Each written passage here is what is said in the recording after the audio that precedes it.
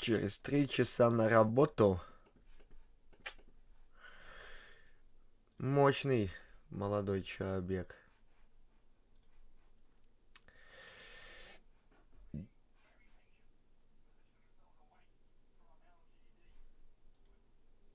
Чего, они играют уже?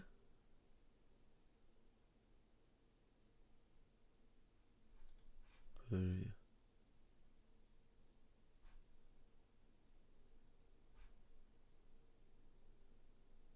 7.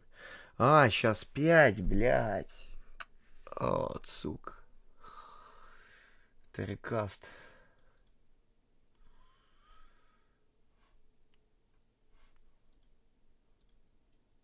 На. Вот тут было, блядь, мега ясно. Ну, тундра, конечно, уебаны, уебаны. Но они отдали одну мапу. Как бы то оно ни было, у них... вообще все по нулям было. Они отлетали от всех. Так, надо поставить, покурить.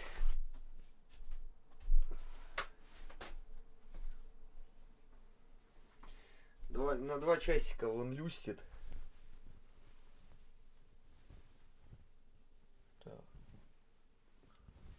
О, а может не вон люстит? Сейчас посмотрим. Может, Союз М пройти?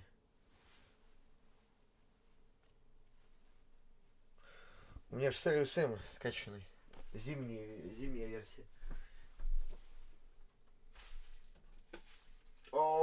Сложная игра.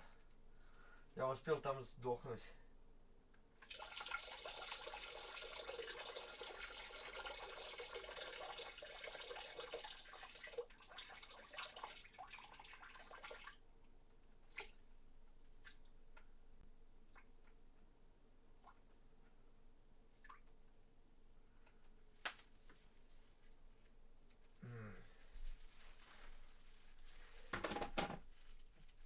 Блять, что-то бедро болит.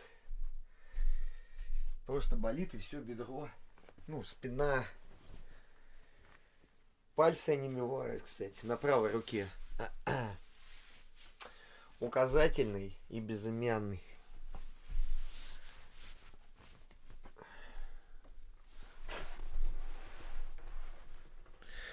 Вижелин, топ-геймер золот.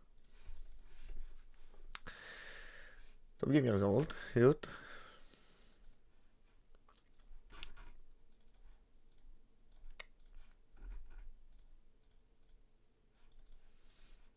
Угу.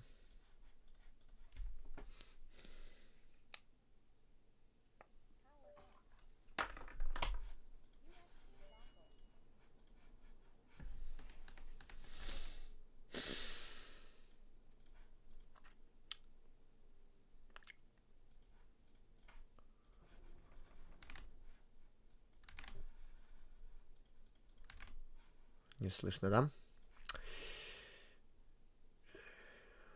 Гейм, чат.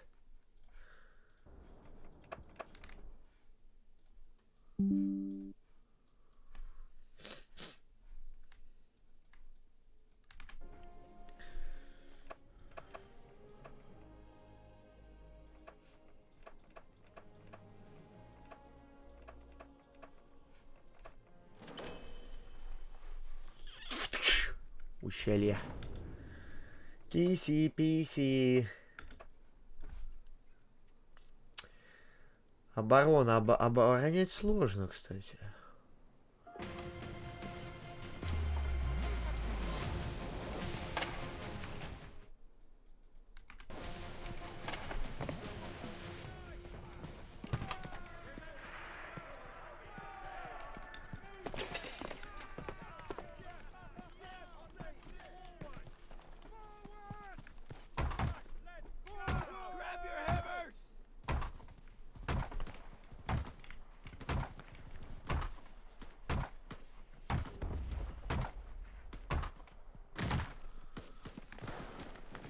calling in artillery. Roger that. Fire. All right, at any cost, hold that position.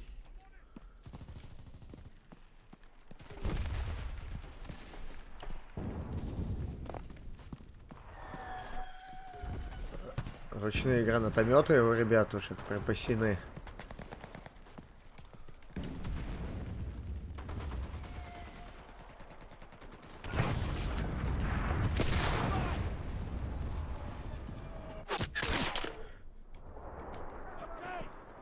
Кто? Чего это меня убило?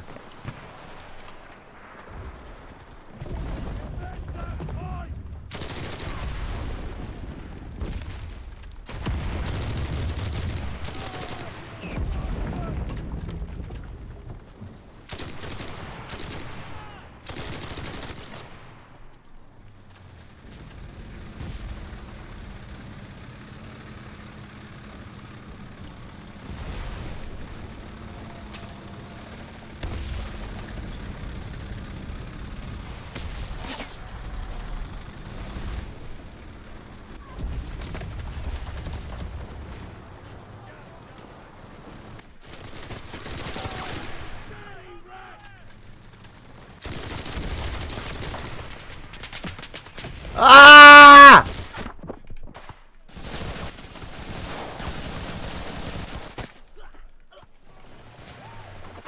Пидорги.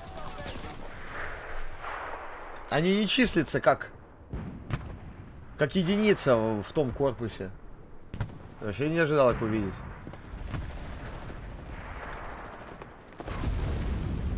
Противник начал захват.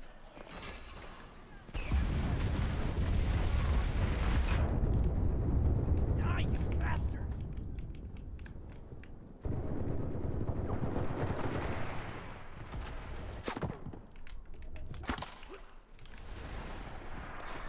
Как же заебало, блять, защищать эти точки вонючие.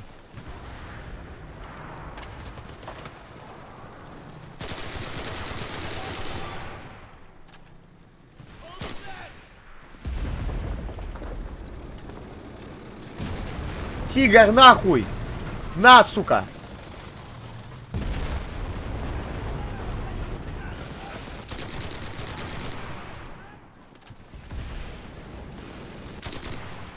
Там хаб, хаб, хаб, хаб!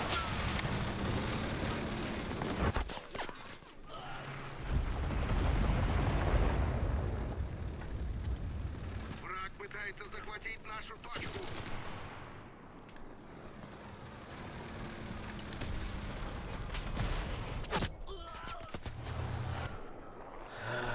Снайперки, снайперок. Вот тут они рисуются, наверное.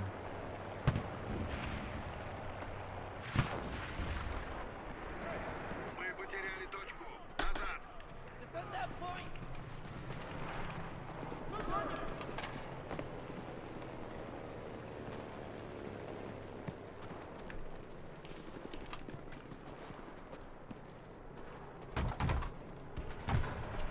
Okay, you have to hold that point.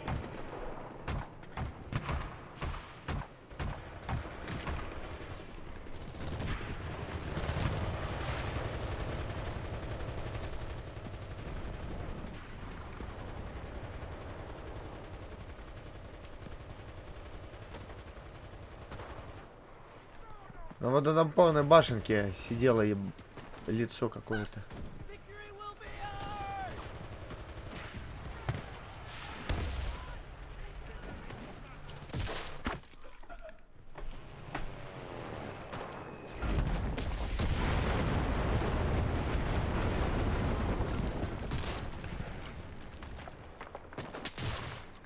Jesus Christ, he took his time.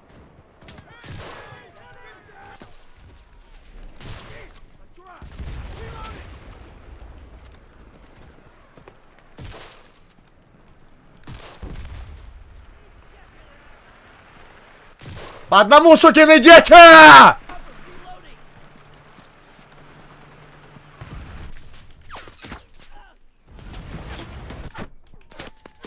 Найс, помощь, блять, сука, толпа с китаёзов, блять. Америконов, точнее.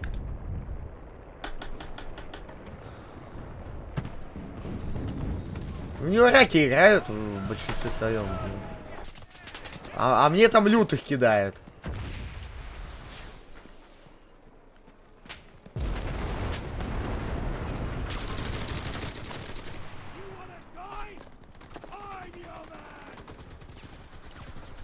Против топ-геймера все супер задроты, блядь, объединяются.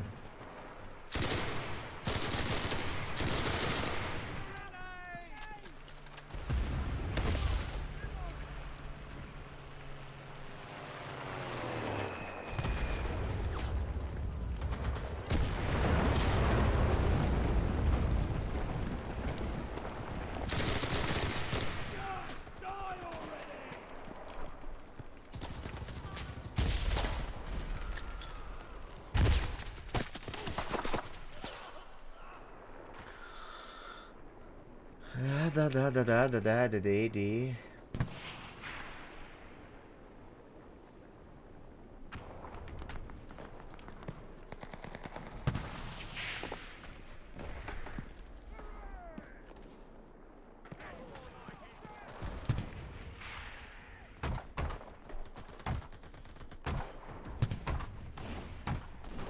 We'll finish it now. I got it.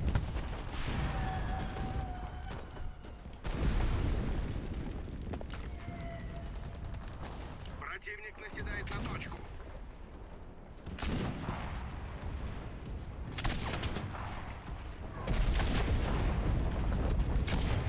My magazine's empty. Reloading.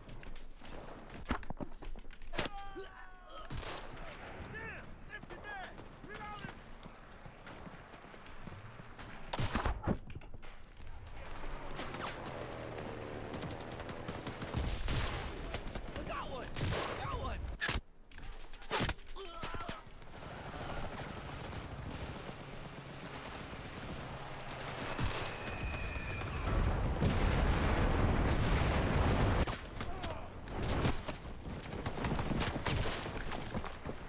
Противник отбивает точку. Да, победили вы, победили, хлопчики. Молодцы, молодцы, молодцы. Враг пытается отбить точку. Come on. Yeah. Враг отбросил нас назад.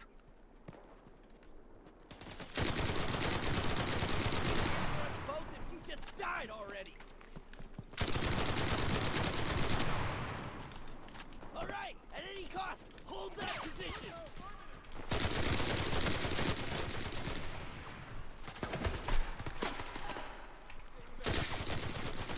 Ah, you goddamn rat.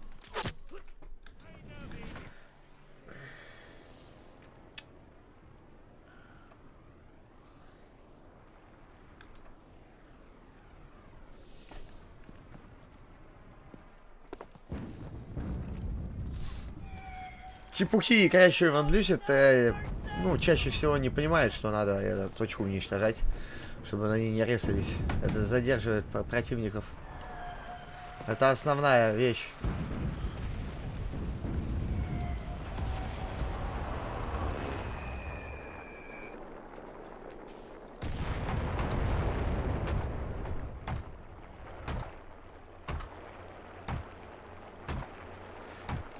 Нари. Что не поделать.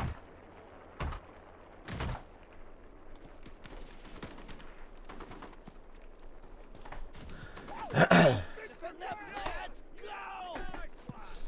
900 минус 2 точки. Пизда.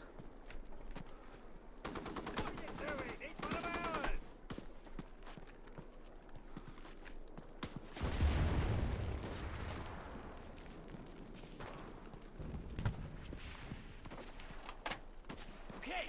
You have to hold that point.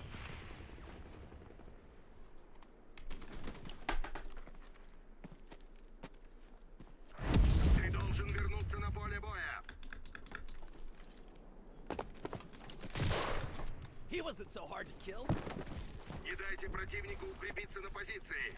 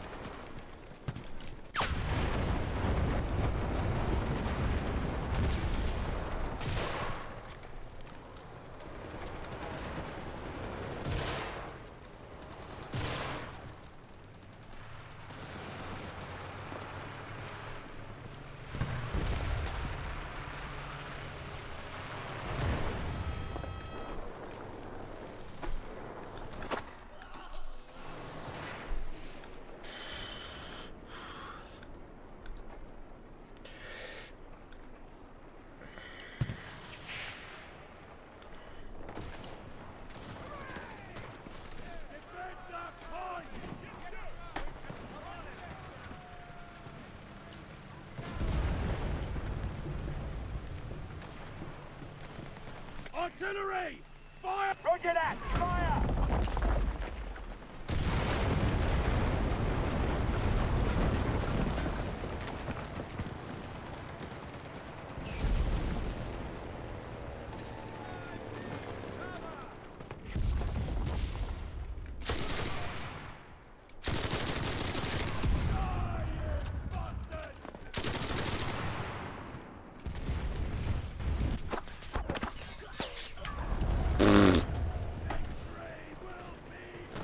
Windows открылась.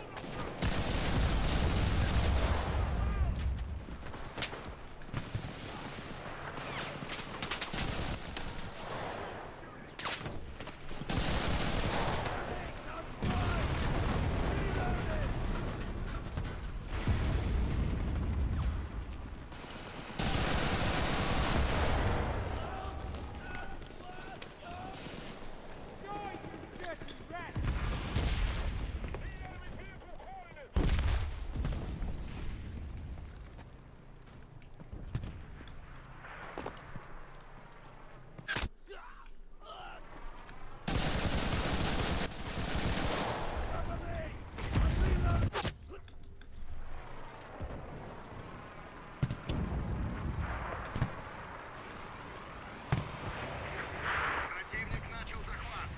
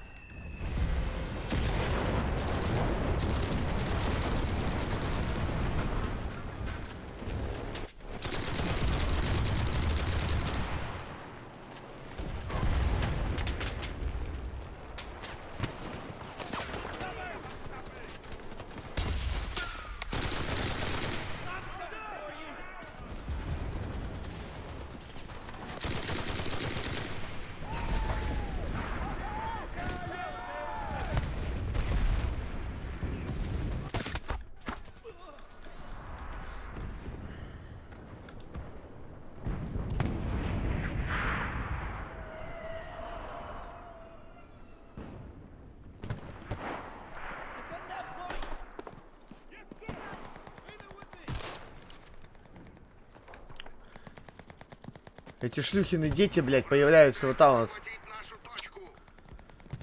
Да-да.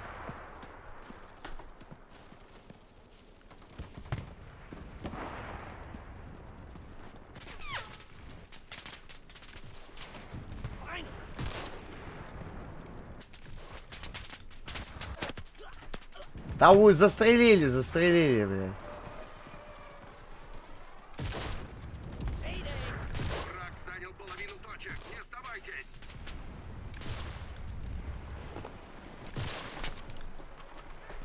Вон. Вон их хуйня, блядь.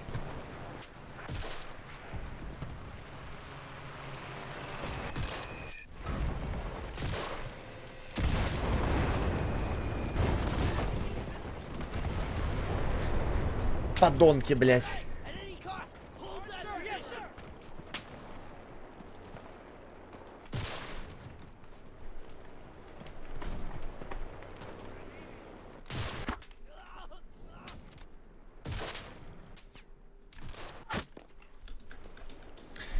Глисты в очке.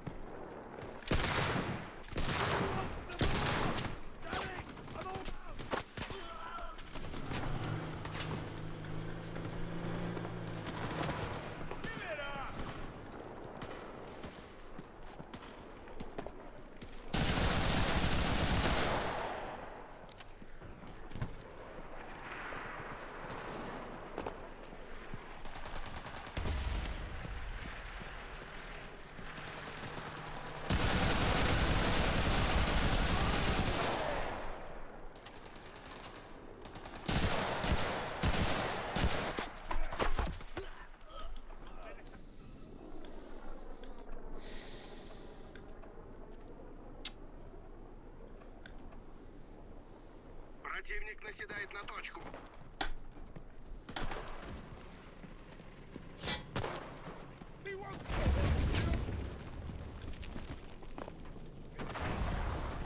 Okay, you have to hold that point.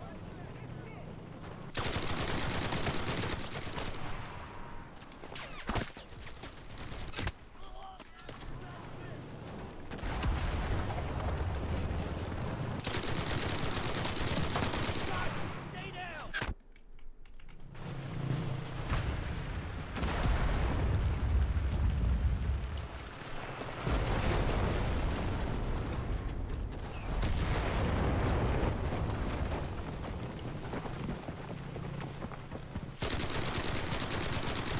More where that came from.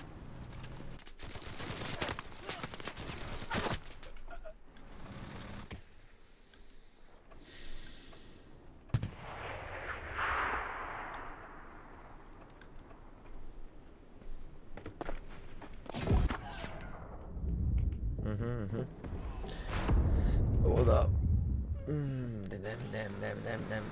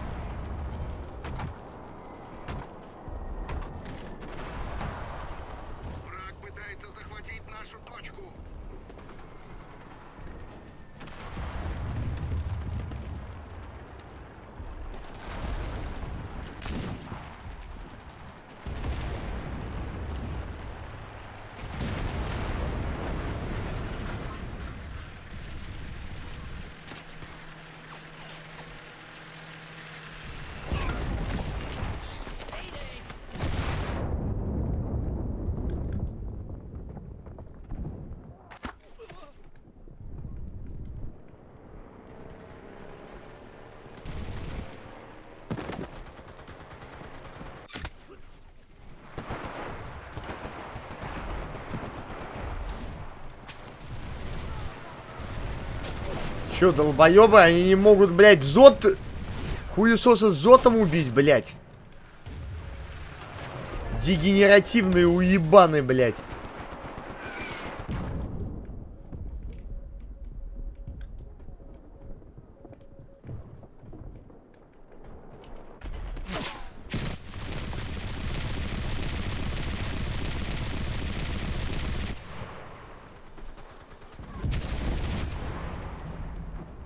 Противник наседает на точку. Да, понятно, тут пизда уже.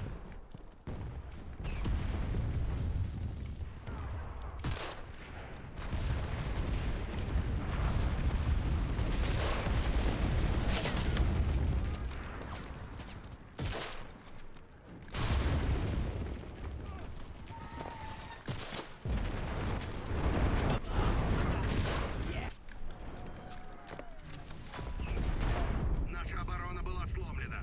Мы проиграли эту Ну, блядь, толпа, я не знаю, одни поражения в этой игре.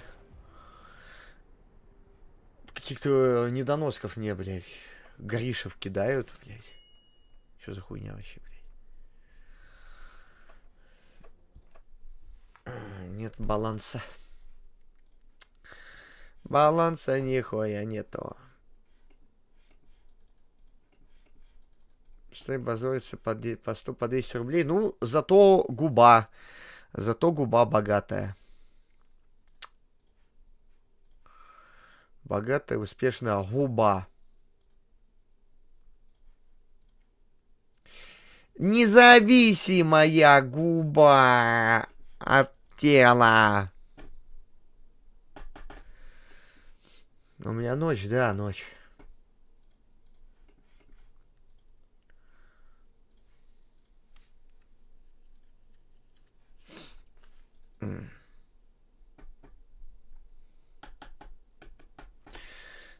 Том Клэнси, может быть. Он у меня есть. Но туда желательно, чё? Все 80 гигов он весит. Он крупное обновление.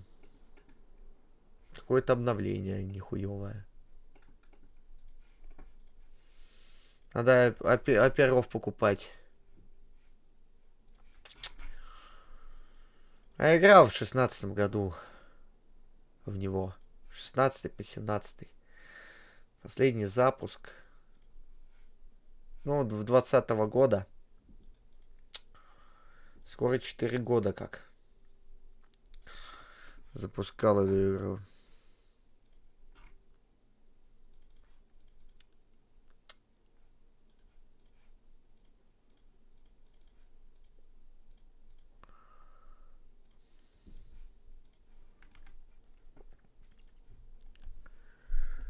Потребовать запуск. Что за запуск?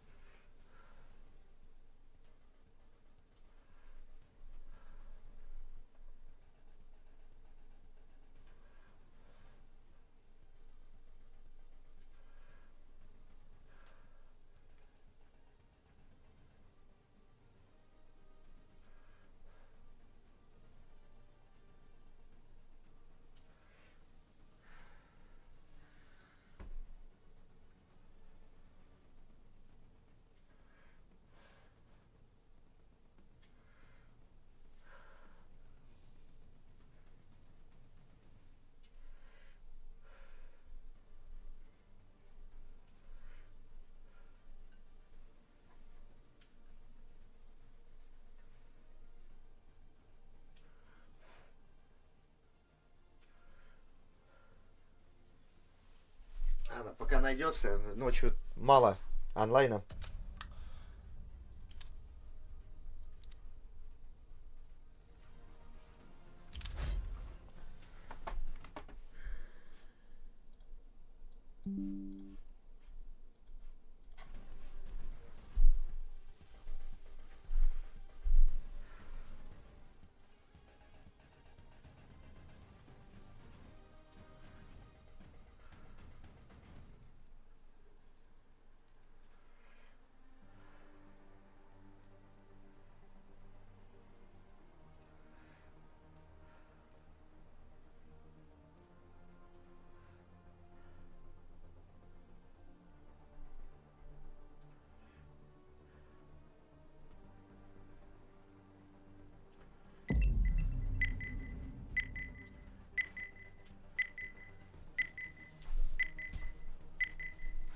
Бегу, бегу, бегу, бегу. Волосы назад. Добежал. Let's roll.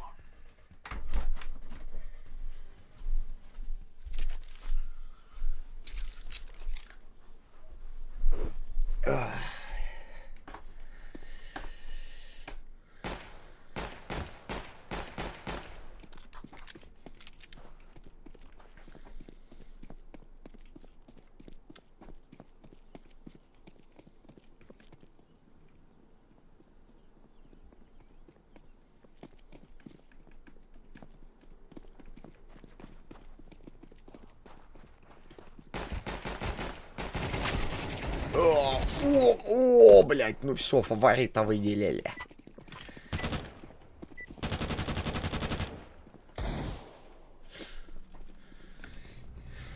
Remove any doubts in your head.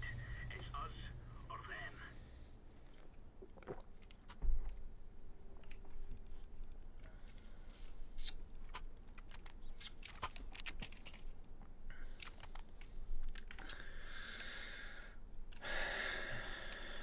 Let's move out.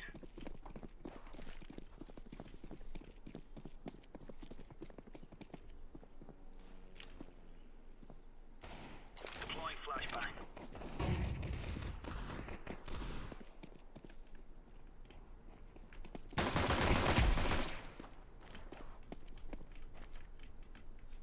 Grenade out. Угу.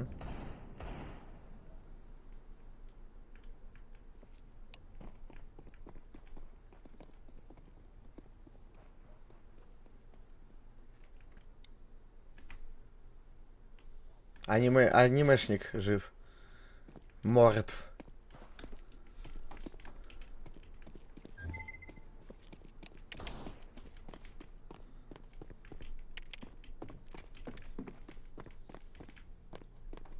Counter-terrorists win. Champion.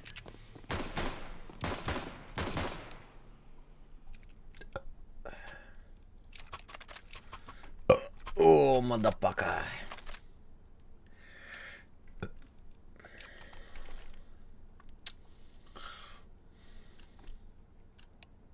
They're gonna wish they were never born.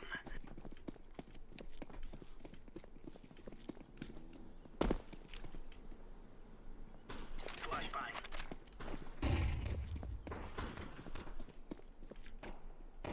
Throwing fire.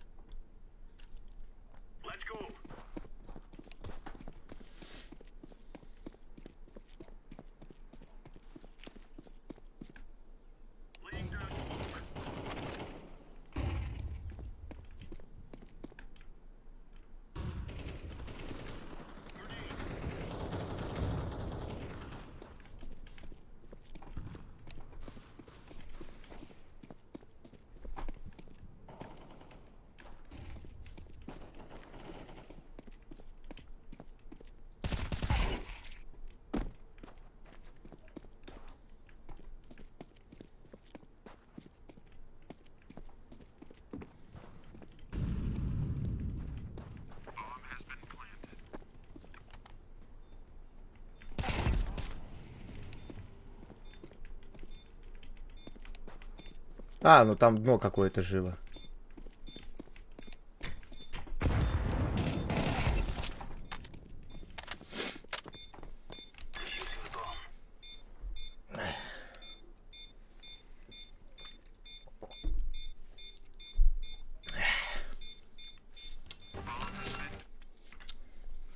Господин Бог. Топ геймер in the world. Да?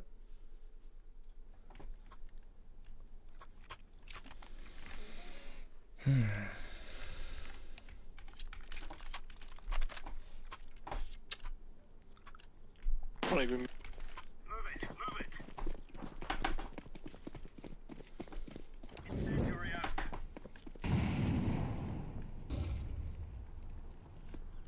Throwing smoke. Throwing flashbang. Grenade out. Grenade.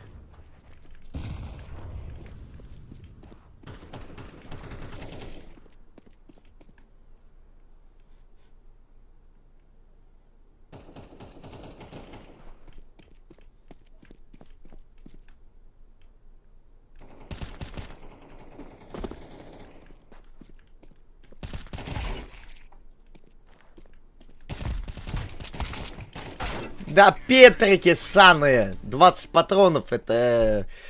Ну, с калаша бы его бы расстрелял, этого, блядь, евнуха. Или Сауга. Ну ладно. 20 патронов это нечестно. У калаша 30, у этого 20. Please drop. Ни в одной винтовке мира 20 патронов нету, блядь. Не Вторая мировая. Good job. Мгм. Throwing flashbang. Опять они свой мид сраный, блядь, пасут.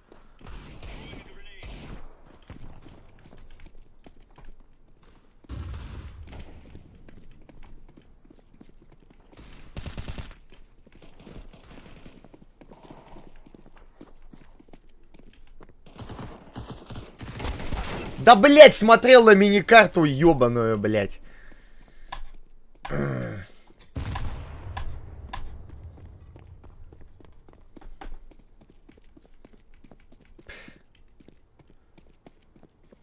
Ще надо убрать ее.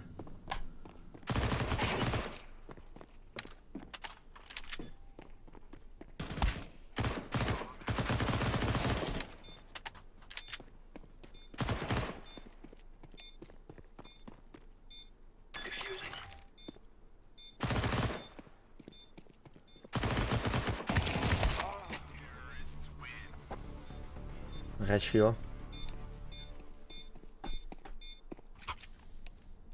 Ну так постоянно берется каких-то 3, потом...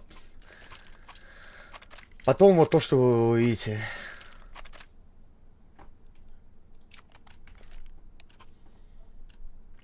Let's have at it, mates.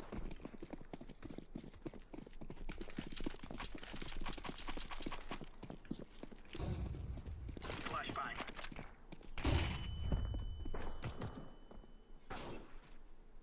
Я сам себя ослепил.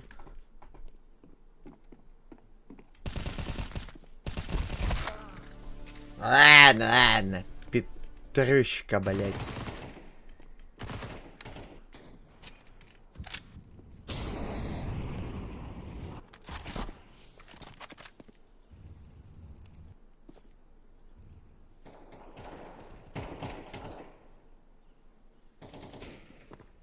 Incendiary.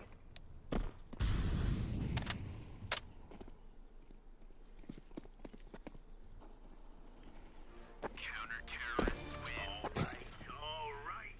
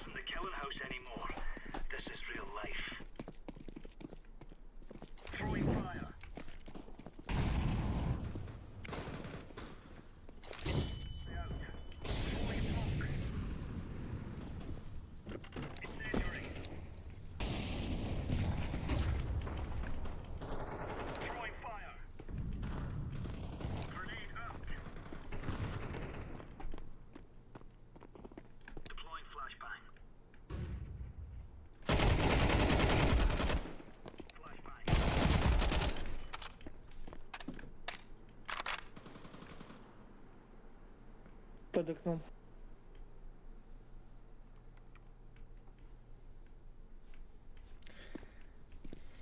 Джангл. Из окна твоего гостиничного номера.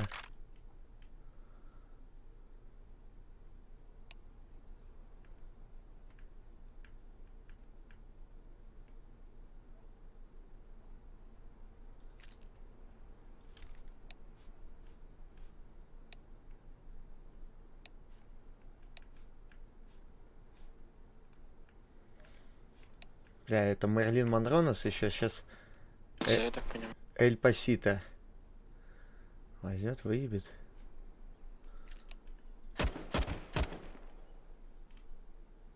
Угу.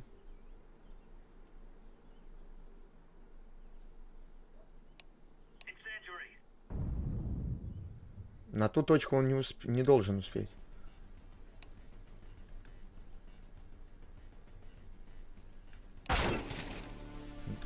Да пошел ты нахуй, блядь. Ну, мощно попало. Мерлин Монран. Троих убил.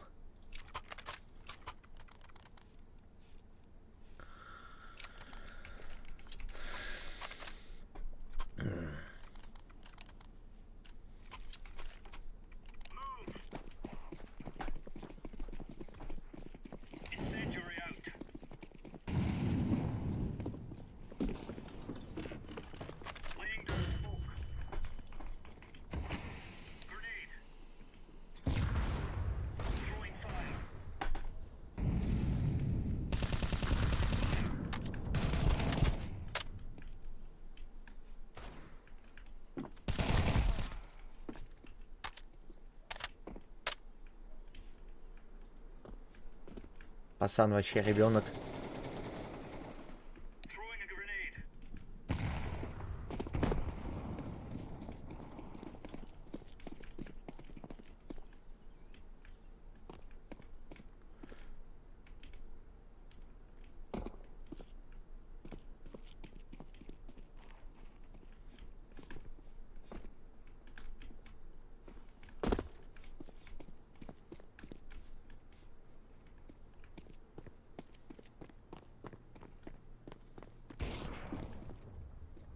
Вот, там одна баба, это жива. Пускай меня убьет, если сможет.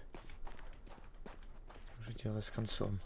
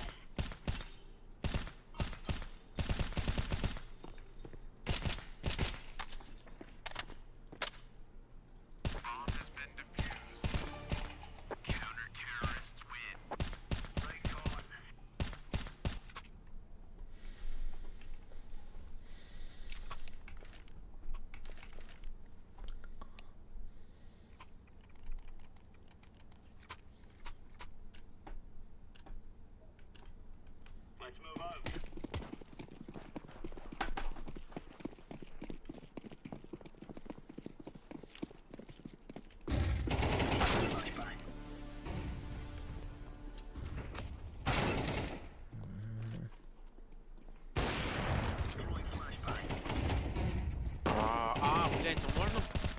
Ушанули, тварины.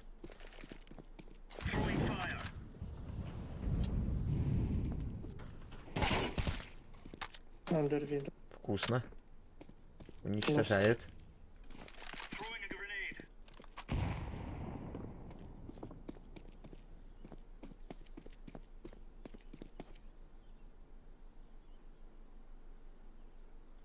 Я просто сидел бы минуту и все.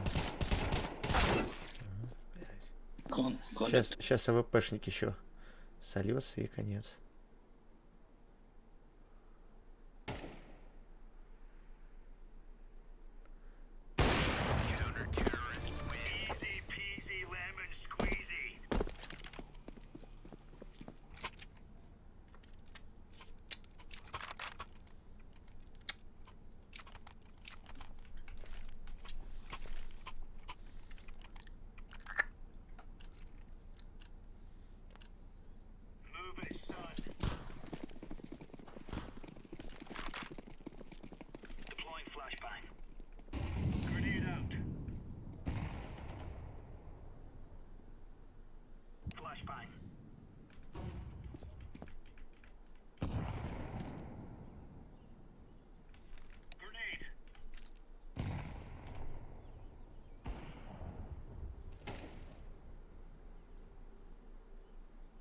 Бисай.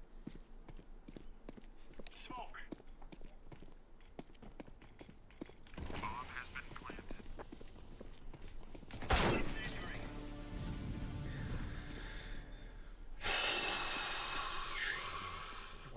Андер.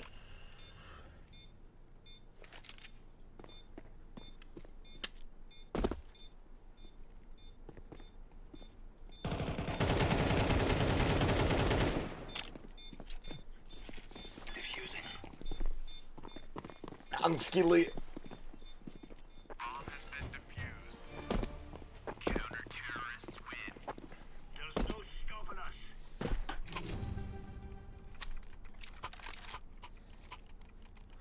Покажу вам супер снайпера.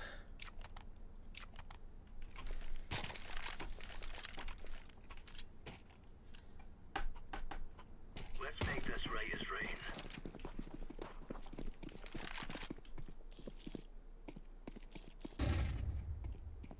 Throwing a grenade. Incendiary out. Throwing fire.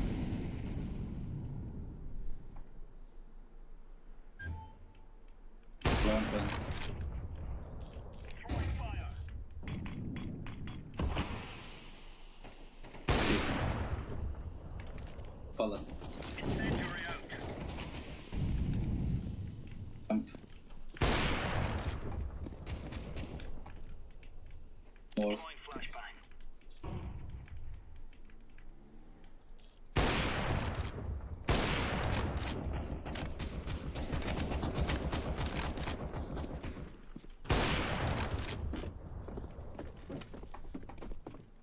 Throwing flashbang.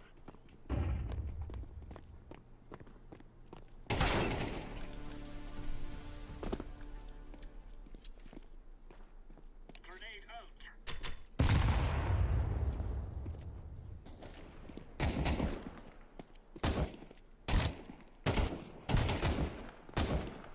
Flashbang.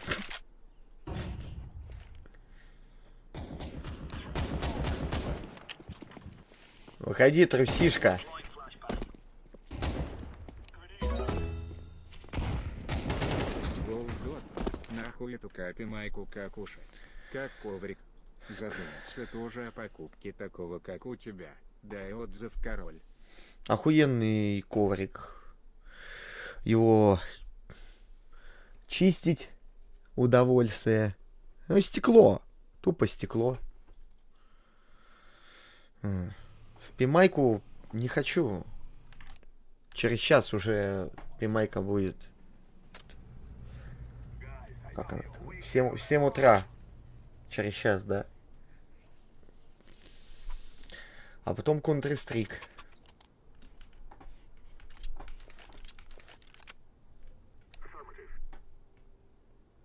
Наверное, на Уй пойдем. We will make them regret this day. Guys out.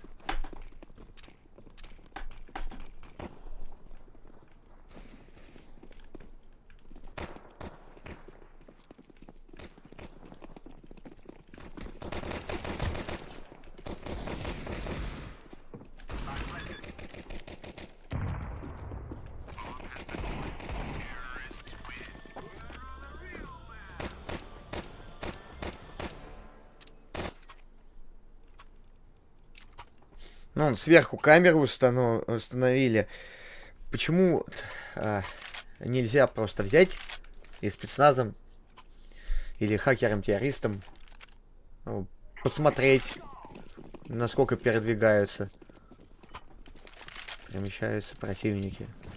Это тоже, ну, типа, современная игра, да? Камеру нахуя-то тыкнули.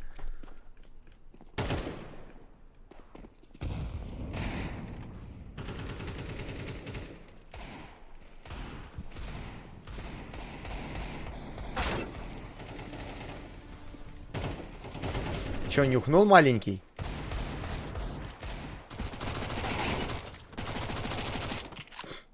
С 2 ног просто упал.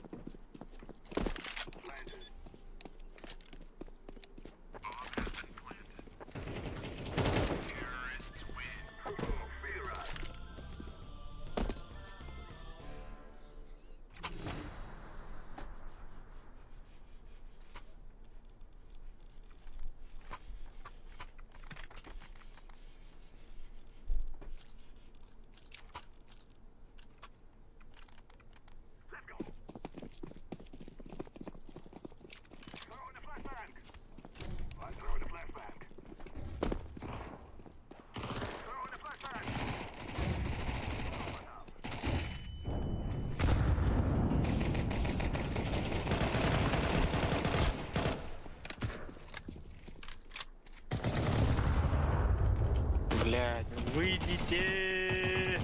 Нет.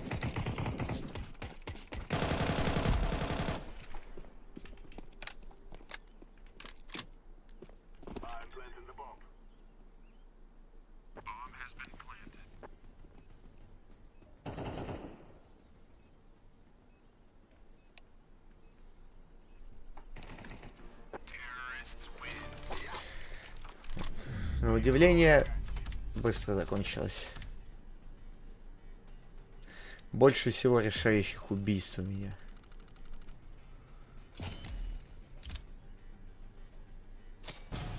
Генерал, генерал.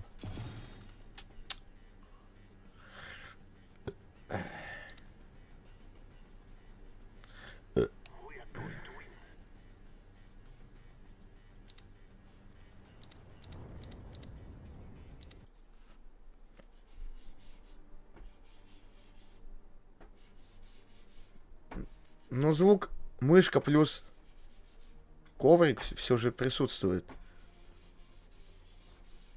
Ну, без звука никуда. Он скрежет какой-то есть, но не прям скрежет. Ну, слышите, не?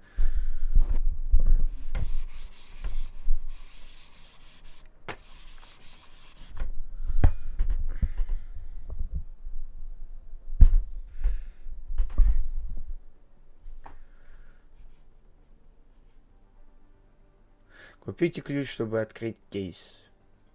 Сундук. Здесь 2 награды. До 2 наград. Холодный синтезатор.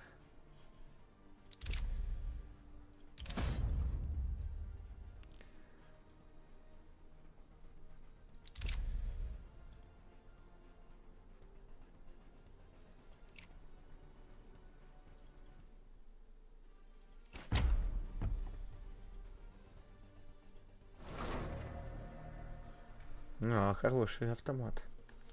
Дорогой, наверное.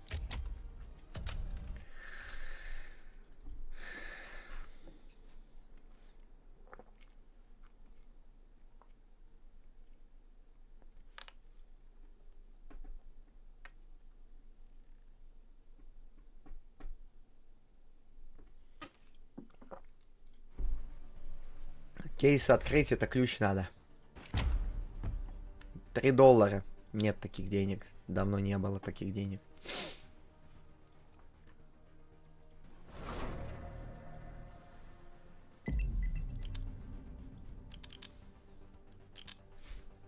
Как того пинкейса делал в доте. Ну, на 5000 ключей купил. Джиггернаут упал золотой, который ну, сейчас довольно-таки дорогой. И за 8000 варлок с кадилом. Ну, кадила уебищная. Она дешевая.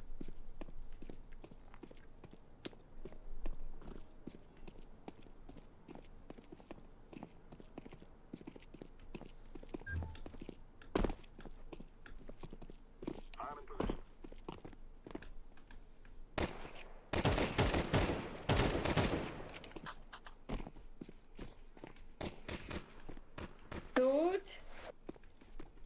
Да, как дела? Привет. Все супер. Супер-супер. Решила поиграть чуть-чуть. 2 наверное, Играли не с заходила. Как? С 2 наверное, не заходила. Что? У меня важная катка была там.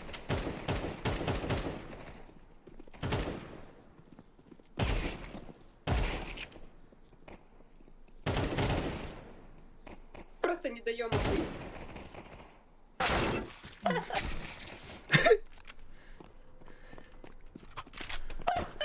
Со спины. Блядь, меня убили. Да, нет. Вот с каблуками будем играть сейчас.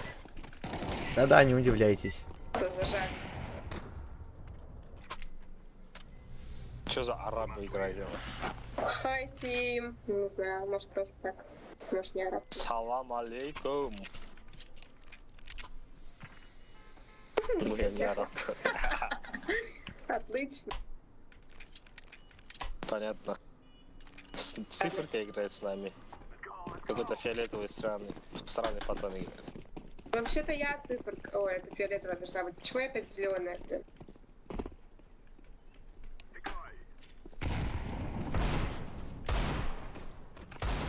Подожди.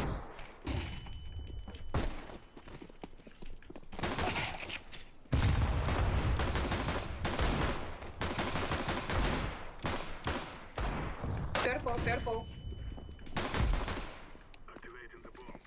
On the plant.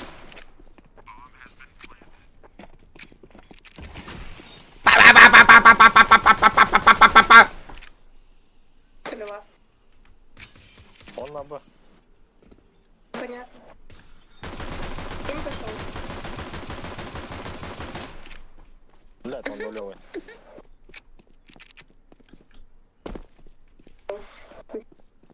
Циферка, да он тебя прошел уже.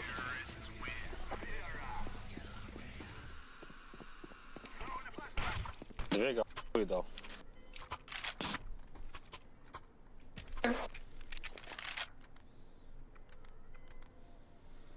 А что за зеленые черепа? 100 за 4. Видишь, когда я тебя вижу. О, удивление. Угу. Да, или там слюня текла. Или слюна.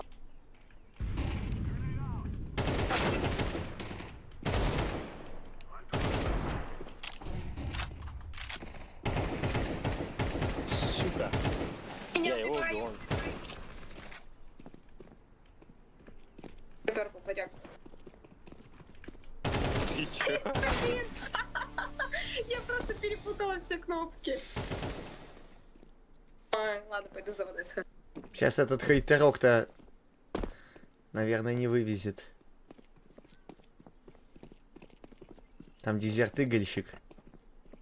Да вон он слева. Мазафака.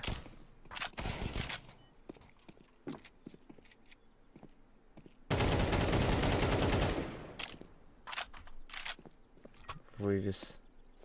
Бимба. Оу, Ги-ги. вообще лох просто. Взяла на этот молик, перепилась с колес.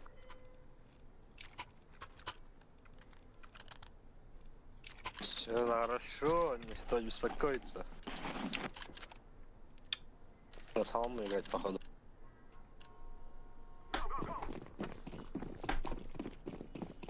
Сейчас, смотрите, один минус делаю сразу.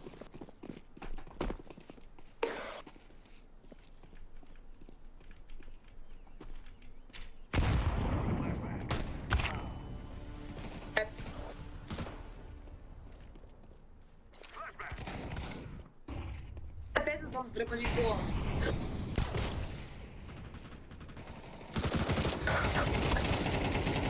Так,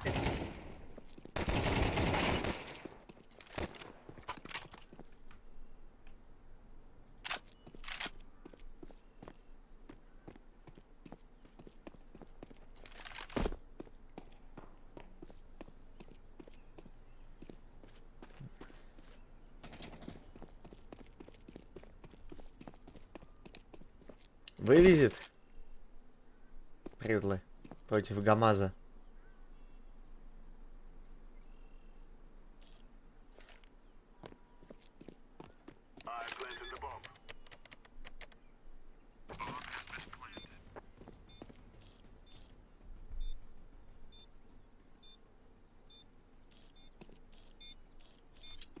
Якобы топ-1.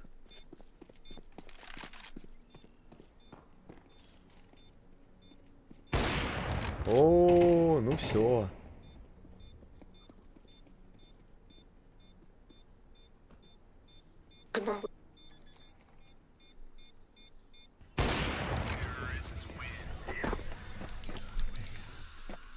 красавчик. Я бы с первой пули убила. Спасибо. Nine или nice? Ахахаха. Цифра пропусти.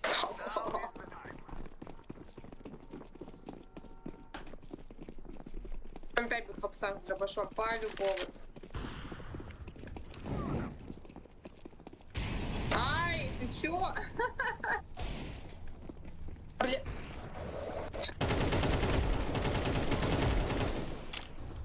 Капец.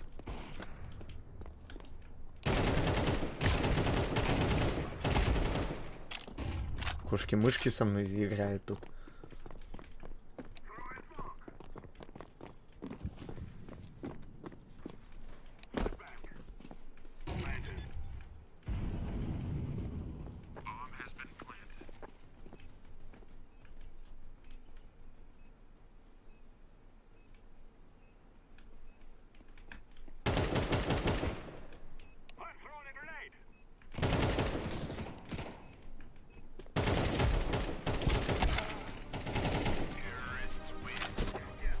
Я в него попал, но я в ее не убил. Как такое? Я еще никого не убил.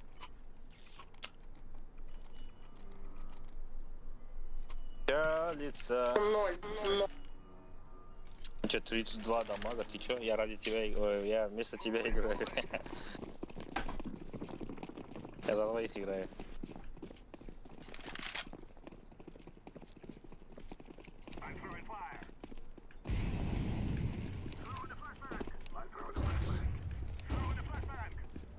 Спец. Я не знаю, что со мной такое.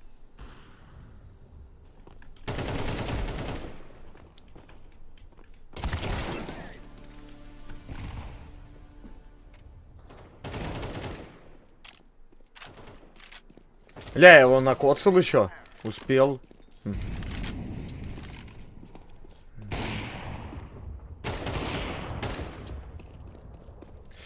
Какие-то котики живые. Тапчик.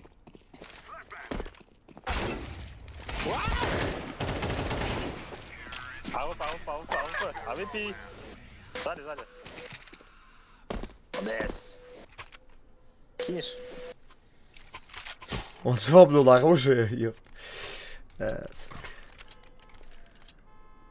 Вообще мог свидеть. На мид, пожалуйста. Ну возьми ты, нож жуть, пожалуйста, как будь человеком.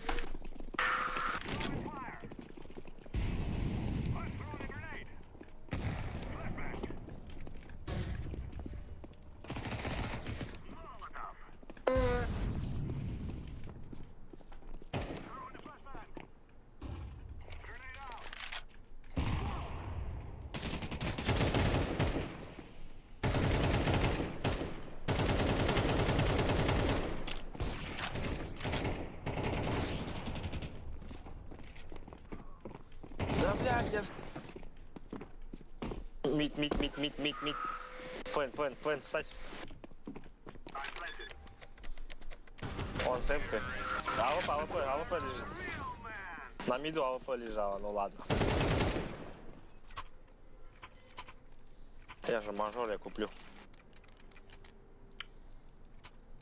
Блин, я двоих только увидел, третьего не увидел. Они, прикинь, с банана шли троем. Это было, так что осторожно.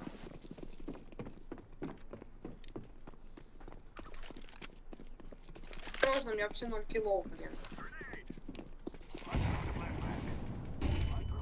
Блин, АВП на банан.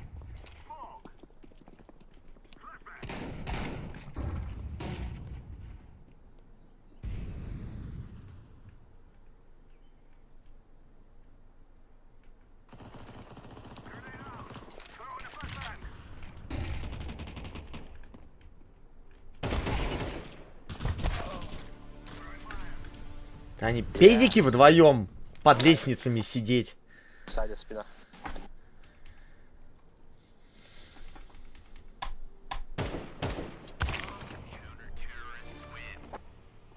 Бля, вот пидорасы, да? Надо, короче, Печаль. лестницу их выебать. Купите Надо меня трахать их выпить. лестницу. Там еще у кого-то есть деньги. Пиздуй, пизда, ставить бомбу. Было. В общем, умеешь готовить, и бомбу ставь.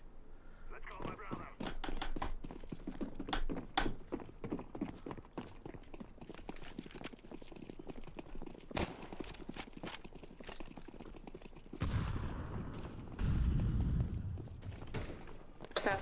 Ну, псак есть другой. Он лов. Убивать его. Митца, пуш иди там, он лов. Какой-то, сука, танцор, блядь. Нет, не бери это.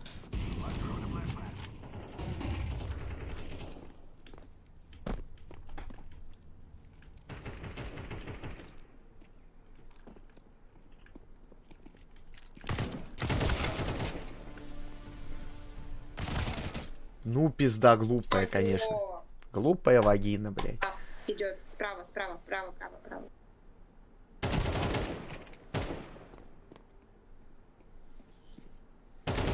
Ну, хоть знай, где право, где лево.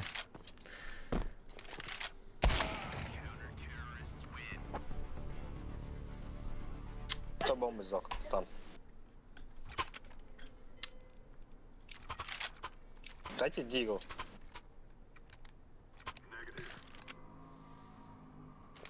Дигл. А, вы чё все такие жмоты? Мне. У меня нету. Спасибо, араб. Че ты его обижаешь?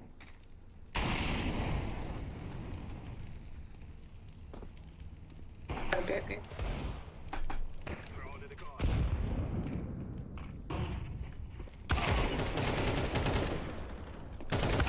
Я. Шлюхи. Пулька не так залетела, а одного убил. Самого важного у них. Есть. Банан 2.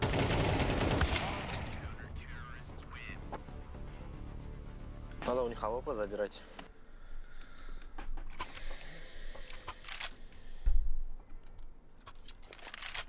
На банан идите. Don't push банан. Please. Пуш? Don't push. Пуш. Push. Пуш или не пуш? Push. Говоришь, дон пуш, банан. Да.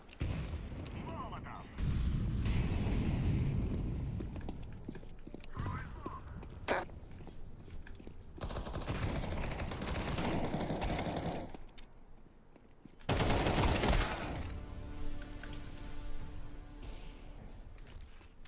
А чё, как-то присутствие брони влияет на отдачу оружия? Блядь, ну зачем ты так делаешь? Фиолетовый.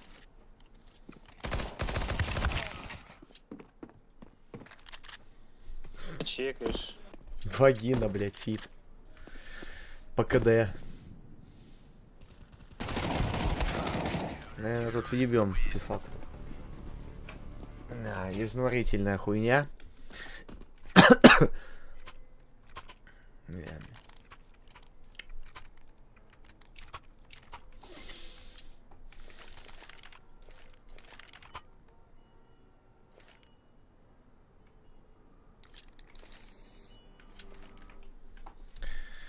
Спецнуз паузу ставит.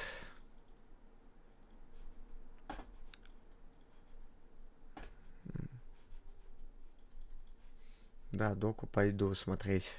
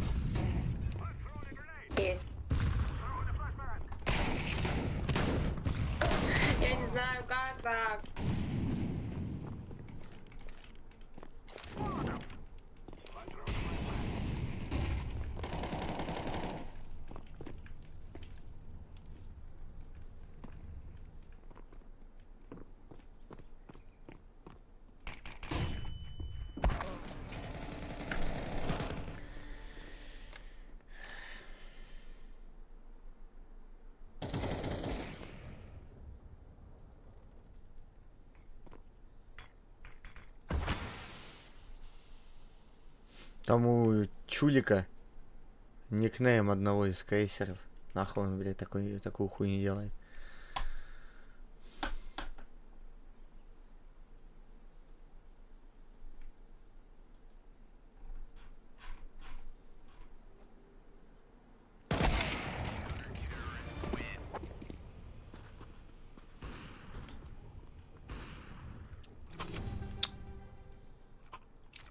Здесь пустую, да?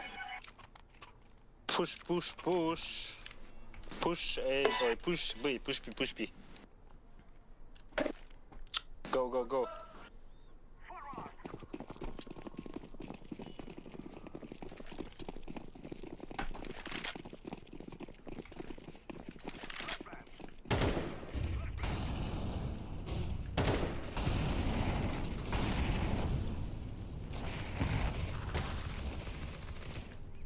Еще один. На цементе. А, все. А мне только.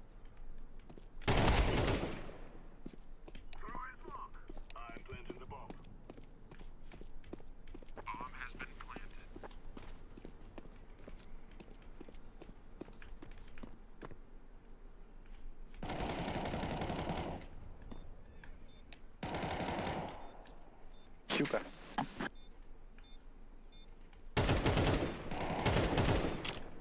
А вы заберите потом на город. Иди цифра, иди.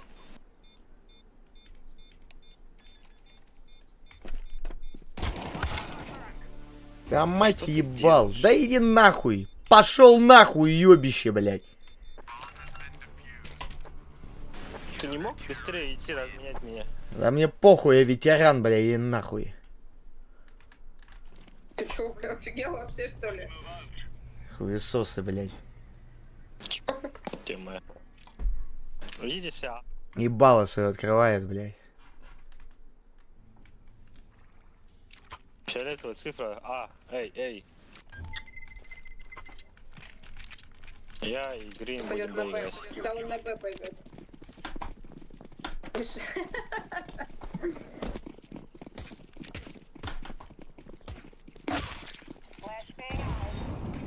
Чё, блядь? Бля, вот ёбнутые твари, конечно, блядь. В тиме, блядь, уёбки в тиме. Не зря песня посвящена уёбкам в тиме. А.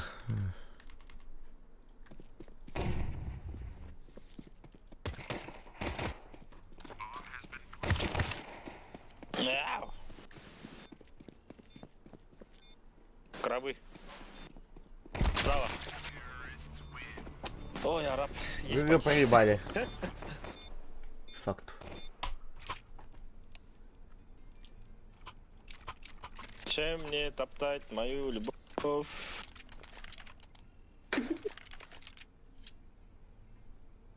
И такой, что я, короче, играл премьер режим, сделал 33 убийства и сделал 3500 урона. И мы ничью сыграли. 33 килла и 3500 урона.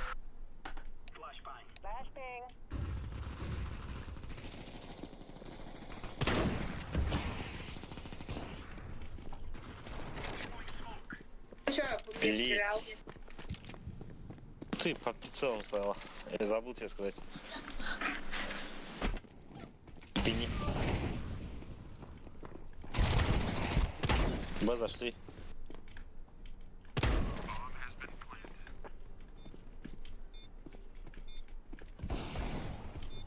Бать, ты чё, араб, дурак, что ли? Банан, банан, банан.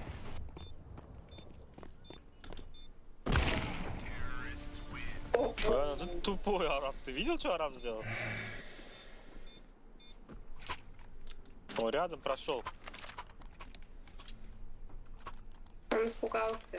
А, ну вон, видишь, даже пишет, я испугался. Пугался, блядь. Хотя не лезь, я сейчас с пулеметом еще раз пойду. Флэш кину. Давай.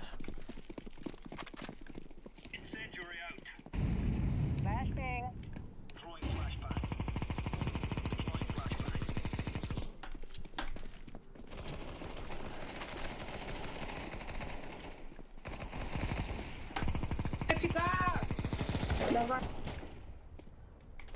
О, банан! Банан, кто помогайте, банан.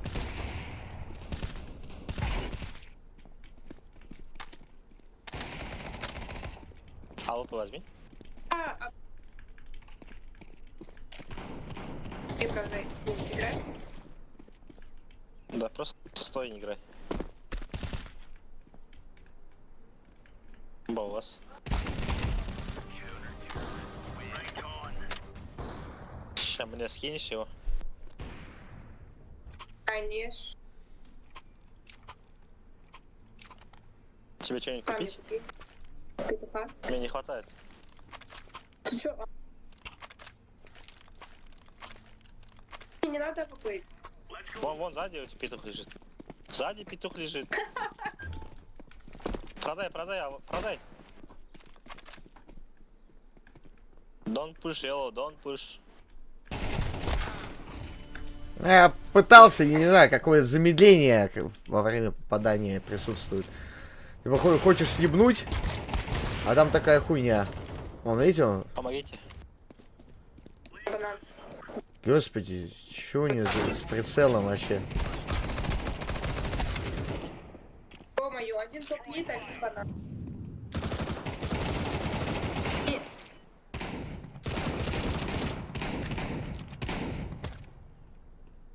Его сейчас со спины еще трахнут. дробаш.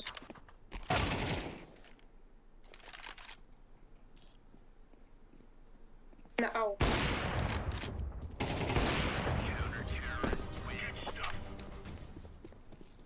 Я сделала 3 килла, представляешь? Обалдеть. Умничка. Мэпс. Можно мы с зеленым пойдем на Б, вы все на А, пожалуйста. Катя, пойдем, садись. Сюда подсад умеешь делать? А, не друзья. Я Прыгай, понял. прыгай. Я села. Я не пойду. Давай. Поздно. Так, потный сдох. Жди.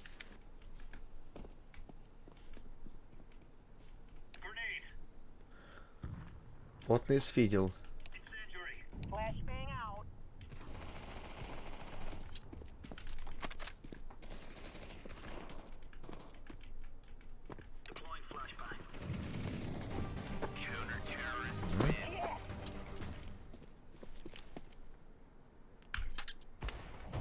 Подсад еще. Садись. Ты туда хочешь Ты та- запрыгнуть? Нет, ты должен сюда запрыгнуть, а я буду с другой Хорошо. стороны. Да ты убьешь Ну много давай людей. попробуем. Да. Сейчас на А пойдут. Нет, не пойдет. Пойдут.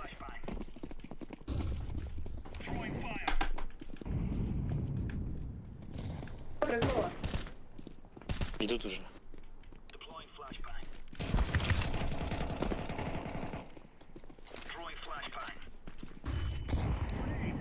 Идет.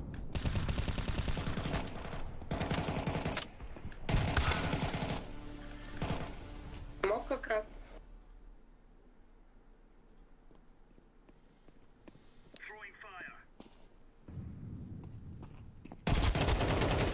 Он ушел на А. Не, стой. Все, иди. А-то на А. Пойти. Иди. А уже Сити. Ёпты.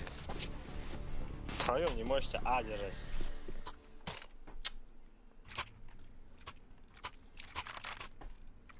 Возьми хаешку сейчас, на банан хаешку кинешь. Ты кинешь. Давай, говорю же, я взяла. Давай кину. Ладно, молот кидай. Ближний молот кидай, ближний молот кидай. Ближний.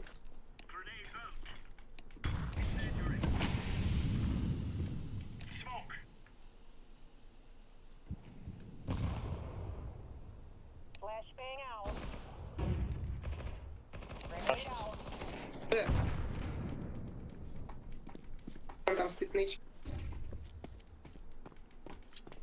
Help me.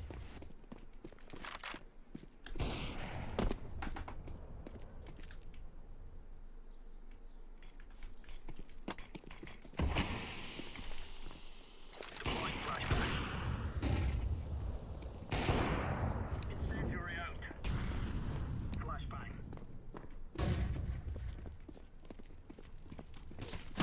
Counter-terrorist win. You're right on. You're right on.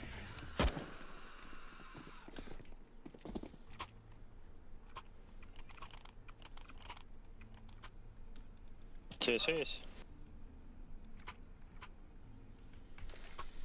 Так же кидай сейчас этот хаешку, кидай хаешку. I'm in position. Gear up. We are going on a windy walk here.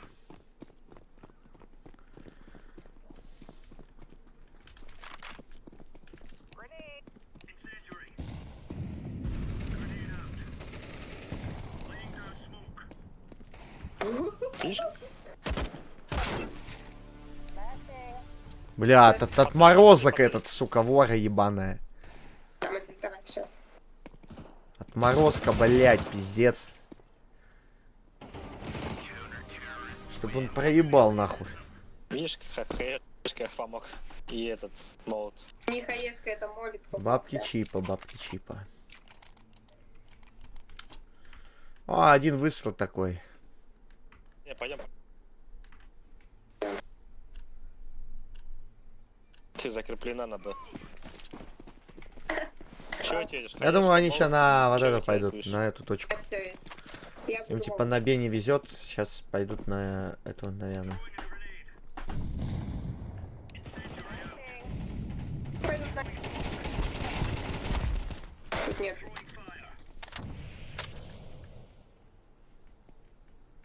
Throwing flashbang. Smoke. Flashbang.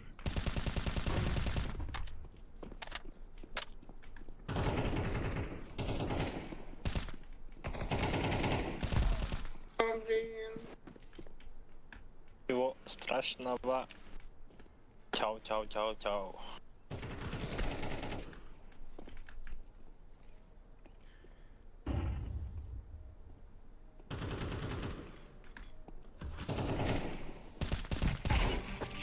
Надо было его с ножа, блядь, с ножа, сука!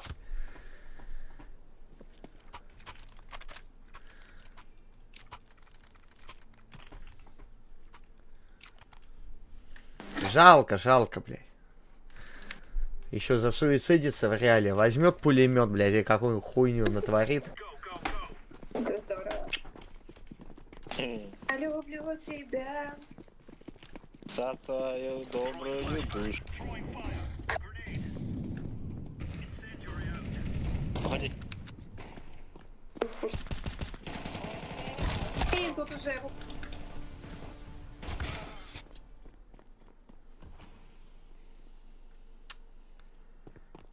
Быканул, Смотри. быканул. Это пока. Ножками топают. Пройдись Давай. пульками.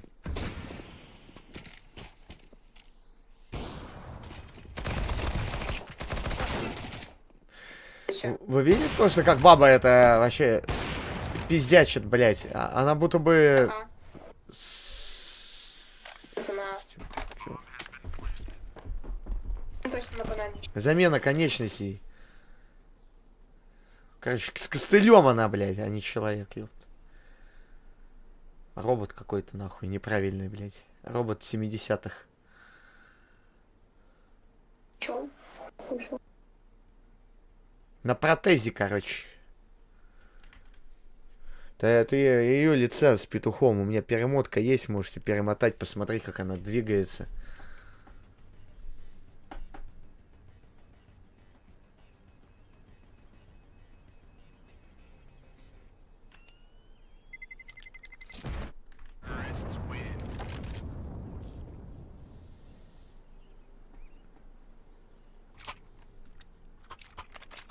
Извините.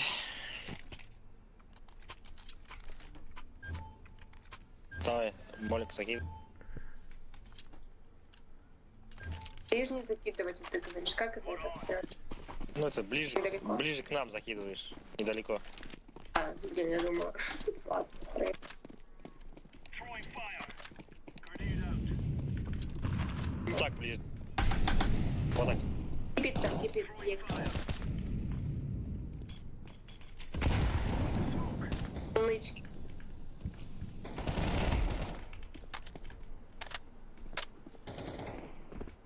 Нычки стоит.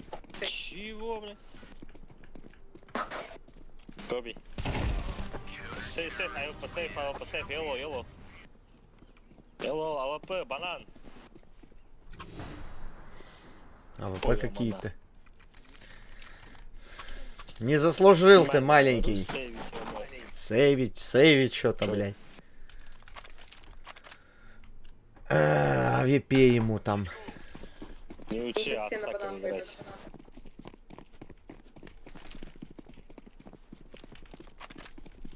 Какой же? Throwing a grenade.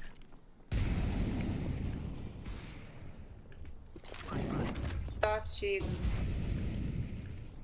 Throwing flashbang. Laying down smoke. Не иди. Сука, блядь, Да, подонок, танцовщик. Это и этого сейчас трахнут. Блин, один нычки. Нет? Бомба на банане. Бомби. Банан. Не, смотри. Нычки сидел. Ну тут вору жив. Уже в обсах.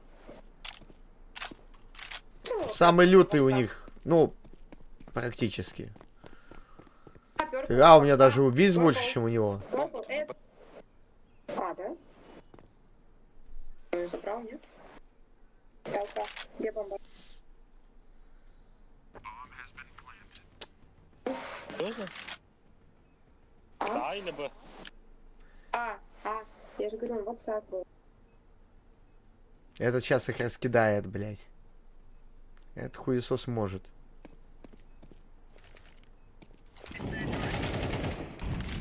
Бомбочки. Может, но не смог. Не сегодня. Ну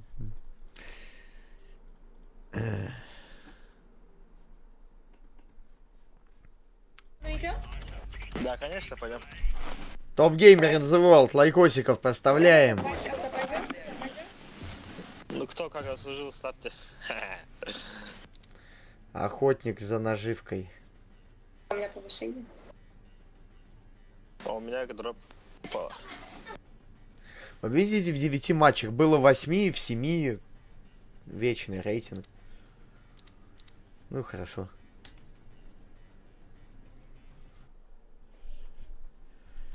Так, ну через 18 минут этот стартанет.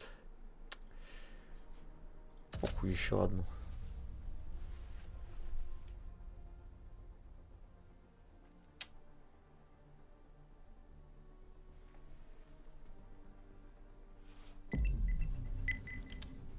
Оверпес.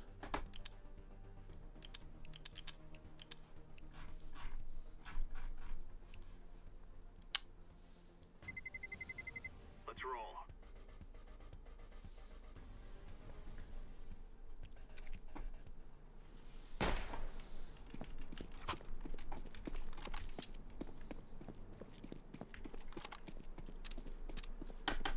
В каждой игре анимешники, твою ж мать.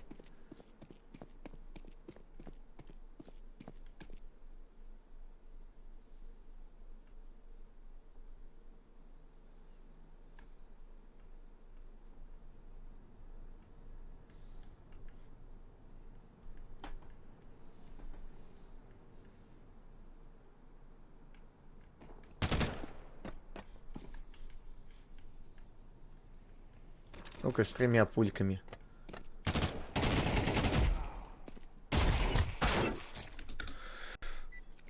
Лучше автоматический режим, чем по 3.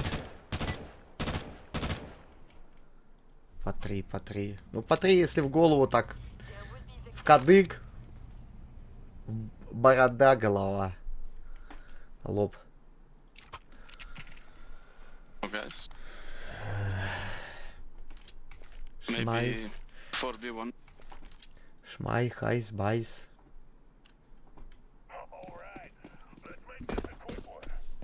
Я на бул пойду.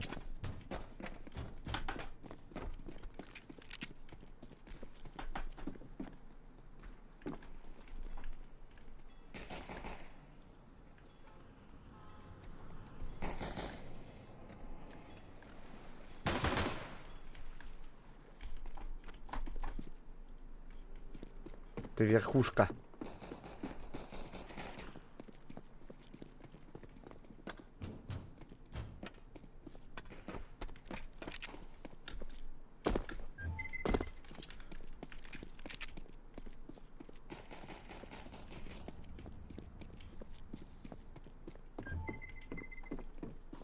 B.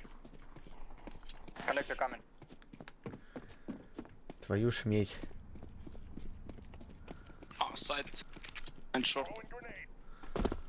Во хитрячи, да, закружили как? Надо их расстрелять за это. Скан.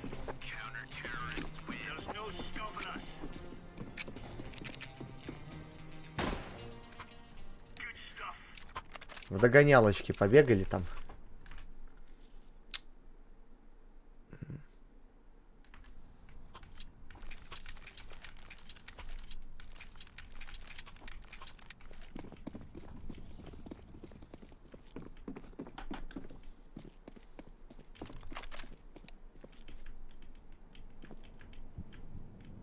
Fire in the hole! Throwing smoke.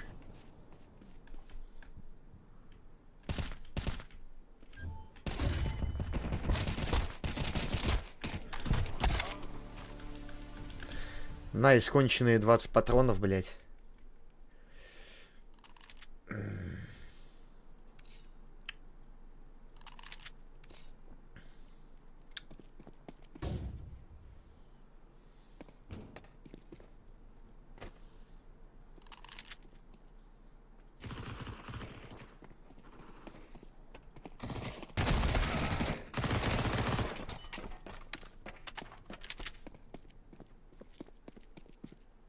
За ним в спине.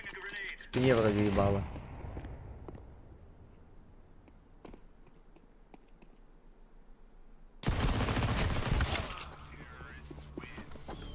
Неправильно положение выбрал. Молодой.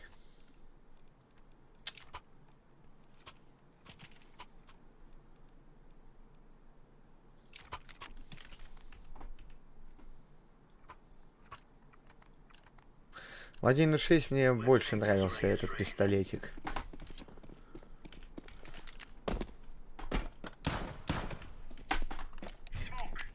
По дизайну.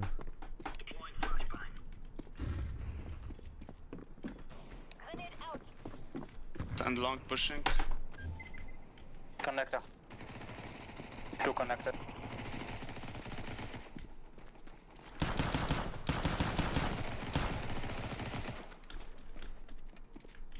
Kill him orange.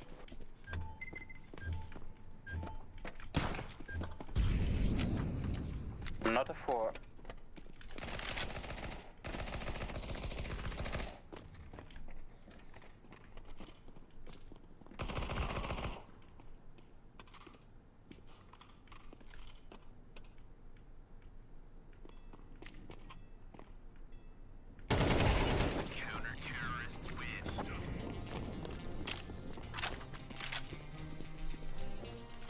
Now you're right on. You're right on.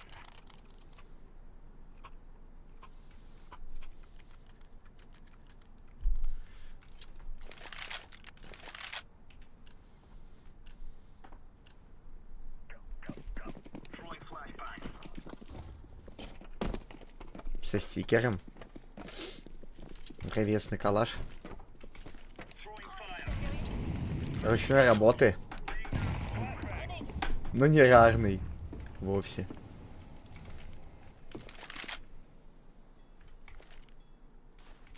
Grenade. Sir.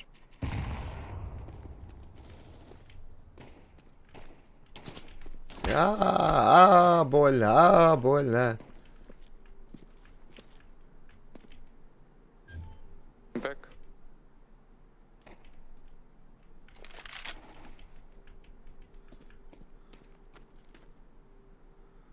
Ку-ку. There spawn. Here, one here. One.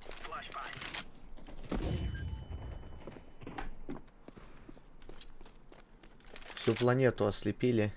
Connected. Hey, hey. We have bomb, we have bomb.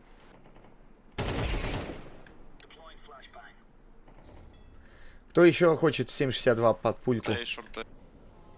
Анимешник?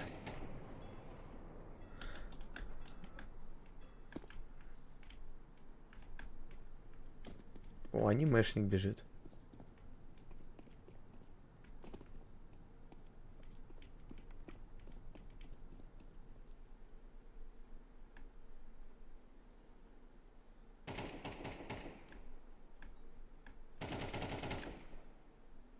Fuck me. Реально? One or two It's like a shots. joke. Ну, он бежит, сломя голову туда.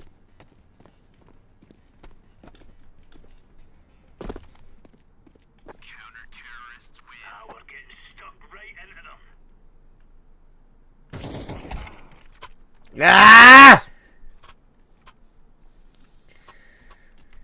Кенни, Кенни. Кенни плюс ибупрофени.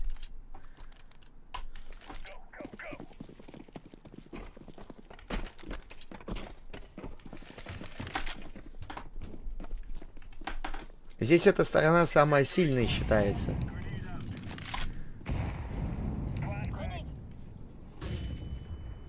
Ну, считается так. Астралопитеки 12-2 вели. И они проебали 12-2. Это свой как бы. Balance one. Half. Main.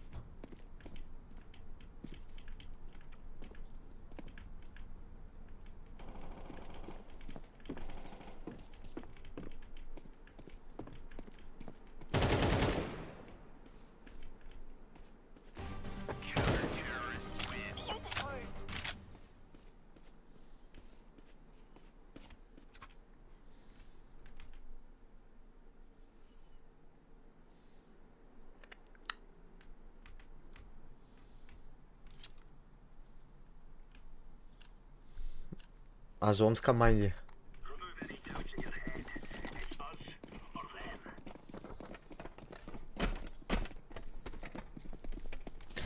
Озон, озон, озон, озон.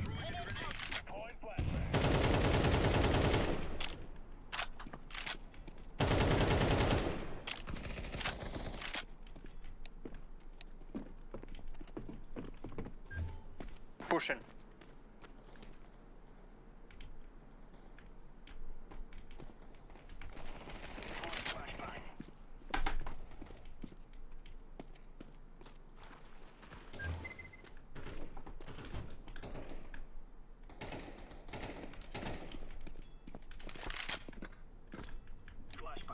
Long one.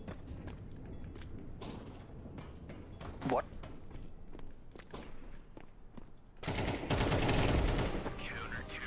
Что вы без меня делали?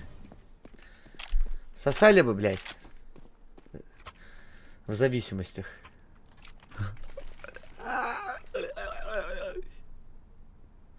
Drop your orange.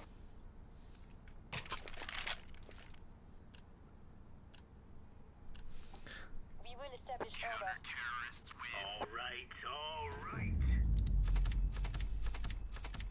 Они голосанули сдаться?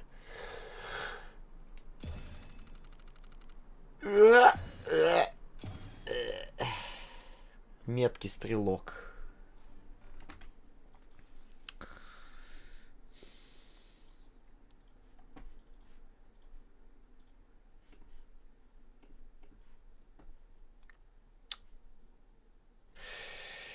Это надо...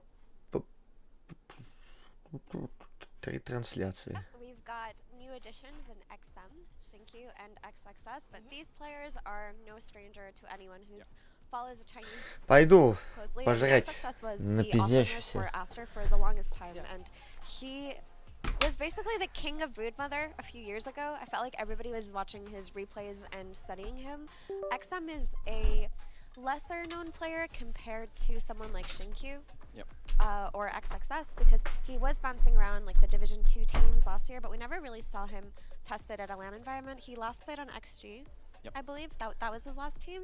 And then Jinkyu needs no introduction. I mean, that was probably one of the fan favorite players on the dominant iteration of LJD. He is such a specific style of position 4 Kazu. He reminds me a little bit of like JT. Like when I just see him on cam, I don't know, it just makes me happy. Yeah. Like he just seems like a lovely person. I think he also plays great. Second place TI. Like he's pretty good. Pretty good. Pretty good. It's pretty good. I remember he innovates a lot of like funny. He brought Coddle into the meta with 5 null talismans back when null talismans gave you spell. He was the person who innovated one-shotting waves with the null talismans, and he was playing it through position 4. And it's really funny because he's a playmaking 4 who plays range, also playmakes. Typically, when you think of playmaking 4s, you think of people who play, the Earth Spirits and the Tusks. But no, this man is a very fun player to watch. He even busted out some POS 4 Zeus, I think, in this tournament. Pretty sure he's the only one to do that because no one wants to play Zeus. Maybe mid, but not 4. But he made it work. He owned, so all good. Yeah, I mean, this squad coming in with 3 different players, oftentimes you see a team shuffle up that much and you're like, they're gonna need some time to adjust to each other and to really, click.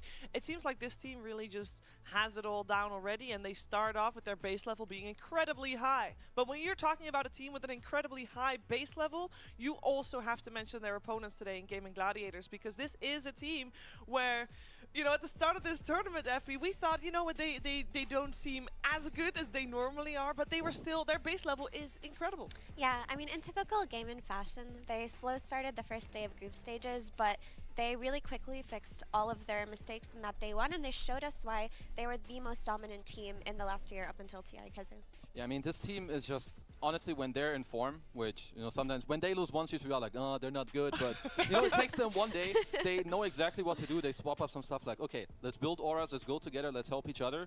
I feel like they're like, if I had to fear any team in the first 10-15 minutes, I don't want to play this team.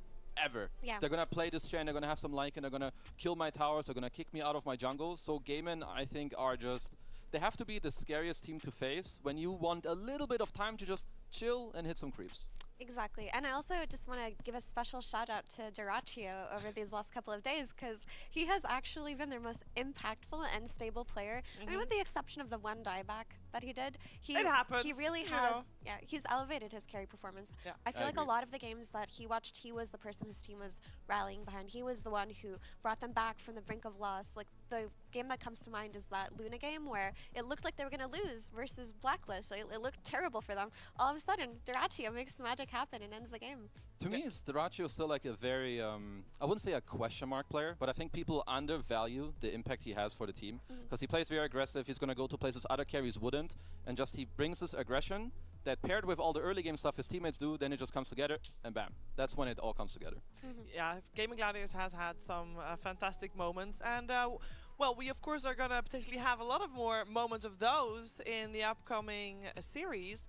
And for that to happen, we need to get into a draft, and we'll do that after a break, where we'll leave you with some of Gaming Gladiators' better moments. Gaming Gladiators, a team that came out of nowhere and very fast became one of the absolute best teams in the world. They've looked extremely dominant this entire year, but sadly their dominance was cut short both in Riyadh and at TI, though they still managed good results at both events. Gaming Gladiators trying to defend, but it's not gonna happen. What is it about them that makes them such a strong team? Let's take a look at some of their games. Gaming Gladiators has some of the absolute best players in every position on the team, from Quinn to Celery, and unlike some other top teams currently, they don't put all their eggs in one basket on their carry, Duraccio. They put less effort into protecting their carry and instead try to ensure that all their cores are strong. It's very common to see Ace or Quinn taking the top net worth slot, and Duraccio focusing more on making space than being a traditional hard carry in those games. This reflects in their Вчера днем draft макароны style. приготовил. What they'll frequently do Я is совсем pick забыл heroes that о essentially work крышке. as a second carry for Ace, such as Wraith King Вот утром только or Lone Druid. What this means when playing крышку, against блядь, gaming gladiators is that you can't определил по simply месту shut down one назначения. player and win the game. You have А to они pick теперь your team. все сухие макароны. One thing that makes gladiators hard to Сверху сухие, а снизу более-менее. they almost exclusively take fights that they can win. These are just some of the reasons why the gaming gladiators have had such a dominant year. To beat them, all you have to do is shut down 5 of the best Dota players in the world, take impossibly hard fights, and never make a mistake at any point. Because if you do, they will take advantage of it. Simple, right?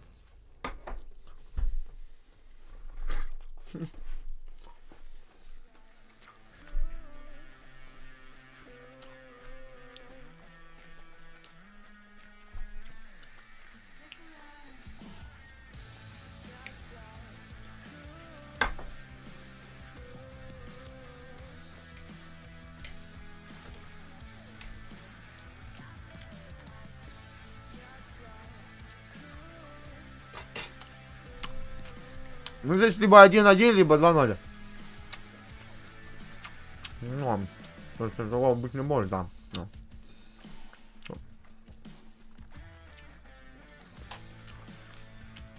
Здесь и склонен к ничье.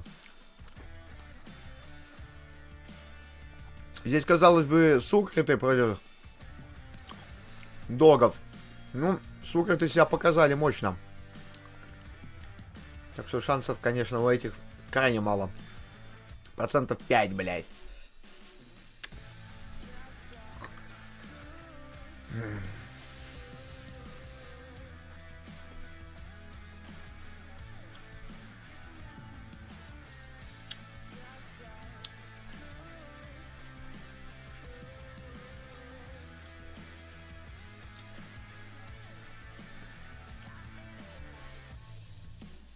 На один раз макарошки готовит? Не, я не на один раз. Ну, вообще ББ могут отлететь 2-0, но они всегда ничью. У них все игры 1-1. Therapists for the teams or sports psychologists, right? Not so much therapists, but maybe some need some more individual care in that regard. But it's very important having a sports psychologist if you need it to know how to deal with losses and how to communicate when things are going well. That's very much a real thing in human nature. Like if things are going badly, that can have a negative effect on your mentality, and your communication can also suffer from that, whether you realize it or not. Sometimes that third party point of view can kind of help you out with that. But Blacklist rivalry, this is a team that looks so good day one, and day number 2, just one thing went wrong. I believe they played first game in game number 1 of the day. They should have won that game. They should have won it. Then they took a heartbreaking loss, and I feel like that when that happens, you know, the mentality, we're speaking mentality, probably went down the gutter, right? Бля, толстяк ширму установил, чтобы никто не подел, что у него. Или чтобы его никто не подел. В общем, ширма есть. Такая же в контр-струках тоже присутствует на каких-то картах, не помню. Но тут что-то я помню, да. В Эндюсиде тоже.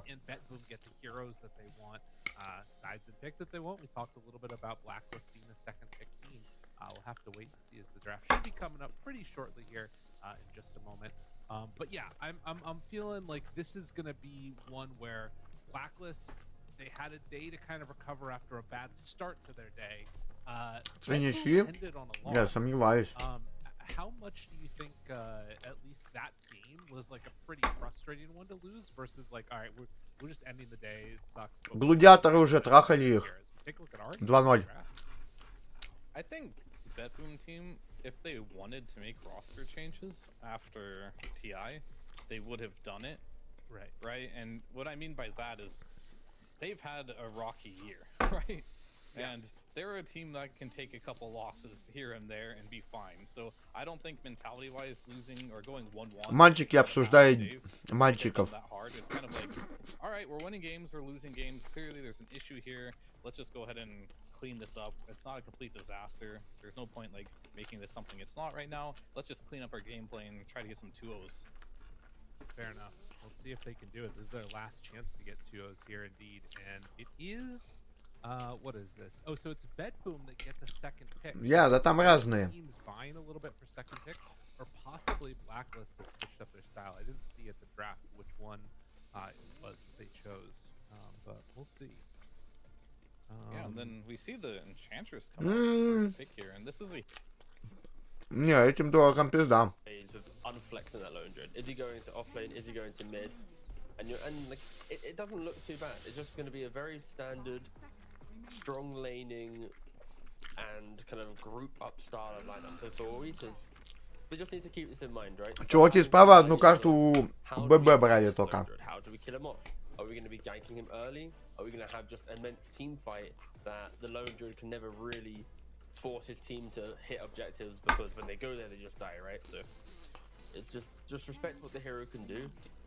Respect the fact that Secret has flexibility in it. ББ послабее, чем Секреты.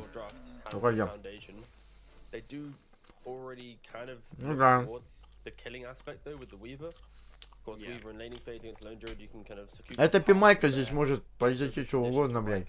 The main hero, but on the flip side, if the lane doesn't go too well, couple centuries and it can be pretty rough. Yeah, it looks like they go back for Panda's Ancient Apparition, which he's actually been playing a lot, I think, this tournament, despite, you know, their only one win. It did look very good in that game, so I'm okay with the AA pick. I will Чувачки зеваются. curious what they decide to pair it with, because this makes me feel like it's definitely not going to be your Не выспались маленькие. Weaver, right? I think this is likely to just be Knight's hero, so Я тоже сплю по 2 часа. we'll have to see. I just don't see AA Weaver being an incredibly strong lane, you know? Yeah, it's like double range. I feel like it's the type of lane that you feel good for like the first 4 minutes, and then eventually like a Vanguard comes out or something, and you're like, obviously they're potentially playing into a lone druid, thus Vanguard wouldn't be in question, but the concept still holds true. The Secret... Ну мы видели, как Вивер атакует. С рапирами там. Ну он победил, этот Вивер, кое-как. Sure. The thing is that when I see Centaur though, I don't instantly go off lane, because there are a few players in the world that have played, you know, Centaur 5, right? Kuroki's done it, Puppy's done it, I think Fata might have done it as well. Like, there's some players. Realistically, it is just off lane. Let's not get carried away here, but Could go to the 5 if they really wanted to have some fun. No, and then the Nature's Prophet. Yeah, Okay. this is... I'm gonna go back to my original logic rather than the meme logic. Like, I just want to see the Ну пропет puppy мерзок, project. мерзок. And the reasoning why Атака у they did него. that one originally was because Что надо? when you see two heroes like Weaver AA early on, they are relatively fragile heroes, right? Like, if you TP incorrectly with a sprout, Бля, да что ж такое-то со спиной? will have to survive Quelling Blade, but his move speed is based around Sakuchi. Even if he Поясница болит. if Sakuchi's on cooldown, he's quite a slow hero, right? So yeah, Puppy can offset quite a lot, and yeah, the Vanguard timing from the Centaur, double ranged safe lane potentially, isn't gonna have too much fun. If they flex the Weaver to a support position though, in the 4 position, then there is opportunities for, let's say, like a troll wall. У них спонсор Стук. That could actually do okay here, but drafting it doesn't feel too good. And, okay, we see Timbersaw. Им что, получается больше платят, чем Губе? Нормально. Губа аутсайдер. Как он там, блядь?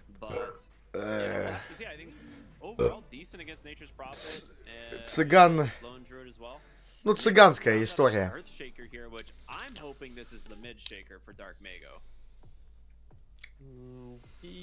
Yeah, I wouldn't mind that.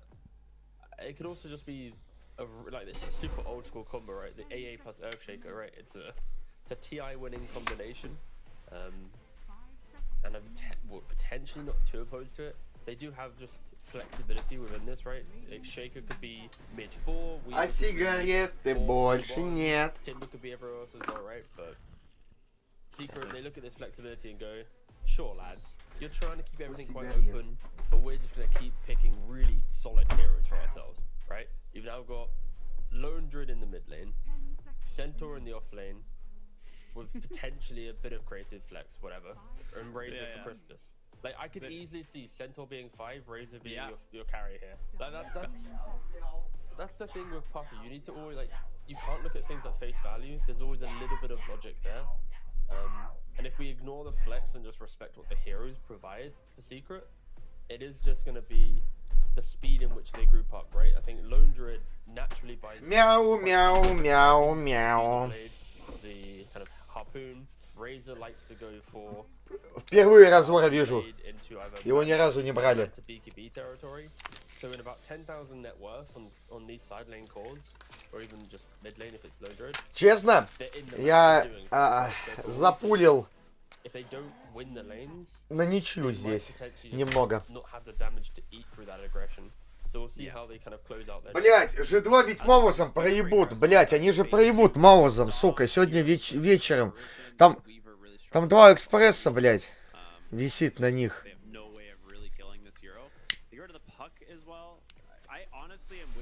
Суки, блять. My gut went to this as a Centaur 5 because it just plays well with the Razor lane, and he needs a body in front of him for sure. But They can also just body with the Prophet, right? Like that's the thing. I'm just wondering if they're trying to dodge the Lone Druid mid because the Shaker into Lone Druid is just the freest Lone Druid lane, or the freest Shaker lane. Like he just crushes the bear. So I'm wondering if that's why, like, their idea with the puck ban is they're thinking they might put the Lone Druid back into the off lane here.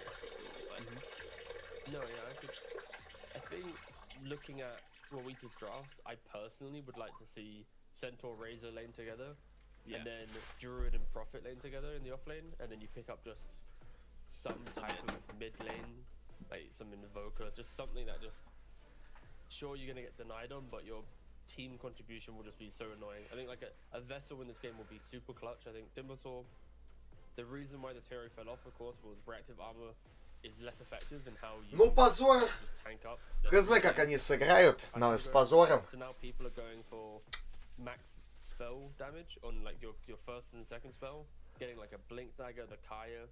So you're kind of playing a bit more of like a... Ну, дэмэдж будет, да, высасывать. Так-то. Кентуки. Скорость.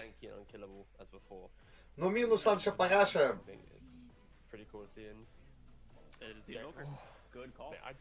Yo, hold up. Yo, okay, Secret, if you're in the room right now and you can hear the draft, you know where I am, boys. PayPal, you can find him later. Давайте, мальчики, говорят им там. I think this was, yeah, this makes the most sense to me. I like this idea a lot. The Earthshaker, I think you can still keep mid, and I would personally Ну, пуджа берем, like в школу не идем. pick here and put the Weaver as the 4th Timbersaw, because Weaver's a great vessel builder as well. But it also just makes the Razor lane really difficult playing into Timbersaw and Weaver. Like, he has no real good static link target, so he's just playing around Plasma Field maybe. And they go for Lumire's TA, which they might lane swap actually, because I know he's done it before. Templar. We'll see. I know it's not bad into the Lone Druid. Where are people picking heroes? Капец, хуйню взяли. Yamich takes the reign. Рузор просто двух инвизников контрит так-то. Лосо. By TSM, when Ari was on the team, he tried a couple. Или как оно там называется? Ну, вы поняли. Перекачка же жизни. So Secret at least, I think. Урона. They are a very, very tanky line. Урон это жизнь. With very strong laning presence, and I think for Wawitas, I'm a little bit scared. Again, I think when you have a Weaver in the off lane, a TA safe lane, like double ranged hero, that also like buying the same items, right? Like both want to buy a Dragon Lance, both want to buy a Desolator, both want to be that type of hero, and now the Weaver can't do that. Зачем мне скидывать экспрусы, которые, скорее всего, не зайдут? 2 дня тому назад с 50 200 штук было, потом Потом 180 на следующий день. 160 точнее. А сегодня я у Майдарлинга вновь попросил 50 тысяч. Вот. We were seeing him a ton. Like, I think Whisper was like one of the people that kind of pioneered some of the Timbersaw offlane builds. But we saw him stop picking it as soon as they changed the Aghanim Scepter, right? Away from the double Так top. что... And that was what gave you so much burst damage timings. Like, you would just have like Blink, Kaya, Sanj, Aghanim Scepter, and you'd find a hero, blink on them, and they'd die. Нету ставки, меня пригласили как комментатора осветить турнир. А то их мало смотрит людей. Super strong, like really powerful burst mid-game timing anymore, and now it feels like his late game got, you know, slightly nerfed as well. So a couple different factors maybe, but excited nonetheless as we are getting ready to jump into game number 1 here of the day. For those of you just tuning in, it is Secret taking on the side of Wawitas. Should be fun, man. I think this will be a fun series. At least I hope so. I mean, every time you say that, I always think, like, what if it just isn't? What if it just isn't fun? What if you just started the day going, I hope this isn't a fun series? I'm waiting for the day that you just break Cryptic, just the day you break. It's like every day. I actually a big fan of like Nature's Prophets going TP level 1 nowadays as opposed to Sprout. Just because I think it's really good to be able to just instantly rotate if you need it, but that bonus physical damage always is nice. But he gets out 2 great wards. Yeah, it's gonna help kind of scout out general rotations. I don't know how often they'll be coming from the top. Timberlaker mid? Нет, Templar mid ведь. Is it here that for position 4 you buy boots relatively earlier than other 4 positions? And like to kind of poke your head into А против инвокера тяжко ей будет. И их раздерут тут, разорвут. Поп. Maybe scouting out the stacks. Mid one is getting jumped out and delete in 2 seconds. 4 runes, but the first blood for the На ФБ 2,5 было. От этой команды. Вкусно. Не так ли? It's actually so crazy to be thinking about it. It's like you actually get more gold for 4 bounty runes than first blood. Фиссура. А тут в размен. Ну все, ее никак. Сейнтричок. Это лейта убили. Темплурка это лейт. 1-1. I love that Yamich starts this game with a windlace. Just giving him a little bit more move speed, and the fact that like Hoof Stomp doesn't have the wind up, right? You can actually like just run down a hero and get the stomp. It's cool. It's also the fact that he's playing into double ranged heroes. Deny! И здесь инвокер. Врущий король, блядь. Тут морфинация. So if you don't have any move speed and no armor, what are you bringing to the lane? So I think this is like kind Ой-ой-ой, Гуля, медведь. Just he's bringing some vibes. Слушайте, дурак не умеет на морфе играть. Скорее всего, ему пизда. Гладиолуса. I mean, these are 2 insanely high damage heroes. The blood grenade not even necessary as the stomp comes out. They reagger the creeps and Puppy gets another kill. Where's my Sata shockwave, huh? Give me some of that. Ямыч сын жопича. Да, блядь, жопич гусеница, блядь. Из жопы, нахуй. Все его фанаты это уёбки, блядь. Outside of every other offlane that doesn't really have mobility, get forced to getting drained. But yeah, Secret, they're going to look to continue finding kills.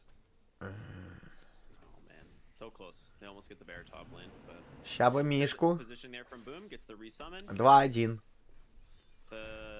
Убили Аншу Парашу. Yeah, so TA struggles into Lone Druid because you like to bully heroes, not the summons of heroes, right? And now эти довольные, скорее всего, они, да, они возьмут тут. Ну, ГГ 2-0 выигрывали их, не знаю. Морф такой себе герой. because Crystallis with a Wraith Band, with a stick, with the Shaker position 4. Тем более в руках дурака. Might prevent Crystallis from getting back to his tower, but there's no real major kill threat on this safe lane Razor. So it means Puppey can be as, you know, as Puppey as he wants to be, because he doesn't have to kind of be bot lane. Alright, there is one thing I want to talk about, and it is the fact that Dark Mago in the mid lane is doing very well on his Timbersaw. Because we have seen a lot of games where he was either kind of sacrificed in the draft, or just they like Пассивочку на двоечку. and just got absolutely crushed. But for him now, he's farming. Like he's 18-7. Soul делает. Да? And I'm curious to see Непонятно. if he can, like, hit a timing that's gonna help, Вроде Soul. because he will definitely need to, based on the fact that this top lane. Я его давно не собираю. Is in danger. He's trying to keep himself alive, find a kill onto Yamich, but the sprout from Puppey. Они еще не знают, какие кнопки у Фуры. This top lane is a disaster. Они просто не знают, какие кнопки. I think it's close to being an unplayable lane right now for the side of Oritas. Is he going orb? Oh, he already has the orb. Oh my gosh, I was gonna say, I'm curious if he was gonna bother going orb of corrosion, because I've seen lone druids get starts like this and they buy like a literal 6-minute diffusal blade and then just come to lane with the diffusal. 100-минутные ТПшки. На ничью? Бля, китайцы могут не взять ни одну. Бебеб делает убийство 2. Закрыли фиссура и кентавра. Но бьют темпларку. Еще бы медведа бы обоссали. Было бы нормально. Ну не знаю, смотрим. Kind of like the old school skill build, right? Going for multiple points in reactive armor. We'll see if he opts to go for more points, as he now starts to put 3 into Whirling Death, but into an Invoker that he has, of course, very good damage, being a universal hero, but I think Timbersaw, you expect him to CS well, right? When he has this type of build. Yeah. He needs that soul ring very soon. Yeah, it's like he needs soul ring. Nothing to play around. Like Soul Ring, Mana Boots, and a team, right? Like, of course, Timbersaw thrives on catapult waves, but when Nature's Prophet can TP in, when Centaur with Boots Windlace will be very quick to move around the map, and TA does die top lane, it's near impossible. Темплар в терпении. A normal safe lane here. They're just tri-laning. And Panda, he's also getting jumped and probably dying as well. They just keep dying in the top lane. Догонят. Корни пропрут еще. Арип, help!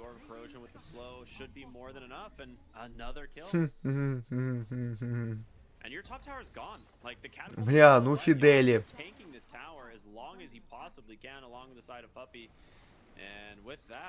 Может, АФК они встанут? Нет, не хотят? Lumiere is getting super aggressive. Wraparound from Knight. This would be a great kill. He needs the auto attack and he gets it. Okay. А чё ж они не медведя били? Могли бы медведя побить, да? В прошлой жизни медведя били.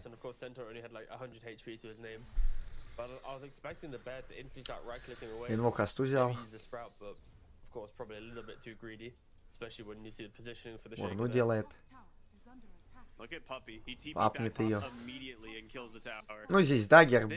Больше ему ничего не надо, кенту. Догонит? Фуриончика. Видит? Ну, сейчас ночь.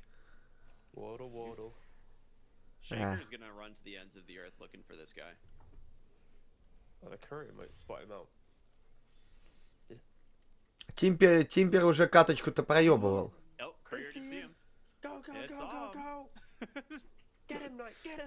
У малых что-то тут это с компами.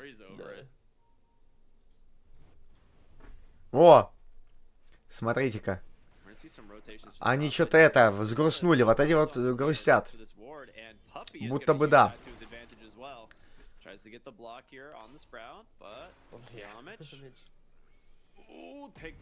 Ох, блядь. Вау.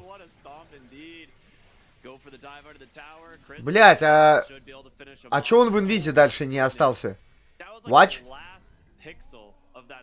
А почему он в инвиз не встал? Зачем было атаковать?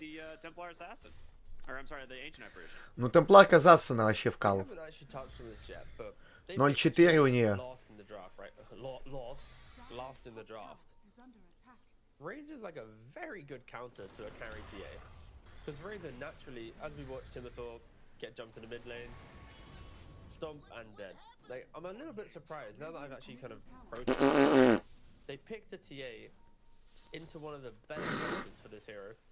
And we're yet to even see the Ля, как и они играют, видите? Они просто выходят сверху вниз, на мид, и ЛББ квизмачатка. А Куру не убьют? Там Кура как бы летела еще.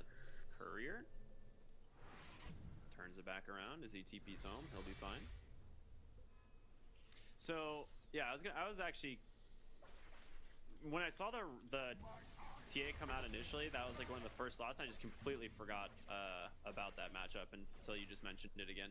Yamich here trying to run away, has Oscar and Lumiere in pursuit. I feel like this should eventually be a kill, but this is gonna take a little while. Станчик, замедление, труп. Lumiere is looking for the meld strike, and he will get it. All right. Helping this TA get back online. He needs the Ну, Темпларка может по-быстрому нарезать так-то. Посмотрим, блядь. Я бы хотел, чтобы вот сука это 1-1 сыграли. Хотеть не вредно, но... Чуваки с Южной Америки летели 12 часов ради того, чтобы, чё, с нулем уехать. What Yamich is doing, he is the information gatherer, right? Like he wants to go find that random hero in that spot, and then Puppy will TP in, get the kill, he'll leave, and then Yamich will probably have to go and die after, right? But it allows for plays to be made on the map, so Yamich. This time, jumping down Mega again, he just died seconds ago, so he's gotta be careful. Дно на Тимбере, ой, какое же дно. Really well played there from Yamich to bring the lone druid mid. Он дважды видел. Ну, ча можно было бы не подыхать. I don't know how you stop anything now. It's like if you just click on Weaver and you click on TA. This was my biggest concern with these two heroes. They're the same thing. Dragonlance Falcon Blade, Dragonlance half a deso. Yeah. Like one's going for a Maelstrom, one's going for a Deso. It's just, it's an absence of presence on the map, and Secret are exploiting that quite delightfully as they take their second tower of the game. Я зачистку где-нибудь найти. What they can even do on the side of Awito's, right? Like ganking this Timbersaw now twice in the mid lane has just completely shut down his ability to make plays. Сколько еще доти, как соревнования, да. Всю жизнь, не переживай.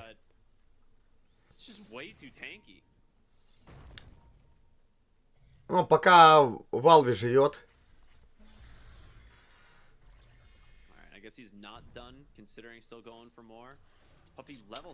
Так и с контрструком. Has Atos complete? Like he is ready to be active. He is ready to help provide that additional control. Oh, nice cold snap. Yeah, great fissure indeed, but there it is. The Atos comes out, boom, chasing a tumbler toy over the fissure from Yamich. He does get completely melted though, thanks to that whirling death. Корни, корни. Куда? Нахуй. А нахуй он напал? Шейкер вообще долбоёб. Дидиёб. Centaur Shakers. They both had like such hype potential and both just fell flat, like they tripped. Минус Анша Параша в легкую. Stubbed their toe. Oh god, that's great. It's like Centaur jumps into a Timbersaw, of course. How the game's going, that's fine, but he dies, and then Shaker, of course, with the tumbler no slam. But either way, Secret, they continue. Он не сам включается? Нет, не сам. 4,000 net worth to them. The way that, of course, Puppy is playing, he is scaling, he is hitting creeps, potentially going to be overtaking the mid Timbersaw at some point in this game. And that is just the way that Secret plays. 12-13. The way that Yamich plays provides Puppy that entry. Ну вот кто-то заказывал. Constantly pushes the lane forward. gives them further reason to try and find fight. And they dive the tower, they see Panda. Mid one's here again to. Bottom lane, they do at least find a kill there onto the Centaurs. Dark Mago's able to make it out, and Chrysalis, he's committed a lot for this. Oscar with the time lapse. There you go, the Echo Slam. Only really. А урона-то нет, урона-то нет. Идем на мид. Сливал мальчик с мидом, пошел лаху. Темпларка-то фармит в лесу. Обязательно, гудак. Пизда, какой я твоего низ позови, мать. Уёбки, блядь, слушают меня. Только меня, блядь. Я сейчас сплетаю церкви, ультрую. Без всех минут сразу я влетаю. Юзаю флешку, потом флешку. Стягиваю. Рубик стоит, так и станет. Я сдохну. Почему? Я сдох. Демин, встать! А это Антаги, блядь. Ой, эти компы сломались.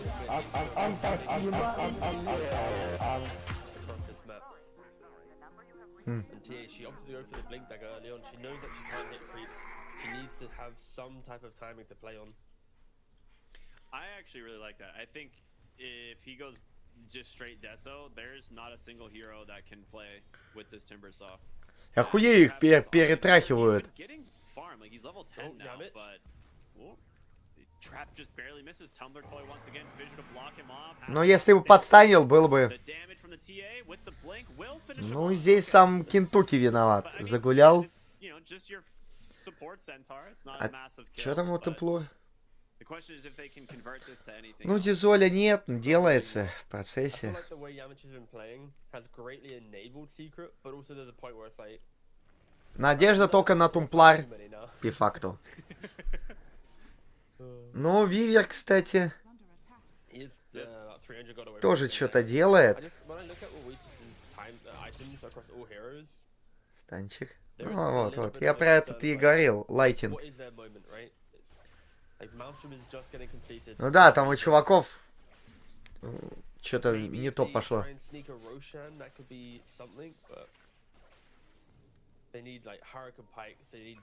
Они на Авито, наверное, их покупали. Компики-то.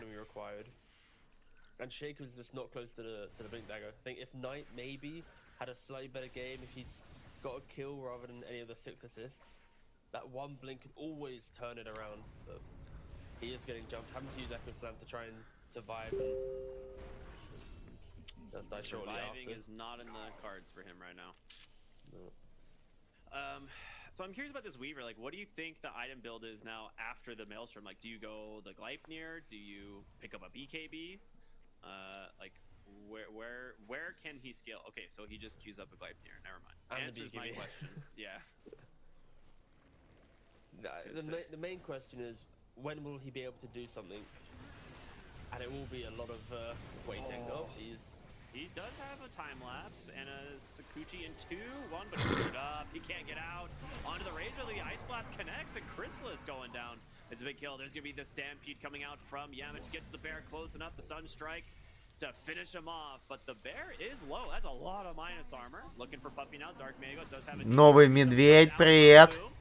Managed to root up the Timbersaw once again. The bear, if they can kill it twice, would be massive. The Cold Feet will connect. The damage from the TA is a lot, but damage from Yamich is better. Able to finish him out, revealing that Blink Dagger. And now Puppy, Panda rather, on the run as Puppy will make his TP. And they get to Lumiere. The Cold Snap, the Vessel, the Stomp, he falls as well. They were looking for anything, trying to punish this bear's aggression and instead lose 2. КС через полчаса, да. Считай, ни на кого ставка. Oh, he found Yamich.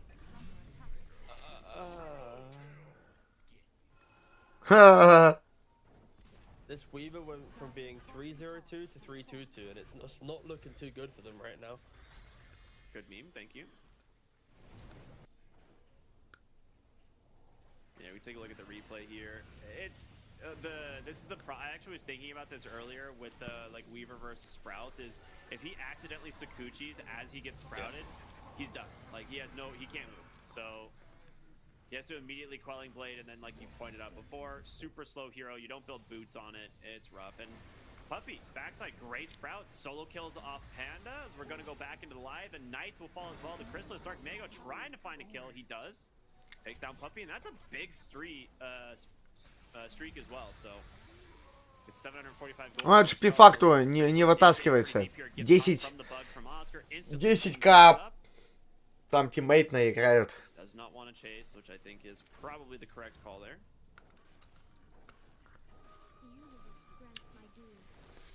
Не, по-моему, 8.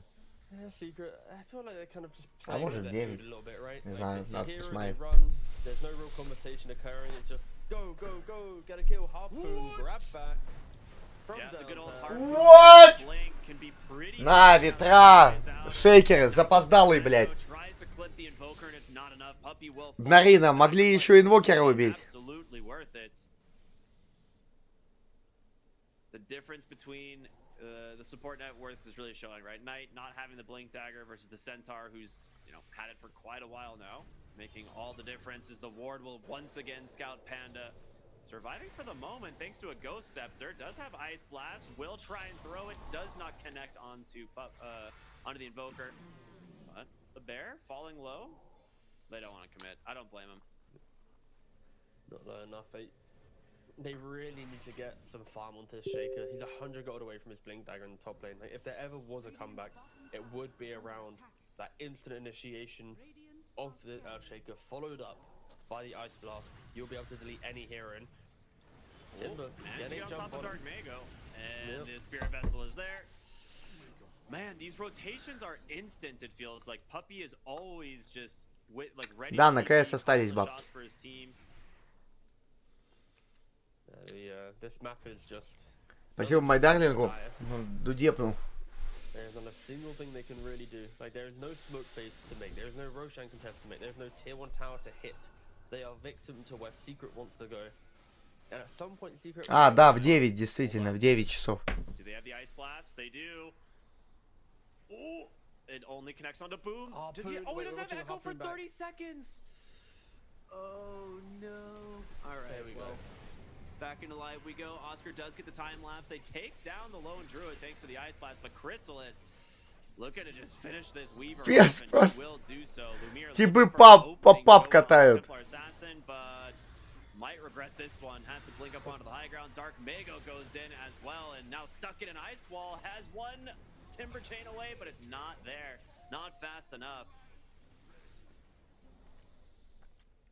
Lumiere might be able to get mid one, actually, with the TA trap there.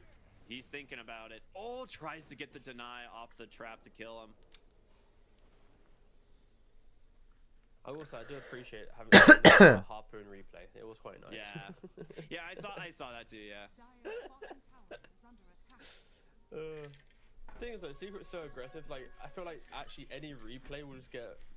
Здесь медведи ебут. Тут медведь тащит. Но против кого он тащит? Вы сами видите, против кого он тащит. Это команда ассорти, собранная просто вот собрана она в какой-то этой, блядь, лощине.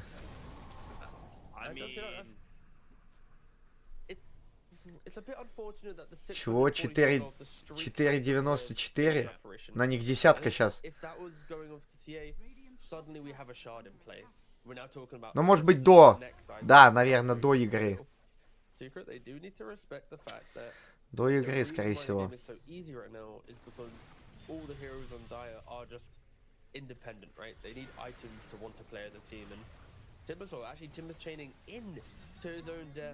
А на что рассчитывал консервная банка эта?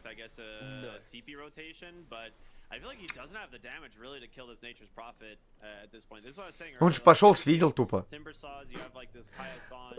В этих действиях вообще никакой логики не было.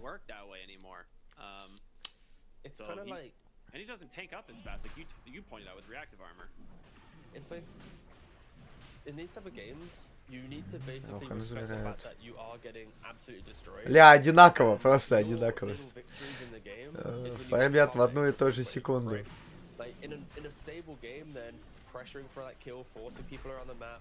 making the map full wide will naturally feel good. That's like traditional Dota. But when you're down 10k, Сценарий один для всех. if you're a Timbersaw there, that creep wave, that's your objective. You push that out, you run back away deep into the jungle, push out a wave, scurry back around, keep skipping. And at some point, once this logic has been applied to your entire team, yeah, sure, people are going to die around the map. You have to take some L's somewhere. You can't play everything. You will then find a moment where it's like, okay, I've got the BKB on the tier, the Hurricane Pike on Weaver. We're now Сука, зубы не гладкие ни хрена. they can smoke up, right? But I'm not really seeing Wawitas look Надо будет for их that moment. прополировать. It does feel like a lot of blind death pushing down lanes without that kind of logic of maybe if we do it, but without trying to just die so quickly, it could help, you know, slow down the game a little bit. And we'll see how it does unfold soon because, you know, tier 3s are still up. Sure, the Aegis is in play for Secret, so they will be looking to most likely convert on their first rack soon. Big items there if you want to try and think about where Wawitas are now, right? It's the Blink Dagger on Shaker. Oh, He has a the Yules. Yeah. Yeah. Oh, that's a good play. That's a great way to use it. That's cool. But gets caught once again, thanks to Puppy's Aghanim Scepters. He roots up two on the backside. Does get the jump away here on Knight, but the Timbersaw is in the wrong spot. Nice Ice Blast, but the Weaver goes down. Meld Strike out from Lumiere, does find himself a kill. He needs help from the Shaker. Blink is up in a couple of seconds. If he can get to Chrysalis, it would be huge. But boom on these. Не, если стрики, кстати, позабирают, типа в тимвай произведут,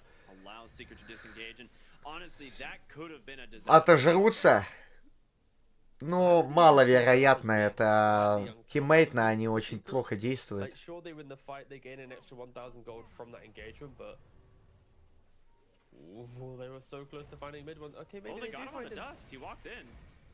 Вы видели, что творят? Вы видели, что творят?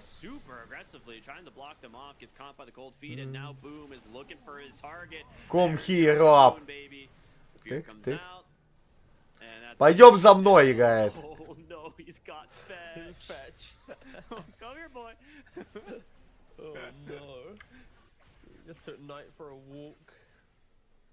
Dude, what happens when the dog starts walking the player? In this case, it's like the bear starts walking the player. Сукер, ты вообще не чувствует оппонентов.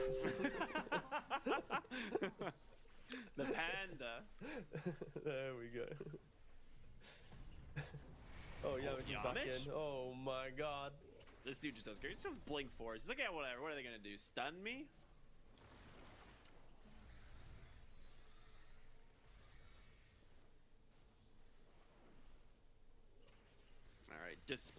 Нет, КС через час. В 9. It's just another cheap upgrade, right? Especially in this type of game. Oh, that bear is very much in a weird spot. Okay, good pick off. So the resummon will come out. And they disengage. Oscar has just kind of been split pushing on this Weaver for the last like couple of minutes. It's like secret play bottom. So he's getting closer and closer to a BKB. He ended up going back for the Hurricane Pike, which I can definitely understand in this game. Like needing to get away from the Ягушку выбили. Druid, like force staff to get out of the sprouts. Like there's a lot of different ways that they can control the Weaver. Наклот, ну и нисколько. Там букспрусики.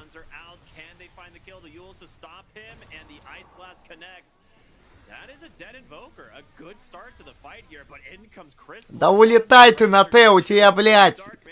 Нахуй он туда? Почему на нуба точку не забайтится? Just to secure it. So 3 for 1. Secret not letting you get away with anything here. Step up to the high ground. Should be able to take this tier 3 tower with ease. You'd expect the racks as well. You don't really want to be buybacking at this. I mean, I say at this stage of the game. At 27 minutes, it honestly is like the late game with how the game's been going. But waiters should be giving this one up for free.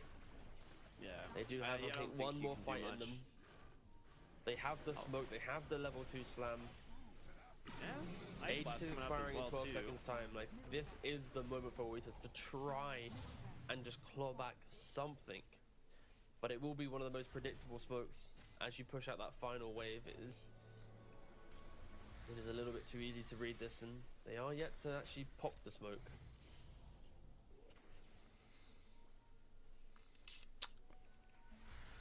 Right now, if you do want a cheeky spoiler, Blacklist is currently 8,000 gold up, taking their own set of racks in their game. And if Blacklist are to win 2 games and Secret drops 1, then I believe they also tie up for elimination. So if you're a SEA fan right now, you are really hoping Secret drops at least 1 game in this series, but based on this game, it is somewhat unlikely.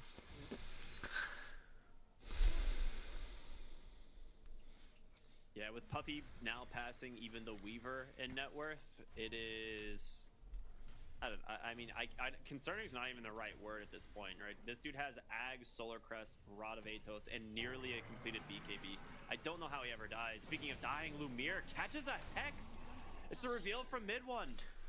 Захексили темпларку и все. There's just nothing that you can do. With your TA being dead. Почему они ГГ не напишут? Я вот I don't know. А темплар нет. Была бы... Да, не. Тут вон, Сутуник, БКБ, Монта. Good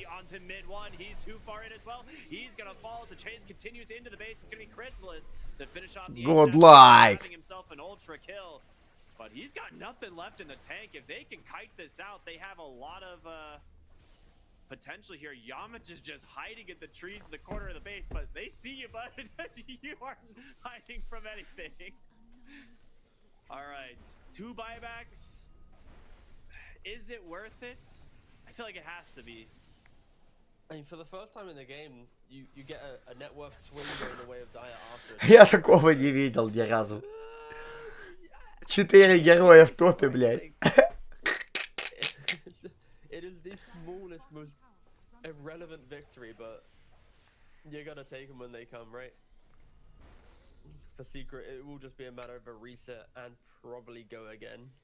But this time, maybe not going past the towers, just keeping it a little bit more civil.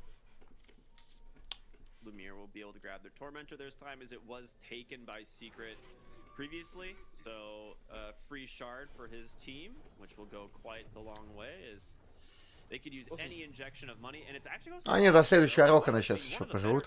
for sure, but he has not been able to buy it as he has been forced to kind of tank up, of course. So you know when you said about Puppy having good farm, right? It helps that he's been part of 35 or 43 kills.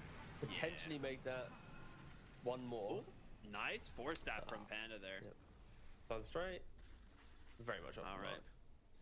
That's very close. Nearly getting that kill. I mean, that's a quick reaction from Dark Mago. As soon as the Razor comes out, he gets the Yules into Timber Chain.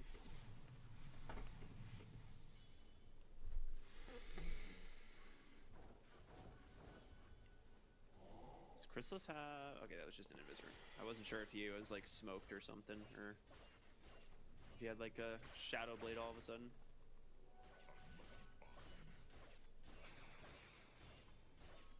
So a 22,000 gold lead, 1 lane of barracks down. You do manage to get Enchanted Quiver for Lumiere, which is definitely probably the best tier 3 item you could ask for on this Templar Assassin. So a little bit more ability to defend the high ground from range and maybe poke down the Lone Druid. В смысле выиграть? Че, угораешь, что ли? Не. Они не смогут. Boom preemptively pops the true form. He's also got his 4 Wraith Bands completed, so not really afraid of the minus armor at this point. Quite nice positioning as well, right? Just hugging the trees. Они первую вышку даже не снесли. Они ни одну вышку не запушили.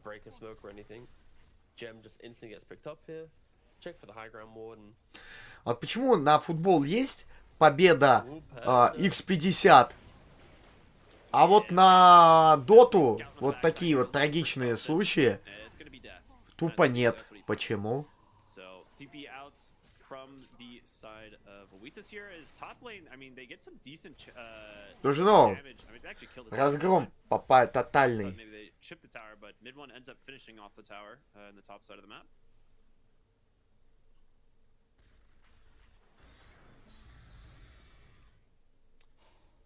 Do you see Dark Mago going Dagon?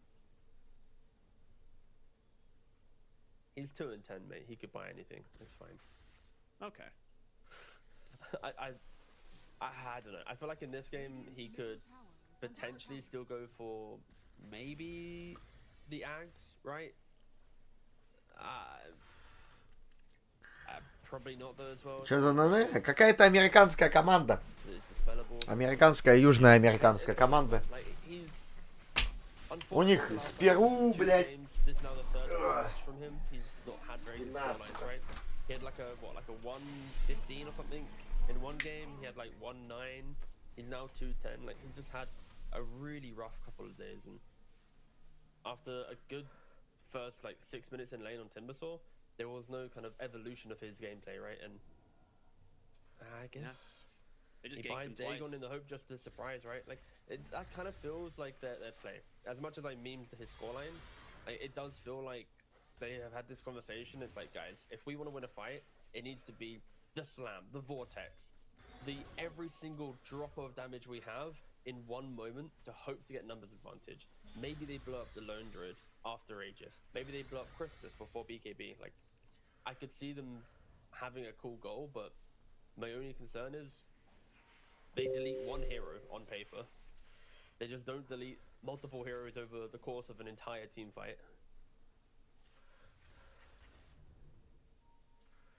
Yeah, I'm trying to understand the Dagon because he goes back, queues up the Bloodstone here.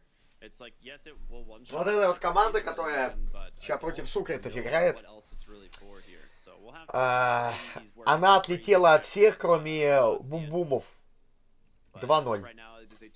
С бум-бумами 1-1. Puppy now fourth on the net worth, only behind his own course. So not even Lumiere. Okay, well I take it back. Lumiere just passed, but it's back and forth. You know, like your. Гладиолусы их вообще за 20 минут закрывали.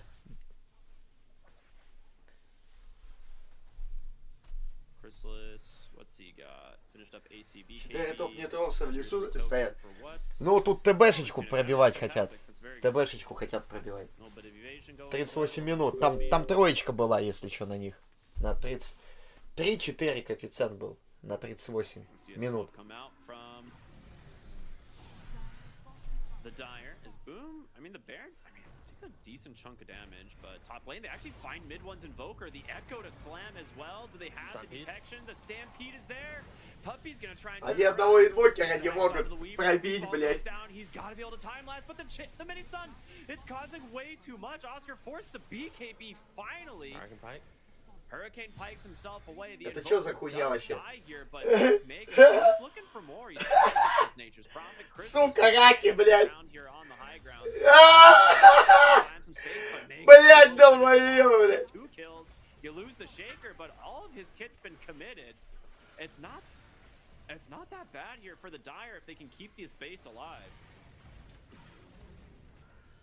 They're starting to take a decent chunk of damage. Here comes Mago, gets the Chakram, and that finds the kill. Boom, almost goes down to the Dagon, but the true form comes out. There's the resummon. They're looking to finish off this bear once for all, but a fear in the root comes through. Puppy with the sprout off his buyback, finds the roots onto Templar Assassin as well. Ice Blast does not connect anyone, but it's a buyback from Dark Mago. They've got to throw everything they've got here to get this game back under control, but the fear comes out. Dark Mago burning to Chrysalis. That's going to be a dieback. Минуту продержаться. Не пишут ГГ, смотрите-ка.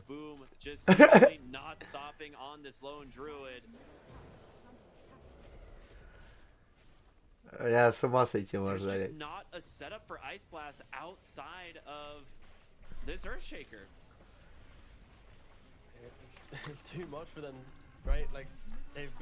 А, ТБшечка 38. Горит. Adding insult to injury here. The Ice Blast finally comes out. It doesn't connect again thanks to the Stampede. Boom will be able to survive. And just like that, Эх, печаль, пизда, 38 не стало. Very, very one-sided game. Secret showcasing why you need to respect this nature's prophet, but also I will give. Ну, вторую ББ выиграет.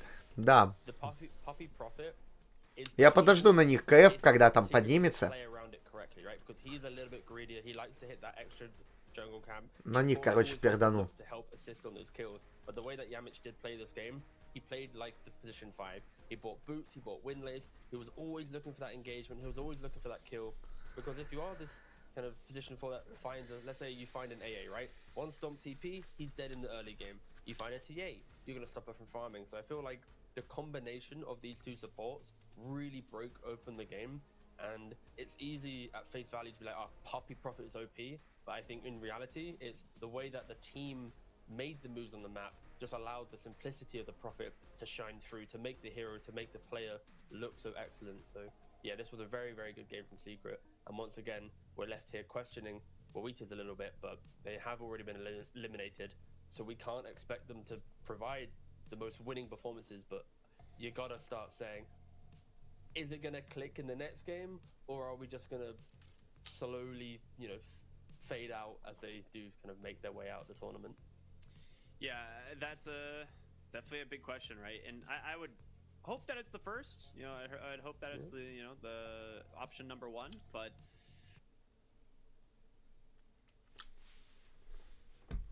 they've got to do something here. This draft again doesn't really seem to come together. You have this Blacklist get impatient, and they don't play very slow and clean and give a kill away or so. And Save, he's missing boots. Like, why does he have no boots? He had to sell the finish. Тут только 15 минута. No, he had that before, I'm pretty sure. No, he didn't. He just finished. Oh, he didn't? Oh, so he sold his boots for Midas? Yeah. Okay. Yeah. I know he had it queued up for a while now, but I didn't realize it was that bad. I don't know, maybe he accidentally sold it or something along the lines and I missed it, but I know I looked back like a minute or two ago. You're probably right. Дает 4-ю левела Invoker has форму. one, Phoenix has one, and Tusk has one. Он постоянно теперь летает. Encapsulates how По КД, да, ульта? they are at this point of the game. Yeah. I mean, he's not moving that far. Или нет? Anyways, right? The boots aren't doing much for him.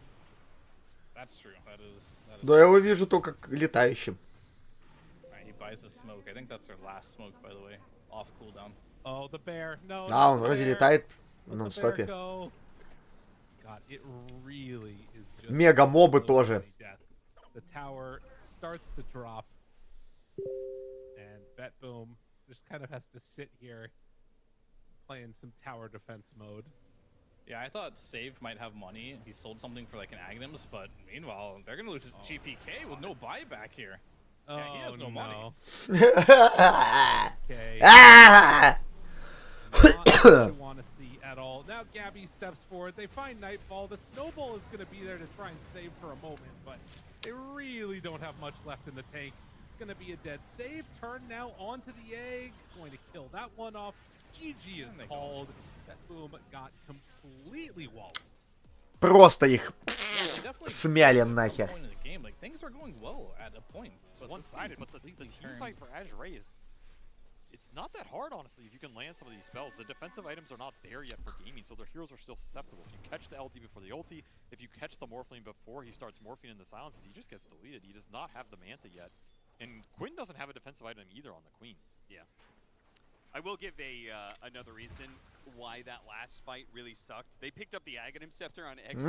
Там друид в 3 играх был. Здесь тоже друид. В двух он выебал. So effectively, he only had the passive effect of Aghanim Scepter. He never got to use the active because the force movement of Sonic Wave killed it. Well, I mean, that's a Viper problem. Yeah, that's a Viper problem for sure. Nice 2-man RP though into the silence as well. That looks real pretty. А чё она раньше не поорала? Back after a terrible laning phase and showing that hey, we know how to play team fights. You doubted him. You doubted him. Yeah. You doubted the life steal. Сопля летит, сперматозоидная. Level 2 life steal. I don't think that's a strategy. Well, it's working out here. I think that's his game is looking all of a sudden not that bad. I think level 2 Lifestealer, that's repentance for the sins of a bad laning phase.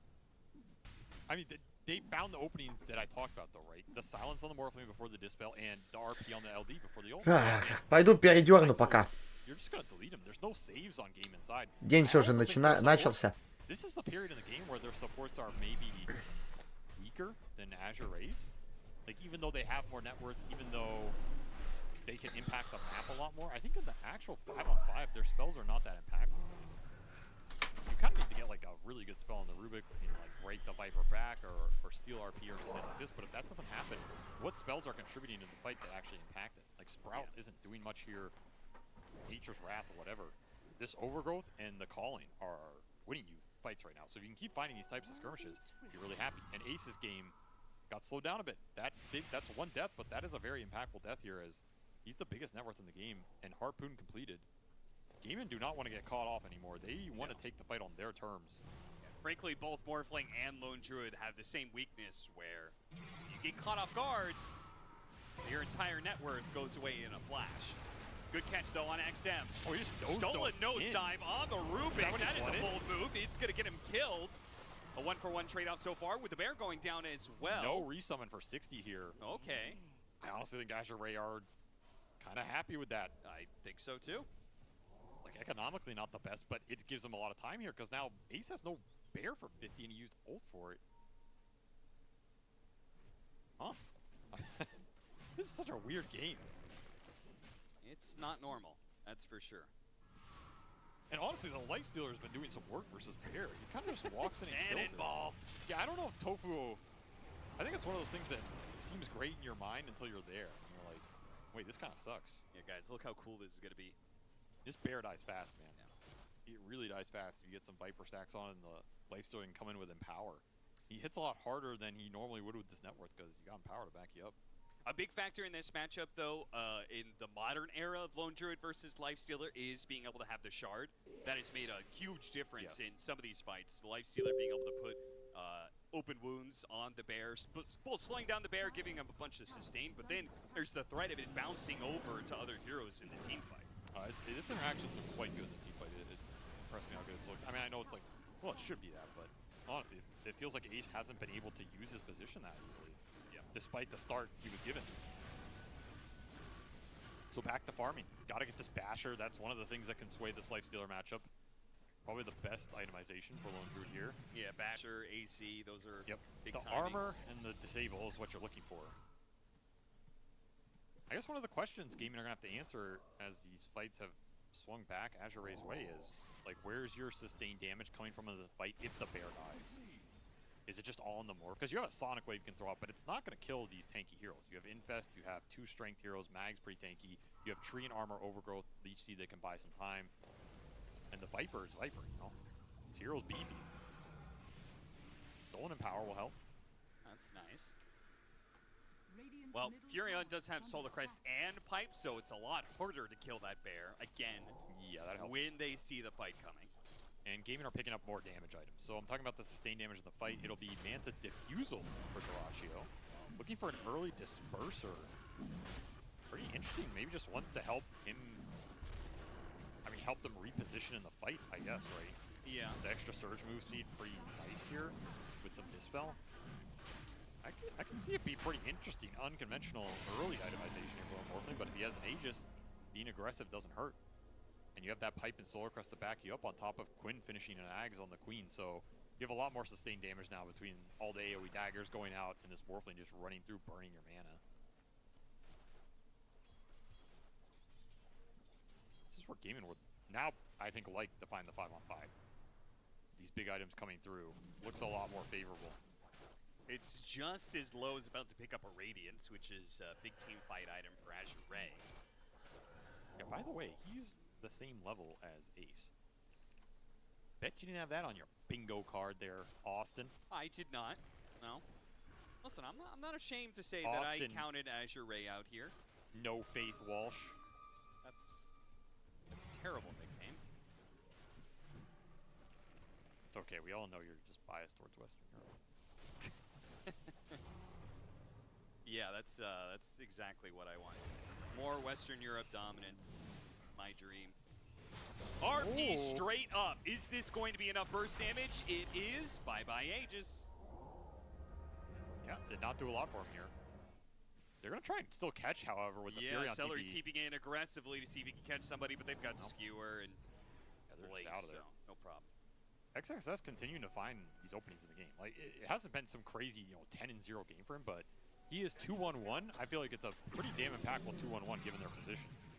As he found the big RP by their triangle on 2, and now killing an Aegis, slowing down momentum some more. Quinn aggressively blinks in. That might be regrettable, my friend. Yeah, I don't think you want to be fighting a Viper underneath a tier 2 that aggressively. This is not the same Viper you were bullying just 10 minutes ago. Bear on Lifestealer battle here with Duraccio coming in. The Mana's been completely burned out of low.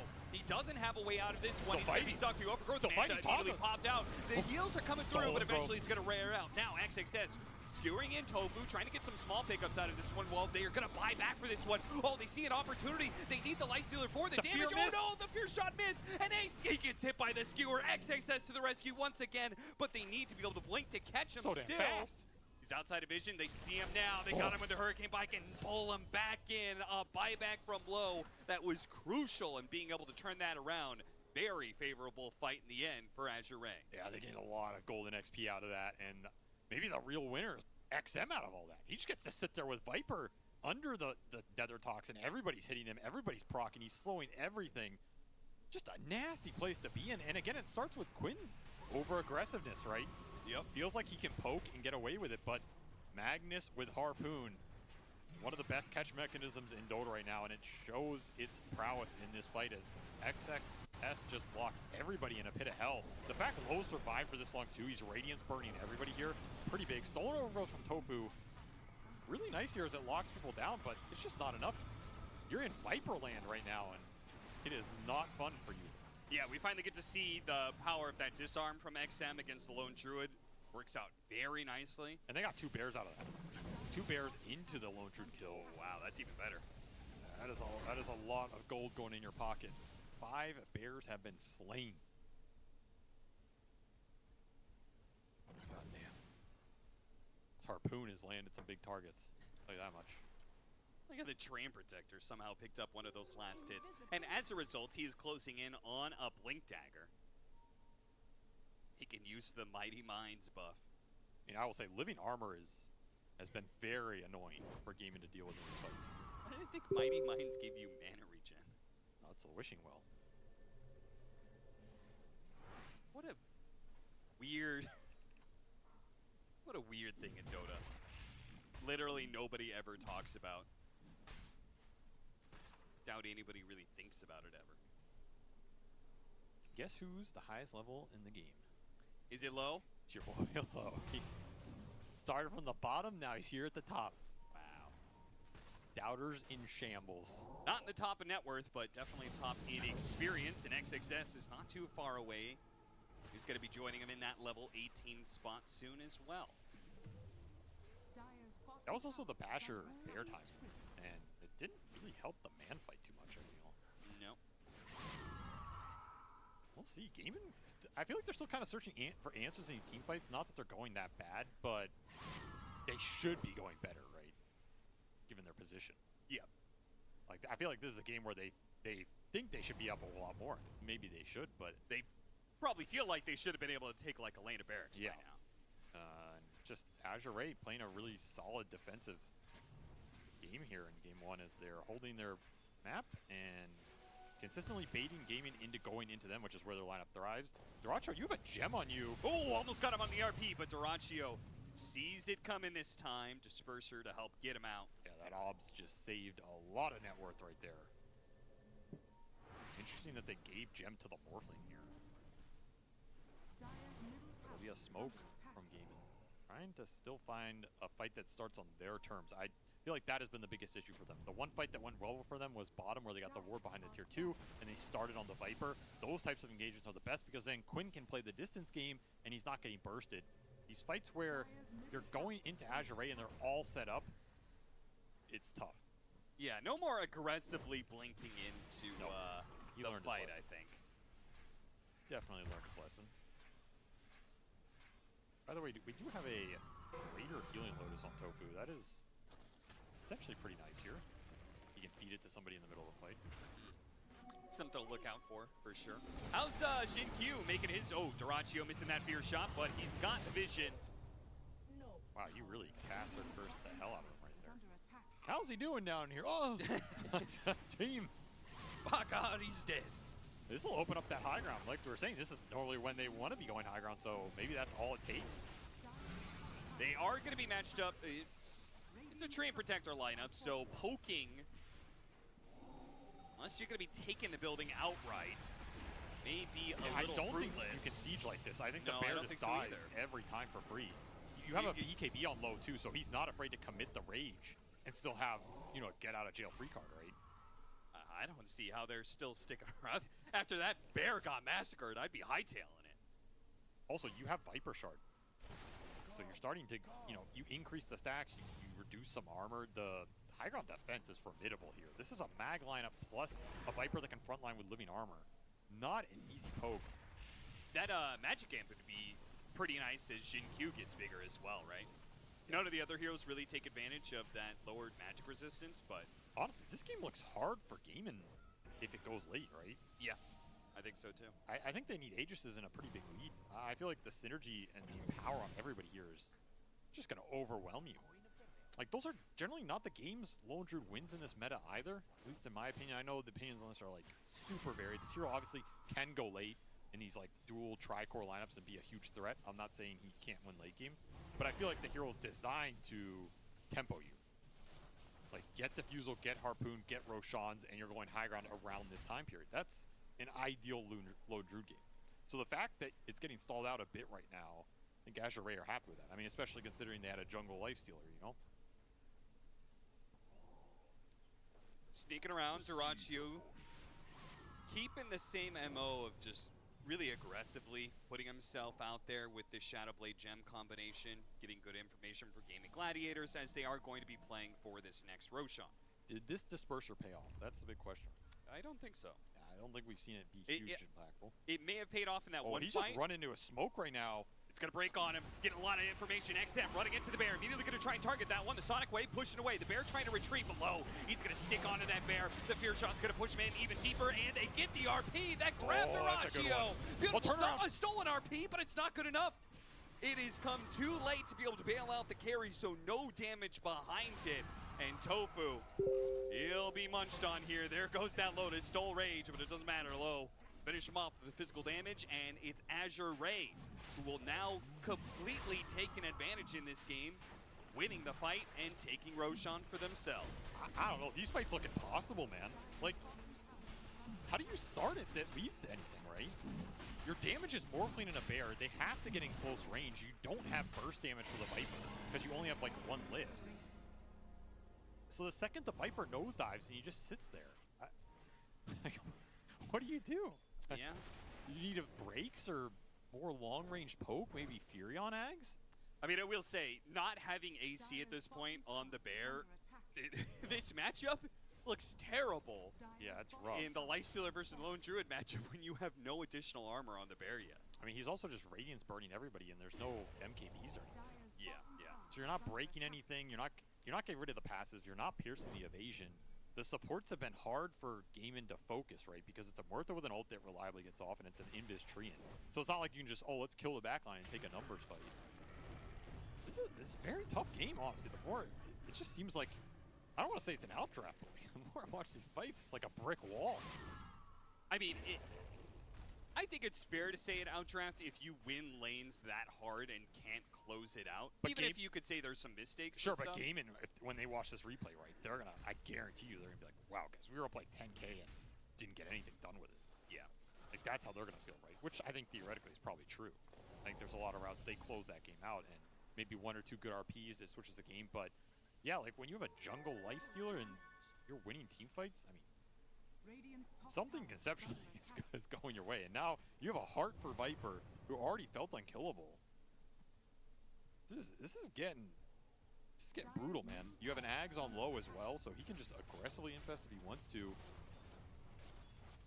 It's another disarm mechanic, right? We're talking about the disarm messing with the Lone Druid and the Morphling.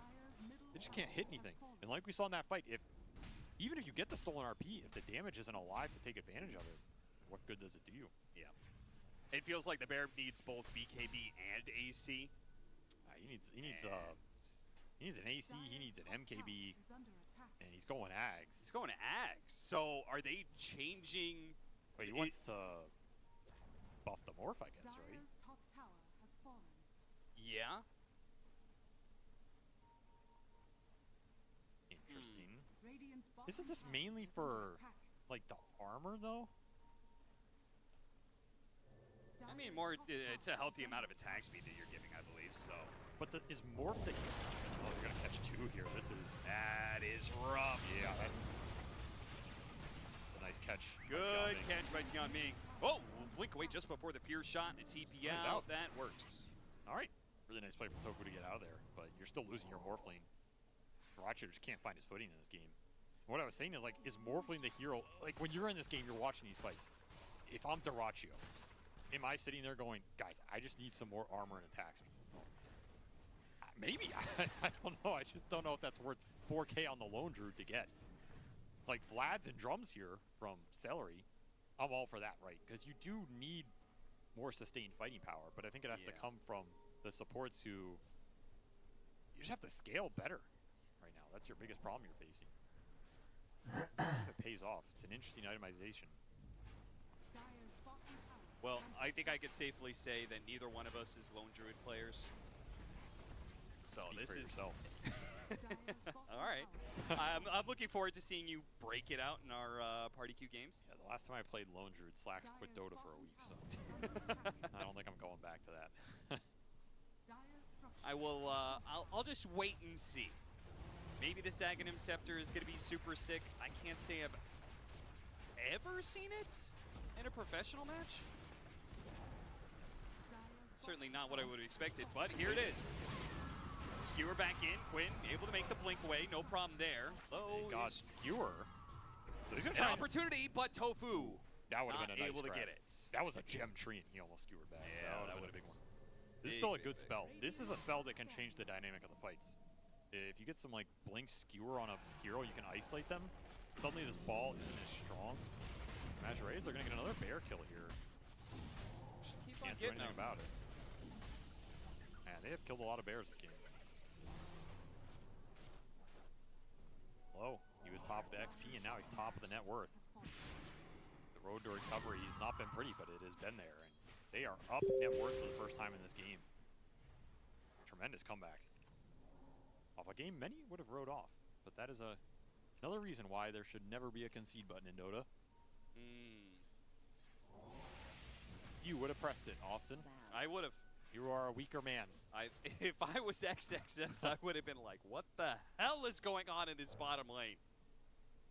But, I mean, shout out to I feel like he was the catalyst for this turnaround in this game. He gave them their only moves were some of the RPs that he had and got them through to the point where everybody else could start having an impact. I mean, he made 2 or 3 moves, but they were 2 or 3 very impactful moves on this game. Yeah. And now they're trying to get to this MKB. So the MKB on Dyrachyo, you know, that plus the Silver Edge, I can start to see some of this damage come out, right? If you can land some stuns in like a lift or stolen RP, maybe a decent Savage Roar on Sonic Wave, and Dyrachyo gets some time to actually hit people. Yeah. I can see the MKB plus that Silver Edge start to get there, especially when you have Vlad, Solar Crest, Boots of Bearing on Celery to back it up. There's a lot of auras on this Furion right now. A lot of auras. Oh, he gave the Aghanim Scepter to the bear. So it wasn't his Aghanims on the hero. Oh, okay.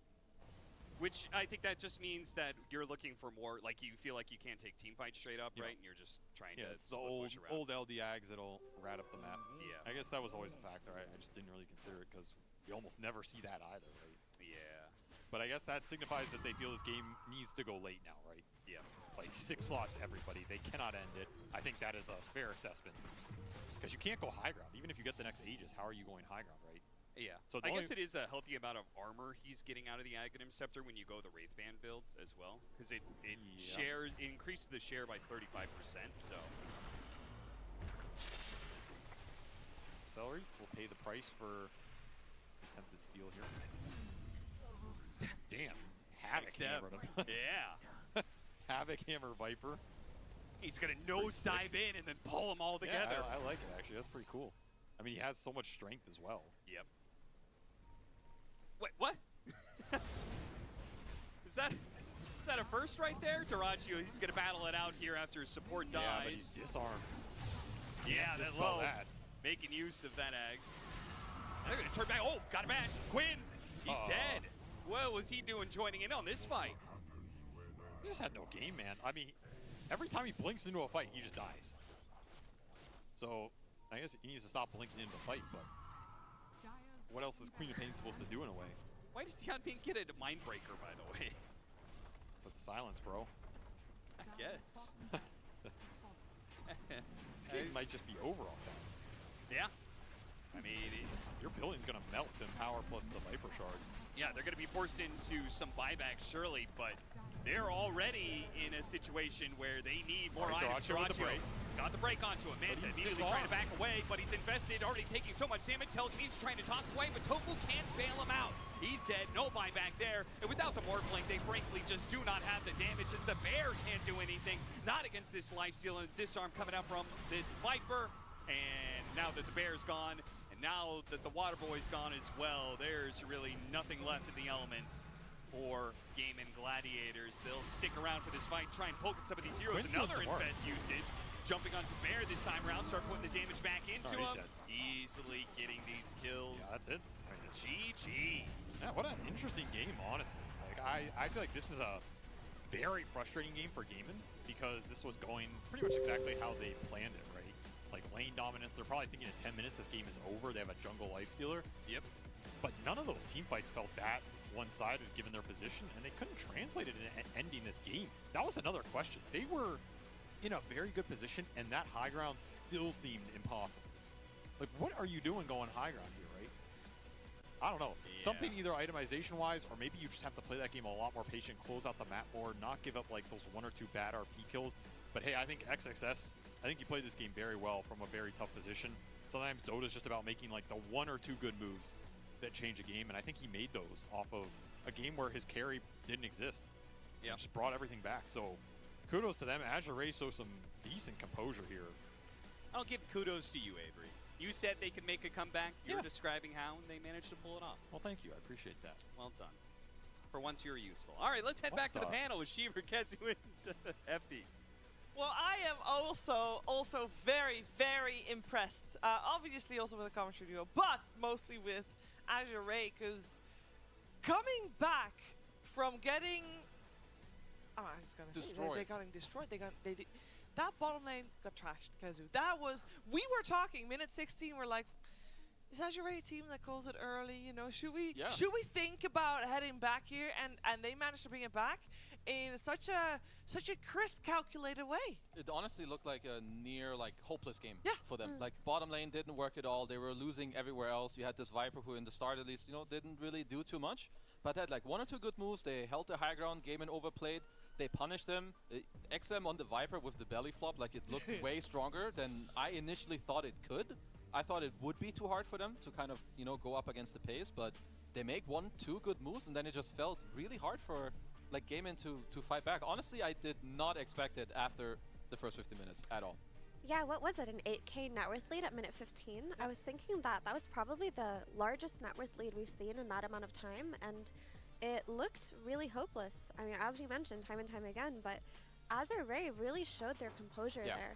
Like in a situation where I think most teams would have given up, they made it happen. I would just attribute it all to actually finding that kill on Morphling. He perfectly following in a way, like silence into the dead shot. А топ-геймер сразу сказал, морф говно. Вот оно, это говно, кстати, доказалось. Супер хуя. Ну и чувак на нем играет уебищно. Вот.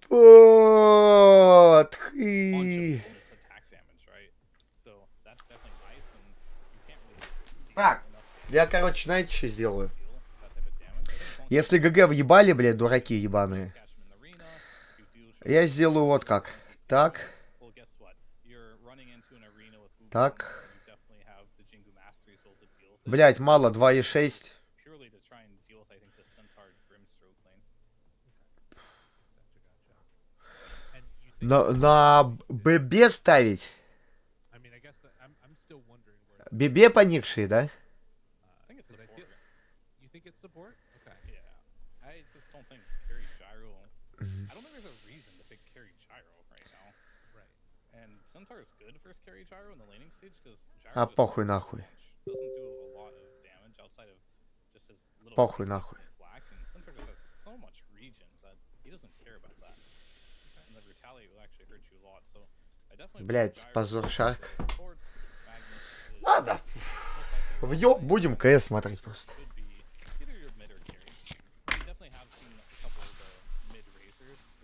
Клава охуенная. И клава, коврик, наушники.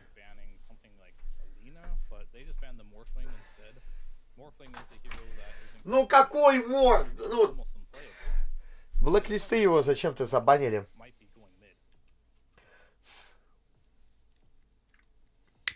Want to get the morph out of the game because if you steal the static link and go on the Razor, you're basically just nullifying each other. And then Razor, who doesn't steal damage, doesn't do damage, right? Геножопа, Дурфидл.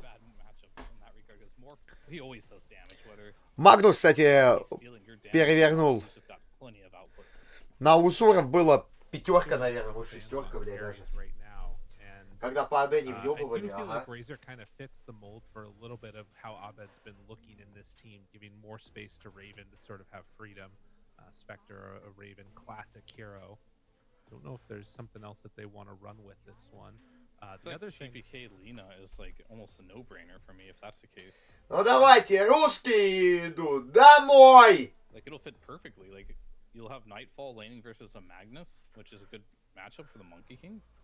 And the Monkey King is a hero that is a bit more active and not greedy, so you can easily fit a greedier mid into the equation. Да он муха сидит, сука, ебаная. That could be like a good answer, and we've seen like Lina can also one-shot Razor, as we saw in the later series, and they're just gonna take it away. Okay, so that's like something they thought. Они не забыли додики. They're gonna be a carry Razor now, and they're gonna throw Lina in the mid lane, and this is the issue with the mid Lina. It's like you can't counter this. You cannot punish with this hero.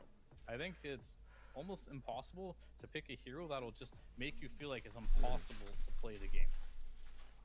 I want to see what the vibe is right now. A lot of talking to try and figure out what they want to run mid against Lina.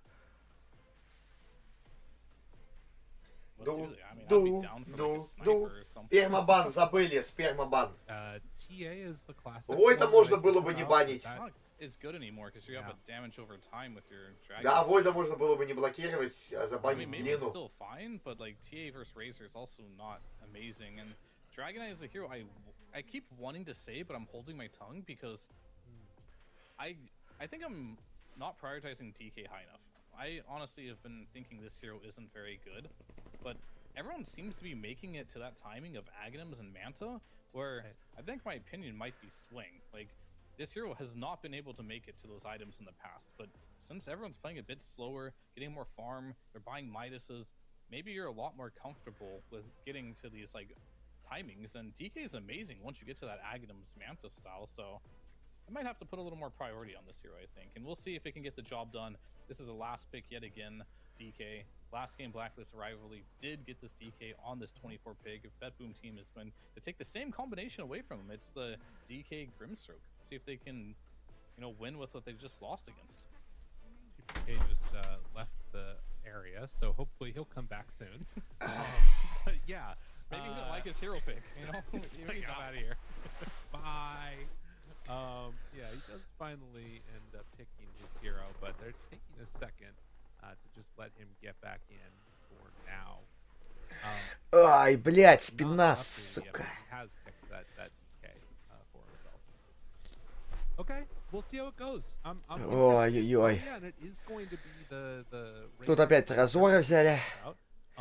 Feels like, at least at the tempo Сука, that, feels like that в could be a спину bit of a отдает. tough one against Pure playing this Centaur Warrunner. I feel like Наверное, потому что я чаще всего в позе лотуса сижу. Yeah, it's definitely possible. I think our play is going to be mainly making Carlo feed, like if you can make it happen. because this gyro is very susceptible to dying to the Centaur plus Grimstroke. I mean, honestly, even Razor can die. This matchup is 100% going to be about. Бля, в поясницу прям сильно так трахает. I think if they both teams played 100% capacity of the lineup that they have or lane, Blacklist rivalry should come ahead with the Razor and Gyro. But we've all seen mistakes happen in Dota 2. Ну, здесь Пандарен еще. Mistakes can snowball. Противный. Especially when you're playing like heroes like Carry Razor. Yeah, no, it can very quickly feel like it's getting completely out of control. And, you know, we'll have to see if that does indeed end up happening. А что у них за поза такая? Кто эту позу диктует? Ручка в ручку. Блядь.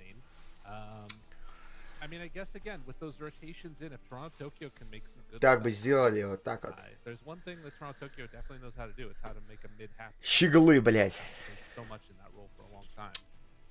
Yeah, for sure. And this is definitely the best game to do it. This is the polar opposite of game number 1. Well, it's actually number the same. 1. Just using black, this like kind of heroes. They have the DK mid. They've got the position. Ну, Гимля. Than Chantress, they have the Chen, which is a similar type of summon. Вот это опасен. And Abed is going to be in that. Позор. Ну, позор будет урон. Ну, я уже предвкушаю. Там и Лина его контрит так-то макаку. Геножопа тоже ракетой. Yeah, I think so. The other thing that's going to be interesting to see is like you have Abed that's playing, or rather Raven playing on a hero that's really happy just like running in and making stuff happen, right? Like I can see a lot of ways in which he might just make the move in and, you know, set up for a big RP to come out after the fact or what have you. I think the thing that I'm really happy about in this game, and we haven't got to see a ton of, is I think when Gabby was playing his best last year, when he was playing together with Entity, it was on these big Хускара законсервировали. a couple of other heroes that could run around and set things up, and then he comes in for the finish. So I think that Gabby is set up for a decent amount of success in this one, looking to try and find some big RP or skewer plays. Yeah, for sure. And I think if you are set up for success on a Magnus, your team is set up for success because this is a hero that does really well in the right conditions. And the conditions Right in conditions. the game, getting your item timings is when this hero does super well. When you have a rough laning stage, things can get a bit dicey. But I will say in this particular game, neither offlaner is set up for success here in the laning stage, because you are playing a Magnus versus Monkey King, not particularly a fun matchup, and you're also playing a Centaur against a Razor. Both carries decided, nah, we're not going to be the hard carry this game. We're going to be one of those lane dominating type of heroes that wants to shut down the enemy offlaner. And it was kind of like a different story in that last game. Last game, we had the offlaners trying to shut down the carry in the laning stage, and the carry is playing more of that greedier farm style with like the Naga and the Alchemist. So it's cool to see teams being versatile and kind of just showing you what they can do and that they can play multiple different styles of Dota. Waiting for GPK to get back. He's preparing for it to be a very long game, I would imagine. As I don't. That's an unfair advantage, though. Like, it's a good one point, man yeah. gets to like empty his bladder and freshen up. Like he's ready for the long haul. Unbelievable. Yeah, it's gonna be an interesting one to see because I feel like, I mean, granted, there's a chance that somebody just gets completely stomped out here, but I have a feeling you're gonna be playing until the very end for both of these teams. The call comes now to get underway, and the game will begin. We are into it. One game, one team is going home. Who's it going to be? We'll find out in hopefully just under an hour. Who knows, though? Maybe we'll go past an hour for this one. I mean, Будет лольно, если на Морфея эти победят. I think like we in a good way, right? Because like these, I actually. Блять, заебало. We get these tier 5 neutral items. But it is going to be one of those games where there's a lot on the line, and you often will play a bit more passive, right? More conservative, because you don't want to lose. So if there is potential for a game that will go super long, yeah, I think this one could do it. There's a Magnus in the game, of course, which always leads to some really interesting late games. Hard to go high ground versus Magnus. Ooh, not bad in Nightfall, the little tips. Former teammates, right? Yeah. Yes, they were. Of course. Back on Evil Geniuses. Back, way back when. And now they meet each other again here on the group stage on the verge of being eliminated. There's also be a little tip between GPK and Gabby. I don't think those two are teammates together, if I'm not mistaken. Gabby and who? GPK. Oh. No, I don't think so. I think Gabby's only played with one team from Europe. The battle begins. So, bounty runs. Looks like it's going to be a trade-off of 2 apiece. Everybody heads off to their respective areas. And I want to see how well this mid lane matchup goes. I mean, GPK and Abed, 2 of the best players in the world at their respective positions. You gotta imagine there's going to be some sparks flying. But Lina versus... Я так смотрю, вынюхиваю. Am I crazy for thinking that? No, it probably will be. I really like how Abed didn't go for the stun build. We saw that yesterday where XM went for stun and tried to crush a DK, but instead was unable to. За светлую сторону начинает, да. I think just now that you have a damage over time on your Q, Член у них в команде. Декамит против Лины. Тяжко будет. Ну, типа, задувки всякие. Не добил. Без моба... А, с моба забиралкой. Он пошел без моба забиралки, это Лина без моба. Something to watch for there. Does get a courier kill already on the save. Ooh, that hurts though. Holy shit. Not getting the last hit off of using a nuke for Abed. Very frustrating. GPK so Bam, bam. this laning stage as well. We'll see if he can keep it up. It'll be very difficult, I think, for him. Бац, to do поймали. as well. And Хускара. top lane. Ну, Леон-Хускар. Fighting off more than he could chew a little bit. Save too. They're taking out. Терпило на ББ. Получили на верхней вещи. The good thing about being a centaur in a lane like this, though, this hero has absurd base HP regen. So he's gonna get up to his full HP a lot faster than you will. So making trades like that isn't so bad when you are playing these type of heroes that have high base HP regen. Yeah, absolutely. Keeping the lane in a decent position for himself, at least for now. There are no pulls yet used on the side of Blacklist. Ставка, да, And есть. of course, down bottom, Toronto, Tokyo playing together with Nightfall, trying to keep Tim's back. They're winning a little bit. Ooh, up top, enough? Yes.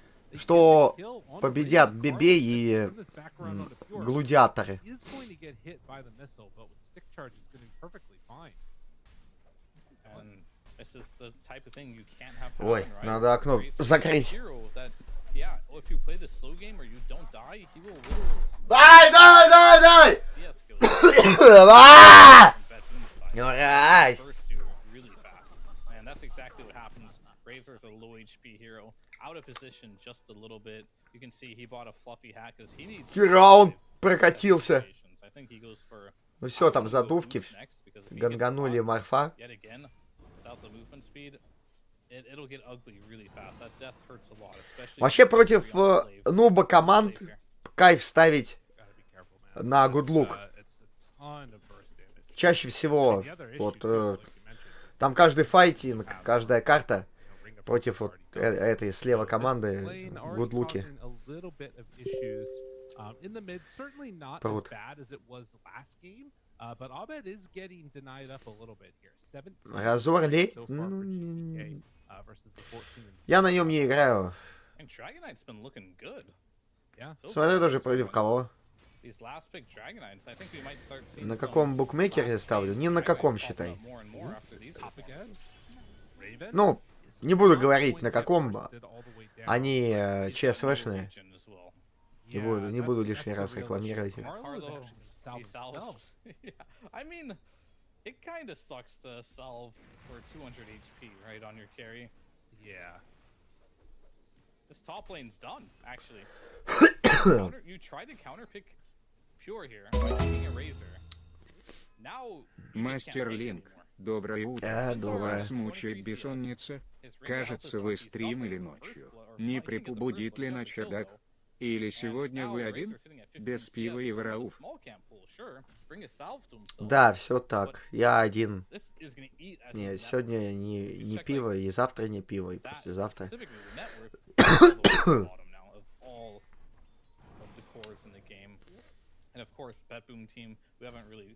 Кишечнику жопа. Сколько можно пить? Я хз. Ну, очень многое. Так, ну, не каждый пьет. Конечно, не, ну Дон Симон круче, понятное дело. Ну, литр пива, вот Вано, да, покупает себе литр пива, там шавуху. Я 1 литром никогда не ограничиваюсь. Это вот столетия тому назад, когда я еще был такой толлер был развит. Точнее, не развит. That is like an instant break of a link. Like I don't know if I've seen that before. That's crazy. But either way, you see these trades, right? He just used them right away. Raven doesn't have the HP region. As Centaur, he's sitting at 13 against the 5 region of Raven. He's down to trade all day. That is really good start. And this is a hero that you sort of depend upon to be winning in your laning stage. Но They're going. They send them on in. замедлили 2 замедления. Хотела стан дать, но не дала. The Inkswell into the easy kill. Things looking quite good for Betboom. 6 minutes in, already a 2,000 gold. Блять, ну, Бебе, ну победите, блять, вот эту карту. И гладиолусы. Адекас видел.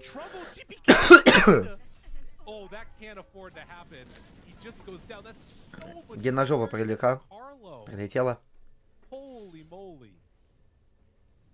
Definitely a good kill there from the supports, but Lina didn't get a part of any of that action. So yeah, Carlo will definitely get a lot from it, and that might later down. Мне азотный пивас нравится.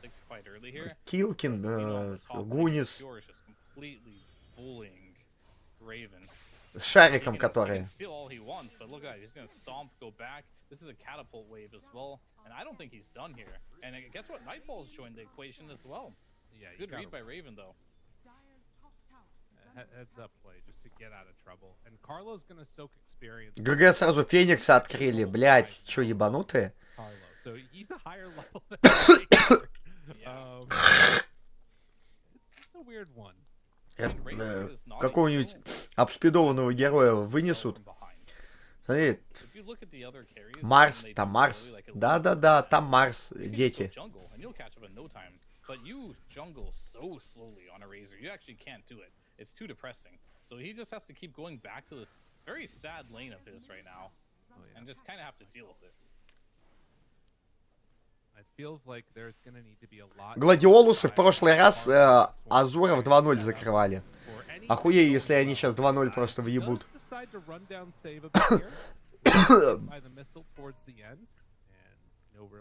Я заебался кашлять. Сигаретки, мокротка. Член поймал. Летит ДК.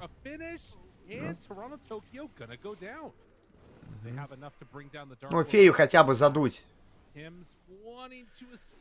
Бам! Членом. Членом по фее.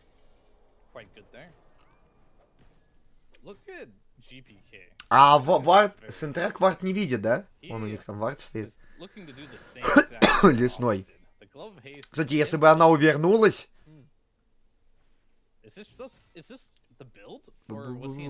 Фусипулбус. О, врущий король, Чен. Нормально. Блять, опять Чен? Вы чё? Блять, 2 команды, на которых я поставил, они берут одинаковых героев все.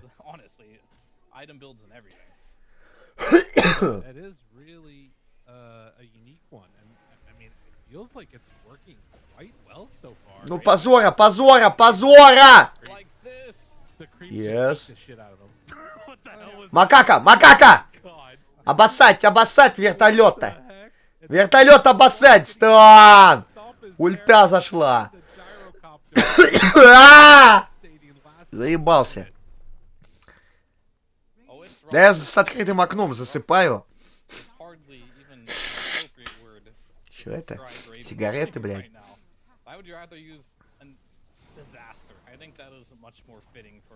Фу, блядь. Задунаил от та вышку.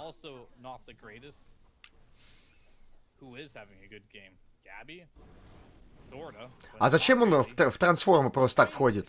ДК. Без дела, без дела. Ой. Коза. Ответочка. Хорошие наушники.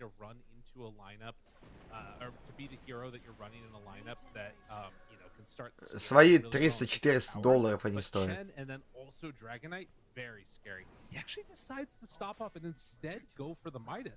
So he is swapping up the build in the middle of it, feeling like maybe he doesn't need to play as fast. We'll see if this. Да, пацаны, медасик там, медасик. I mean, it's gonna be a while before. Оля, тут война вообще. На 6000 преимущества у них было. Против спиритуэлов.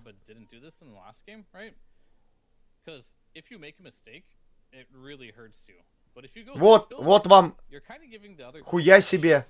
Там даже больше было преимущества. Тут, типа а-ля Team Vibe какой-то. Ща Марфа обоссут. Наверное, обоссут. Ну да.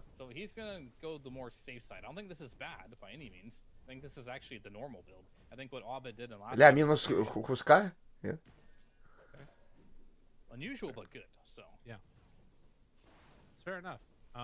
Бля, я охерею, если вот эти челы выигрывают, просто пиздец. Ну. Охуеть мой экспрус, который уже не зайдет. Там я наклассал, блядь, победу ГГ нахер. И ничью вот здесь вот. Вот тут вот. Ой, вот тут вот ничью. Ну, не знаю. Обидно будет, блядь, ГГ ебаная. Пускай это выигрывают. Сука, опять Гуля. Гуля их уже трахала, они ничего не понимают в этой жизни. Давай, Марфа, выкатывай, блядь. Дегенераты, блядь. Обоссали ДК. Ну, с полярой, да. У Лины ультимата не... есть, он есть, да. Дагер появился. У Магнуса.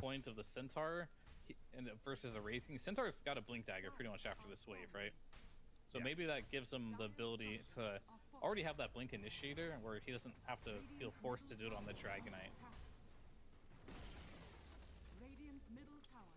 Definitely going to be scaling. Raven is still broke as a joke. In the meantime, it's Toronto Tokyo that's just been kind of AFK farming while the rest of his team runs around and makes stuff happen. Надо, чтобы вот эти победили и вот эти вот. The timing for that will be really nice for them. У них уже 1К преимущество, кстати. We talked about him being the one hero that can actually do something in the game, and he did something pretty big there. And we'll have to see a couple more plays from him, as you mentioned, Raven so far behind. You're trying to bait out a stampede here, but they won't get it at this point, it looks like. As Lina makes the move over, decides not to chase as the Hasterin wears out.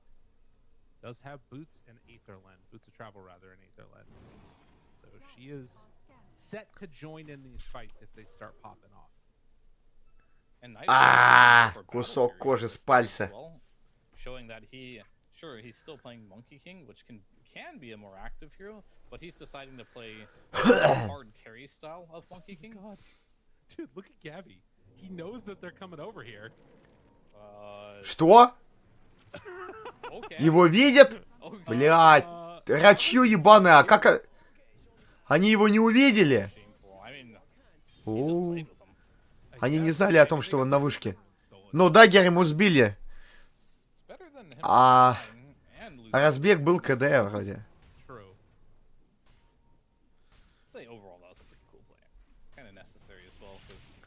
I don't think they had any Стаки, business taking this стаки fight. бьют, Grimstroke was стаки already бьют. set up there. Centaur had the blink dagger. That was his blink dagger reveal though, so. Ну смотрите-ка, вот тут морф вообще, блядь. Батяне по Адене. Ну, знаем морфов.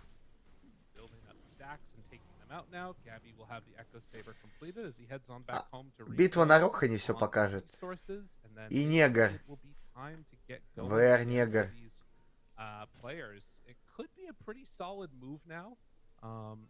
Looks like Razor's just sitting with the Mithril Hammer a ways away from a BKB being completed.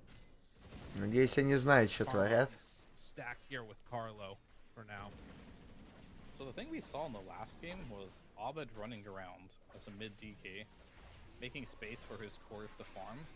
And it feels like this game, Pure is going to run around, and GPK is going to farm. As he just hit level 12, he instantly popped his ultimate and started to hit creeps. Южноамериканцы стали лучше играть по сравнению вот то, что в первой было. We'll see if it works out, as they want to defend the spot lane, if possible, rotating Pure and Nightfall. По одному единственному графику, где они победили против Бибе, там примерно такой же график был. Равноправие. Лену наказали в попку.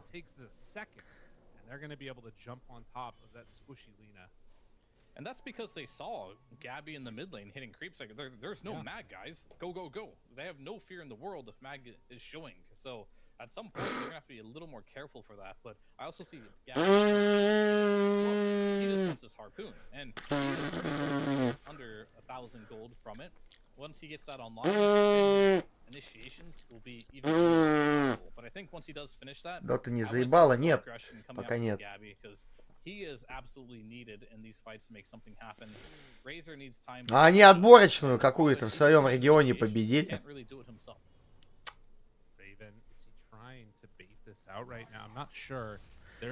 Сукры-то выиграют? Я думаю, да.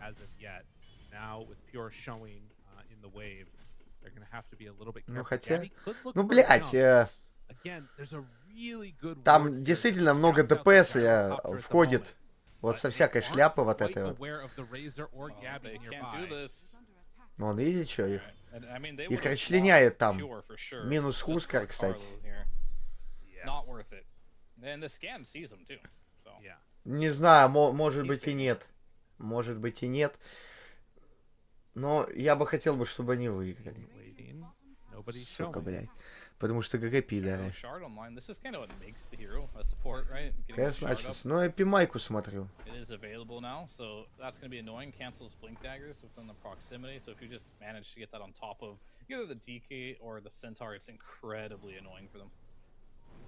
Might have seen it. Oh, Centaur, he gets away. Maybe. TPing out. Gyrocopter not chasing all the way in. Oh, that's got to be frustrating. Я со второй карты ворвусь, наверное. Я потому что доту смотрю пока. Fresh BKB, he's going to be much stronger in this situation here. And now he can join the fights. One of the biggest problems with Monkey King is until you get to a really big defensive item or you're just really far. Ну этих лейт 18-19 тысяч морф. And with a BKB against the lineup he's playing against, it's not so easy. И он, видите, Сильвер собрал, Монта у него. Сейчас Сатаник делает. They're probably talking about it. Like BKB's online, maybe we can smoke up to the dire top side and potentially do Roshan now. It'd be really good for them if they want to make that move and they can get away with it. It is still a little bit scary playing. Но понимают, что Равшана сейчас будут фармить. Наверное, не будут принимать бой. Хотя... Но Морф идет первый. Сейчас на Хускар наткнется.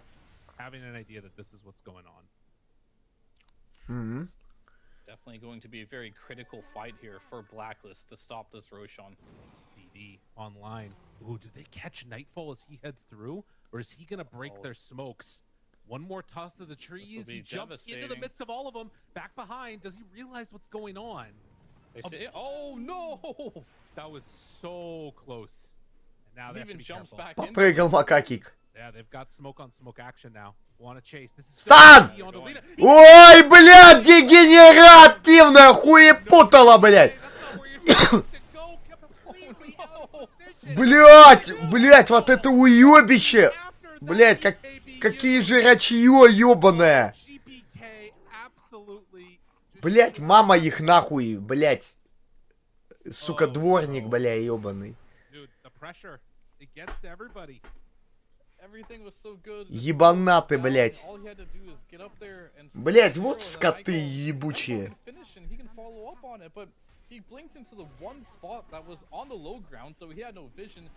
Блядь, придурки. Макаке надо было прыгнуть.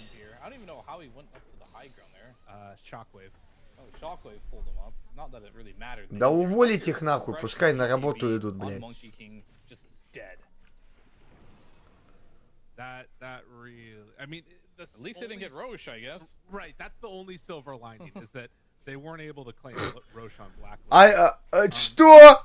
8-7-3? I think it might just be worth it to run down there and take it, right? Что, блядь? I think you should definitely keep being aggressive. It's hard to say after that. Like, do you mentally? О, блядь, они, короче, блядь, пиздец. Уебище. Screw that, guys. I need some more creeps so I can win this game. I know. God, that's such a big turnaround too. Недавно интервью, ну сегодняшнее или вчерашнее было, что вот эти тиммейты, вот эти вот тиммейты отдали этот большинство выигрышных игр просто хуёво сыграли, типа из 4 сыграли 3 хуёво, блять, одну более-менее. Like, his creeps, all his auras and stuff, they have an expiration date. Especially when you're playing with so much AoE. Like the Gyro, Magnus, Lina, Dark Willow, even Razor with his nukes. Like, ну вот самые сильные остались в живых. Пиздец, как он заебывает, да? Да, пацаны? Как же этот камушек выебывается? А тут морф.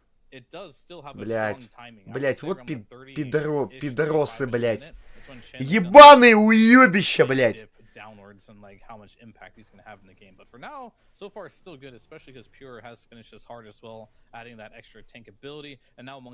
Пиздец, 6к преимущества, это, блять, это ничего. Блять, это пиздец, нахуй. Суки, блять, на ГГ.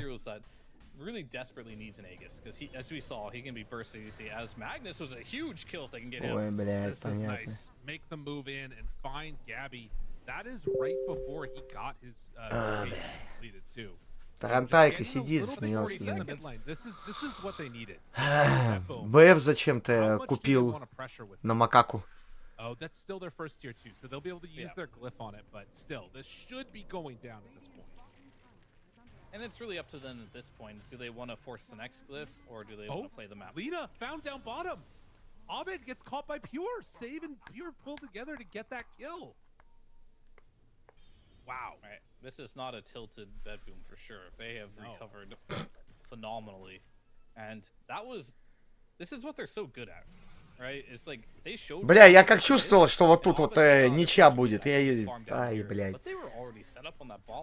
Ой, бля, сука, пиздец. You just have to not make mistakes here. You have to go back if you're bet boom because you have 2 heroes in the bot lane. At least you need to go back to the gate.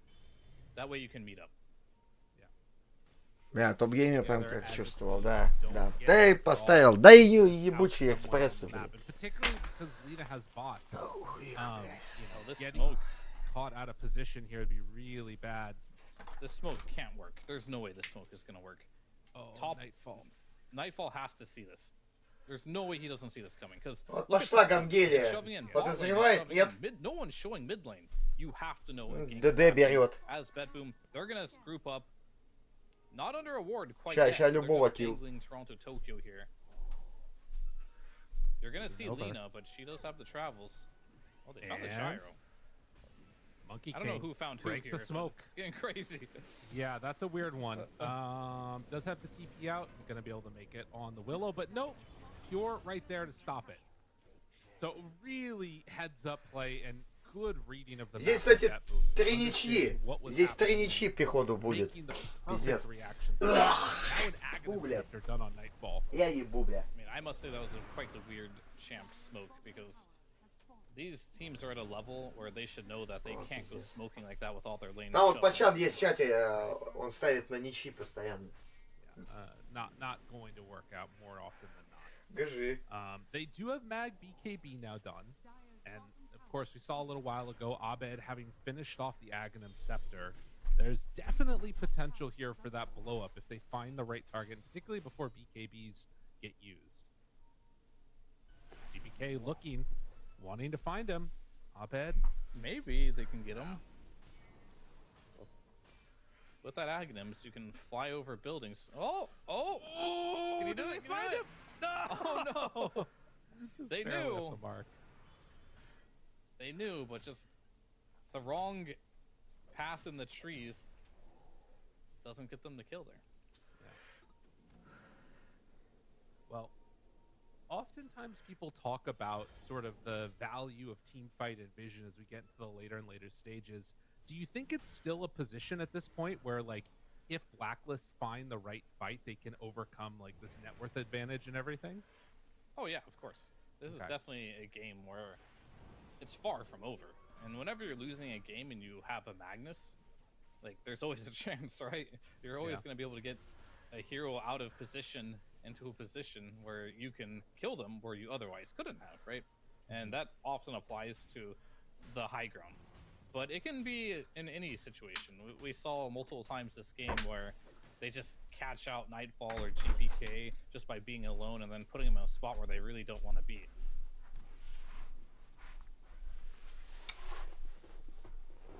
Headed down south. Still really good vision. Эти in сейчас this закончат area, уже все. For Betboom. A similar type of scenario that we saw in the last game. Manta Aghanims now done for Dragon Knight at just about the 27-minute mark.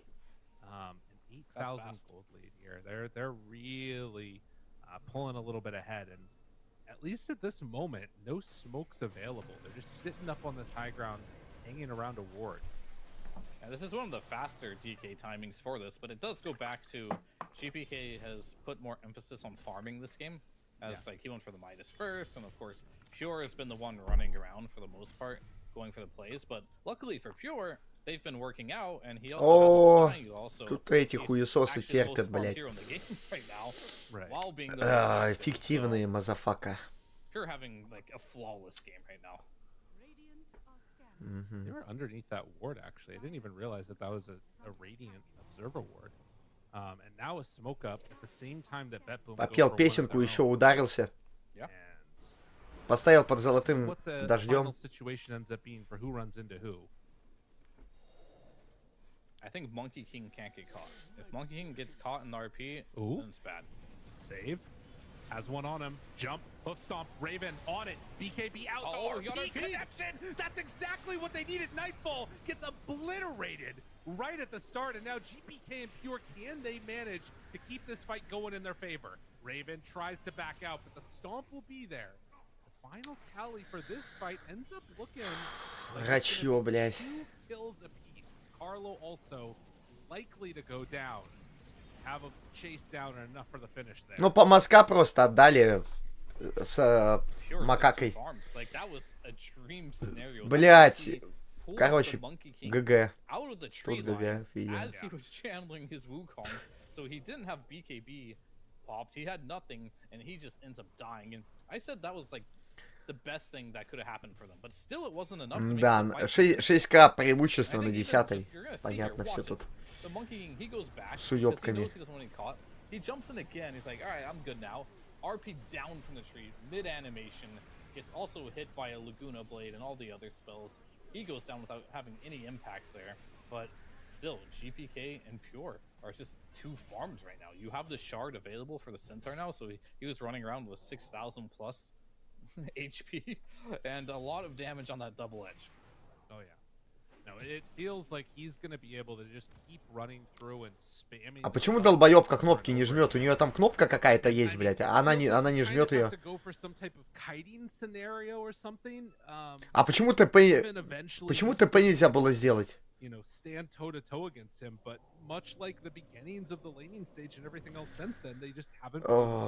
блядь, жестко. Жесткие пидорасы. А, тут что-то откамбэчили, кстати. I really think Nightfall has to be way more careful. There's a lot of room to chill, right? Yeah. The TK illusions are gonna give so much vision. Pure is gonna give so much vision. Only thing that he can do that will kind of jeopardize his team is just dying a bit early, because he is squishy. He is very, very squishy. He just has to find the Magnus and not let the Magnus find him.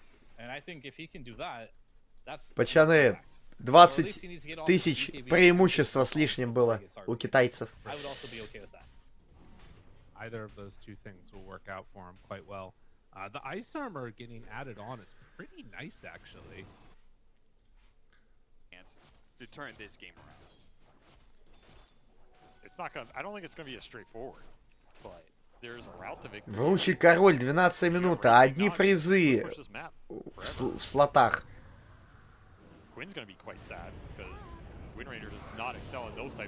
Масала, все, никуда ты не уходишь, блядь. Плюс интеллект Салу. He just wants to keep finding more kills, I think. He wants to keep that threat in his back pocket. I mean, I think you're supposed to Reaper him there, but, you know, to each their own. He's going armlet on Ace. That's tough, man. Like, I mean, I don't blame him, because how are you ever going to get Radiance in this game? But it's going to be a very late armlet, and armlet's just not an item that functions from a late position. Yeah, it's tough. So you're going to have to get a team fight at some point going. Centered around Egg and Reincarnation. That's your best bet. Like, sleep to destroy an arena or something. The finals. You know, way out of rage and then turn it around. Off Like Shackle or powerful Wind Ranger ulti. Maelstrom for Quinn is also going to be like their Ну biggest. это как World at War. Yeah, and he still has Reaper, so he can save it for second go around here. I mean, А чё сын хуйни делал здесь? Что он здесь делал? Чё, вообще ёбнутый? Блять, просто я не знаю, а нахуй он тут...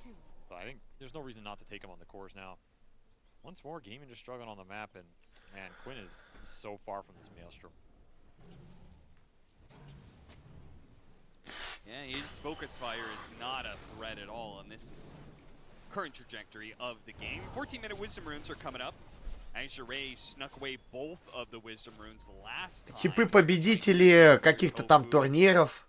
Tofu, are you not going to try and go for it here? Вроде. To defend him, I guess he can. Nice shackle shot though. Damage being put on Jin Q is not. Хороший ульт, гандон, блядь. Отменяй, блядь. Тимвай, блядь. Нага терпилоида, блядь.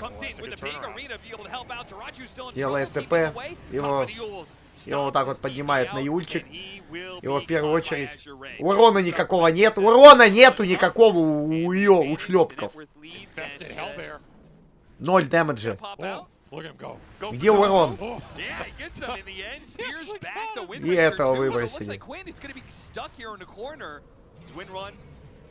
Lasts just long enough to get him away from low. Still going. God, yo, low, chill. I know you were in the jungle last game, relax, but like, bro.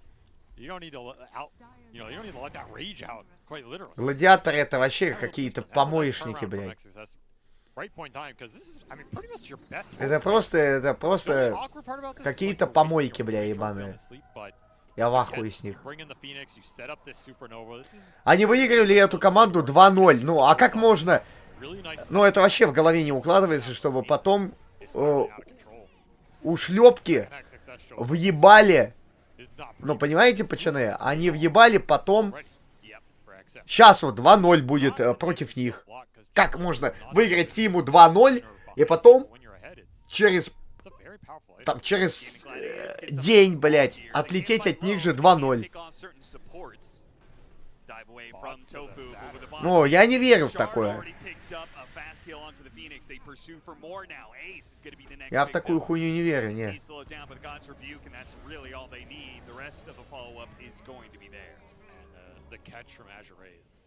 Come together really nicely in this game, making sure they get the extra kills so this game just can't get ratted out, right? Because if you take these fights, you get like one support kill, but Duraccio or Ace are shoving both your side lanes, you're not going to be that happy.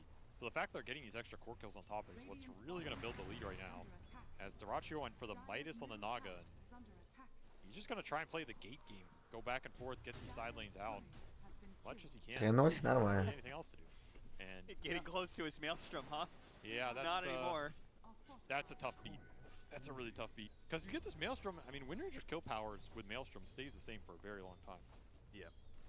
You know, you'll kill Jin Q a lot easier than without it here, and coming in from behind, and they will collect that kill, but can they get out without losing anybody? Зарезали девочку. Не знает, что... Delivers the spear of justice to Quinn. Man, XM, I really like how his itemization panned out in this game. I mean, maybe it's a bit easier since he's this far ahead, but like, this just looked really good versus the Wind Ranger, right? The shard to get extra gap close, and then Yule's dispel the Winter, and he comes down, and he's just insta-dead. Yep. It's been pretty nasty here. But this is some space for Naga. You get a bench kill, you get some rotations out from Azure that are forced, and I mean, it's gonna let the Спалилась. Макака спалилась, блядь. You're gonna give up some kills. Стан опять в дегенерата этого, БКБ не нажала, и у него нету ничего. Юзует манту.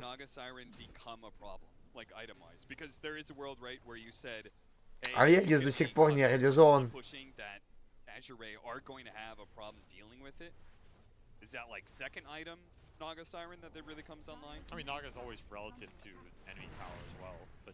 Ни одной вышки не снесли гладиолусы, ни одной вышки.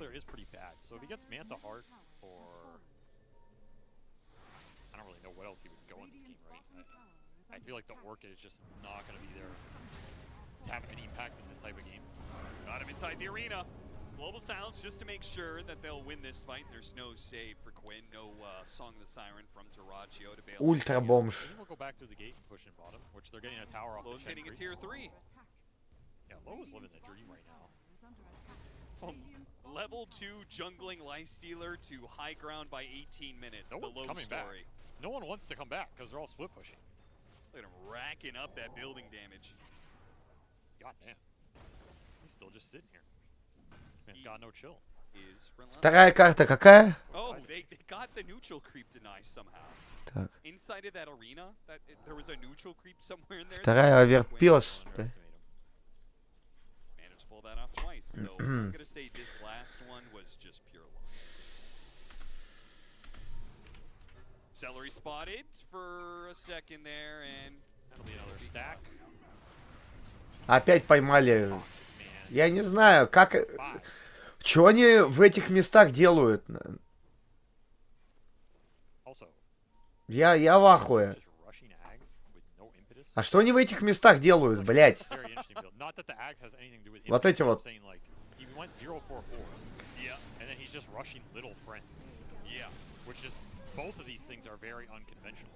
Да-да-да, топ-2 инта. Фиксируем.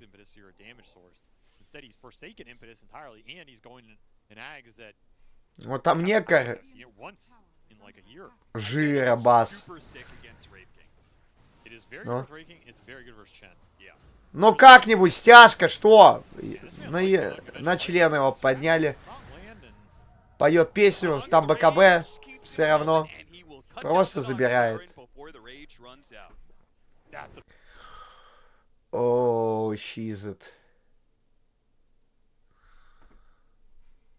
Mego, nice stun, disarm for the moment, doesn't get the roll up, gets taunted instead, mid one, he's gonna get blown up, his buyback's available, but you got the Pangolier, his buyback's gonna come through as well, looking to finish off Yamich as he's taking a lot of damage here at the moment, Chrysalis PKB force in the mid lane, but they will be able to grab the Tusker as it looks like Dark Mego combined with Knight having the chain CC, wait a minute, no, he gets the blink, he's out, but you caught Puppy on the backside, so you get something, and boom, will TP to safe.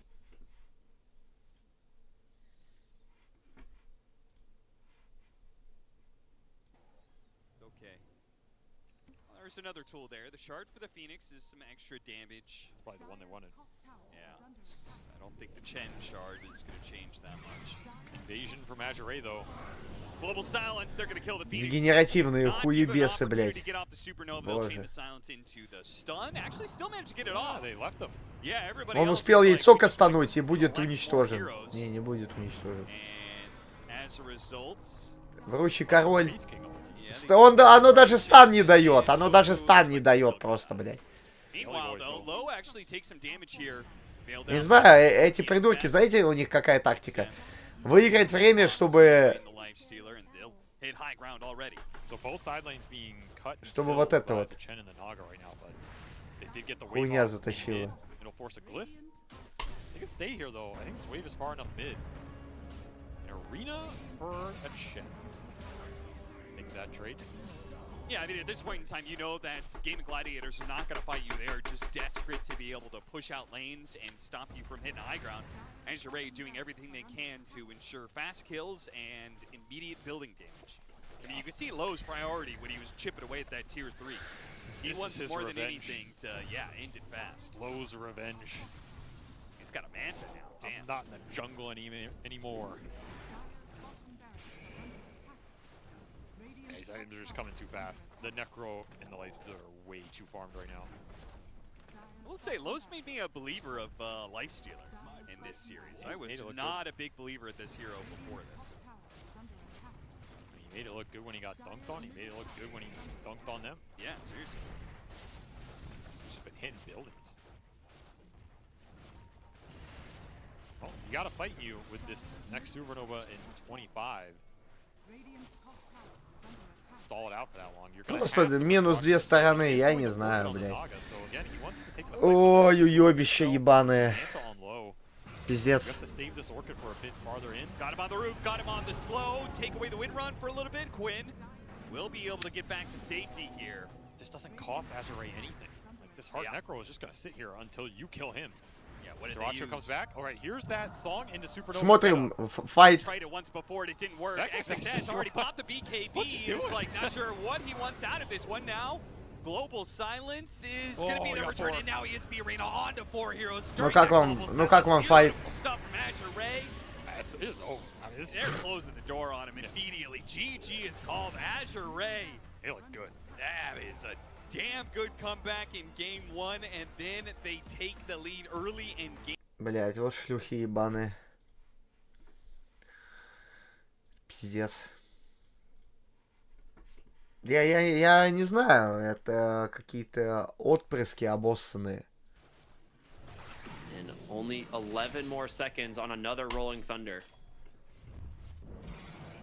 They smoke up immediately. I mean, there's no fortification on Secret. They can't think about 2-0 выиграть команду, а потом 2-0 просто в лайте сливать. Rolling Thunder just thrown once again. They're looking for an opening. Panic comes in. He finds 3. That might not be the target you want. As Chrysalis is going to chase him down with the Hex. He finds the kill, gets on top of Oscar as well. The Lone Druid getting ripped apart. He's fallen as well. You get nothing. Чё они там вдвоем Oscar, I делали, guess, по but- факту?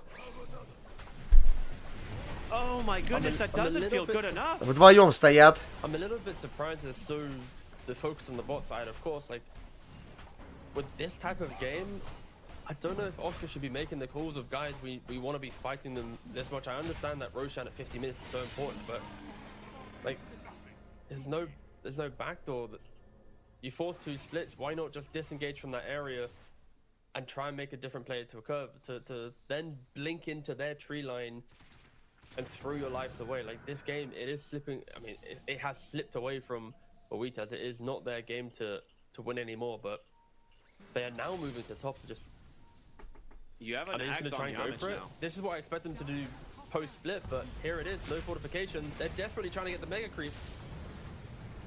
I mean, they can kill a Tusk, it'd be great. That's going to be the BKB. Lumiere is just going to pop his refresher, try and finish off the racks. The It kick, the survives kick. just They have no barely megas. thanks to the kick.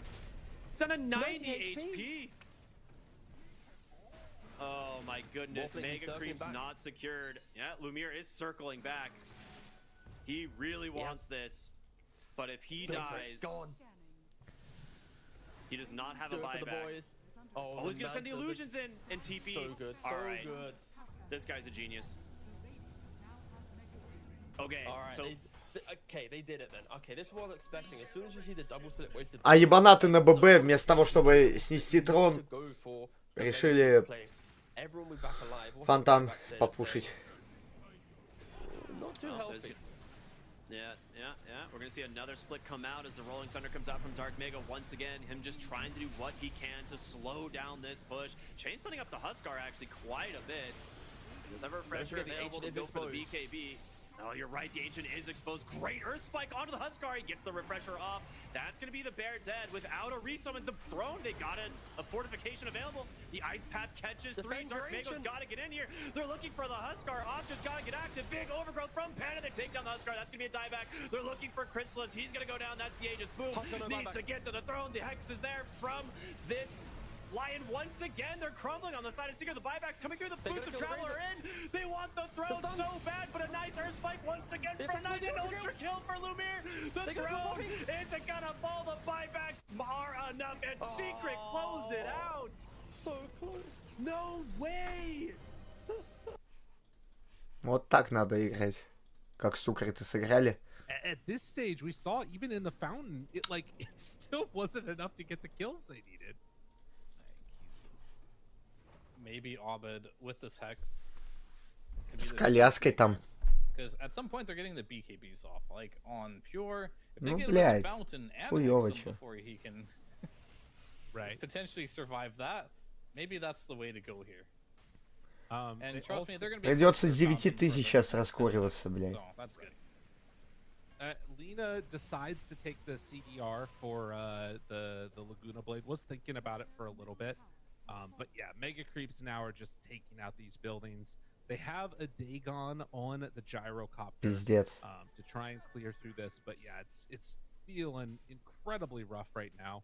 And in the meantime, BetBoom, what more items do y'all need? They're just gonna sort of farm it Да, out for тупицы, at this бля. point, it feels like. I think there's one item that could be beneficial for them. What's that? It's Aegis of the Immortal. Okay, fair enough. Maybe a Wind Waker. Well, they are smoked now. Вот там к спросу моему точно одному пизда придет, потому что там G2. На G2 они проебут. Еще ничего не зайдет.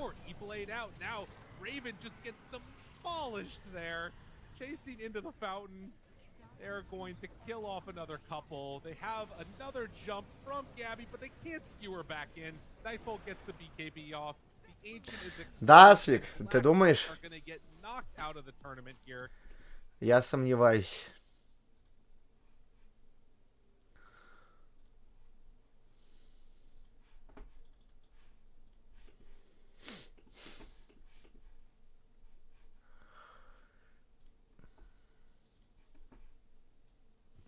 Everything's just like that could go wrong is happening, right? He hits the shot and it's of course in the leg. Like had to be the leg shot.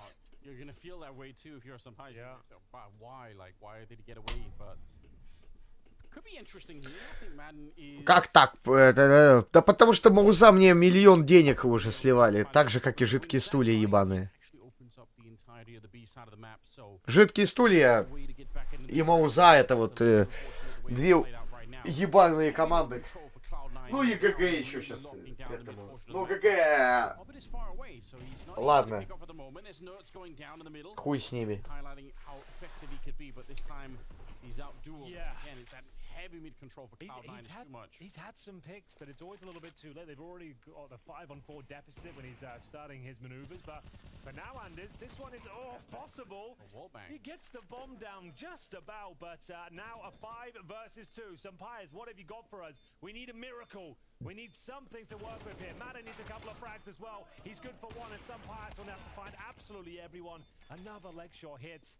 And unfortunately, the bomb will be defused. I'm trying to find any sort of silver underlying narratives here as to how they can bring this game back to life.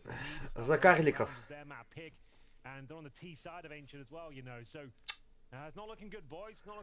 Пиздец, я вам если покажу захватом экрана, сколько тут въебано, вы просто посидеете. Я даже... Ой, я даже не буду этого делать, честно.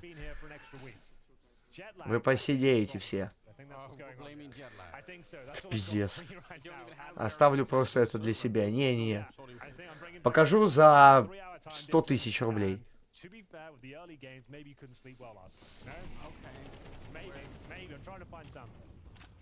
Bringing out all the copium that we possibly can, Henry. It's inhaling it. We're not even through the first half yet, and we're already there. I appreciate it. Oh, look at this. Nuts. Нормально. Снайпер просто без прикрытия. Even better, a third kill. And it's Sunpire's left to try and battle his way through. Another 1 versus 3 on his shoulders. 1 vs 2. Сколько там? Ну, блять, в первый день было 200 тысяч, во второй 160. Сейчас осталось 9, вот и думай. Ой, 160. 9, ну, да. 9 осталось. So like he's hoping to find a flanking CT, but they can just enable a pretty strong crossfire here. Watch that bomb.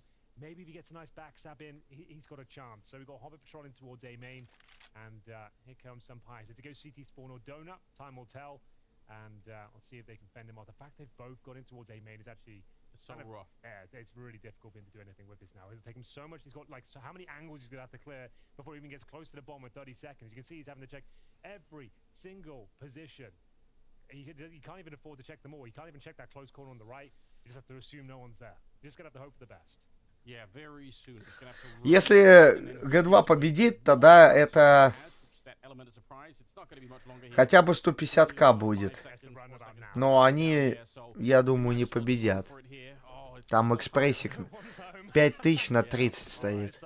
That's the problem. Like it's not like he played it wrong. There's nothing you can do in that scenario. It's a very good call from Cloud9. Deny him anything at all. He gets nothing to work with. He had no time to even pick up the bomb. Like some players could do nothing with that one, unfortunately. And their woes continue here. Ents can't really get off the line as they got those first opening couple of picks, and Electronic with this beautiful play. That third shot, God. Oh, that one hurts. It stings. Yeah, Ents. Mana's not happy about it. And just when it felt like they'd broken through, a nice A split, they get absolutely dominated once again. So smoke towards the red room, an old classic. And we've got some Pious trying to just make it work here. They've got a round number 12 and there's blink and you miss it. And Axel's got another opening pick for the smoke. Like, what can I do? Like, at this point, like, I don't know what to tell you, ladies and gentlemen. It's all gone wrong. The wheels have come off. And the flashbangs are very, very effective. Not another kill, surely. Yes. Wait, come on, let's go. Get us another round. So close, but the Galil did something on the other side. Electronic still able to snipe away a kill before Nerds comes on to play. He's very low on health, but in the meantime, it's caused a bit of a distraction. Madden's made his way deep into the back line here. Surely, oh, hold on. Boomich actually saw that. He should have been dead, but he comes back for the headshot anyway. My God. You got to wake up pretty early in the morning to catch Boomich out. And unfortunately, not going to be the case here. Diha, last round of the half, 3-on-1. А как это вот в доте понимать? Тоже.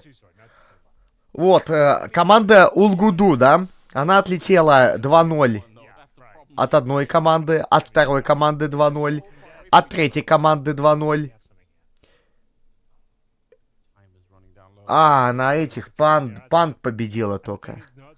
И у Тундры, блядь, хуёвый. Одну карту забрала.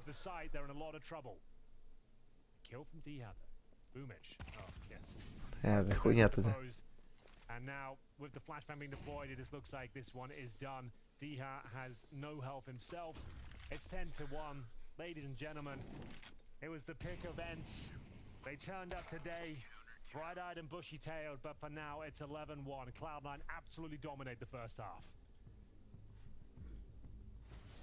Oh, oh. Oh, oh. I'll be back. At last, we're bringing a distinctly London feel to Counter-Strike. The sights, the sounds, Bingo, bango, bongo, bish, bash, bosh. and the pageantry.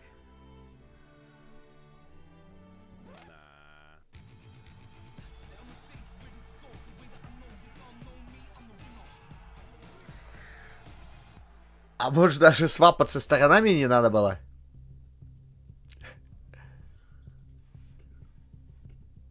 Или они уже закончили? А, нет, они не закончили. Кумин куб.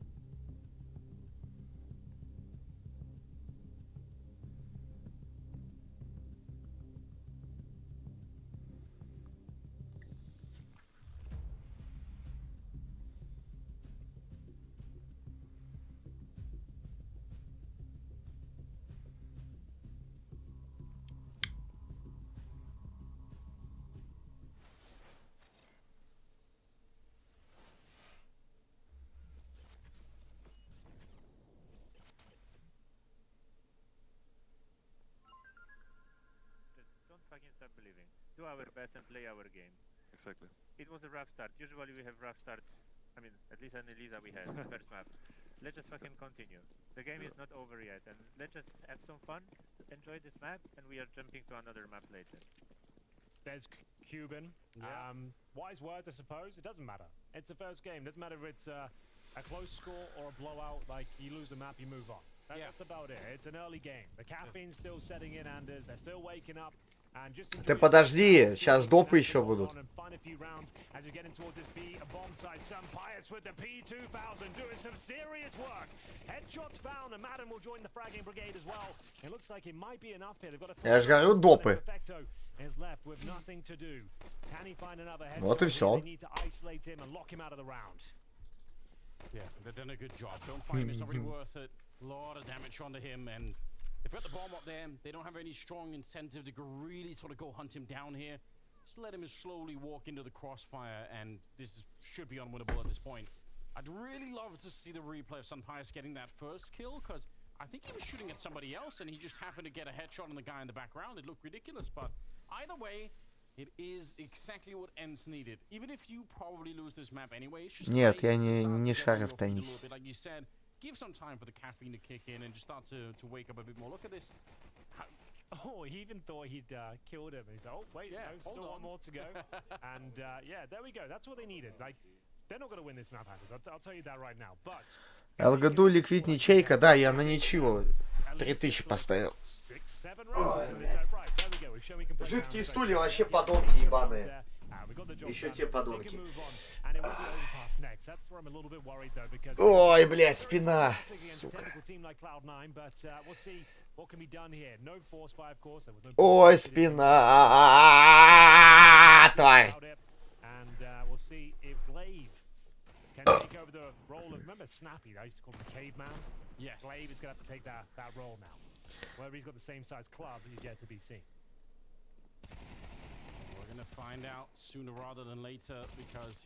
Касабланки, как они так стреляют, не попадая? That's a start. Taking out Axe out. You want to see that? 3 versus 5 now. And Madden's on the other side, so they managed to pull off that pincer maneuver pretty well. Yeah. So I want to keep these ones clean.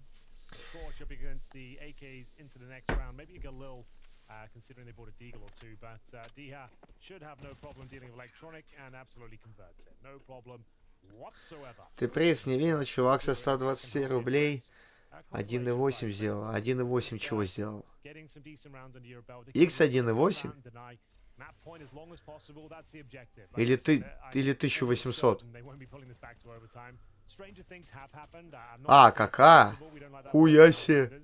No, we try not to. Try and avoid it. We're learning, you and I. We always kind of put our foot in it sometimes with that sort of verbiage. We're living in fear of the potential HLTV or Reddit thread where someone. I know. Мощно. Oh, someone ever talks about it. Why how could I ever live impossible? with myself? How could I go forward? We are going to see a technical pause, so no chatting, I'm afraid. Just keep him rolling his eyes. Like, Он там в ахуе, наверное, был с последних событий, когда. For him, probably an audio issue, I would imagine. First game of the tournament, of course. Boomich just getting himself comfortable. He's had a great showing so far. If you're just joining us, it's an 11-1 first half. This is the opening game of Blast Premier World Finals 2023, live and direct from Abu Dhabi. It's a nice place to be this time. А ТБ, кстати, закрыли. Пентюхи. Да. ТБ тупо нету. ТБ нету.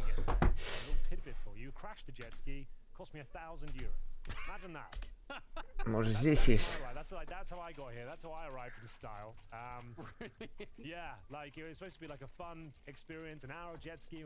Да. Нет. Первое.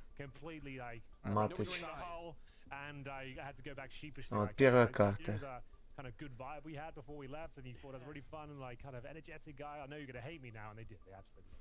They thought I'd ruin their business, and they charged me €1,000 for a scratch jet ski. Okay, well, so that's my life. Не, на первую карту. На первую карту нет. А чё они закрывают? Боятся? Like it could have been either my kidneys or the jet ski. Thankfully, it was the jet ski. It was like a massive branch, like sticking out of the water. Did you have no supervision? They just send you out like a random person, just send you on a jet ski. I was literally going 100 kilometers an hour. It was like max speed, trying to go for this tiny little entrance into the forest, and it wasn't my best work. Anyway, we'll see if. Хз, а чё закрывают? Очкуют. AKs are out for Cloud9, making their way. They do a lot of A executions here. Madden at least gets some good information on the B side of the map. Locks out the double doors. Did you say earlier in the day I thought I was Tom Cruise? Yeah, that's brilliant. That's. Прошивки поперли.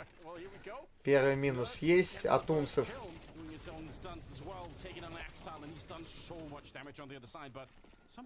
А, с калаша же пиздато стрелять.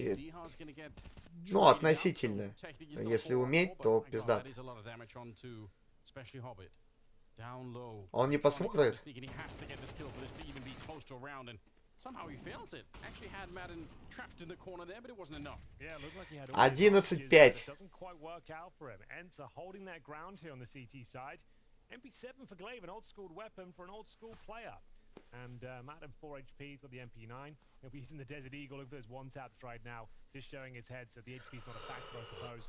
And yeah, I don't think Cloud9 can do much with this. Hobbit's a low himself, and in terms of utility, I don't think there's anything available on the T side here.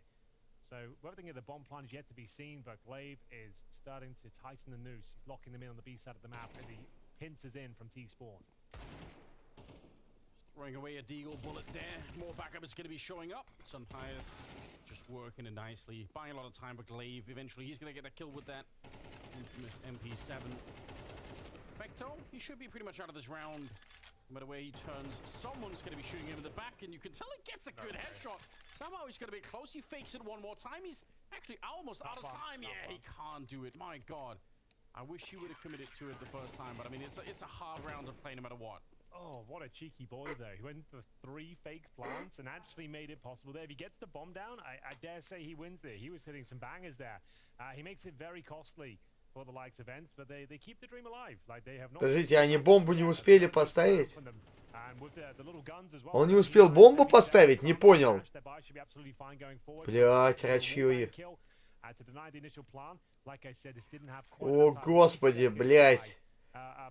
Он не успел бимбу поставить.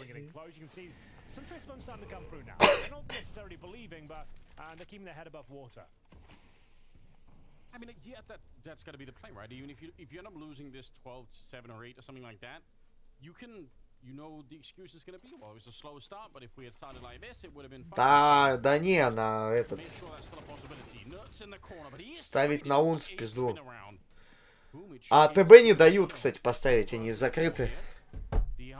Были. Когда 11-1 счет был, они были закрыты. Мол, там, если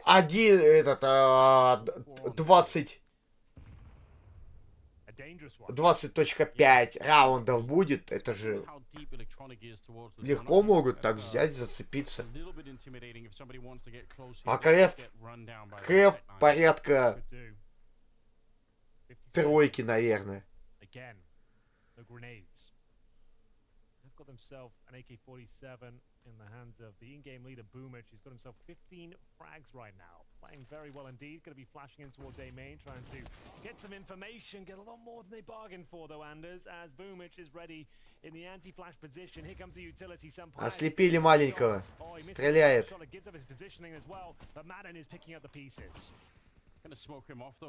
Писись. Они не знают о наличии АВПшника здесь.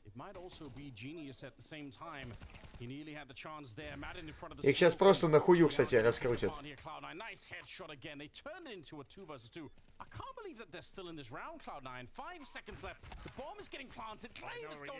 Один.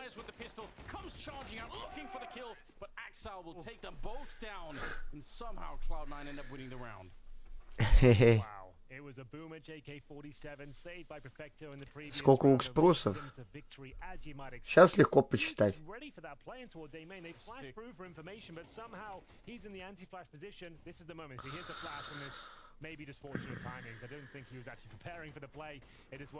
Раз, два, три. 3 экспроса. Один на 150, другой на 277 тысяч.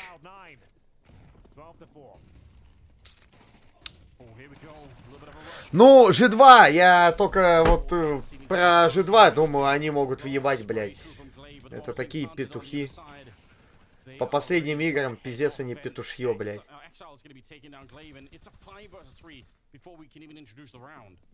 It's a good point, Anders. This is GG, I would say. It looks like we're all done. There's a 5-7 and a P250 on the retake and a 5 versus 3. The P90's out and about. The bomb's planted. There's no kits. Надо было пикнуть одну карту от музов просто взять. We'll be finding the final few kills here. Ladies and gentlemen, they have done it. The first map has completed this best of 3 and it's Cloud9 absolutely dominating. A 13-4 scoreline. They kicked things off at 11-1, and there was just no chance for Ents to recover. They said at halftime, they said to take it round by round. It's the first game of the day, but they didn't really turn up, and Cloud9 absolutely 50 тысяч банк. Yeah, 11 rounds on that CT side for Cloud9. Just too much for Ents to be flipping this one on its head. And talk about a way to be closing this out. You had some questions, you know, about the T side of Cloud9. They hadn't shown you too much. But, yeah, they had so much room to work with. Pure domination from them on map number 1. Well, it was actually the CT side that I was concerned with. And they really found the fix. Cloud9 actually, they changed up their setup. They changed up the positions between Hobbit and Perfecto. Следующий пик это actually now falls into the hand of Perfecto. It's not that he really did anything, but Hobbit looked just way more comfortable in this position. They were so active on their defenses. They were constantly making things so uncomfortable. А как Унсы вообще 4-е место имеют? Это что такое? stages of the game, but Boomage, man, he was on a tear today. I think we should begin with round number 7 because he gets an opener. Да ну нахер, я не буду ТМ брать тут. Because the money in this situation for Cloud9 wasn't in the best of shapes, even though they, you know, had that 5-round streak to start off. Right. Henry was touching upon the fact that CS2's economy can be so brittle for the CT. Орехом вот слили, да. Они орехом слили тупо. Хыч. Because Boomich just took away all that space from them. He takes away Cave, pushes them down lane, and they're forced up. When you're on the offense, when you're Ents, you feel like you're supposed to be one that's dictating the pace, but Boomich was a master of control in this game. He was putting throwing so many wrenches in the way of Ents, constantly being active, proactive. Him and Hobbit both on this B defense were constantly just making Ents so uncomfortable. This is the kind of defense you wanted to see from a team like Cloud9, where they have these players that can be so active like this, and finally they're doing it. It's because they switched the positions. And I love how active, exactly how you're saying, he's being on this particular position. All those highlights were coming from, you know, so many aggressive angles on this map. Yeah, exactly. And the thing is that he knows that when Hobbit's also pushing down the lane, pushing down the ramp, that he's actually pinching. It did look like a series of individual kills there for Boomich, but that is actually supported by the fact that his team is also getting active in other positions as well. They're also covering mid very well. We saw that Electronic was able to hold that off with Perfecto very well. And so when you're a Cave player and you know that elbow position is taken care of, that nobody's going to actually just shoot you in the back of the head, that's when you feel so free to just swing down that lane and take some easy one-on-one duels. So do you like the switch in CT setup that we saw from Cloud9? Is this what you'd kind of hope them to be doing from the offset? I don't want to get ahead of myself because I don't want to just be results oriented because of one single half here, but if they're going to continue playing this actively and trying to fight for this much map control, Ну это 2-0. Поздравляю. Так. Ну я не буду на 1-4 ставить, мало. Маловато будет, это 2-0. Пехоту. One of the things that Hobbit has been so strong at, even when he had a little bit of a downtrend in individual performance, is that he's very good at playing safely for information while actually testing opponents to just make sure, are you guys covering the spot? No? Okay, I'm going to actually push a little bit more. It's like Boomich, but a little bit lighter on the aggression. He's not always just putting pedal to the metal, running into their faces, but he's always testing opponents, and that's why he's actually a very strong B anchor. He's not just going to play back in the corner all the time unless the utility completely forces him back, and so when he's just kind of dancing around the top of ramp, and Boomich is dancing on the edge of Cave right there, it's just so annoying if you're Ents to try to take anything back from them. Is this the site with the most Riz in Counter-Strike? There's a lot of Riz, Freya, going around these parts, and Boomich might be one of the most charismatic players. I like that Electronic actually characterized him as that in the fall finals. The fact that Boomich's charisma or Riz is the reason that they're actually having this upswing. У меня тут рыбка есть. I think we're seeing it on display. You've made me such a zoom. Может пожрать ее? Бля, Валь пиво захочет. Round 16, do you want to explain what's going on here? Because let's try. А пиво захочется. Because this was just crazy for Cloud9 to be closing this one. Right, 4v4 situation. We saw that D-Hall was flashed in by Sun Pius, and Cloud9 just do a great job of breaking this one down. I feel like in some ways the communication from Ents was probably a little bit desperate in some of these moments. You see individuals almost going for these plays. Like if Sun Pius just peeks right now, they're dead, but he doesn't want to go too early, then he doesn't really commit to the fight, and I feel like the indecision here from Sun Pius, unfortunately, we talked about it in the pregame, probably has to do with the fact that he just got off a plane. He just landed 2 hours. Бери ТМ, да, бля, слушай, я воздержусь, нахуй, пизду, ТМ 25.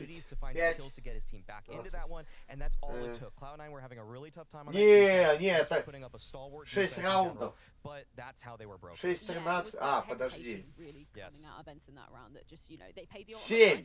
Small sample size we're looking at for Cloud9 here. 7, да? How has this kind of fulfilled you, considering that this was Ents' pick, right? We were looking at this as potentially from Glaive's angle, a punish with the AWPing situation going on in Cloud9. I said before the map started, I thought that Ents was going to win this one, but the CT changes, the fact that they're being pragmatic and saying we don't need to rely on Boomich or Hobbit being the AWPer. In fact, Perfecto was the AWPer this game. It shows that there's still more levels and layers that Cloud9 have yet to unlock for themselves, and that to me actually says that this team is looking at themselves critically every single day because they just played Bet Boom. boom. They just played that tournament and they made a roll-for-roll, position-for-position swap, and it paid off with dividends. And that's something that Banks was actually telling us in the green room, right? He caught up with Boomage ahead of this series, and he was saying that the practice here hasn't been great. Они знают локацию. For them to do that, which I guess would be, I presume, Так is что... untested, right?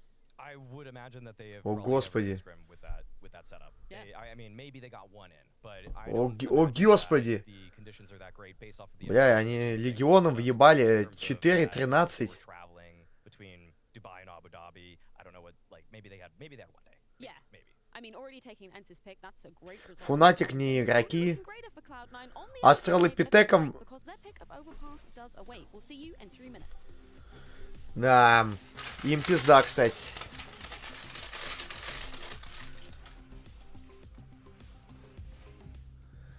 Я не траванусь рыбкой. О, так это не рыба, блядь. Это нож самый настоящий. Смотрите. Все, она окоченела вся.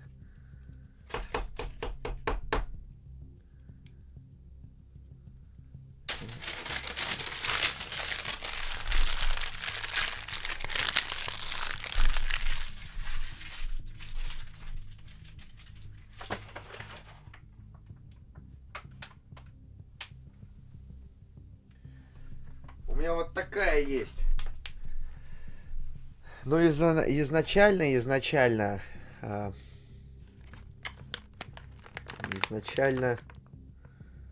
эта рыба была в вакууме. Но без вакуума она в таком вот формате находится уже недели 1.5. Я не буду ее жрать. К тому же это лещ. Костлявый.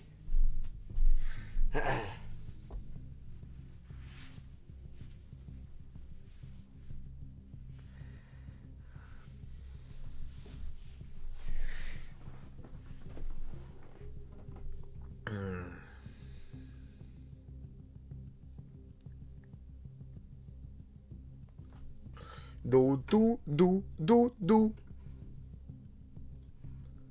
Ду-ду-ду-ду-ду.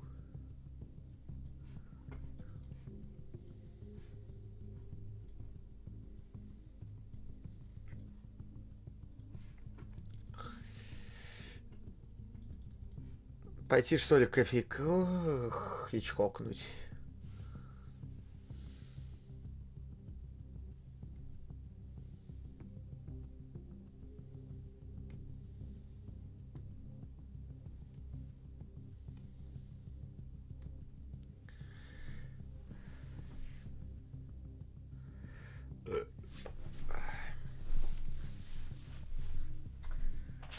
Не, у унсов 0 шансов, короче.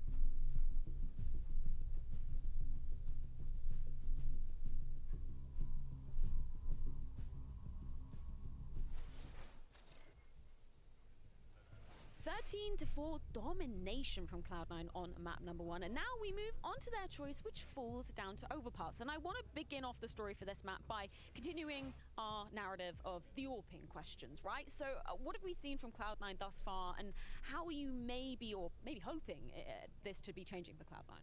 Well, on the CT side, it has been a little sprinkle of Perfecto, but I've been seeing Boomage pick up the op on this map as well. That being said, because they're going to be starting on the T side, they don't always run an op on their T side, and so that's a bit concerning if you're playing a formidable and dominant CT side team on Overpass. ENCE is not one of those, thankfully, for the side of Cloud9. So there's not going to be that sort of punish in terms of options for if someone like someone on ENCE re-aggresses. Usually there would be an op holding a multitude of angles, but because Cloud9 aren't going to probably run an op, those options are actually very available for ENCE, but I don't think ENCE actually are going to take advantage of that. That's the Okay, whole thing. interesting, because we've seen ENCE play Overpass 5 times in CS2, losing 4 of those. It's not exactly a map where they feel comfortable, but bringing Glaive into the mix, do you feel like he's somebody that, you know, might be able to pick up on these kind of finer details? How would you expect Glaive to be particularly game planning coming into this? I would expect that Glaive is well aware of what I just said, that you should be looking for re-aggresses when you're not against a formidable opera, but I don't think that this team has really found their legs in terms of putting together good CT sides.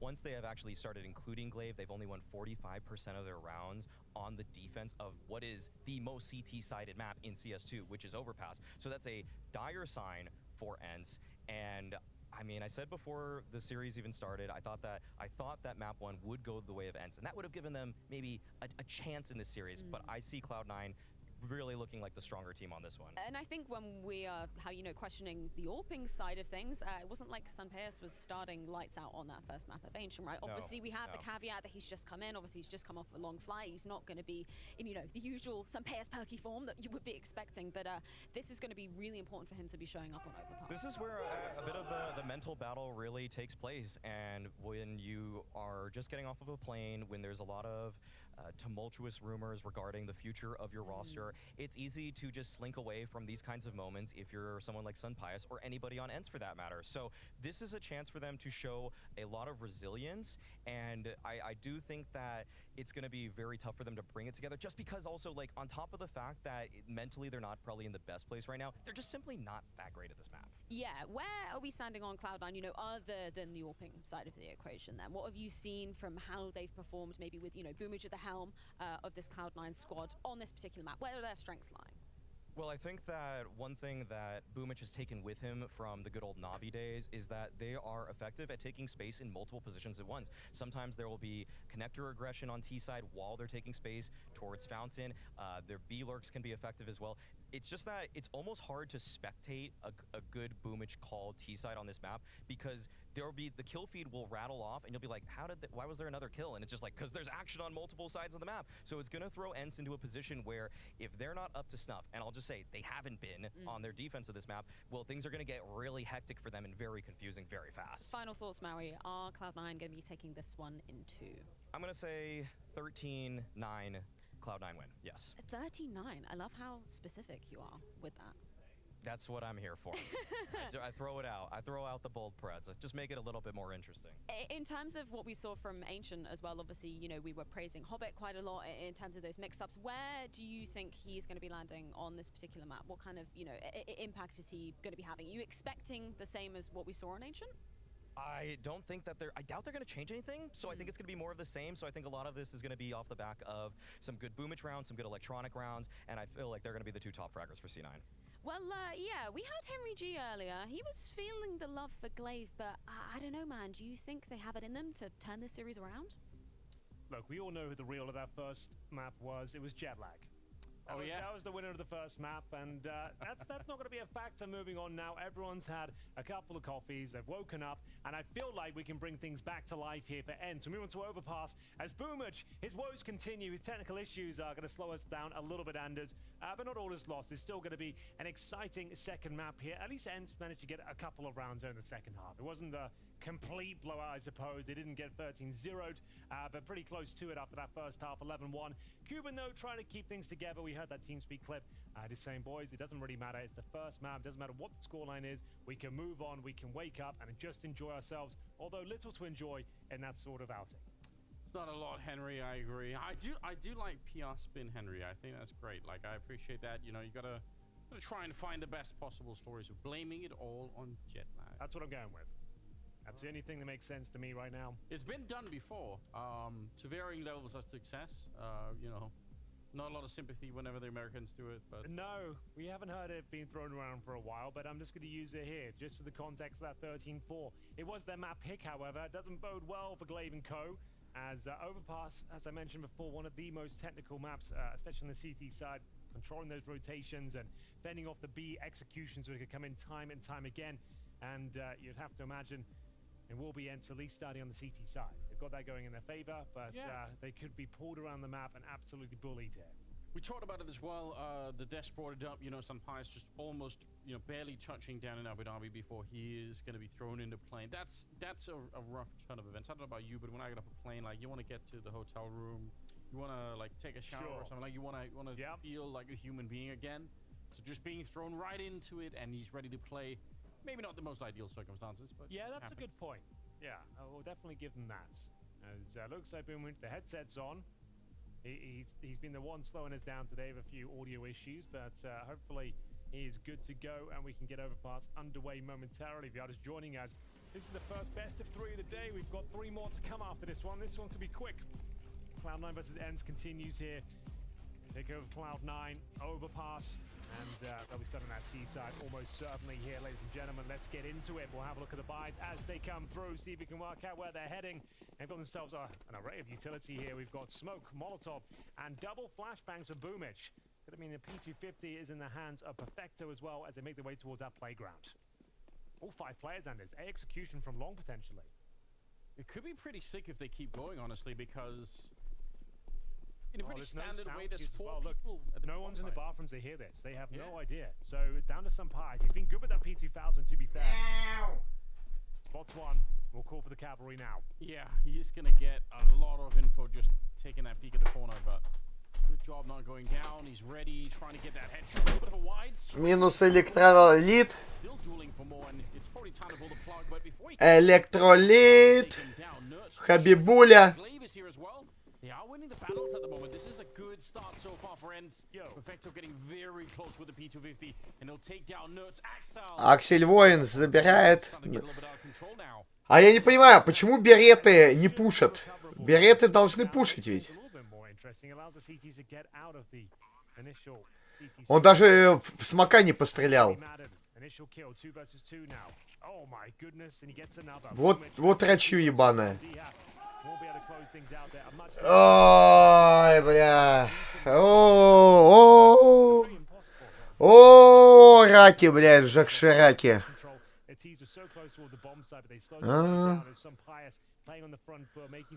He could cause as much damage as possible before he went down and delayed them for that plan. And Madden, great retake here. The second kill, absolutely stunning. As D-Hat with those jewelries closing things out there. But the bomb got planted, and as I always say, it's a victory in its own right because it means you get these Galils in the second round. A bit more firepower. We're going to see Mac 10s. There's the Galil for Axel.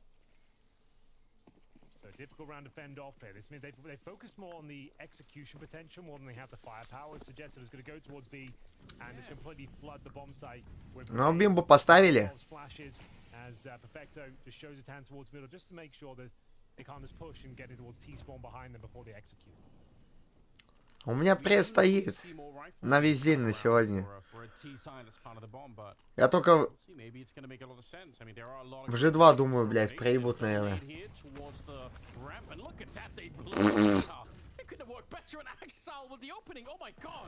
Взял калаш.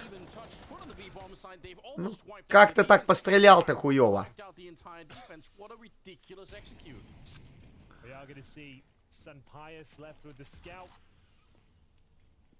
Flash, Incendiary, 4 versus 1. He's been good with this P2000. It's made a bit of a return in CS2, but it will be Axel that's going to be closing things out. Anders, they don't really do anything. There's no defense whatsoever in towards B. And like I said, it's all about that kind of initial presence towards middle, because sure, you can go for the B execution out of spawn, but you have no idea they're going to be controlling towards that connector / T. Хороший бросок гранаты. Отменный бросок гранаты. Pushing forward in towards Graffiti, and they just can't hold them back. And now this outcome is actually worse than losing the pistol on the CT side. Because now, instead of the $1,900 you'd get in the second round, you get $1,400. Фу, блядь, десну до крови расковырял. Meaning you have to force buy because you can take the full eco. Майка с Туйланда, если что. You might as well fully invest here, and it's going to be like 5.7s. Yeah, 5.7 P250 smokes and. Алкаш. Так я пью, чтобы человечество меньше спивалось. В принципе, любой алкоголик так действует.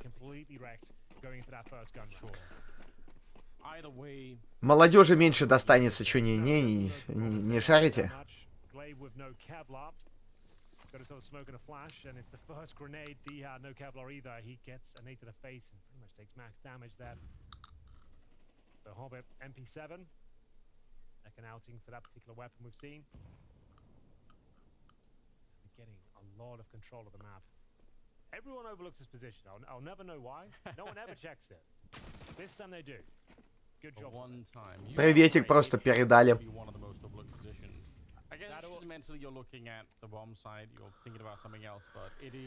Я, кстати, проебал момент, когда унсы тащили и музы тащили. Я проебал эти моменты.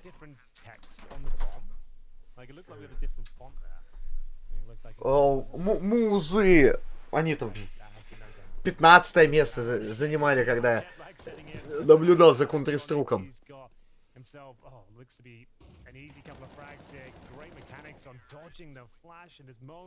Просто зажал, так, тык-тык-тык-тык-тык-тык. Not the force, but like I said, they kept themselves with $400 or so, and they are going to have to be full eco regardless going forward here. So 2-1 down. It all started here. Hobbit did check, and he will be setting Electronic up as they were trying to make their way towards T-Spawn. Maybe find some exits, but great stuff there. Spray control, the M4A4 completely handled, and then woes continue here in the best of 3. So yeah, like I said, it has to be the full eco. No two ways about it. USPs, P2000, and a bit of a B stack. All 5 players on this side of the map. Remember back in the day, Astralis used to do that kind of stack in the pit of this bomb site. Да помогите ему. Maybe Glade can bring that back, but he hasn't, and as you can see, it hasn't really worked out for him. Like you've been highlighting a couple of times, right?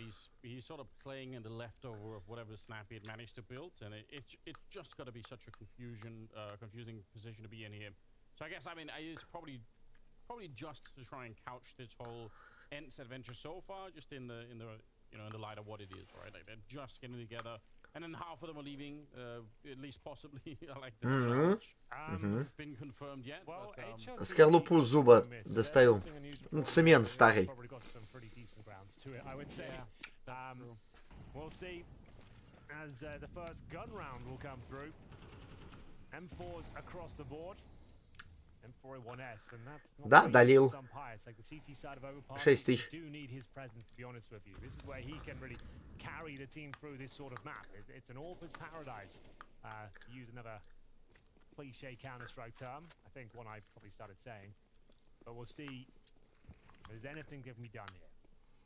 They've got no kits, bare bones utility, and in terms of the initial map control, not much for Cloud9. They've played quite a passive setup here, just waiting for any sort of aggression presented by the CTs. There hasn't been much, and they're setting themselves up for a 5-man A play. На данный тем. CTs might be ready for this one. They've got 3 players on this side of the map, looking combative, ready to fight. I like the fact that they not only have 3 people here, but they're actually moving forward. I love this play from Ents so run boost and CS2 suck. I don't know what it is. Like they seem super inconsistent. Even boosting on players' head, it feels like 1 out of 10 times you'll be sliding around. It's super odd, but I think they pulled it off. Ooh, well, they're going to find Hobbit at the start of it. That's everything they could have wanted.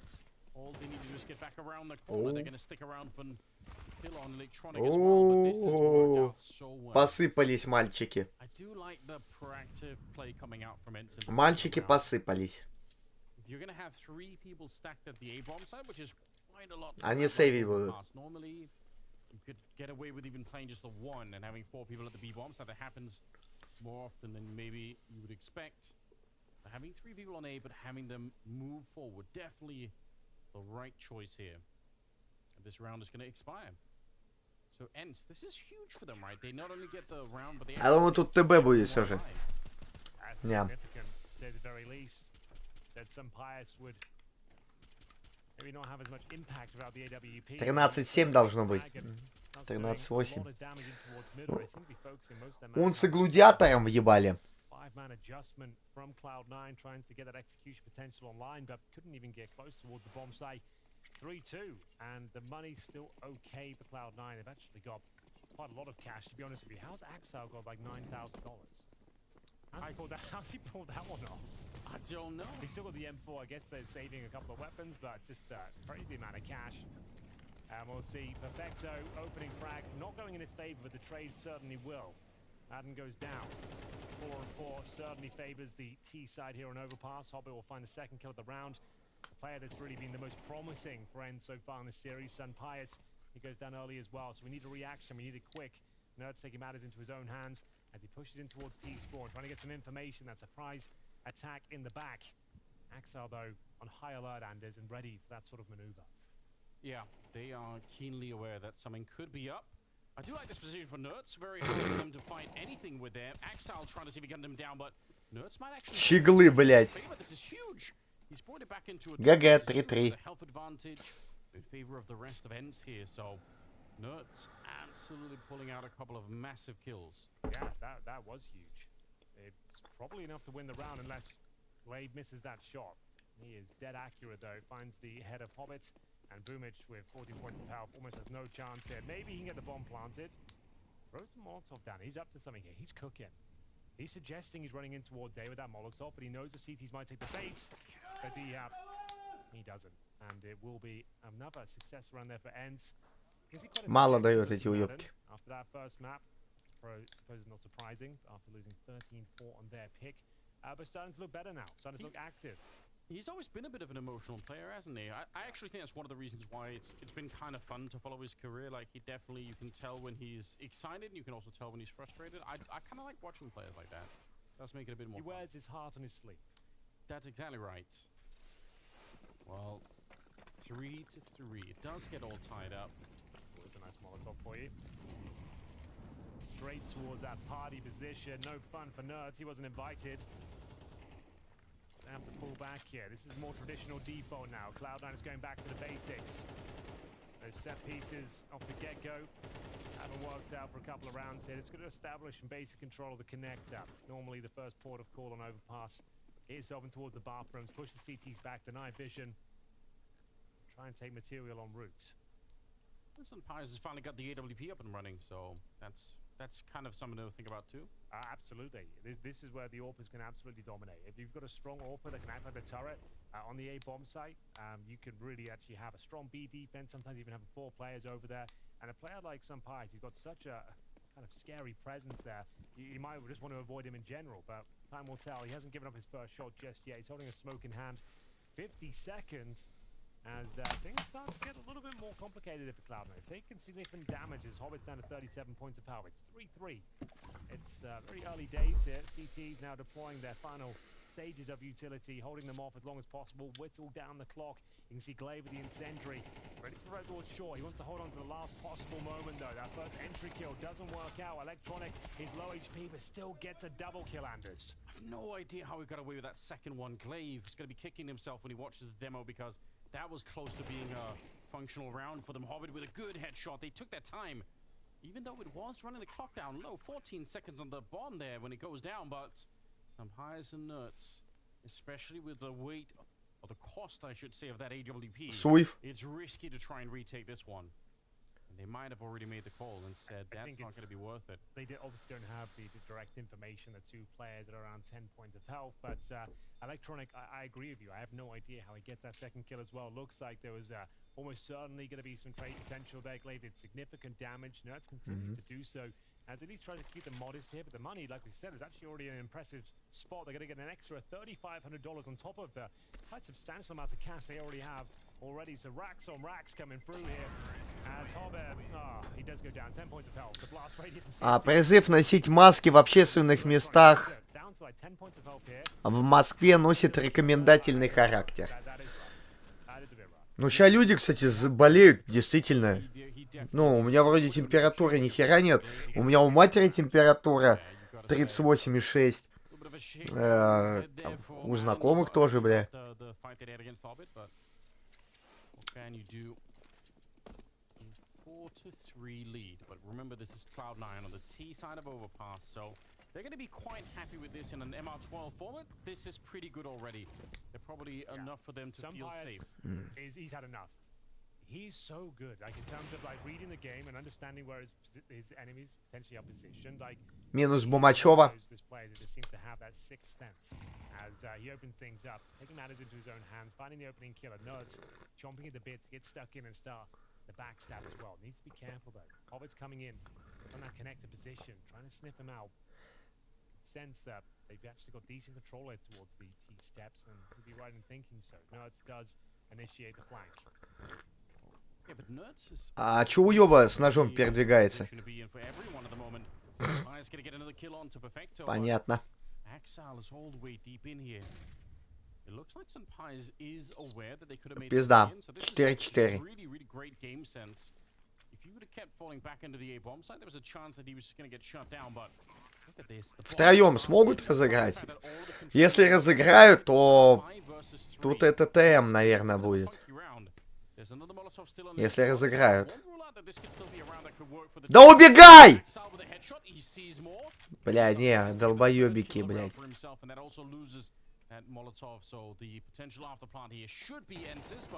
Пиздец, рачью ебаное. Блять, вот это раки, блять. Блять, вот пидорасы, блять. Хуйня, блять. Выводим 1000 рублей. Смеется, блять. Смешно, блять. It's all down to some pies, to be honest with you. These are the sort of plays we need to see him making the CT side of overpass. He needs to be unpredictable, get under their skin, and hopefully continue to find shots like that, because he's going to have to be the force that slows down Cloud9 here. A close round still. Hobbit knows if he gets that next kill, he probably wins the round, even though it was like a 4 versus 1. The first 2 would have been absolutely everything. There was 1 second left on that defuse. A timeout call by Cuban, the new coach, of course, replacing Saw. And Вывод, Деп. have something up his sleeve here to continue this winning train. Yeah, by the sounds of it, a very difficult coach to replace. What Sword managed to build with Snap. Ну да, если бы они бы за терроров были, совсем другая ситуация могла бы произойти. Просто надо было сторону чекнуть. Воздержаться. And now a couple of days crack in between, like no chance of Glaive to really build a system, and let's just check in, see what's going on. 2-1 за Клаудами. Вот, ну, меня тоже это бы устроило. Там бы Экспрус жил бы на 250 тысяч. Ага. У меня там еще в Уталити сидят против Натус Буюнсенс 2-1 в пользу Виталити. Фуйзы 2-0. 4 versus 5 here at the start of this one. Ents need it badly. Boomich though, Glaive caught looking the wrong way with his back turn. It's going to be a trade fest going on to the B bomb side. Axal to participate, taking down Diha, and just like that, it's a 2 versus 2. Smoke up on the high ground, Sampires. You wouldn't. It's a little bit wild if you try and come through the smoke. Important swing round here, Anders, for both teams. They're both fully invested. We have a 2 versus 2-0. 2. Axal couldn't find the bomb. Ну, эти раки могут отдать, как бы, блядь, касту. And Perfecto is saying his prayers here. He's got a very difficult clutch ahead of him. Sampires with the AWP. Trying to get that first. Ну, во всяком случае, в прошлой жизни они отдавали. Face full of lead.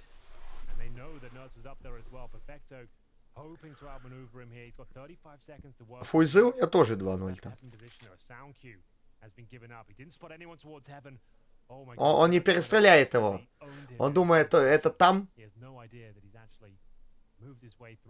Ему пизда. Вот этому. Ой, блядь. Рачье, блядь. Рачье на рачье. Ну, ебаное.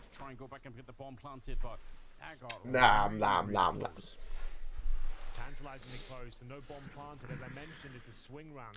Вчера в казинаторе минус 150 тысяч, блядь.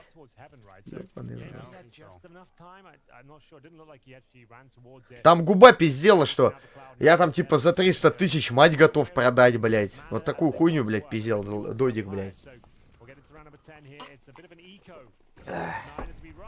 Придурок, блядь.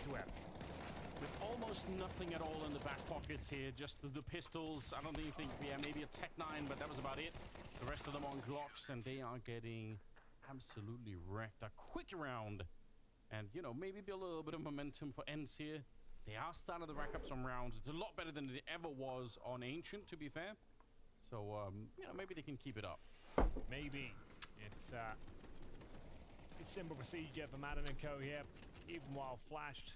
So much damage output here from these rifles against the unarmored opponents. Nothing really done there. Let's get the round over with. Ну так это правда. Ага.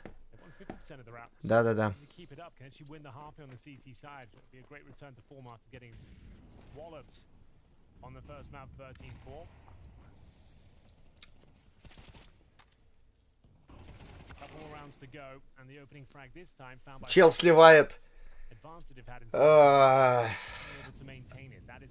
Время от времени по сотни тысяч. Close to something like an 8-4 finish in the first half. It'd be really sick for them, but it'd be amazing. Cloud9 win this one. First map. Yeah, I mean that would be one hell of a recovery, but it could go the other way instead. Sunpius was the one leading by. Тот, кто смеется, смеется последний в могиле. Ever since, and that's where Cloud9 are deciding to go. 3 players towards Monster, trying to beat the smoke, but they can't beat Diha. He'll get that first kill. Boomich goes down, but so much damage from Electronic here. It's up to Glaive. He needs more than one. He can't find it. Might not be worth going for this one after all. One more round to be played after it. Their money is okay. They can justify a retake here. They can actually give the 3 versus 2 a go. Ну, 13-7 устроит. What you see down there, so a lot more space. Right? Yeah, you can really put that sniper to use all of a sudden, and there's no bomb plant yet. A lot of damage on the Hobbit. My God, so scary to play. 7-7 устроит. Always seems to get the timing right. We've got Madden tucked in towards the sandbag short as well. They are going to go behind him, but he'll be aware of it. Like I said, he does have some uncanny ability to read the round. Yeah, look at him. He's just ready to go. He knows you're coming. Every time he gets it right. Running straight past him. Pretty sick, and he's ready. Taking down Hobbit. You're actually on point, Henry. This is uncanny for Sunpius. I can't believe that he's got away with it. So, 2-on-2. Sunpius keeps the round competitive here. Bomb planted, advantage Cloud9. The AI at the top trying to work out who'll be taking this one. You can see they've got a slight edge, but the round is still on. The bomb is ticking at some pace now. They need to initiate this retake. Both players hidden behind the bank. It's Madden with the fuse kit, and oh my God, he just looks away the wrong time. That's so unfortunate. Yeah, this could work out. Molotov on the one side, HE on the other, but he's going to fake it the one time. He had to do it, but Axile's going to be ready on the other side. It's a huge return into the round here for Cloud9, and they are going to be up to 5 going into the last round of the half. Money won't be amazing, though. Sure, they win it, but as mentioned before, winning by virtue of explosions, $3,500. Everyone was fully invested there. There's going to be a few concessions to be made going forward. It was another scrappy round. They're not dominating. Что-то на пистолеты нельзя поставить, кстати.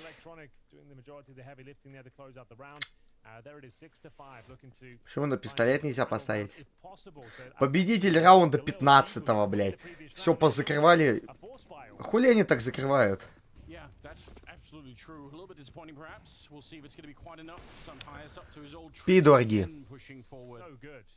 He is ready. Boomich, who's 2-10 at the end of the half. Yeah, I think he's been picked up by Sunpius pretty much every single round, and he is holding his ground here as well. He hasn't missed a shot yet. Looking for that hat trick. Finally, one whistle by Perfecta. They know where he is. Can he get one more for good measure? Apparently not, but the damage has already been done. Ну, 15 раунд это не пистолетка. Я хотел на пистолеты поставить, а тут все закрыто, блядь. Ну, закрывают какого-то хуя. Петухи, бля. Да, закрыто. They've done it after getting absolutely dominated on Ancient 13-4. They've won the first half of Overpass. Ents are back. Ну, 13-7 устроит. 13-7 нормально.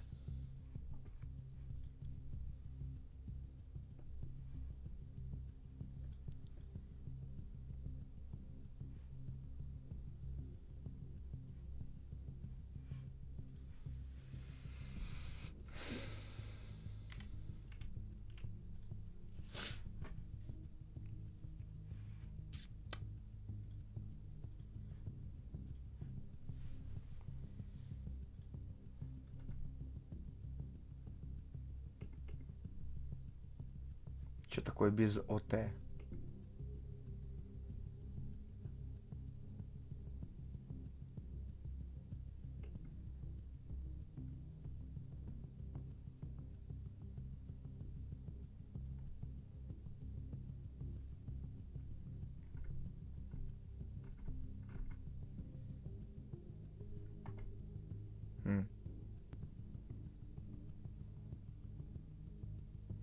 Ну и здесь тоже такая же херня. На пистолеты нельзя ставить. А чё они так делают? Раньше можно было? Прям... Типа 13-й раунд это должен был быть. Хзы.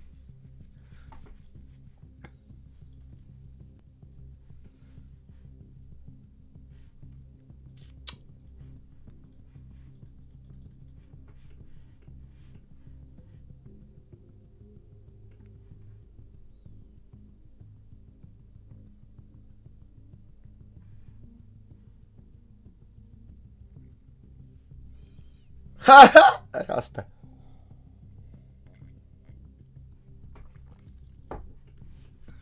Минус Зевс.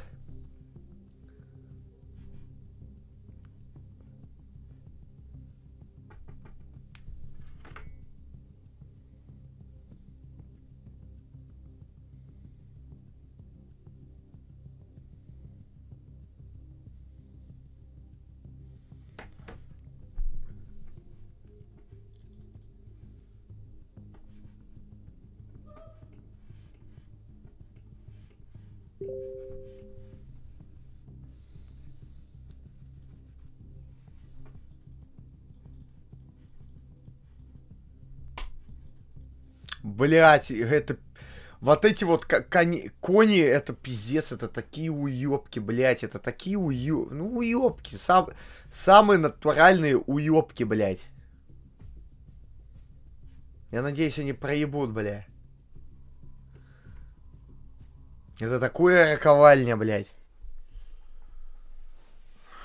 Ladies and gentlemen, welcome back. The Counter-Strike year is coming to a close. It all culminates here at the Blast Premier World Finals 2023, live and direct from Abu Dhabi. You join us for the first series of the day. It's Group A, upper bracket semi-final between Cloud9 and ENCE. First map 13-4 in favor of Cloud9, and here, it's up for debate. ENCE with a decent showing, a return to form. They find 7 rounds on their defense here, and a pistol might actually give them a fighting chance of taking us to Anubis. Still a lot of work to do, but it's looking much better than the first rounds. Yes, it is. We did get to listen in. They did Кусок цемента, сука, между клыком и боковым зубом. Как-нибудь бы его достать? In the back of the head before they even really get to the bomb site. That's a bit of a disaster. The bomb plant, it's been delayed, and now the rest of Cloud9 are really showing up. This has fallen apart for ENCE. They were not expecting that back. Кстати, они в меньшинстве.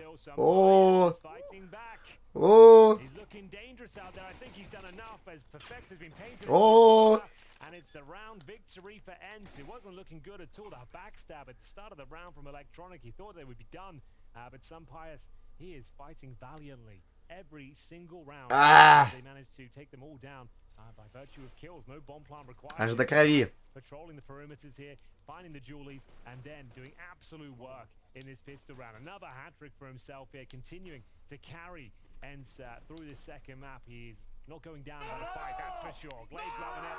Madden's back. And there's Sunpius on your screen right now as well. Stoic.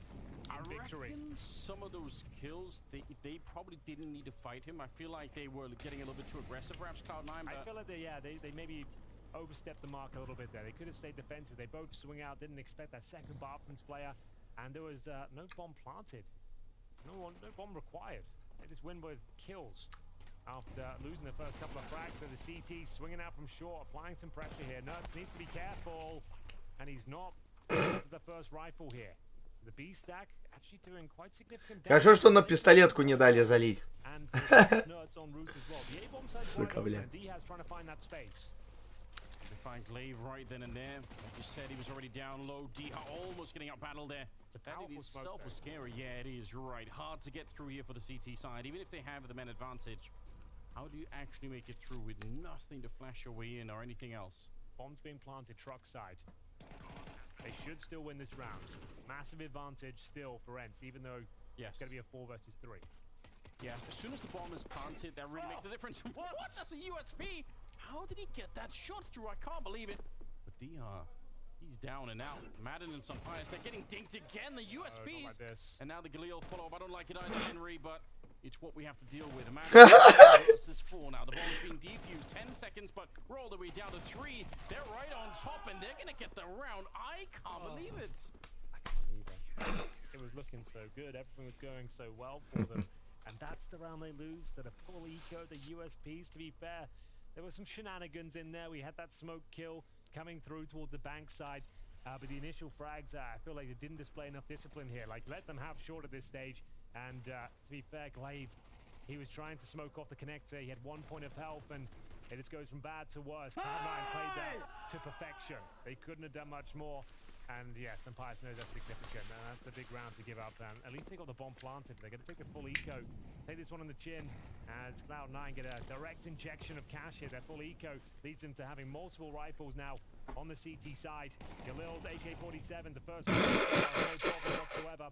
And we've got Madden also down to 16 points of health. I think he got caught in the crossfire there. Takes a Кстати, ну-ка, а я... Вот знаете что? Надо было глянуть-то. Я совсем забыл. Блять, доту смотрел. Я смотрел доту, поэтому и забылся. Надо было вот что посмотреть. Вот что надо было глянуть. 8-4. Затеров они 0 вообще взяли. То есть...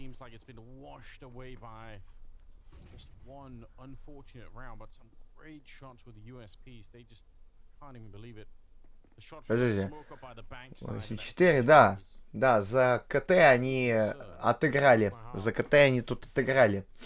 Надо было вот посмотреть на вот этот вот момент. Things going bad to worse here. No real damage inflicted. As Cloud9 pull another round back. Just a 1-round game now. As there will be AK-47s available, but this is now where Cloud9 can start to stretch their legs on the CT side. Ну вот, 7-5, 6-0. Фунатики ничего не взяли. We'll see. They've got rifles across the board, lots of utility. Money in reserve as well. Perfecto with $6,000. 8-7, and you can see that the buy friends still... Займ 200к, да, это залупа.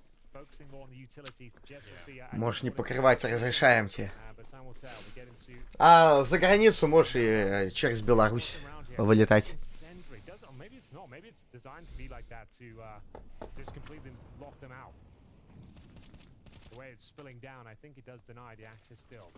It looked like if they weren't moving forward, but it is one of those grenades that does get missed an enormous amount, so...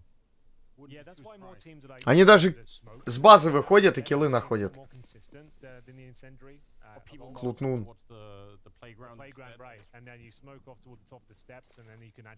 Пошла гранатофобия.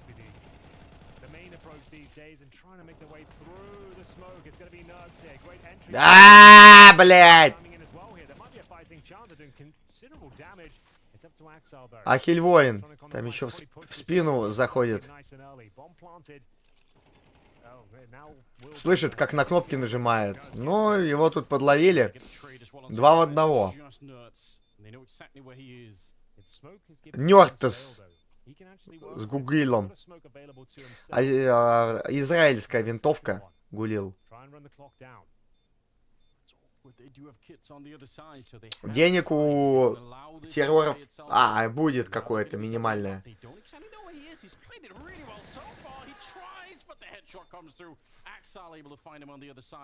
Gotta say, that's a lot of patience shown from Nerds. It's a great way to play that round. I really like that. I thought he actually was going to win that round with that particular idea. Sitting in the smoke, using the bomb site as cover. They've got to check the key choke points, right? Monster, towards Shore, maybe even Heaven. But no. He was sat there in the smoke. Nice reaction from Axar to close things out. It's fortunate he gets the kill. He had no vision with that smoke being dropped as well. But they get the job done, as you mentioned. They did have those kits as well, so we're going to tie things up. The bomb was planted. Nice indeed, Hobbit. As we will see, presumably, a partial buy here. Sampai saving his pennies for the AWP going forward. Sacrifices his Kevlar. Блядь, что они делают? Блядь, пипец.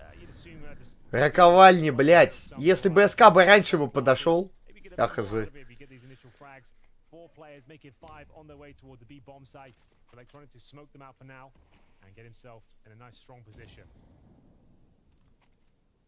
And they've got known good sniper Boomich on the AWP as well. They managed to pick up that weapon.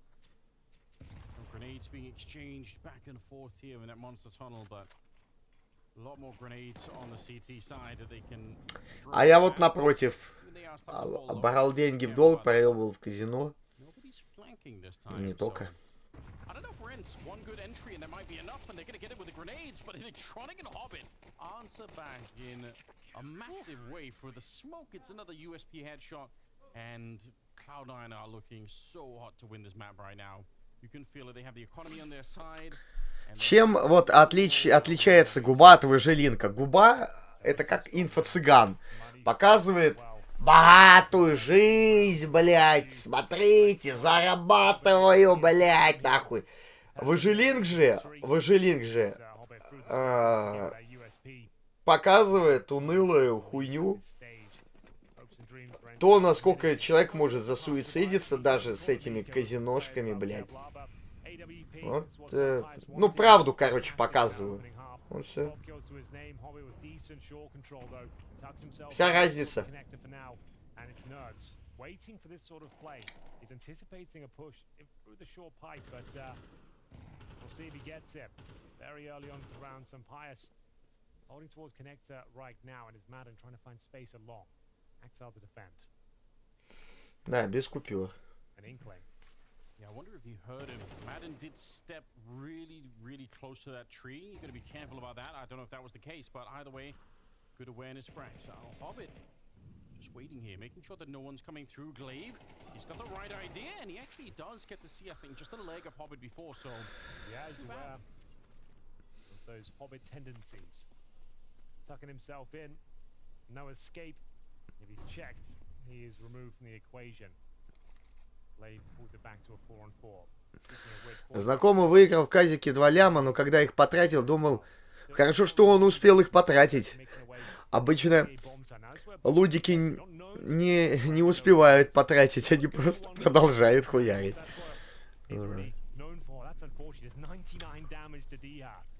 Ну, такая хуйня раз в десятилетие бывает, скажем так. Раз в десятилетие рили. No one's really feeling safe to plant the bomb. Glaive, he loses the bomb, in fact. 10 seconds now. 2 versus 2. Another peak is coming in. They're running forward. It's a great move for Electronic. Even if he wouldn't have got it. Oh, they're solo on time. The bomb is... А чё Бумачева? Куда? Он не услышал? Нет, он услышал. Роковальня. It's such a close round. But Ents, they win it, and they absolutely needed to. Oh, yeah. За полгода проебал кучу еще денег. Ну,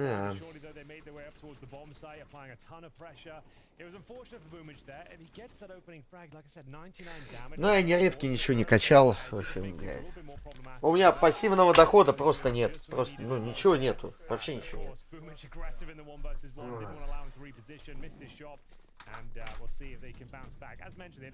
Донаты, ну, 1000 рублей в день, наверное, донатить там за 10 часов.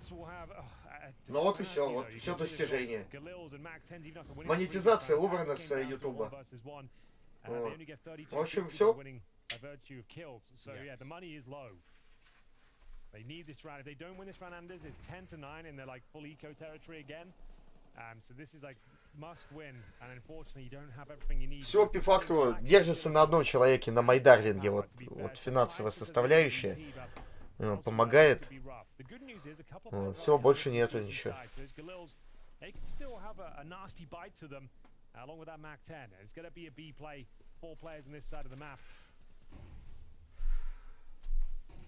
Let's see where they want to go. Some Pius is alone. He's looking towards A. He's got players around him. That's so risky if he tries to reconnect down for the connector, but on the other hand, we'll see if they even need him at this point. They're so close to the bomb site. They got a plan out of this, for sure. Yeah, and nobody from Cloud9 was anywhere near the monster tunnel, and Vector goes down. They might на ТМ вообще вот во время таких чемпиков не стоит ставить. Не стоит. Не стоит. it's probably not worth going. Нужно каждая команда там, блядь, не пальцем делана. But Axel, there's the kill. That might be the cue to go for this retake now. Electronic, he certainly seems to think so. Applying that pressure. They have got kits available. Those Galils going to be very difficult to hold them off. Both players residing in towards a short position. Oh, a terrifying smoke here. Need a bit of luck with the spray. Can they deny the plant? Oh, it's close, but no, Glaive can't do it. And some Pius with no choice. Не успевают. If he gets that А, kill, you успели. never know. There might have been a chance there. Some Pius will hold on to the AWP, but the round falls apart. It was looking good for a second. We were speculating the fact that the CTs would even save. If Axel found some damage, they would go for it. He finds the kill. Ну, слушайте, я поставил на 1.6 на этих, на Cloud9. Мало, правда? Очень мало. Ну, that was the moment. I think the round fell apart. D-Hub couldn't hold them off coming in from CT, and so much damage from Glaive, tantalizingly close. And it will be a frustrating finish. Fortunately, the bomb gets planted, Anders. We said the money would be. жаль только не 2-1. So you can see with the bomb planted, the lost bonus there, they can still bring out the Galils, the MAC-10. They saved the all from the previous round, so not all is lost. No, they're still fighting for it. They haven't given up the dream of playing on Anubis yet. That's what they said they wanted to. На самом деле, вот это вот мало, которое поставлено.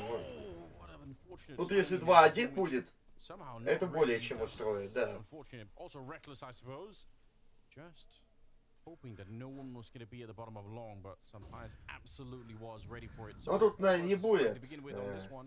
Хотя допы могут быть. Могут быть допы. He's going to be quick enough if somebody does jump, so don't give it away. Oh, it's close.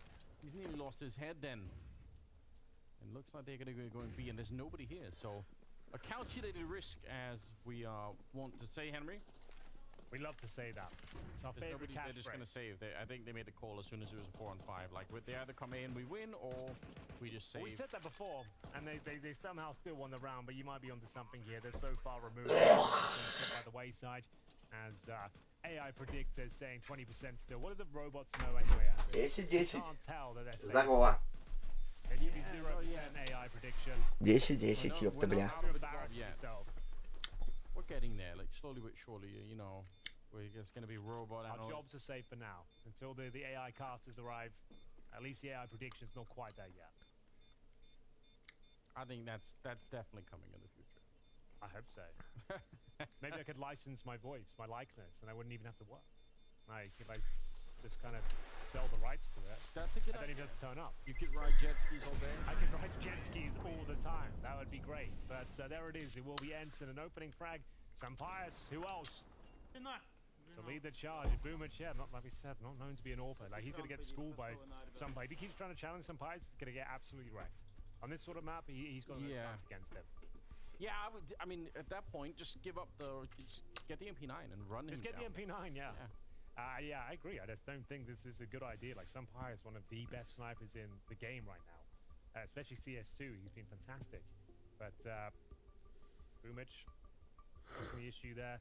They will get an AWPer eventually. I don't know why we're kind of speculating like the idea of, oh, this may be the future. This may be this is what we'll be doing.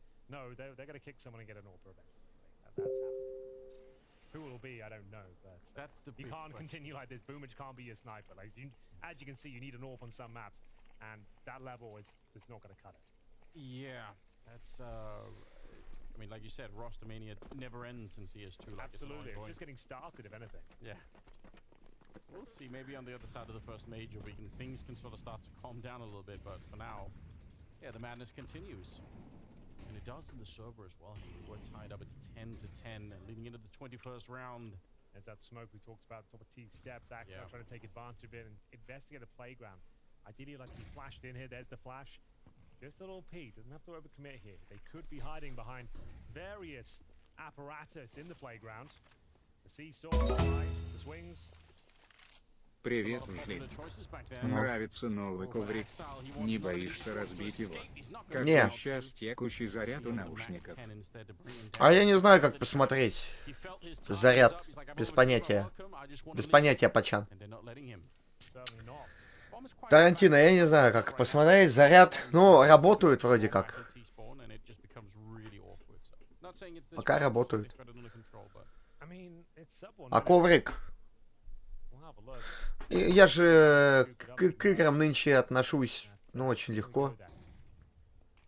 Не рейджу. После перенесенного инсульта. Хуя, 10-11. Ну, может быть, закроют, может 10-12 будет. Там 10-13. Да. Ну, я 2К на эту карту поставил. Пипихуй. Если 2-1 будет, это охуетительно. Ну да. Лишь бы только не в пользу унцев. Унцы. Не хочу, чтобы унцы вин. Если просто вин, унцы, это все тогда. Тогда пиши пропалище.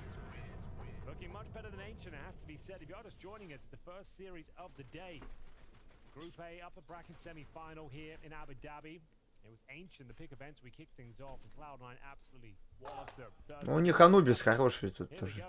Ну и оверпас типа был найсовый. Ну, они даже фуизов трахали.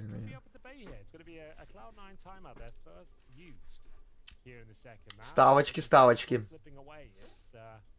Ну, если 2-1 будет, ну, чтобы вы понимали, там Укспрус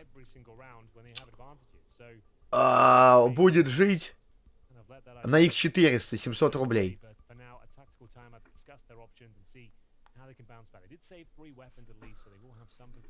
Я ставлю секрет. Они партнерку не дают, поэтому я не говорю, где ставлю.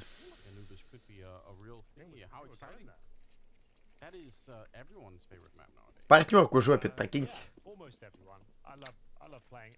Так вот.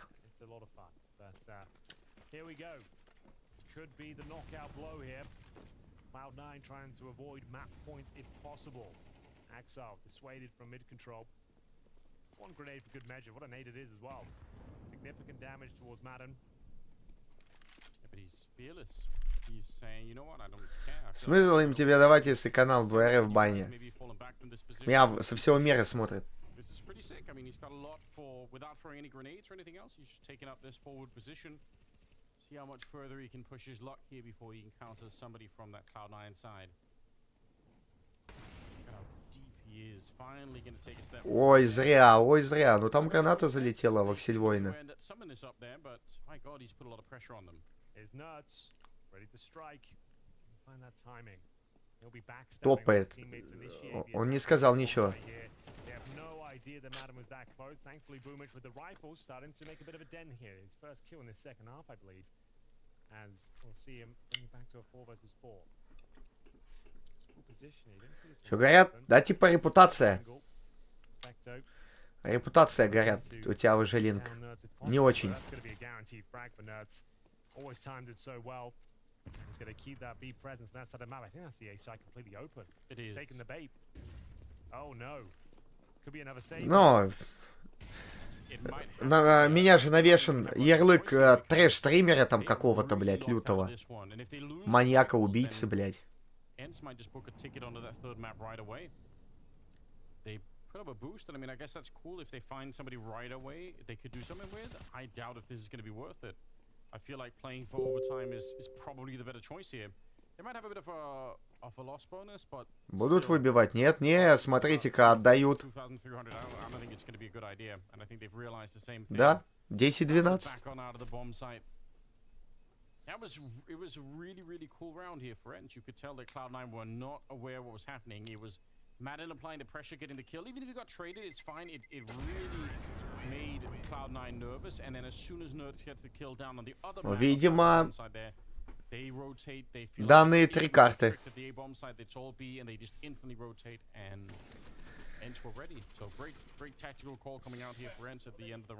Охуеть, если они сфидят, тогда можно, кстати, сегодня больше не смотреть это.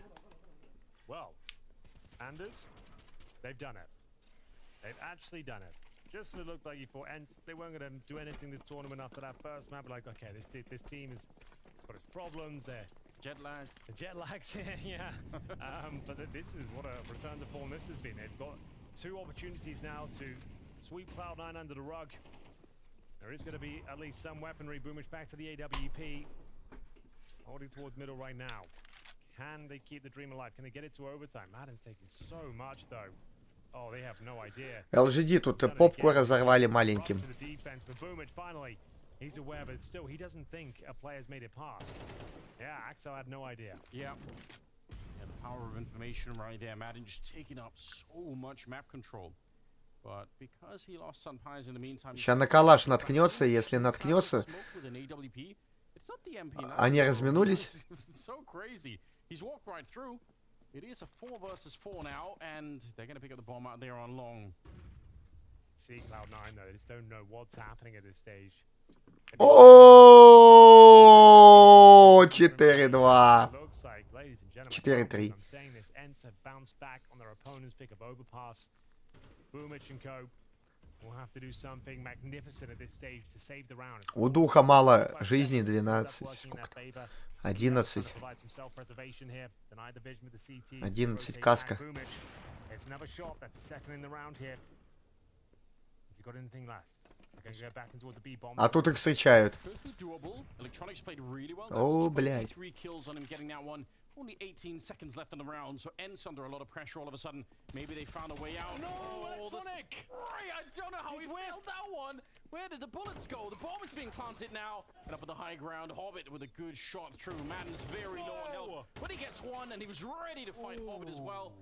Luckily, блядь. Допы, ёпта. Maybe. That's a complete whiff. Damn. Yeah, that's a sigh of relief that they actually win that round. He had everything going in his favor. He positioned perfectly. Got a kit, right? Yeah, okay, it's under control.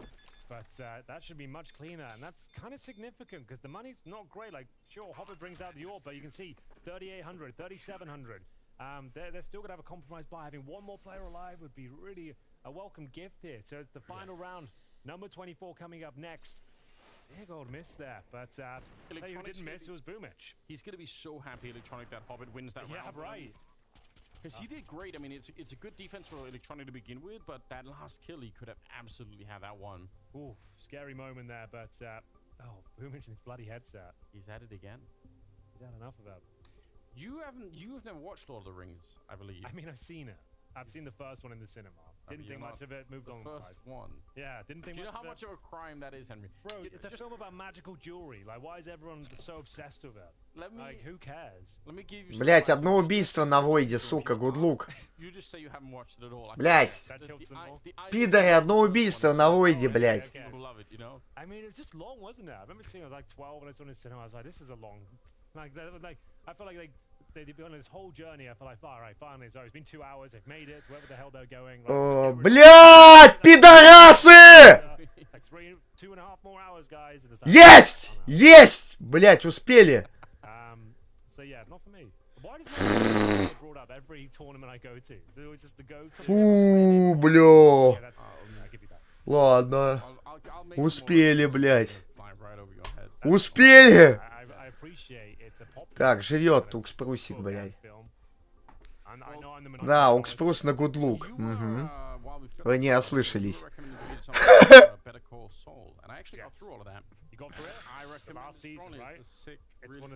Absolute banger. Yeah, I was really entertained. So Lao is the best character I think in TV history. What a show. So yeah, if anyone's out there who hasn't watched it a little bit late to the party like I was, then highly recommend. Yeah, if you like Breaking Bad, check out Better Call Saul. It's somehow even better if that's even possible. So. Yeah, I actually agree. Like I had the same experience, so it's pretty good. Hopefully the tech issues are sorted out. They've been pretty quick to fix in the past. I don't know what it is with the booming headset. Да там и Укспрус... Что лошади возьмут карту, блядь. Но они у жидких стульев. Жидкие стулья, когда я ставлю против них, они закрывают, бля. Когда на них, они просто отсасывают. В легкую.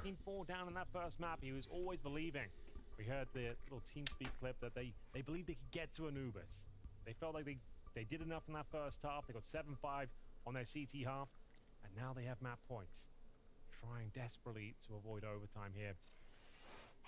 To me, that felt like sort of one of those like hollow, speeches you give every once in a while. You're like, come on, guys. You've got to say something. Yeah, exactly, right. But we all know what he's going to say. I would have said the same thing. It's the sort of thing I would say.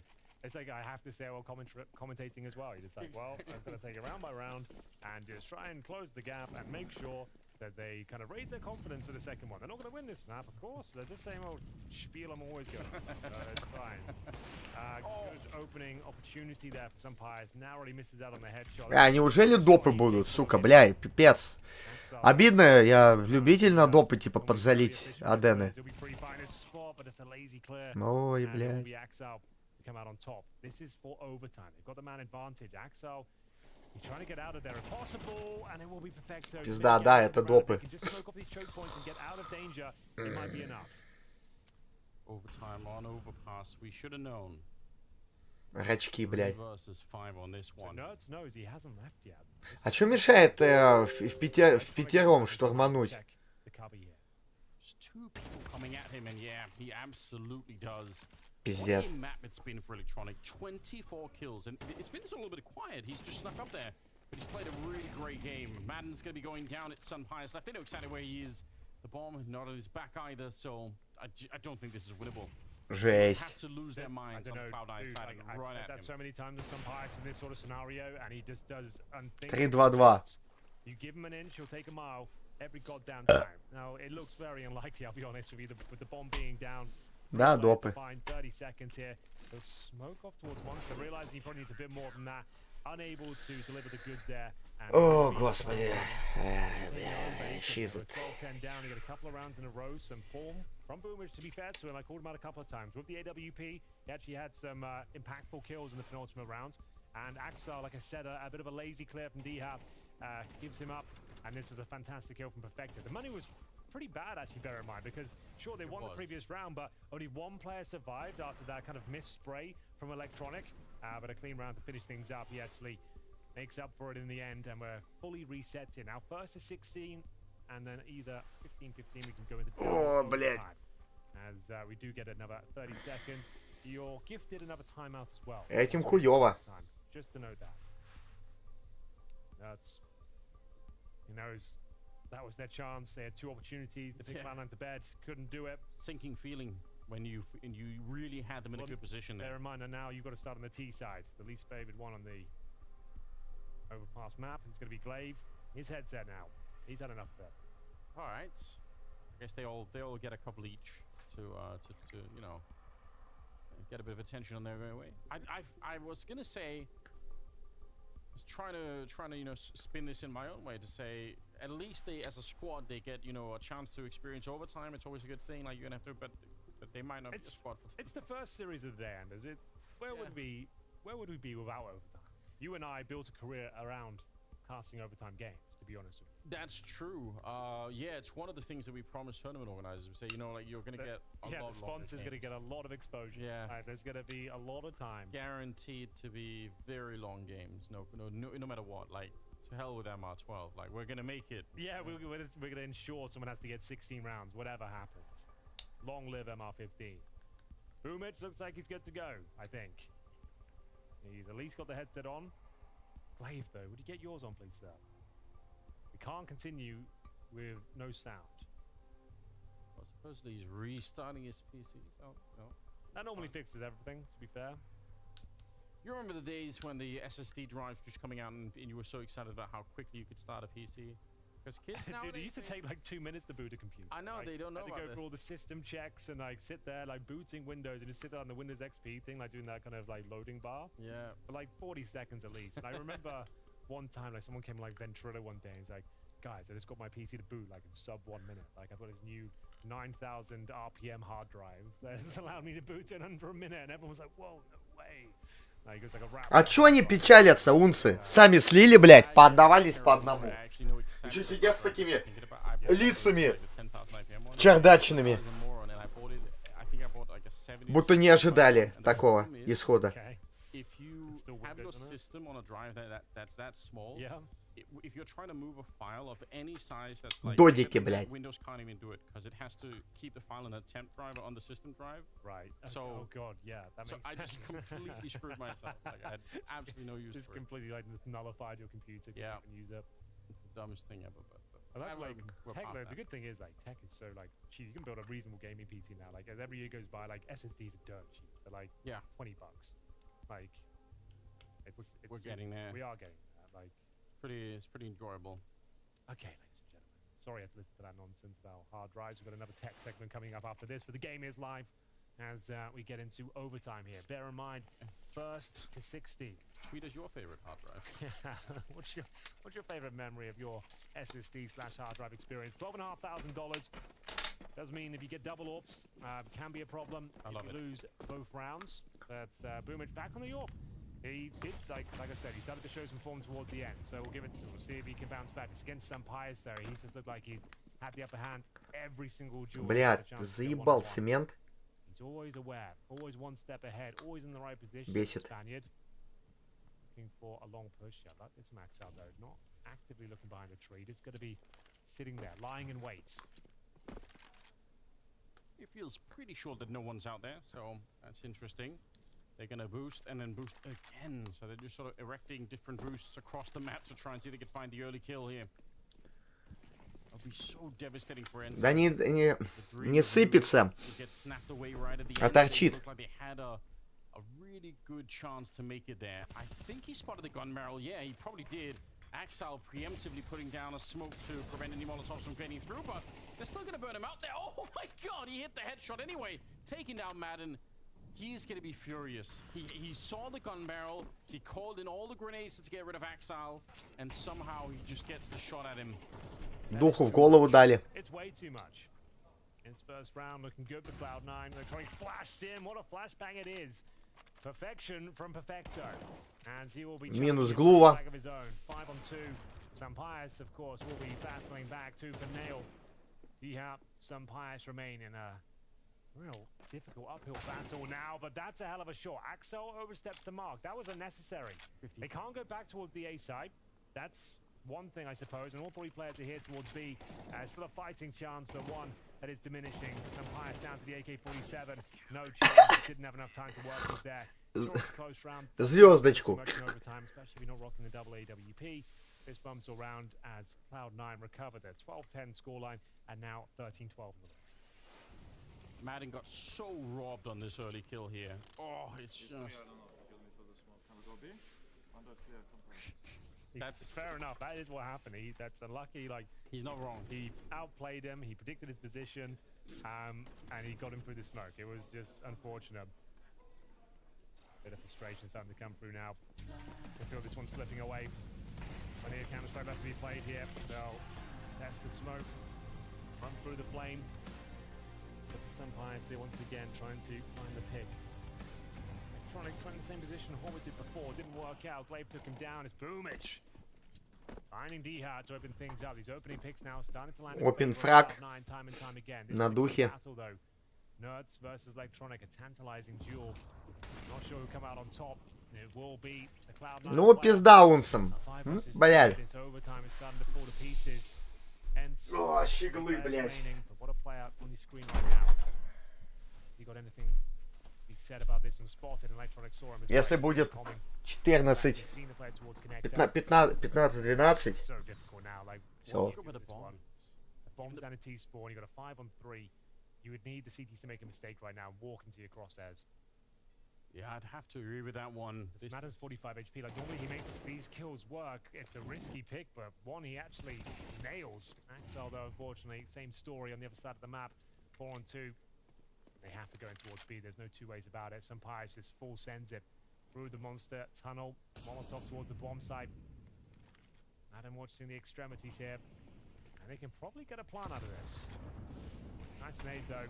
A lot of pressure being applied, and that should be the round here. Electronic looking super sharp after that kind of fumble earlier with the spray. Didn't cost him the round. It wasn't a big deal. But just by his standards, to see him miss that sort of shot was just a little bit worrying. That's all. I don't know how he got both these kills here. That it looked like in both fights It's been a bit he was of out of position. bullshit in overtime, to be honest. Yeah, Like, why not? yeah, we'll take it. That's what we're here for. Sick. 29 kills on Electronic. Look at that. That's why he's so confused. He's shooting through the smoke. In the second fight as well, he's got his crosshair out of position. That is wild. All right, then. So, like I said, you get an extra timeout and overtime. 30 seconds to discuss how you're going to operate in this final round. 2-0 down. I think 3-0 would be a death sentence. I'm not sure they will recover, but we'll see what they can make of it. There's going to be concessions here, even with the $12,500. Actually, I tell a lie. It's absolutely fine, Anders. All right, they've made it. I just made it up. I made it up. Listen, if you hadn't brought it up, no one would have known, Henry. No, why did I even say it? There's nobody close to the kind of scoreline that Electronic and Axe are bringing on. On the end side, they need somebody else to step it up and go above and beyond. It's Boomage again. Where was this in regulation? I don't know. He's back. Slow played us. He is the primary AWPer, is what they said. Hobbit's gonna go down, unfortunately. There, found out by Glaive. So 4 versus 4. That's at least something, but what a prospect when you see. Oh, Electronic, this is kind of nuts, actually. Full wants to control with an AK in hand. You know they're going towards A. You can start rotating players over now. He can hold that short position and watch for anyone like this one. He can just hold here. The thing is, though, it's not actually clear. Nerds will be spotted. It's a bit of a fumbled spray, but one he converts. Good flashbang. Even better execution here. Electronics having an absolute blinder in the final round here. Half of overtime. It looks like it's a done deal. Madden, T-Spawn, pretty far removed. He's got the bomb, sure, but Electronics already slammed the door shut in their face. I really can't believe it. It's another round where some of these kills for Electronic, you would have assumed he wouldn't get. Exactly right. He looked like he was done for. But the flashbang timing for Hobbit to be throwing in it is so sick. Just absolutely godlike. The alley-oop. Yeah, what a setup for it. 20 seconds here. Madden trying for a 1 versus 3. Now, he's got the bomb, and he actually should be able to get the bomb planted right away, or another grenade down right on top. He does get it planted at the very least. It's tiny. 1 vs 3. Still ahead of him here. See, the air prediction says 4%. That's probably about right. Talk. Shot brings it a little bit close. Sean said it still. They know exactly where he is behind the pillar here. He's not quite sure where the other player is. One of them on the high ground. The second one there. Madden making it work. What a headshot. Looking for it, but he's going to get out-dueled by Axel. That was close. There was a chance. But it's more than 3 in a row for Cloud9. He was looking sharp there. He knew what he had to do. Рачье, блять, рачье. A tough one to take down. Там ж плечо было видно. 3-0 and 4 Boomage. It's getting that confidence now. Отгадай стримера по описанию. Живет в центральной Украине, раньше стримил доту, его квартира имеет голубые стены. Глиз какой-то из жопы. As Axel, it was a great effort from Adam, but if you don't win the round, it's all for naught, really. Have to replicate that sort of form to stand a chance themselves to take us a double overtime. 1 round from Cloud9 would do it. That's all they need, Anders, and that's the 2-0. It was an arduous process here, but I think both teams, even if they end to lose this one, the fact they had them on the ropes here, all the context, I think it's a pretty decent showing here, and an even better round from Nerds. He gets a double headshot to open things up. Diha will chime in as well. Смена сторон, да, произошла. 15-13. Making quick work of this round. Yeah, I kind of do agree in the context of it. I think a lot of people, I certainly was thinking it was going to be a 2-0 in favor of Cloud9 here, and maybe it was a little bit excessive on Ancient, maybe it was a little bit too one-sided, but still, I wasn't too surprised necessarily, so I'm pretty impressed with Да, вот мерзко, когда, сука, допы, блядь. А ты ставку на допы не сделал.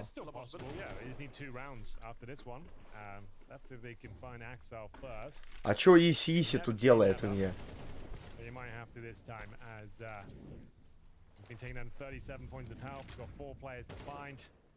Not a whole bunch to do it with. No grenades and the bomb's down. No, he's got 25 kills, Axel. Decent showing. But no way he can actually win this round now. Just having to check every crevice at the map. The CTs could be literally anywhere at this stage. And it's hoping they'll walk into his crosshair, but Невероятно тупой. Невероятно тупой, бля, надо еще. Beautiful work from Nerds there. Swinging out just when they needed him most. That double kill towards short. They were blind as well. You can see they got absolutely wrecked here. No, those are just straight up kills. One for the smoke as well. D-Hat towards long. Managing himself a double as well. So a solid B hold. They will be denied glory for now. The smoke getting blown up there is so sick, isn't it? Like, that's such a great way to play that. On the T side, they're walking around the smoke like they're thinking they're really sneaky with it, you know, and then suddenly, boom, they're just out in the middle of nowhere. Good setup for it. AWP on Sun Pius. Ну, вообще хотел бы, чтобы, пускай унсы бы выиграли тут. Ну, эту карту. Потом клутнули. Cloud9 just need one good opening. Looks like they're going to go straight for an execute here. They're not going to slow this down. Hobbit, though, sprayed down, forced to slow down. На, терроры у них. Making its way to the back line is Boomich for a double kill. Oh, this is a little Спину трахнул. Пипец. Вот это раки, блядь.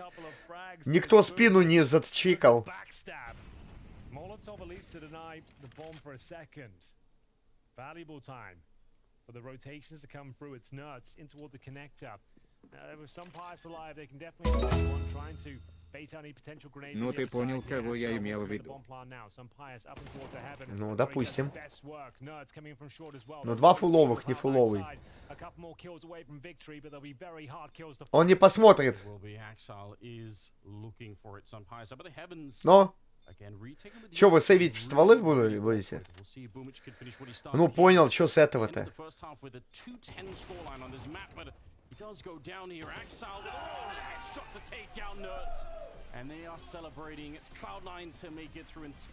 В дырочку. Тупо в дырочку.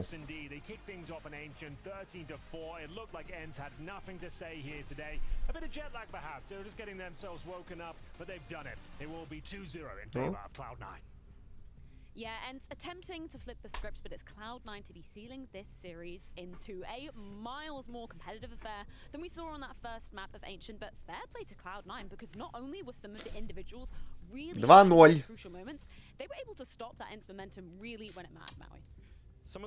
Бля, минус богатый пресс, конечно, блядь, на X300. Да. Ents themselves, though, made that much more competitive than I figured it was going to be. I really actually thought that comeback was going to get them the victory on this map. But yeah, we saw that Cloud9 at the tail end of that second half were able to just muster up exactly what they needed.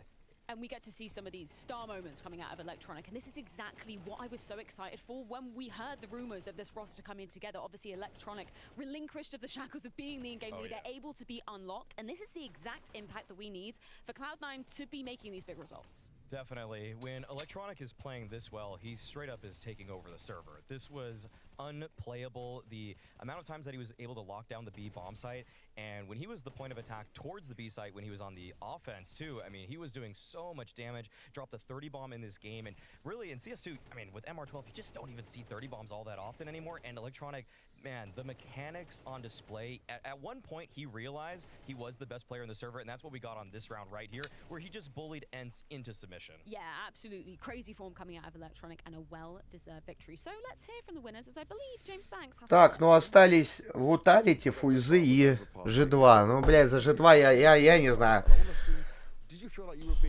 О, блядь. Ща в ТГ выложу. You mean city when we were city side, right? Yeah. I mean, yeah. Maybe I don't know what happened exactly, but of course it's a mistake. Maybe bad call, maybe miscommunication, and yeah, and of course, they did well. I mean, these lurkers, like, plays really well from them, and yeah, of course it's a bit pressure. We just got 5 rounds as a T side, but still it's fine. But you know, still it's not a lot, and they did a lot of pressure, and the lurkers played very good, and yeah, respect for them. But you closed that out in overtime, you got the job done. I want to touch on Ancient a bit as well, because we noticed that yourself and Perfecto changed some positions on this. So when did this change come in, and had you been able to practice it since you've been out here? I mean, when just Boom joined us as a stand-in. We played like that, and our city was really well. And so we decided to change Дуза? the position. Ой, блядь. Like Слушайте, ну тут maybe during the game, maybe before тут the мне game. нравится So этот Лич. from this side we О, have an бля. advantage. Yeah, we have like. Нет, у меня был 2-1. 2-1. Ой, блядь. А так просто победа была. Просто победа, дорогой. And find best style for us and best style for enemy. Yeah, so I think yeah. Could it change like that on other maps as well, or is it just ancient specific? Right now, just ancient specific. We'll see. I look forward to see it as well. Some wildness going down with Кирилл, Cloud9 getting it done. не знаешь, зачем они убивали друг Wise words друга, from то? Hobbit, keeping the cards, you know, close to his chest. Maybe we'll see a couple of adaptations coming out from Cloud9, but where does Кто this убивал leave, друг you know, друга? your expectations for C9 now that they're in that winners matchup and Ты just сказал, one он? more win away from potentially Кто making it кого? through to the arena? Oh, they could actually pull off the upset over Vitality, actually. If Vitality make it, it could be Navi as well. Obviously, we don't know yet. Results going to be shown in just a bit. But I mean, no, if they're going to change up their spots like that, and they're willing to just find what the answers are game to game, he not only just said that they want to find what's best for themselves, but also best against certain opponents. So if they're actually able to anti-strat and change positions like based off of the opponents, that's a dimension that not many teams have ever really invoked. Sure, the results. We have plenty more games on the cards today. 3 best-of-3s to be exact, and we're going to be continuing on the Group A train just after this break. Vitality, fresh off a victory in Copenhagen, going up against Navi after this. О, да. Бля, как же я в G2 сомневаюсь, сука. О, пиздец, блядь. Ой, блядь.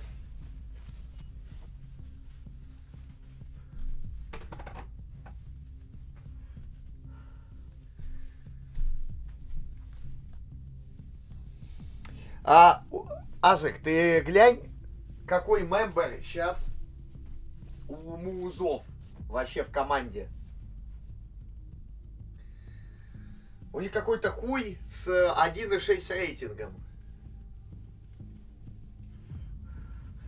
И они Виталиков 2-0 ебали.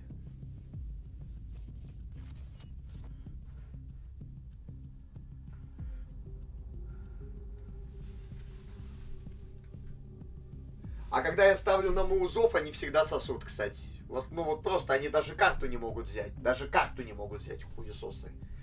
И жидкие стулья такая же история, блядь. Вон, 2 параши, блядь.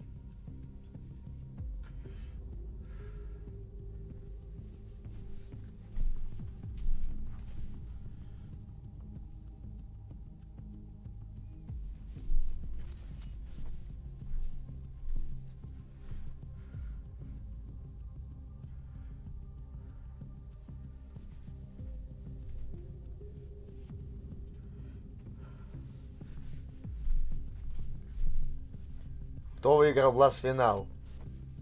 Кто? Вис, Вин. Фульзы вообще-то, блядь. Нет? Вис, Фис, Тим, Ту, Вин, Бига, КС. Вот, блядь, не по-русски написано.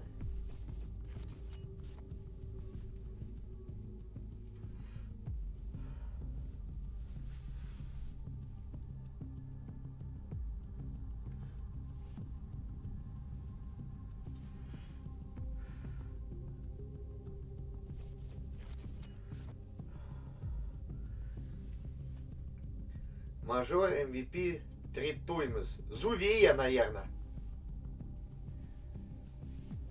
О, блядь. Сука. Это же дна, пиздец. Дивуйс же дно, блядь, они 12-2 въебали комплекситем на оверпассе, блядь. 12-2, там допы были, блядь. И они въебали с допов. 16-12. Они того, блядь, 14 подряд. КС, ты видел, как твой Кореж обычно донатил по Пичу 500 рублей?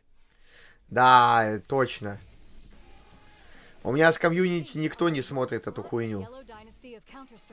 Native Vincier returned to Abu Dhabi to prove that they have what it takes to claim the crown once more.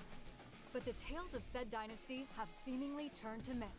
A team who was once feared in the server has had to battle their way through 2023 to show that they are still the heavyweights. Блять, вот этот вот Лангольер, мразь, конечно. Я надеюсь, LGD тут вин обоссут этих, блять, уродов.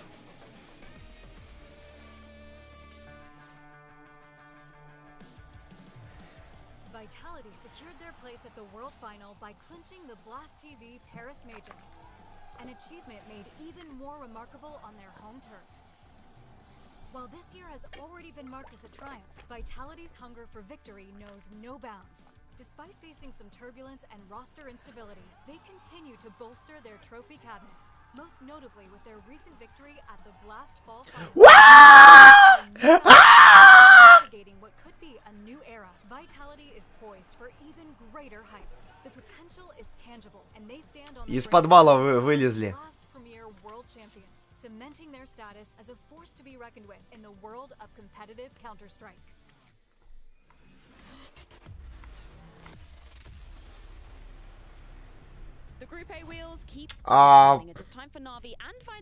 У Натус Буенсунса вот этот жесткий хуй. Wonderful. Я же футболочку хотел, Wonderful. Не удалось. Но удастся когда-нибудь. Да. Yes, Vitality look to be the team to beat here at the Blast World Finals. I'd say that they're favorites coming into the event as a whole. And on the other hand, we have Na'Vi, who have been through not the best time lately. The fact that they've had to obviously look for an answer in simple stead, as he has taken a leave at this point, and you know there's some promise with, I would say, with Wonderful, but it doesn't seem like the team has yet come up to that level as well. I mean, if Anubis будет. You're in for a rough time. It's not Да? like you're going to easily be able to replace them. But keeping on the topic of Vitality, I want to give some praise to Apex, not just because he's sitting right behind us, but think about this year for this English. Они, кстати, на Анубисе как раз-таки въебали. Different trophies lifted. That is an incredible feat coming out of Apex. Twist just said in an interview that having played with Бля, если это Анубис, я, кстати, I think the number one is safely Apex. I don't see how это, бля, на Натус Буенсунс поставлю. Да-да-да, не удивляйтесь. The fact that the roster has been changing, he's played with a core 3 in Spinks, Zywoo, and himself, but we see that the 5-man lineup right there lifting the Blast Paris Major trophy is... It's got Dupree, it's got Magisk, they had Zonic behind him, Наверное. and yet they're still able to lift another trophy at the Blast Fall Finals with Mezzi, with Flames, with Xtaz behind him. Things are changing. Хотя это давно было. Apex is standing tall, strong, and as a winner. It's absolutely incredible to see, obviously, Gamers 8 sprinkled in there in the midst in between those two results as well, but just an incredible 2023, despite... Ну да, их тренеру надо кушать, посмотрим. As well, and Zywoo not having the hottest start, I think, you know, he's reinstated our trust that he is going to be a force to be reckoned with going forward. But I want to question Mezzi for a minute, because obviously we saw them, you know, lifting the trophy in Copenhagen. Mezzi was saying like, hey, I see no reason. У Фулконов какой-то конченый пик. Ой, ЛГД ебет. Mezzi performed actually at the fall finals in some ways, I'd say, lower than expectations, because I thought he was going to come out of that event and probably have, say, like a 1.05, do something similar to what he did with Fnatic. But I think Mezzi himself knows that he has more to give, that he was the strongest player when he was on Fnatic. The roles that he got from Magisk weren't all one-to-one necessarily, and yeah, we could see the difference right there before us. В качестве пруфа посмотри видео играет в казино 231 с канала Казиныч запасной, перемотай на 2,5 минуты вперед. Какая ну, бля. Нахера мне что-то это... заходить, смотреть эту шляпу ебаную. На запасном канале, блядь. У меня запасные каналы сразу банятся, блядь. Вот это вот что за двойные стандарты? Какой-то уебок там нормально хуярит в кузины, у него канал не забанен, блядь. Все нормально там. Ни теневого бана, ничего, блядь. А ветеранов ебут, блядь. Почему? За что ветеранов ебут? For us, it's being a big change to change Messi because we also changed the coach. So it was also to get the team into a new way of thinking, a new team, and a new environment. So I think we did that well with all the coaching staff. And I'm not the only one to make that happen. Ему можно? Он что, не инвалид? Что ему можно? Я не понял. А может он просто хуй сосет? А? Может он просто хуй сосет там? Попрошайка, блядь. But the last 2 weeks after Copenhagen have been good. It's been good to practice, adding new stuff and that kind of stuff. So yeah, it just having more time is always really good. It doesn't mean that we will get better than Copenhagen. It's all about like the moments being good individually and showing up, having great mentality and everything. So, but just I'm really satisfied with the preparation we have coming to D7. Yeah, because obviously it was a question of exactly how they were going to be integrating Messi back in Copenhagen. But flipping the scripts to look at the other in-game leader on the other side of the server, Alexi B. Obviously he's had I don't know, when you just look back in his career, it's like he's been in those positions, but okay, cool, maybe this is a roster that he's... У меня он канал в России недоступен, и все, бля. Видосики по 2000 человек смотрят. I feel like Alexi B has been consistently dealt some pretty tough hands, and he's done more or less what he can with it. You wouldn't really expect for him to be able to accomplish... I'd say you look at this lineup, you look at these 5 players, and you're not going to really say, minus Alexi B, you put any in-game leader there, and you're going to say this is a championship contending roster. Ну они типа на Анубисе сидят, якобы. Не знаю. They came 5th to 6th place at the fall finals, but I mean before that, when they actually were playing with Simple, coming 2nd place at ESL Pro League before, that's probably the biggest accomplishment that this team has made. And so for this team, I think they're still in some ways trying to find out their identity, because Wonderful is just so different from Simple. He's more of a system operator. He's going to follow what the strategy is. He's going to try to play well within the bounds of it. Sometimes he'll get a little bit frisky with things, but I would say that if there's really a point that Alexi B has to focus on and unlock, it's not Wonderful for me. It's still Ema. Ema has been the worst rated player once they've started switching to CS2, and that's including Alexi B. Alexi B is outperforming, statistically speaking, Ema, and Ema was contending for being a major MVP back 6 months ago, 7 months ago. So that's unacceptable in terms of what they're getting out of Ema, and I think it's going to come down to Blade, Alexi B, and obviously Да, первый Анубис. rise up and lift his performance. Well, let's get some thoughts from Alexi. Какая страна? Alexi, we're getting to the end of the year now, and you're almost at 6 months on Na'Vi. And I want to see, when it comes to your way of leading, what Blade wants from the team, the style and the changes you've gone through, how do you feel right now in Na'Vi? I feel good. I feel like I've understood the system way more than the day when I joined, and understand how Blade wants to approach and how the game plans usually work. And I think that's the biggest Затеров они хороши, да? ТБшечка, посмотрим. I do have the experience now, and I feel way more comfortable.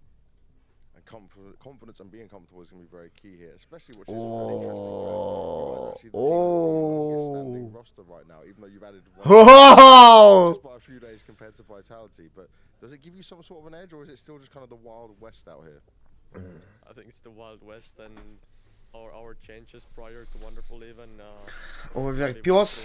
a big overhaul and just jumping into international and all these things. But yeah, I mean, every team to its Асик, ты считаешь, что они Анубис отожмут, что ли? and we have our own, but we just gotta make it work. Anubis, Overpass, Nuke, who came out on top of this veto, Maui? Yeah, this is Vitality all day. I thought that Vitality could have actually gone for either a pick of Overpass or Nuke, and the fact that they get both in the veto is just so fruitful for them. On top of that, the fact that it's Anubis first off, I feel like Vitality are totally comfortable with his lineup on that map too. Where do you feel like the biggest strengths, maybe for both sides of the equation then, lie for Anubis, as it's going to be the first map pick of Na'Vi? So the game that Vitality played earlier at the fall finals was against Complexity. They dusted them 13-2.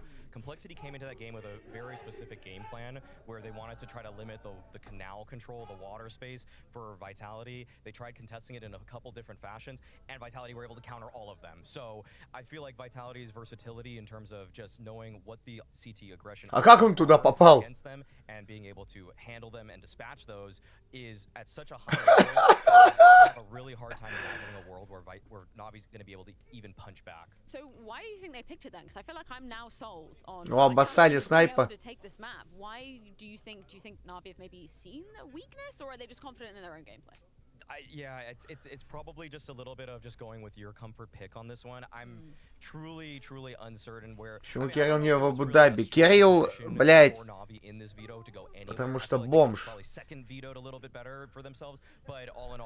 Лудоман, алкоголик. There's not really any person that to me stands out is going to be a hard carry for Navi in this one. Well, you mentioned obviously on the AWPing side of things, Wonderful being quite the different player to Simple. Where do you see those main differences lying in terms of how he's approaching this game in the weapon? Well, with Wonderful, it's a lot more of just kind of being a little bit more static. I feel like he's not always calling for his own number in terms of going for opening plays repeatedly, whereas Simple was a guy Как же рыба долго летит. the macro for his team. And so in some ways, if you're Vitality, it's you can prod, you can find out where Wonderful is, and you can kind of guess what he's going to do next a little bit more in the round. So ЛГД посыпалось. a very high percentage of his shots. Like he is seriously mechanically talented. It's that the extra layer Посыпались маленькие. isn't at the level where Simple could just hit his first shot and take over the rest of the round on top of that, whereas Wonderful for me, he's gonna hit that first one, but it's about what's Да, на ЛГД. На ЛГД и на тундру. Данную тундру. Yeah. 5000. Of course, I'm supporting Vitality. Okay, I'm glad to hear it. I think that's it's good. I'm gonna be on the Navi side for this one. Like Banks was saying, the longest standing roster of all time. It's so silly. Yeah. Лин, смотрел ли ты когда-нибудь аниме? Я аниме? Не. Только хентай. А, нет. Ну, на что-то там дудонили однажды. I would say, are we live? We good? Yeah, we are. And 5 players going towards the B bomb side, Anders. 1 smoke, 1 flash. I guess smoking tempo and flashing in, and off we go. Yeah, this is going to be super explosive. Наруто, но это не прям аниме. With a strong headshot. That's what you want to see. They can call in the backup. You can see the rotations already happening. Wonderful with a headshot as well, taking down Flames. And Vitality slowed down way more than they wanted to be. But Spinks trying to fight his way back. It's actually a significant kill there. Might be able to get them the bomb plant, but they wanted to clear out. Пистолетка за НАТО с буенсенсами. Cost them too much. Imma with a really strong start here. Yeah. Not the approach I expected there from Vitality, to be honest with you. There was no set piece to speak of. It was a 5-man contact play in towards B main. No set smoke. They just dropped it upon arrival on the left-hand side of the bomb site. And then Imma, as Maui mentioned, rightly so, his form in CS2 has not been good. And he actually hits an absolute banger to kick things off there. No bomb planted, most notably. Meaning it has to be the full eco now. Да чё вы за этой луной бегаете? Ну, отправили в таверну, норм. Not many teams will bring this out. Normally going for the AKs on the third. So this is against the grain of meta, I suppose. Not to say it's incorrect in any sense, but definitely unorthodox. We'll see whether they can pull it off. Deadly with the Deagles. Our Vitality looking to open things up here. Imma, bit of extra cash. He goes for the M4A1S. Ща да, может поставить ему. О, поставил. Попал, но не убил. Попал там в голову. They definitely know that somebody's up here. He'd be able to feel the armor as well. Like it was a big time to kill on that first play of Zywoo. Nades deployed in towards Dark. But now be off to a good start. Got the pistol under their remits. First kill, 5-4 in their favor. It's gonna be the beat split once again. Him up. two comrades around him should be fine to defend this one. All comes down to this first interaction. Lexi B in front of the pillar. First kill will be going in his favor. Wonderful chiming in with that Famous. Messi good for one, but I think that's maybe all they get in this round. Apex has been pinned. 40 HP, 40 seconds, and no hope. 2-0. The force buy does nothing. No plan once again. Has to be the eco going forward now as Na'Vi. This is the most T-sided map in the pool. And yes, they've actually done a great job there. Fending off the force buy, winning the pistol, and that should be a 3-0 start. There's not much you can invest here without the bomb plant.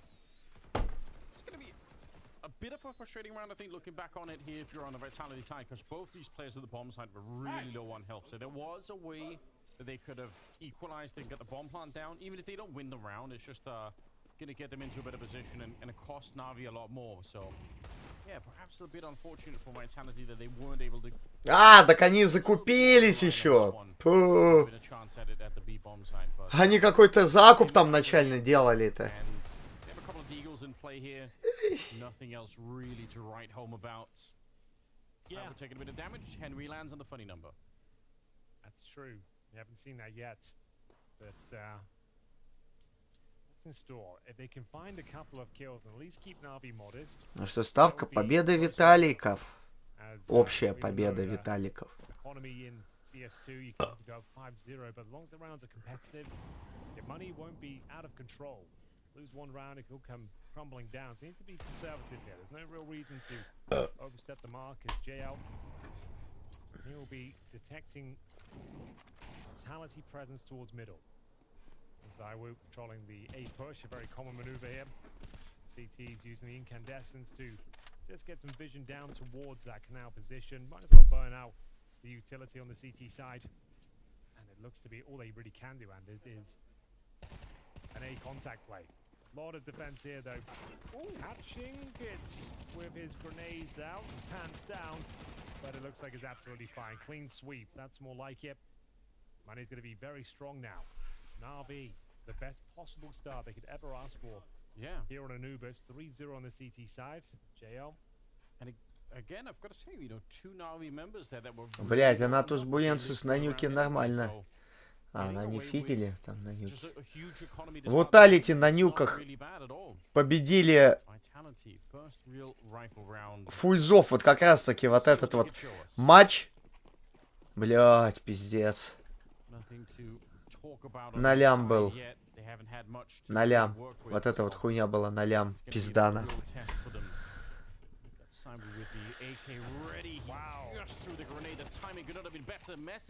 Wanted to get the double trade back in there, but Wonderful's going to be allowed to escape. That's a really nice little call here. Applying that pressure, don't allow Vitality to get comfortable. Sabotage their default. Rupture the offense, and now they've actually got a 4-on-3 advantage here. Looking for 4-0 to kick off their CT campaign. Wonderful has looked great. He hasn't even got the AWP out yet. His rifle work has been fantastic. Has got about 1 minute left on the clock here. Good incendiary. Again, another good maneuver here by Wonderful. Gets himself out. Yeah, he probably should have been dead there, but the timing of the flashbang was pretty damn good on top of everything else. 50 seconds on the clock now. A 4 versus 3. It's pretty telegraphed what's coming here. They kind of know that they're hanging out outside of the A-bomb site, so don't think it's going to be too much of a surprise. Another Molotov to slow them down. Finally, the HE will find Wonderful. So 3-on-3 and 35 seconds. This can be done. Yeah, if JL can't get more... Бля, как можно так за терроров сосать на этой карте? Там они же... Кек так. Got the plant down regardless, and a good smoke, powerful smoke here. Locks both players out. They might just have to push this on the flashbang. Here we go. Actually gonna nade each other a little bit there. 14 damage taken. First kill gonna be very important, and Flames, uncharacteristic miss from him. Leads Sphinx in the Spoon. versus 1 now. Sphinx. I wasn't expecting it either.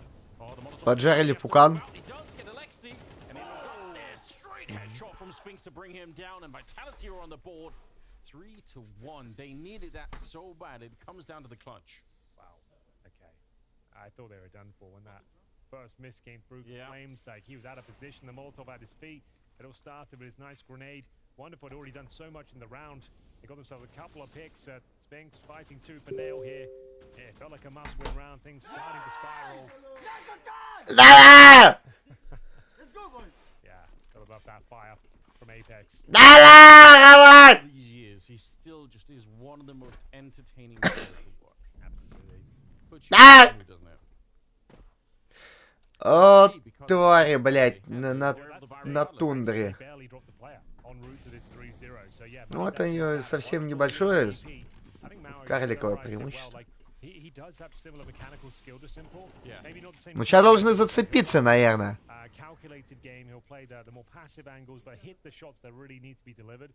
Really good at these sort of positions, anchoring bomb sites, staying alive and not doing anything too aggressive, I suppose. Yeah, he usually has a really, really big impact on the game, which is part of the reason he's made a bit of a name for himself. Big shoes to fill, obviously, if you're talking about Simple, but, you know, early days for his career, you have to assume.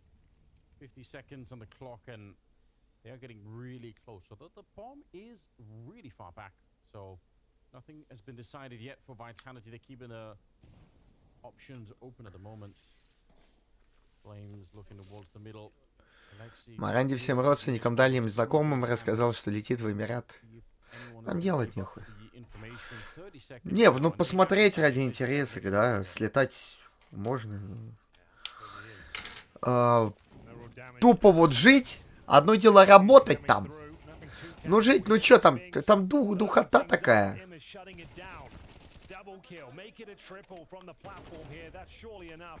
It's down to Zywoo, joined by Mezzi, but they are being surrounded here, swarmed by the CTs.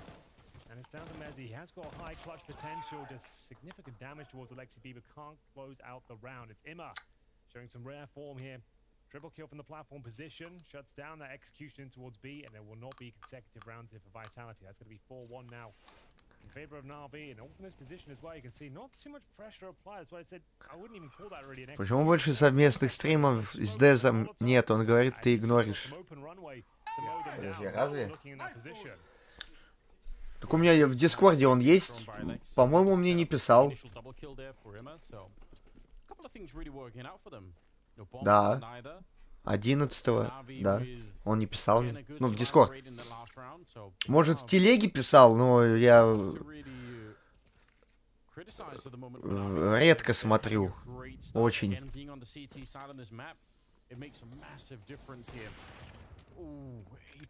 Вы видели, что это было? Да, бля. Интересно, подцепит Аима. Подцепил. If they can slow this down now and recover those rifles, that would be fantastic. That's even better, Anders, but JL here to pick up the pieces. Справится? Я на ничью, кстати, поставил тут. Да! Да! And there we have it. Second round on the board. Bouncing back with a partial buy there. One hero AK, and what a hero he was. Zywoo managing to find all the kills required and dominate. Ну, ЛГД, трахайте, давайте, давайте эти жидкие стулья вонючие, блядь. Блядь, тут тундра сосамба ебаная. Сука, такому пику, блядь, дырявому проебывать.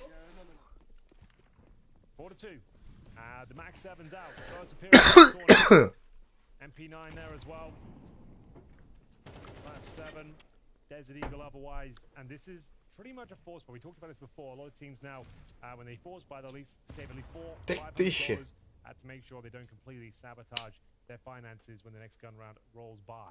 You have a strong distaste for the shotgun tender. Like this scenario, it's fine, it's whatever. Alright. It's when the gun rounds, when they're using them gun rounds and there's rifles available and there's money there. Like that's why I don't get it. Like there was a weird 2-week period. На кого поставил? Ну, общая победа в Уталите в экспрессе должна быть. You can get a cheeky kill.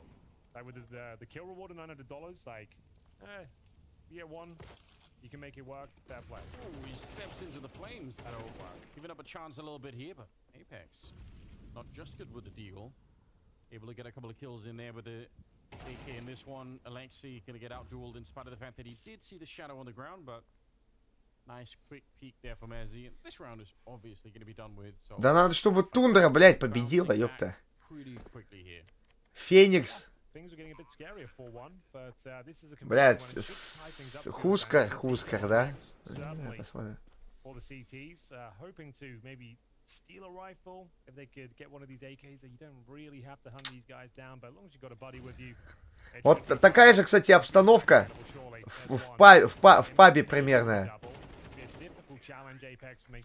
Сначала там 3-0, потом счет сравнивается.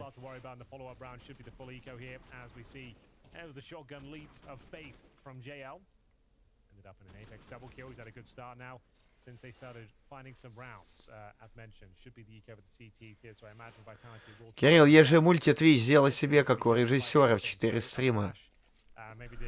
Слушай, мне и не впадлу так вот переклацывать.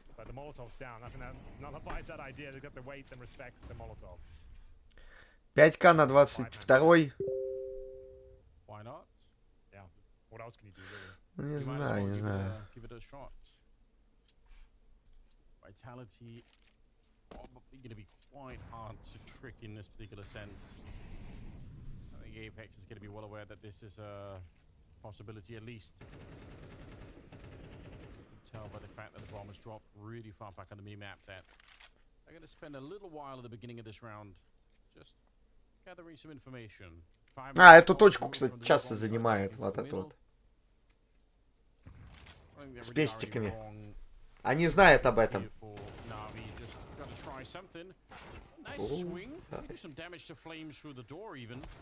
Воу! Воу!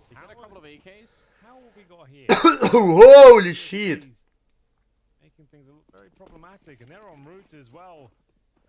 The Stampede is coming through towards B. Spinks needs to be careful here. They're rotating. They're holding towards that K position. They've got to cross towards the bomb site. They've got a smoke, which they'll use effectively. No one behind the temple position, but the bomb will be going down. Nice Molotov. Make things very complicated. They can't just swing and pound to this stage. The bomb will be planted comfortably. And it'll be back to a 3 versus 3. Bear in mind these players have no Kevlar, no kits, but they have got aim. Ну, блядь. А как они могут такой пик... Как они могут этим проебывать? Пидорная луна, блядь. Пидорасная луна.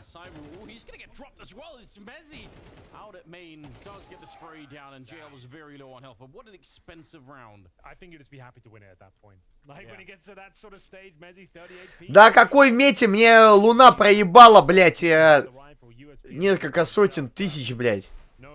Луна в мете. Пидорша она, бля, ебаная. And it comes down to this moment, 2 versus 1. Mezzi, 30 points of health. A couple more bullets and that USP would do it. See Apex, yeah, he's on tenterhooks. You know, we can't lose this one, boys. This is the one that was guaranteed. But yeah, expensive nonetheless. They use a timeout. It's going to be Na'Vi.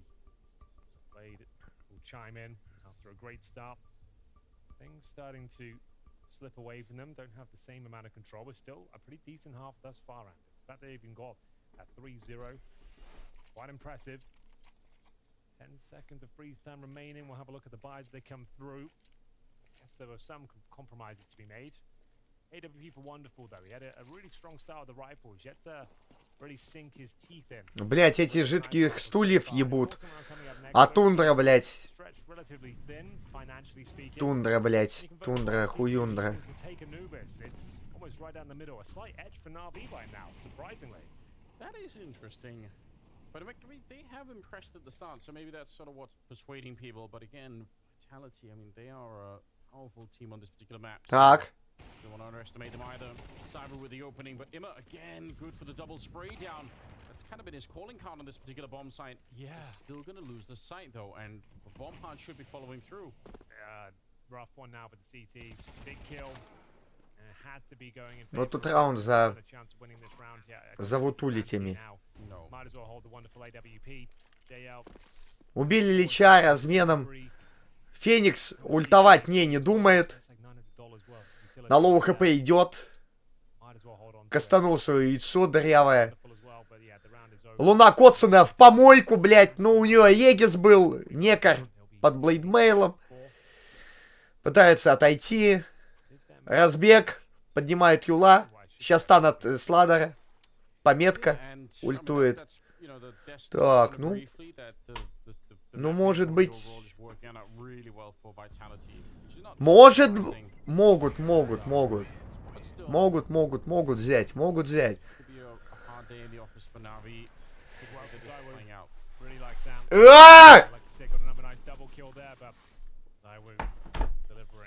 Shots required once again. Alexi B, a shake of the head there. Felt like they had the advantages required. Doesn't really land in their favor though. Might be a tactical timeout once again.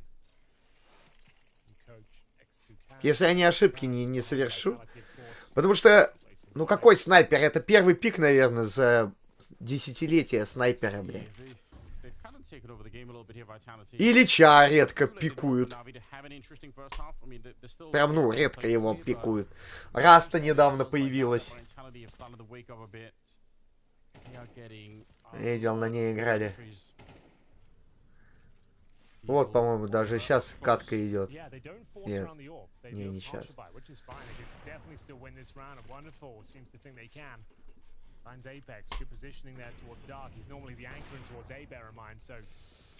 Мальвину не ебу. Бля, я не хочу трахаться. Я просто передергиваю и спать иду.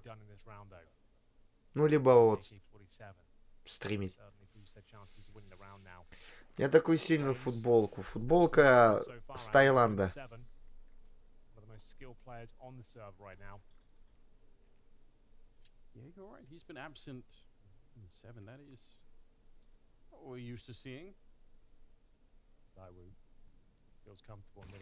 Бам!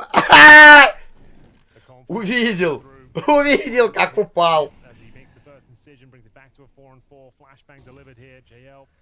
Catches it right in the face, needs to be very careful, hoping the Molotov will hold them at bay for now. That's an important frag though, and Zaiwu continues to find kill after kill here. Another high pace преимущество. hits the flick shop, and it will be Некар довольно-таки жирный. Делает Аганим, у него он будет через 900 адены. Только я не знаю, что ему Аганим сейчас делает. Типа выкупиться нельзя. Раньше это было так.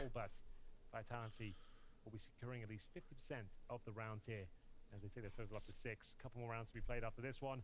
Have to save these two weapons. The hunt might be on. Не, 4 нормально раунда. 4 раунда пойдет. Ну, это я к тому, что допы могут быть.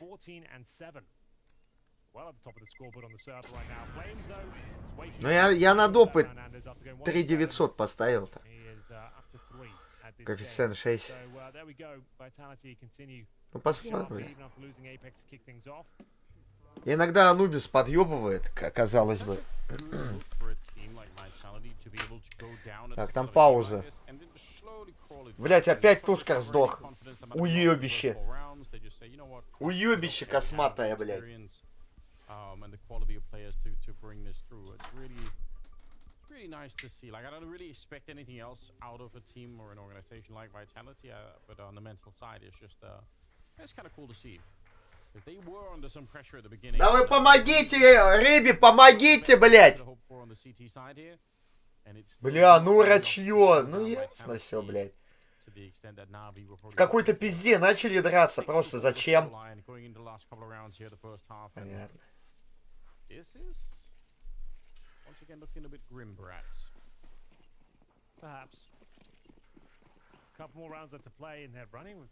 Пизду, на победы какие-то ставить, блять, в этой помойке.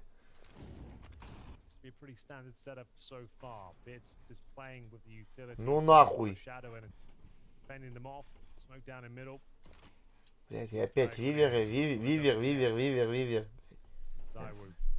Лучше бы, блять, взял бы на убийство, поставил 54.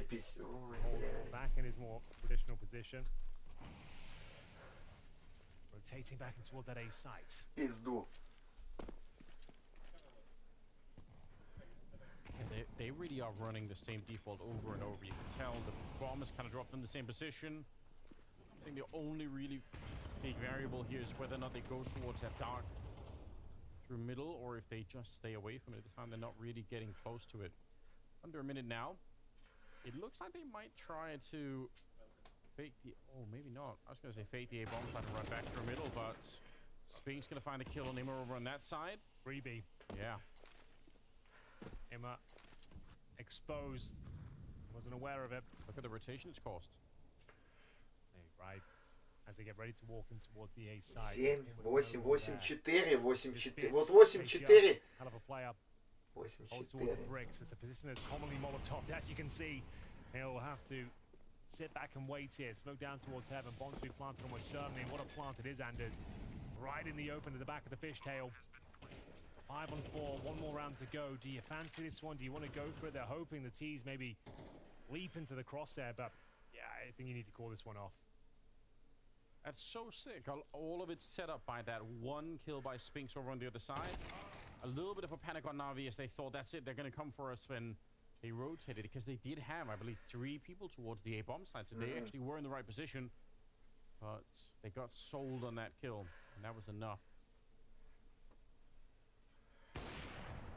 Hoping to keep the rifles alive here at the end of it on Na'Vi. They do need them going into the last round of the half, which is coming right up, so... Hunt is on.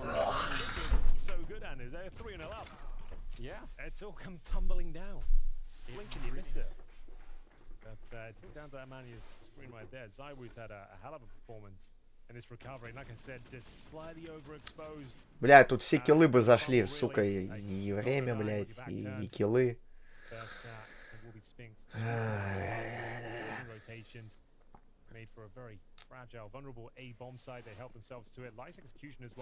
А почему она такая худая, блядь?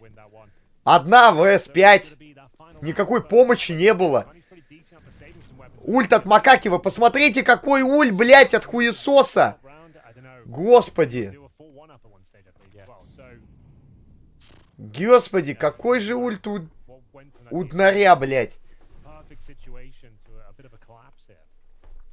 And you have to assume mentally that's how it's going to feel too.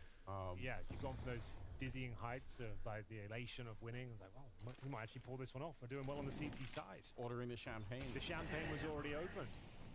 They popped the cork. But now it's the final round, and they're looking down the barrel of an 8-4 scoreline against them. Like I said, it's a T-sided map, sure, but Vitality have looked dominant in the last few. Apex has had his struggles towards Dark. 5-7, наверное, да. Strong in towards B. Хотя? Team kills, but he's been stuck there for a few rounds. Molotov deployed, and this is the first interaction coming through. Will be Imma coming out on top, takes down Spinks this time. А чё они эмки поднимают? Ой, поднимают. Калаши, скидывают эмки свои. Поднимают калаши. Ну, типа 30 патронов, да?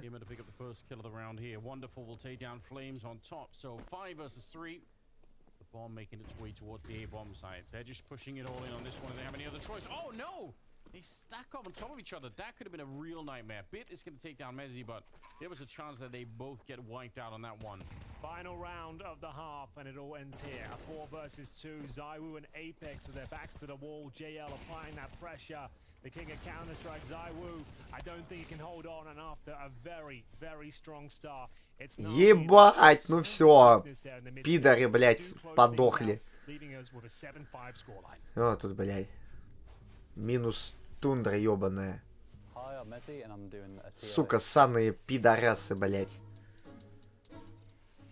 So we got maps at first. Nuke is S tier. So many different variations, so many different ideas on the maps, and it's pretty balanced. And I'll go the opposite side, Vertigo, D tier. Вообще, рачье, блядь. Got a lot of creativity, so I think A tier for Ancient, A-Pass as well. Always liked O-Pass and think it's a strong map for me, so I'd have to put it up there. Anubis, I'm gonna have to put in C. Pretty like one-sided with the T side. For me, I would put Inferno and Mirage in B tier. Nothing too exciting in both the maps. I think they're kind of the middle of the pack, and yeah, I would keep those there. Okay, so now we're moving on to the CS games. Source, I'm gonna put it S tier. So I play CS Source, so that's when I was a kid watching him play. Kind Ну of да, это минус трон.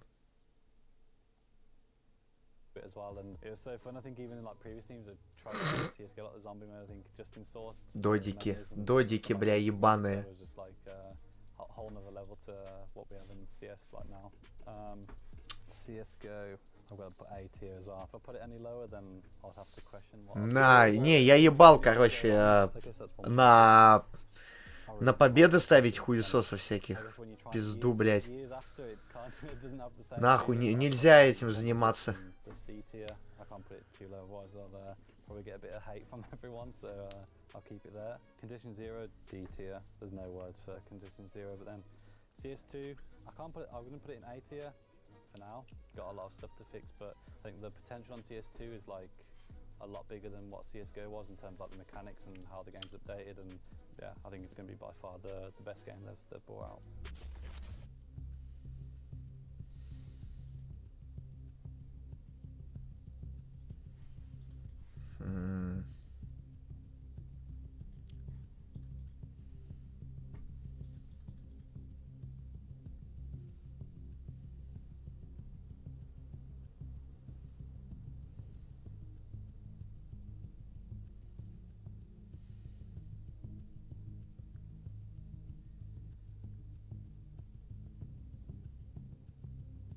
О, додики, которые слили глокам. Они рели слили вот здесь на нюке глоком. Вот эти вот пидоры, блядь. На фейзах, блядь. Уёбище.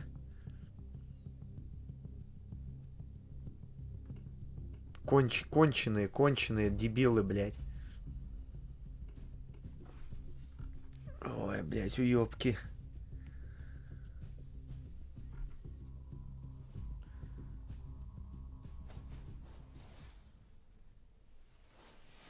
B main. I'm gonna break B main. I'm only breaking B main. Let's fight. I flashing. 2 B main. 2 dead. Nice. One more. I can flash. Going out. Wait. Того 2-0 закрыли тупо. Вертига 13-3. He's out. Nice. Nice boys. Things were looking great at that stage. Imma was fragging, the flashbangs were on point, the comms were sharp. 3-0 start though, leading them to a 7-5 deficit. Vitality back online. As we switch things over here, it'll be Na'Vi on their T-side campaign, and I would say they probably need this pistol in the context. Yeah, that was like a walk down memory lane where everything was great for Na'Vi and they were really on top of the world, and it's ended a bit differently, but I've got to say, I mean, it's still pretty respectable, right? It's not too bad getting 5 rounds on your CT campaign here, and they start off well in the second half. It's wonderful. I say that, but executed right away. Mezzi cuts him down across the almost full end of the map there with USP. So it's still a 4 versus 4. For now. Yeah, for now. They're pretty close to the center. Look at that little kill squad coming out there from the Vitality side. 3 of them walking around. Now going to get out the A-bomb. Да уж. 1 minute remaining. Still with a lot of utility here. Smoke Kevin, Molotov towards bricks, and the cake position as well. But there's going to be a bit of a problem here. They might not get a chance to execute as the CTs are aggressing towards A main. They exchange blows. Still plenty of time here. Decent flashbang, and the fights continue here. The execution potential. Чё вы, блядь, террористические пентюхи не возьмете, что ли? Пекарь.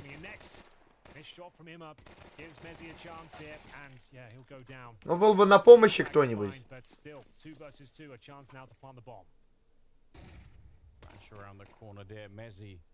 He knows how important this next kill is going to be. Bomb not planted yet. Oh. They might have a really hard time doing it. Apex is up on top. It's an execution again. It could have been any better there.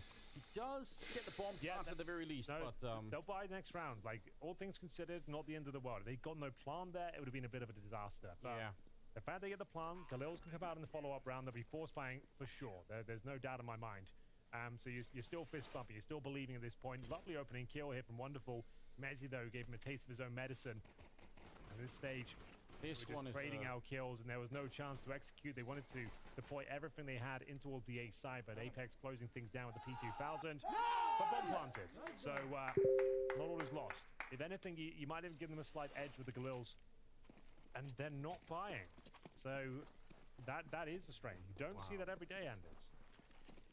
Well, Almost we've had it all every today. team would normally force buy in the second round. So Well, we had Vitality conservative approach. We had Vitality force up in the second round, I believe. Yeah, with no plant. With no plant. Yeah, so both teams going against the meta right now. And Zywoo's got an AWP, throwing things up, and he's shown presence towards Dark. He might have run back in towards A now. That's also unusual, right? Yeah. Orb second round.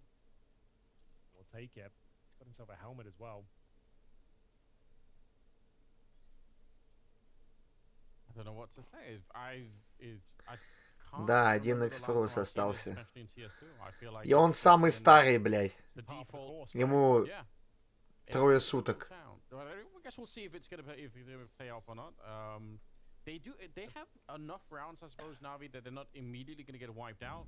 The problem is now, though, they've got 5 rifles, they have an AWP, and lots of utility going forward as well now. So that, in my opinion, that was a chance to strike and like sink your teeth in. This eco won't really be going anywhere. They'll smoke off in towards that temple position. Doesn't quite extinguish the flames. They're trying to find Zywoo if possible, but he's got some backup. Bear in mind, no Kevlar. These players are incredibly squishy. Zywoo in position, but taken down. Okay, this gets a little bit more complicated now. He's got the AWP in the hands of Размутились JL. пушками. Surely. That's actually a good point. If you could, get it out the map. Yeah, They still have a fighting chance, right? Like, even though they're low HP... О, еще бимбу one of those поставят. weapons, you never know. If he holds a tight angle like this one, there's a chance, and unfortunately doesn't happen. So the AWP will be back in play. Wonderful has almost 0% chance of winning this one. We'll see. Yeah, you can see the air. Он неправильно пошел в помещение. I said almost. I would say like I'd say 2, but there we Yeah, go. just dunking on him, saying that's Yeah, it. 0 straight up. He can't win this. AI has spoken. Okay. Yeah. 6-9? I guess you're right. Like, it's tempting to go Или for it 5-10? when you got that AWP, but it would have been fun to see them throw it away too, I guess. Either way, I think a slightly scary moment there. Something could have backfired. Well, it does set them up nicely here. Like the fact Затылок выстрелил. they're gonna have a really strong buy if they can win this follow-up round against Zywoo's AWP. They should have the wonderful AWP as well. So maybe they'll be building around that. So yeah, that's where they feel like they can do the most damage in the gun rounds, and they have everything they need. They can run their actual game plan here instead of like constantly force buying, like having to make concessions across the board. So definitely some logic to it. Just with the scoreline, you'd think almost every team would force buy in that second, but here we go. First real gun round now. Pressure being applied towards this B bomb site. Smokes deployed early.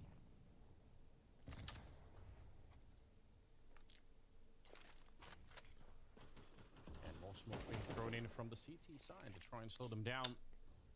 While making its way back through T-spawn to try and reach the A side of the map. No mid-control at all for the T's, which... I don't know, I feel like a lot more teams started to utilize that recently, so... Actually a bit surprised that it wasn't something that we saw too much out of from Vitality. We'll see if Na'Vi are going to try and see if they can attempt a little bit more of that in the second half here. They are getting towards dark. They really want to at least Molotov out that position just to make sure that no one's holding it. Spinks is feeling pressure for it there, and he's going to catch him. That is such a close beat. He is looking Ну не, все тут хана, все. Все тут. On the B bomb site. 5 Да. 2, just as they pull their nades out as well. So much conviction behind his play as well. The pre-fire, like literally. 2-0, да, вот улети. He's in his element. По факту. Literally, he's got the obelisk around him, Henry. He's at home on this map. Yeah, the Pharaoh. Заслуженно. I like to see a wonderful 15 seconds left. The bomb is so far away from them. There's nothing they can do except the save. 10 seconds, you're right. At least they held on to the AWP. I wouldn't say it's a must-win round, but it's certainly in that sort of conversation. The fact they saved 2 weapons is good. We'll have a look at the replay. Look at this. First bullet on their head to the skull of Emma. Triple kill delivered by Spinks here. Willing to take every single duel. Dominates them throughout. RV feeling the pressure right now. Yeah. Did he just call him out for having 6? I don't know. I thought he was doing an Anders quote. I think he was screaming nice, wonderful, but alright, he's got 12. I don't know. I think he was dunking on him. I want to believe that. I think it'd be sick to hear Apex do some more trash talking, you know? Oh, there'll be plenty of that to come, don't worry. First game of the tournament. This is still Group A, bear in mind. Second series of the day, 4 in total to bring you. Accelerated scheduling as well, so keep your eyes on HLTV. Yeah, don't miss out. Oh, that's a hell of a nade, God. So much damage inflicted, like just as you get towards that A main control. Isn't it just the worst feeling? You're summoning a little bit of courage to sort of like, you know, start something and you're like, oh, I'm on half health. All right. Yeah, and they've got almost no grenades. A single smoke and an HE now. So this is going to be a rough one. Khalil's, AK, and the Orb. What's the next move? Map control almost 0. They have got the first stage of middle. CB will push the smoke. Apex holding a passive position. This is fine if you just look towards camera and skip the comms over that. When they can cross over towards Temple, that's all you really have to do. Messi will be relying on the information of his teammate. As soon as he gives him the cue, he'll swing out. Great setup right now for the CT side. Spray is pretty good for Flames. Maybe could have been a double there. JL going to go down on the other side. We're down to 25 seconds and Wonderful is alone. And they don't have any reason to fight him here. They know that he's out there. Smoke him off, leave him. На Вутуликов было 2,3. There and then, nothing he can do with save once more. He's had to do that, what, 3 rounds in a row now? Yeah. Save the Orb. Think of what a powerful lean that was, the A bomb site. It's 3 people inside the bomb site. It's a 4th player in the middle holding the cam position. And then it's, you know, 1 player over at B who's just on his own by the obelisk. So they were so sure Vitality of what was coming. And, you know, even if they traded somewhat fairly there at the start of it, Navi, they just they would have kept running into players over and over again. So Vitality, good read all across the board here. Yeah, I really like that synergy between Messi and Apex in middle as well. Just ducking and weaving around each other, taking the aggro, finding frags. Don't know what that means. Wonderful играет. I love Apex. Love it. What a great human being. Yeah, a true gem. Wonderful. It's so sick. We have Taz now back coaching, which I think Wonderful, ты где? С АВП. В кустах, блядь. An infamous trash talker on LAN. And I think it's a legitimate strategy. Like, if you have a young player who's, you know, maybe going to be mentally affected if you're yelling a little bit, you come up with something, you know, why not do it? Like, I think it's a legit way to try and put someone off their game. Especially some of these younger, maybe rookie players like Wonderful, for example. Yeah. Definitely part of the game, an important one. Holding your nerve when players are trying to get under your skin. Yeah. And he's going full set. He saved this all 3 times now, Anders. He hasn't had a frag of it for a while. At least one that really mattered. Good smoke. He's trying to find a gap. Is there anything to work with? Nothing. Не, Натус Буенсунс унцев, наверное, смогут перестрелять. Что-то вроде 2-1.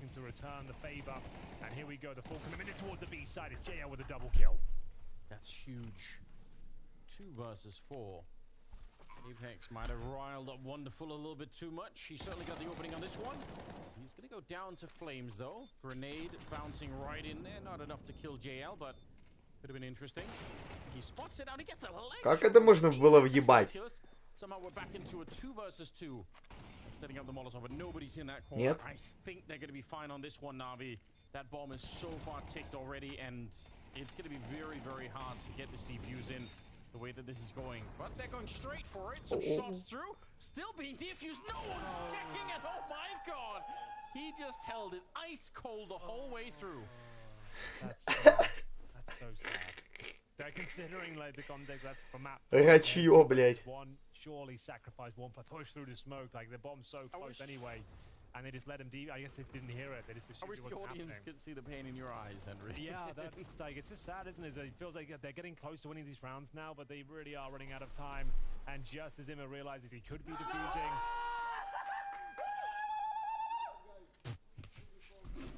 It's just the Apex show, isn't it?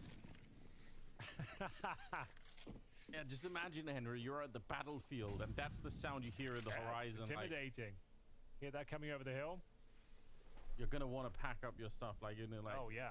I don't want to die Look today. how close these rounds have been though, Anders. The money's so low on the CT side. If they could have just put one of these to bed, it could have been a very different story here. But Bit fighting for their lives here. Opening frag, it's Flames to go down.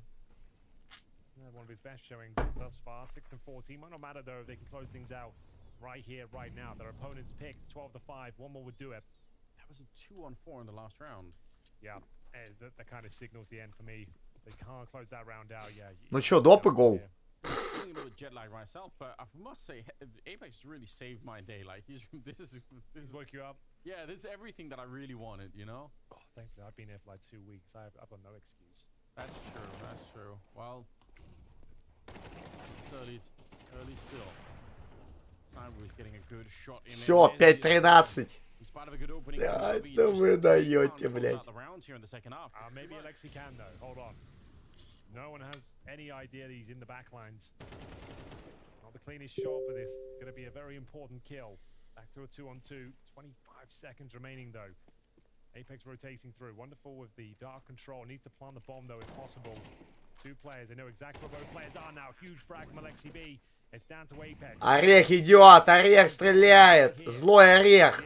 The clutch, but Wonderful will shut him down. It's going to be a conversion there from Na'Vi, keeping the dream alive for now. Down here on Anubis, but still, that's a pretty decent finish for themselves. And bear in mind, like I said, the money is low. It might even be like forced by territory just to try and close things out now, or a full eco.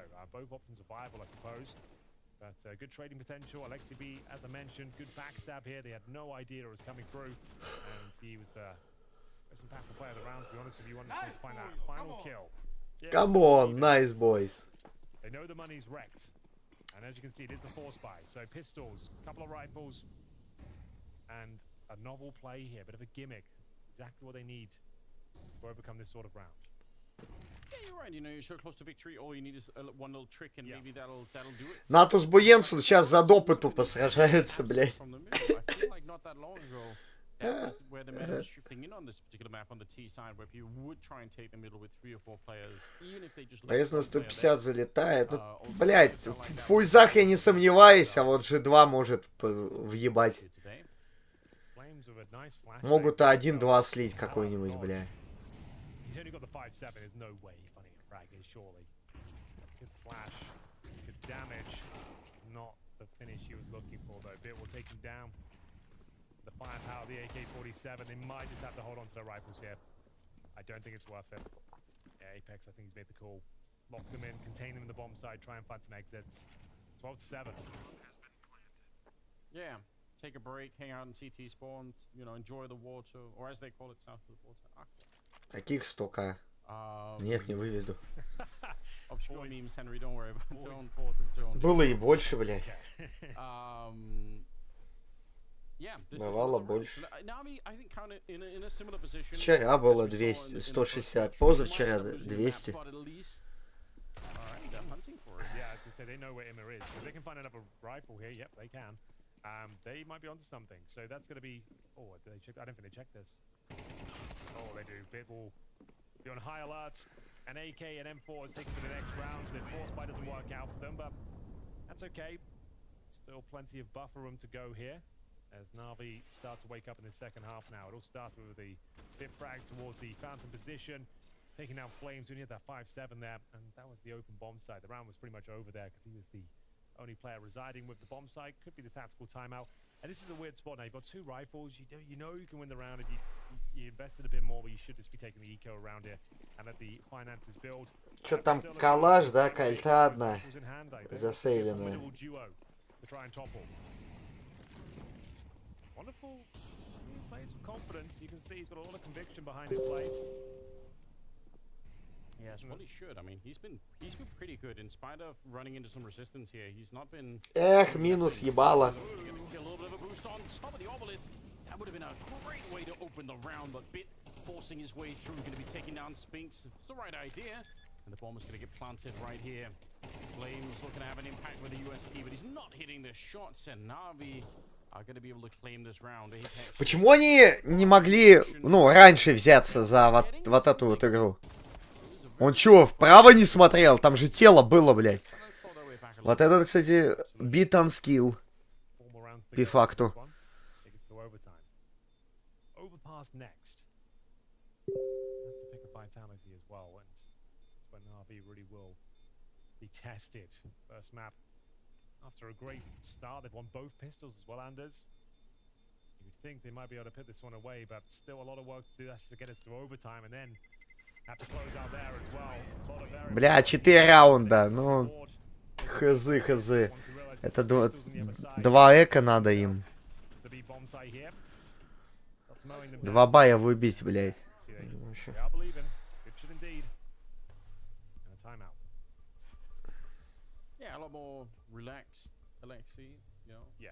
ЛГД Вина, Тундра проебала уёбок ебаный. Kind of the opposite ends of the spectrum in terms of in-game leaders. Yeah. Their personalities, right? Yeah, it is. You know, I still can't wait to see Katie and Naf on the same team. I just want to see that. I'm super excited for that roster. Yeah, it's gonna be the most hype. Это для лудиков фейк камыч делают. Or maybe even my one. I have a lot of hype too. But hype that wasn't realized. Вот Тундра состав же слабже. Эти пидоры 2-0 жидких стульев закрыли, блядь. Yeah, exactly. I think, I'm sure you found the whole From thing. the outside looking in, it was great. Yeah. О чем ты? You know. The circus. All right then. Is this where it all comes crashing down for Na'Vi? They're up against the full buy now. No AWP, I'll say that much for Zywoo, but he's not one of those players that needs the AWP. Like, he's a world-class rifler as well. You might even have him in the top 10 in that discipline at the same time. We used to have AWP players that were really designed just to AWP, and they couldn't really do anything else. They still exist. It's more rare now, I feel like. Да? More reliability, but yeah, Simon would definitely know one of them. He could do everything. Ну, у кого-то они брали там, что-то они брали, эти уёбки.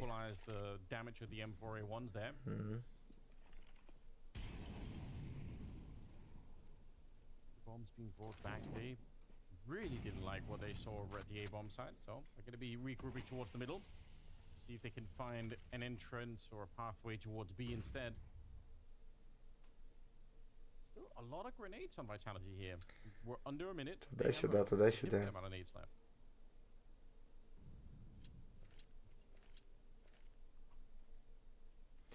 Банда, у меня канал и так забанен, мне вообще похуй.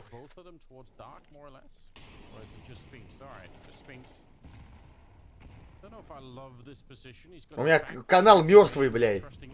Он забаненный. Там теневой бан, блядь, недоступен в РФ.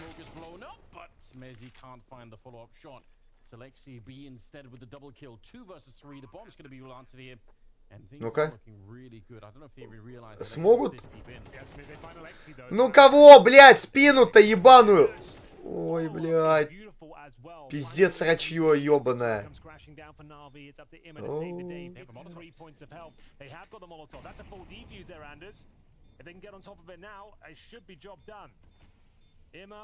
Isolated. This has to want this one slip by, and that's going to be it. Vitality get it over the line here.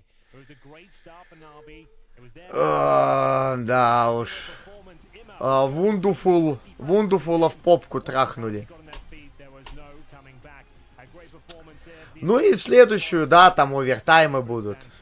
Любят они такую хуйню, блядь. Пожелинка стоит и так вот бам-бам.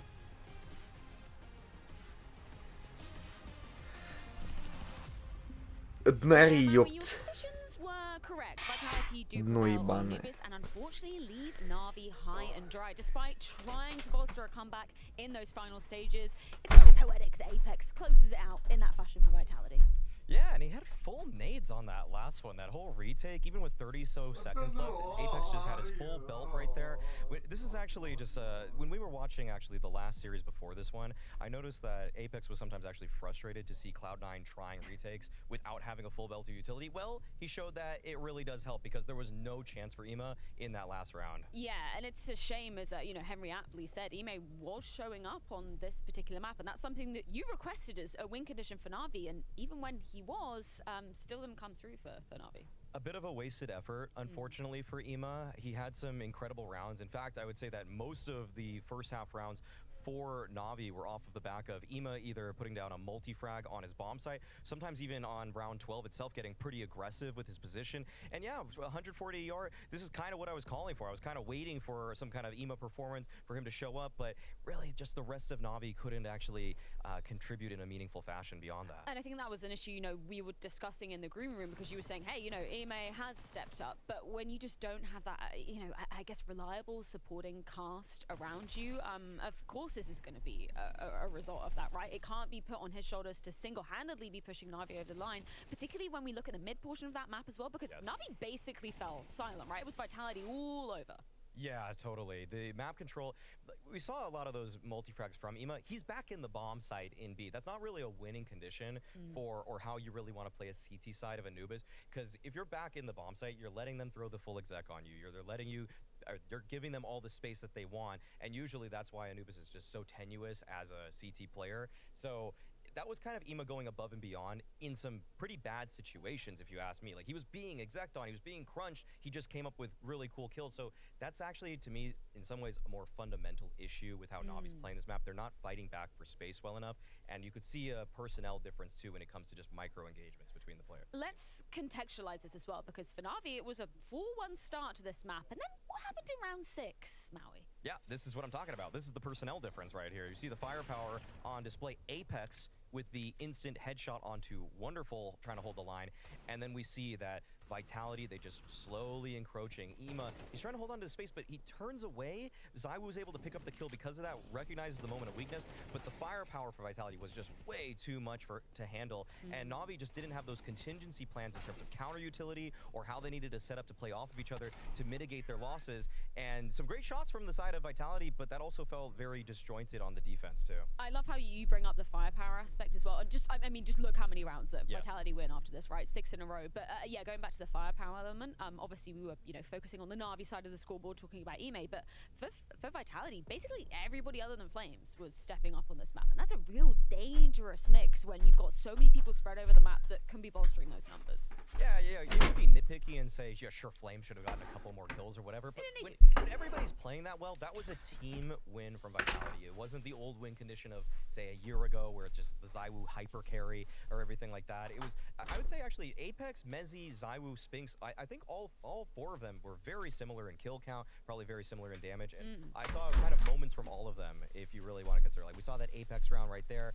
We saw actually Mezzi winning a 1v2 at one point, so all of the win conditions are coming into play right here. Actually, yeah, look at that.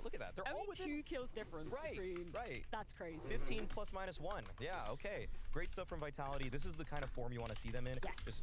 To me, even though this was 13-8, it really kind of felt like a 13-5 to me. I feel like it was a cosmetic comeback right at the end from Na'Vi, like them getting, those 3 or 4 rounds back to back. And I want to go back to the point where Vitality put themselves on map point. We got round number 17. So what were they able to do here that kind of, netted them closer to that win?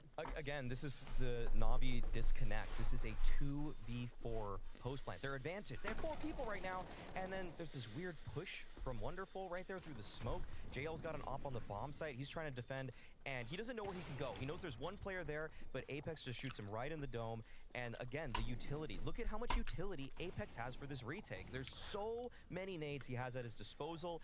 They knew at one point that there was a player actually towards B main, and they're just able to isolate all of these positions. Molly towards that temple position. And look at this, Flames is just like, all right, job's done. You gotta push. And they didn't push in time. Yeah, that's so heartbreaking, man. But it goes to the disjointed nature. I think it kind of epitomizes exactly what you're saying is asymptomatic of Na'Vi at the moment. The communication in that moment must have felt really bad for Na'Vi. There's got to be some underlying issue here, because it's not even just, people might try to blame this on like Alexi B's calling. That's up to everybody. That is a macro issue in terms of everybody needs to get on the same page much quicker for that team. And I feel like the blend of these players from different teams, it's just still hitting so many speed bumps. Mary, I know you're a bit of a culinary master. What kind of dish is Na'Vi right now? If you were eating this, like, what are they saying in terms of the taste test? I feel like it's a really average deli sandwich. Oh. I feel like it's a really average deli sandwich, and they probably added a vegetable that I didn't really want on it. Just like, why'd you put tomatoes? I didn't want those. And I feel like it's just, because what I mean by that is just, it feels like there's kind of these little details that are missing, and you get this team that's like, the baseline level isn't terrible. Like, it's okay. Like, I'm gonna still eat that sandwich and still enjoy my lunch, but it's never gonna go above and beyond for me, because it just doesn't feel as cohesive as you'd want it to be. Yeah, we know that they could deliver flavors previously, but yeah, not happening with this squad. And interestingly, we're going to be moving on to a map where we're going to be seeing Mezzy making his debut. We didn't see Overpass back at the four finals, so exactly how Vitality have switched up their game plan, if they have at all. We're going to find out after this break.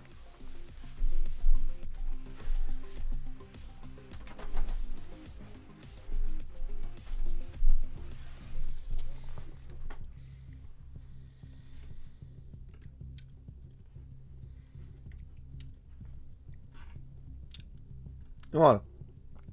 Брулон. Какой-то Брулон. Новый. У Музов. И, походу, они трахнут эту G2, блядь. Ебаная. И пизда, и все, блядь. Пиздец. И все.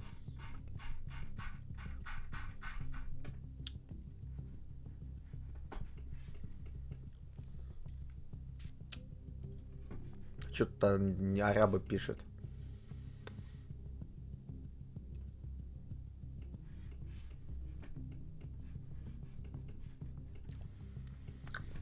Не знаю, посмотрим.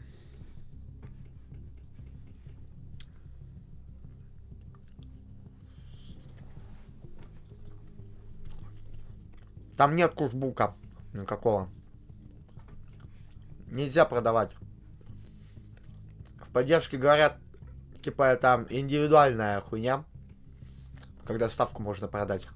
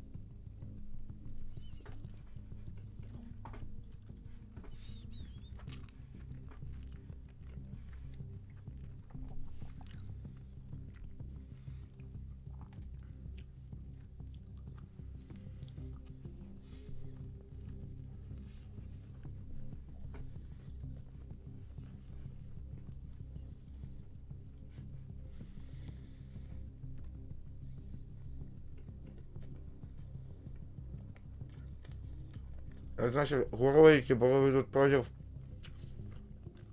G2 или Музов играть. Я понял.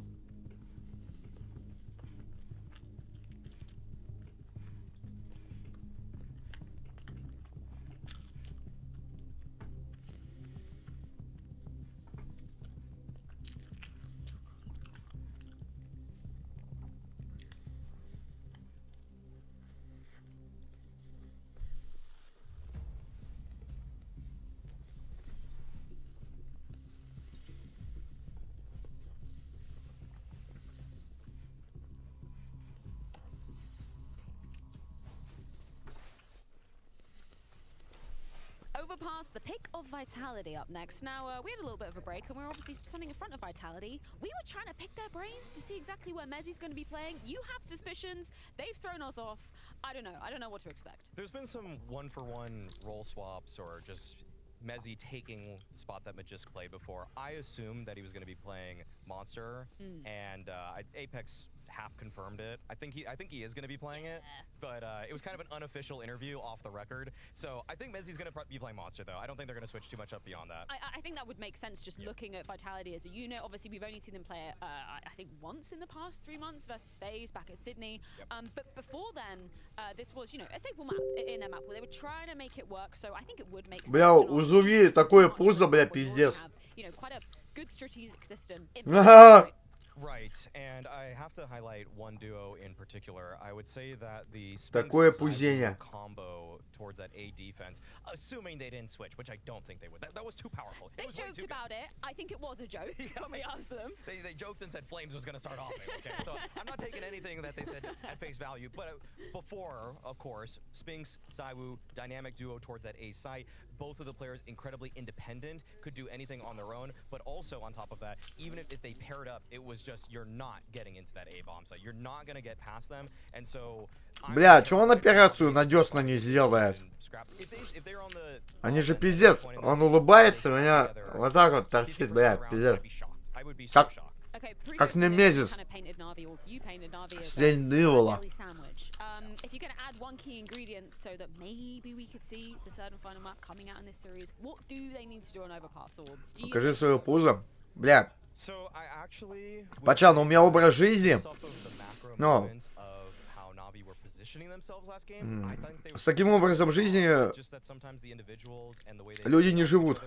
Wasn't quite there, and so if we want to continue the sandwich metaphor, sometimes that's just adding a good sauce. You know, just put one good sauce on it. What kind of sauce we talking? I like personally deli mustard. It just kind of like puts a nice. I've never had deli mustard. Okay, just think like Hellman's, like mustard. Oh, like a mayo.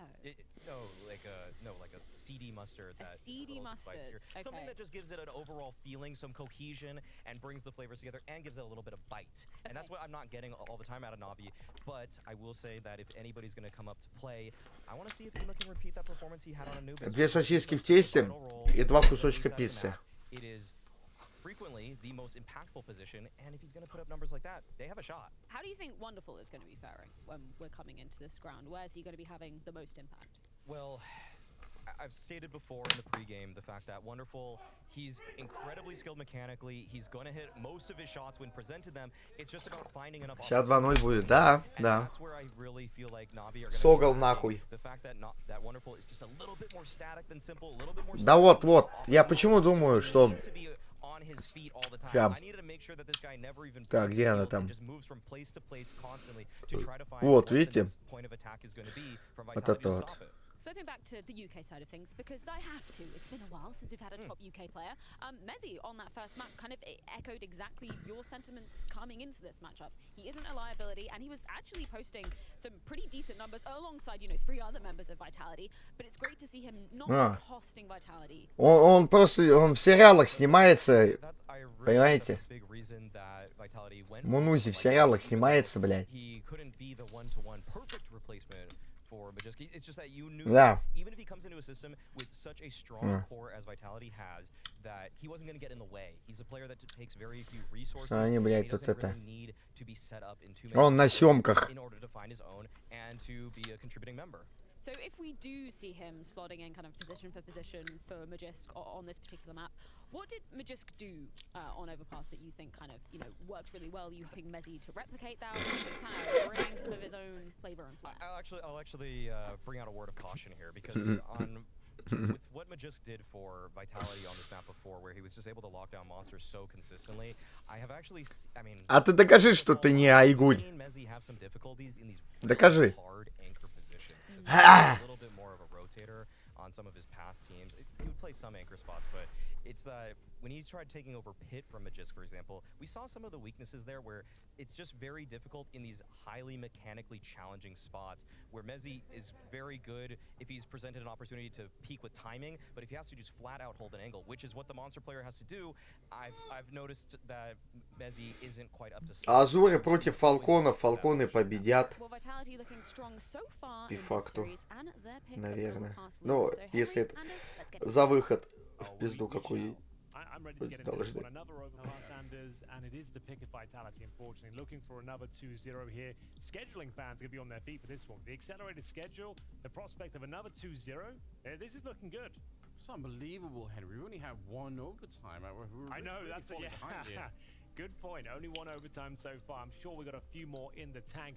Plenty of action to come at you today, ladies and gentlemen, as the tournament continues. We've got FaZe versus Heroic after this one, and of course Mouse versus G2. Nothing but top teams here today. It's the World Finals, of course, live and direct from Abu Dhabi. As we get to the second map, it's Overpass. This one picked by Vitality. You assume they're on the T side. Let's have a look. And indeed, they've gone for 5 sets of Kevlar, Anders. So nothing in terms of execution. This will be an all-out fragging affair.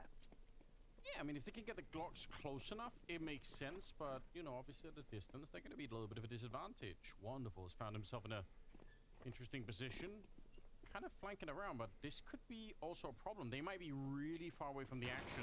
The dualies, they have to stay alive. They have to get a couple of kills here. There's not going to be any backup for a while. And actually, Bit goes aggressive. It's Cyber with a double headshot in return here, and a good start so far for Vitality. See if they get the bomb planted before the rest of the cavalry shows up here to the B-bomb side. Well, they will arrive, but it's Imad shut down by Mezzi. Wonderful. Bear in mind, he had that really interesting flank coming through, and he could find the timing here. Mezzi needs to be on high alert. Oh, wonderful. No. Oh, that was the round. If he gets it clean, you never know. It can be difficult. The USP is a cruel mistress sometimes. Shots in the backfield. So impossible at times, but it's going to be Alexi B. Speaking of impossible, this one doesn't look like he'll be getting close as Apex will backstab and find the final frag there. No utility. Don't see that too often on a T-side pistol, especially on a technical map like Overpass, but they make it work at the connect control. Starts pulling in towards B, and it's Zywoo who gets the double kill here. Bit actually open up the frags. That's ridiculous from Zywoo. God. Oh, JL. So a couple of opportunities in the back that weren't converted. This one especially wonderful. Oh, yeah. Hates himself for that one. It's Early so days. relatable, isn't it? Like, we've all been there, but obviously high stakes. Да, G2, наверное, проебут пидорасы, блядь. So the full eco. Ой, блядь. Хуёво, бля. Ёпта, блядь. For some reason, these full ecos always seem to be a little bit more interesting than they were in CSGO. Couldn't tell you exactly. А, пресс со вчерашнего дня. А, со вчерашнего, бля. Anything here at all. Bit of a B stack, but not for long. Everyone rotating back in towards A. Пиздец. 7 событий, блядь. Уёбки. The map, but here they come towards the bank area. Looking to make a deposit of kills if possible. We had this weird era in CSGO, you're right, where a lot of teams, you know, lost the follow-up round here, and then toward, I think, you know, for the last long stretch of CSGO, most teams had figured out how to properly use the grenades and sort of really make sure they weren't given too many. And you're right, in CS2 it's like a lot of people forgot about that. And maybe it's just because people are so busy sort of learning the rest of the game that some of that stuff slips away. But I agree, there have been a lot more rounds like that that have been given up for no real reason. Everyone's here for the party, and it looks like Army's not invited. They do actually get a couple of frags, to be honest with you. So the trend continues. Certainly was slightly more problematic than they expected. A couple of kills, they'll take that. They're going to be buying into the next round. It'll be difficult to imagine they can justify the AWP. Unless they want to go glass cannon. To be honest, for a player like Wonderful, you might go for it. You might just go glass cannon and say, let's just see what he can do with it. It's a long-range map. He's anchoring the A-bomb side. Might be worth it. And yeah, he's gone for it. So glass cannon, AWP. Okay. Don't mind that. Let's see what he can do. It's what he's brought in the team to do. Да, это, кстати, ну все, это пизда. We are going to kick things off here with a difficult round for the CT. Sure, they've got the rifles, the firepower, but without Kevlar, a wonderful, a lack of utility, could be a challenging one for them. See, Wonderful can't go for the aggressive opening play. Just holding the bathrooms for now. I'm supposed to throw a Molotov over, but it just kind of bounced off the hedges there, so a little bit unfortunate. Spinks in a good position, but JL gonna beat him to the punch somehow. I don't even know how. That was the whole reason why he was looking there, Spinks, but caught sleeping, or maybe caught looking at a radar, you never really know. It will be a 4-on-5 though. Na'Vi, they would love a strong start right here. Wonderful, gonna get picked off though. Flames able to catch him. You saw how squishy he was, a few body shots, it just goes down. Your aim punch comes through as well, so if you're not aware, if you don't have Kevlar, you get shot with the AK, like, or any gun in the game really. Crosser goes up, and that's why Kevlar's so imperative to snipers usually. That's why we call it the glass cannon. It's a high-risk maneuver, but still, the round is not over. Man advantage here for Na'Vi as Ima does pull one back, but it's Flames with emphatic pace. Goes in alone, trying to isolate the rifle on the bomb side there, but two players ready and waiting. 40 seconds. It's up to Mezzi and Zywoo. You know, so confident, Flames, that no one was going to be to his right, but obviously we can tell that wasn't going to be the case. He walked straight into the crossfire here. A little bit of a jump. Could have been dangerous. Cyber's going to clear out that with no real retaliation. Oh, this is awkward, though. Ima trying to do the best they can. Could have nearly been the double for him. See if they can get the bomb plant here. Mezzi. He's going to fake it out once, hoping to win the round. Oh, he goes for it! Wow. And JL will just barely be allowed to duel him. That was so close. Sort of round Mezzi wins, to be honest with you. Give him an inch or take a mile. Brings it down to the 1 versus 1. Tantalizingly close, but unable to convert the round into a victory. Good stuff, though. Should be able to find the AWP. It's where it all starts, though. A nice little JL push. Like we said, they have a lack of utility, so you want to be making those sort of maneuvers. Find the early advantage. Spinks caught napping a little bit as Flames really tried to go full send. Didn't really work out for him as he doesn't find the double kill towards the end there. Maybe got a tactical timeout. Time will tell, but a force buy at the very least. Tech 9s, AKs, some sort of B execution available. This is brave from JL. He does considerable damage towards Flames, takes him down to 5 points of health, but takes a lot himself. He'll adjust accordingly, give Flames the pistol and a flashbang.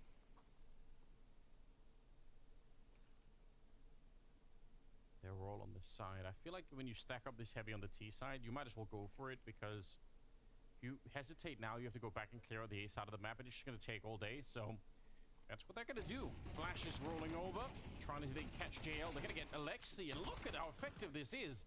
JL was low from earlier. They've been landing a grenade on him, so this is just wiped down the defense. Flames with the triple, in spite of the fact that he was low from the start. Right. He's got 5 HP, and he somehow slips the net.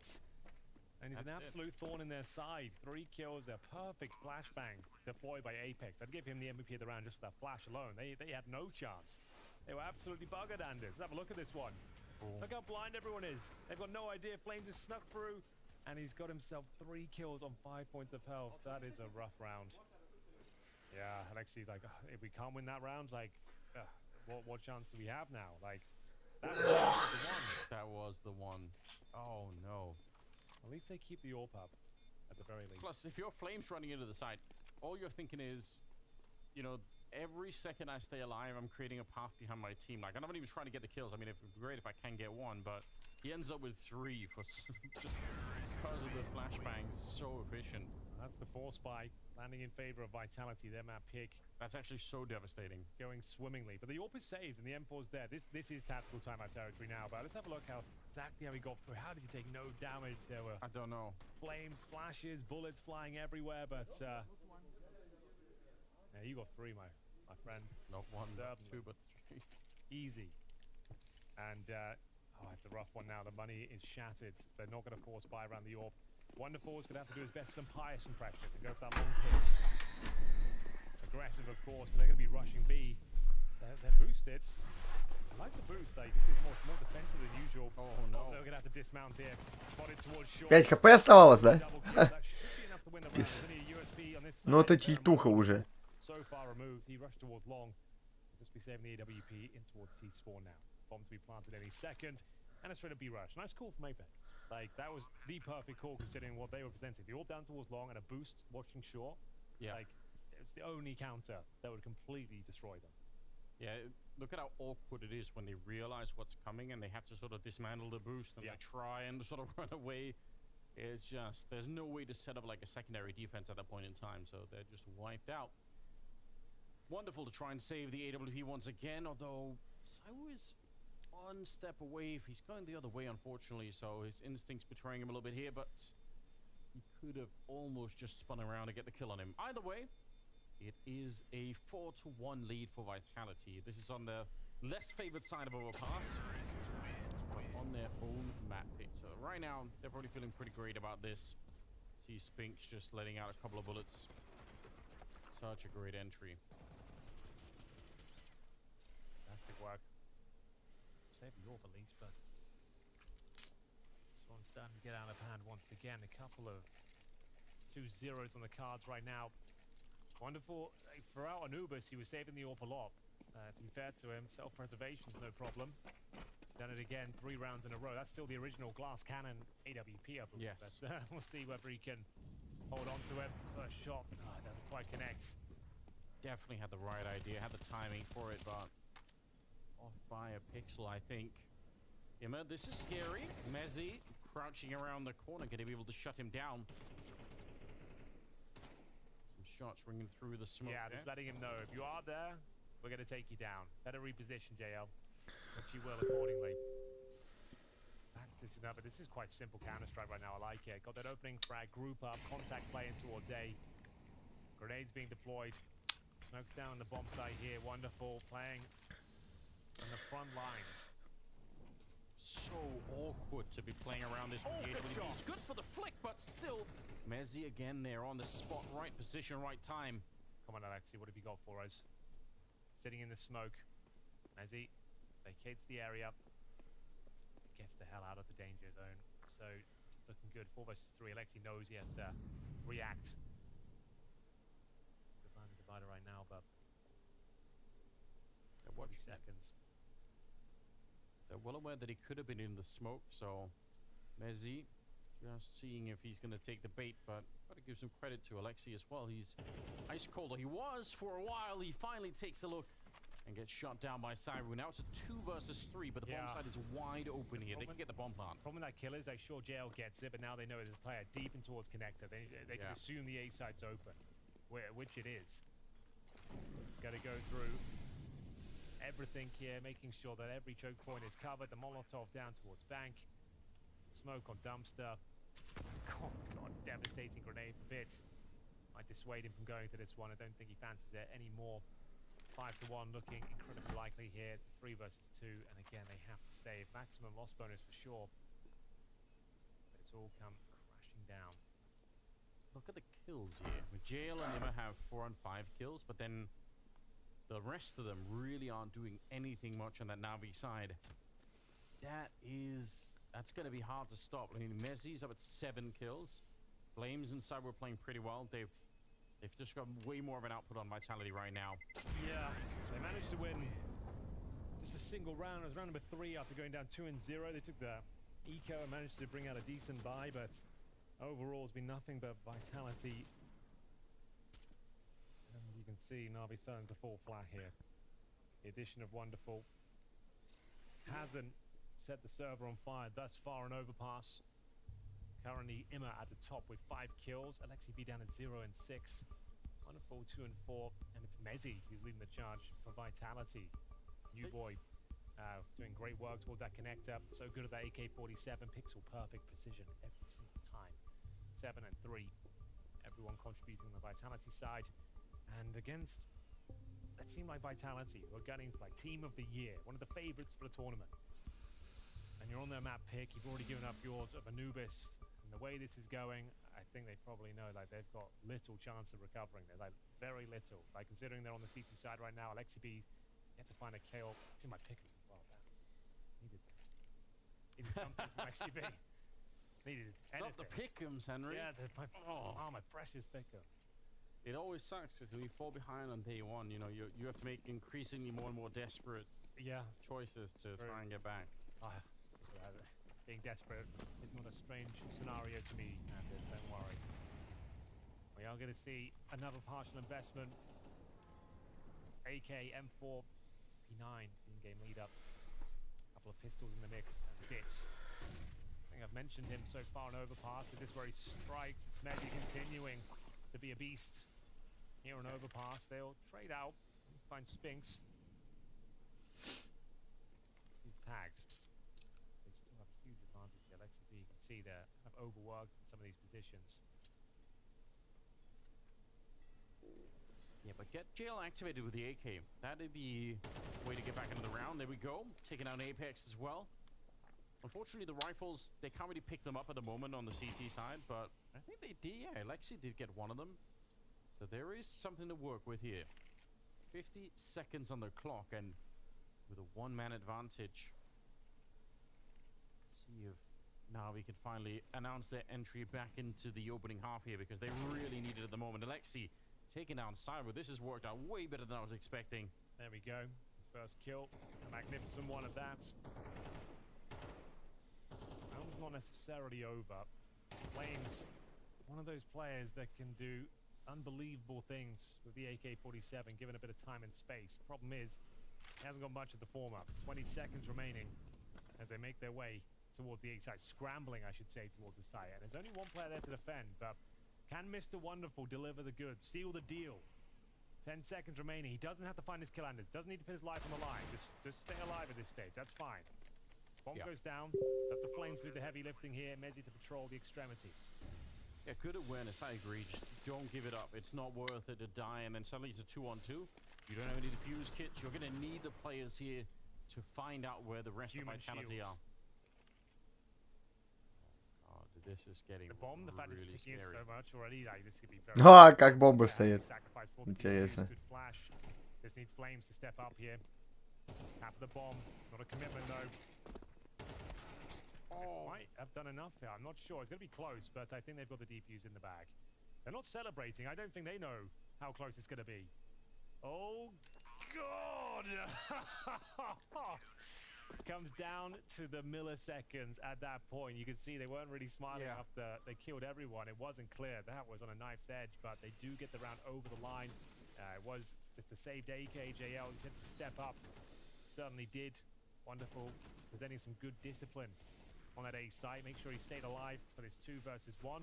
If they could just hold on for a second longer, it would have been enough. And Lexi. А, они не засейвились, да? There we go. Yeah, needed that. That is nice. That is such a hard round. Even Oh, all the yeah. way towards the end there. You saw it. I mean, if anyone gets a kill there at the end of the T side, it's done. Frag. Would have done it. Well, here we go.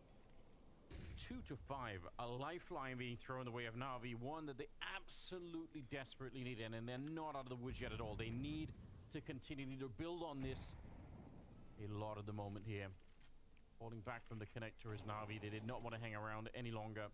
Flame's actually going to go check it out right away, but Wonderful's on the other side with the AWP, and that's a free kill for him, although somehow Mezzi gets the return on Immer. He wasn't even really there to fight. He was just playing bodyguard for Wonderful. Can't believe that Mezzi's able to land that shot. 4 versus 4 now, and they think this is clear. They think the Molotov will have burned it out, but it's a free kill for Spinks. He's looking to make it a double. All right, that's too much. Oh my God. He's found both of them, Henry. Brutal. He wanted to get the absolute maximum out of that scenario, and he delivers on all fronts. Love that. Great stuff from Spinks. That might be it. Как можно было вот, ну, типа, не увидеть? Тупо не увидеть. Блядь, ну эти исходы понятно, а вот, сука. Ой, блядь, пизда. Я не буду смотреть сейчас Чупакос, если там скажет, что баланс готов, нет. Посмотрю. Что, блядь, это смотреть? Ну, сейчас досмотрим первую половину. I mean, why not? You know, Na'Vi are going to be struggling quite a bit. Sure, it's could cost you your rifle, but it's so much more expensive for them if they end up losing one of them. Alexi, going to be good for another headshot, so at least keeping it a little bit more reasonable. It's still going to be 6-2. It's still not a good position to be in right now if you're a Na'Vi. They are struggling, and especially individually. Where's Spit? Why has he got 2 kills? Where's Wonderful? Why has he only got 3 kills? They have had the AWP, but they keep having to save it over and over again without him having any real impact. This time he got the opening, but Mezzi, there's such a sick shot for him to bring it back, and obviously Spinks here, luring them in. Beautiful double. Yeah. Called him Save Meister. He mentioned that a few times as well. He might be onto something there. Like, he is consistently saving that AWP, so not inaccurate. I can watch Apex just yell at people all day. It'd be a long day. Yeah, I'd never get bored. I think you would. I think you would get. You think so? How much could he possibly have in the tank? Does somebody make a compilation, make a 10-hour compilation? There must be enough video out there. Oh yeah, for sure. It's gonna get a couple of 100,000 views, guaranteed. О. О, есть. 10 hours of like one of those. Ну, здесь очевидно, бля, сильная сторона здесь у Натус Буенсунцев. Натус Буенсунцев, да. Turned his game around, now 5-7. Flash on the CT, he's out of position. Spinks looking for another double kill here. Wonderful pulls the trigger. Can't get the hell out of there just yet. They're looking to try and trade him out, but Spinks is looking deadly right now. He only had 3 bullets for that fight. He didn't reload. А! А, блядь! Испачкался. So zoned in. That's the kind of confidence that'll bring the match. Пакетик фосфолюгеля был разорван.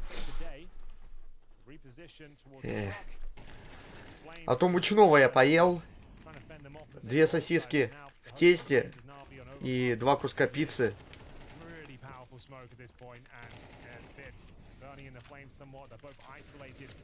Ну вот талики мощные, блядь.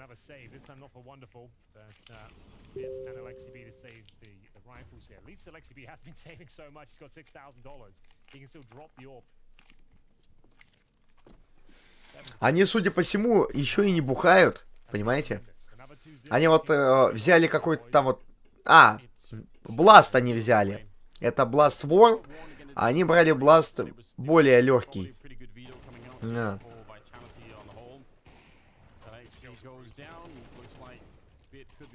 Ну, типа, можно было бы в запой войти. Сами понимаете.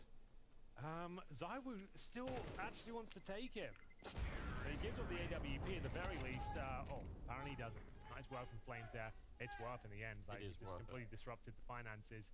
Apex about to take his headset off, throw it over to the other side. So fired up. He's just so happy. This is the culmination of 2023. Им всем нельзя пить, ты чё? Ну, не так, как у нас. Я про то, как у нас. Как я пью, к примеру, блядь. Когда все вот перед каждой половиной мормышку залпом.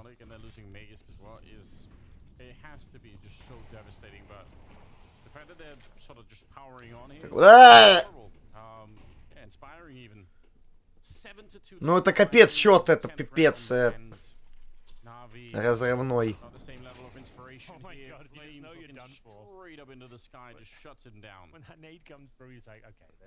Ну, я уже вижу, пехоту они заберут этот блуст.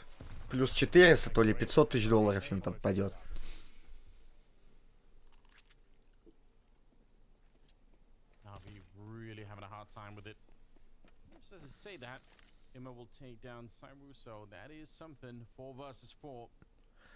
Зачитаем, минус 3,5. А что такое минус 3,5?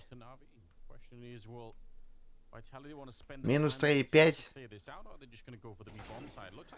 Это что, Натус Буенсунс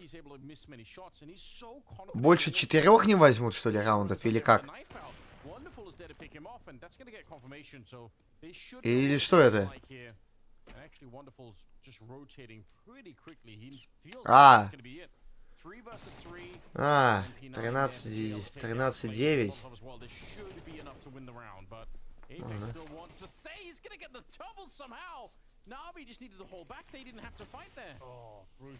Да я на форе как-то, блядь, это я понял.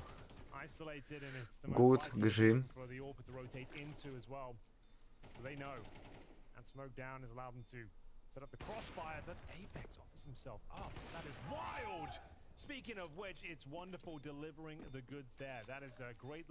Капец, бля. Здорово, Бенгач.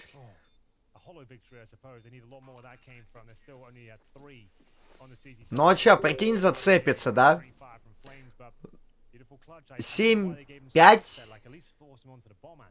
Да, 7-5 типа может быть. 7 мазафака 5. Ну а за Т они батяне.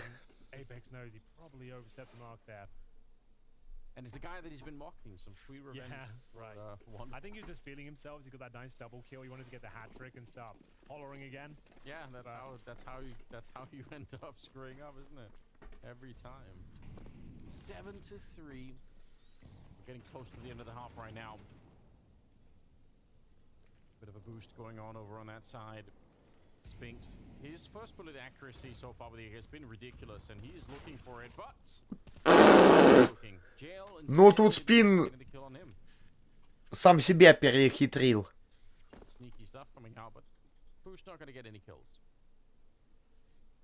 Как-то он посмотрел в небеса, блядь.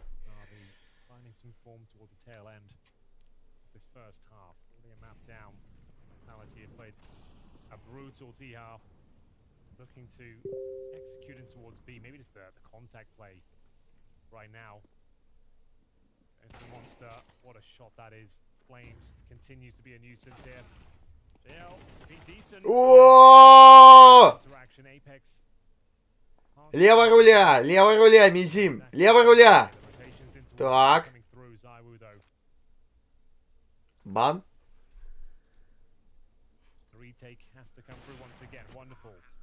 Obala has been blessed.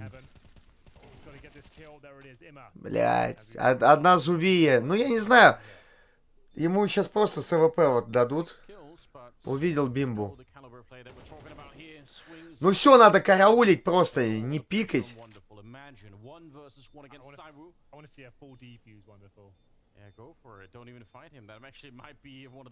Ну это wonderful, это wonderful. Realize that bomb is ticking at his back. He's got no more chances left, and he's gonna get hunted down. Wonderful, ambibunduful. Вообще ему надо было, он прыгнул. Да, он вот прыгнул когда. Ему надо было развернуться и палить вот эту сторону. Ну, пифак.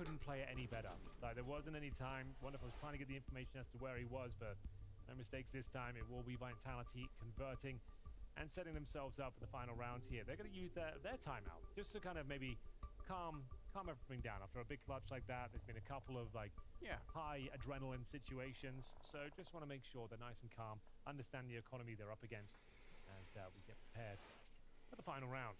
MP9s is across. Oh my god, you don't see this over MP9s out in quads, and we've got wonderful Deagle. The MP9 seems to be just as good as the rifle sometimes. Maybe they can actually. Yeah, it's like a Boomich fever dream. Exactly. This is how we'd like to play CSF. He probably would. Переделки, но переделками урон тоже идет с переделок. Если бы у них бы вообще ничего не было.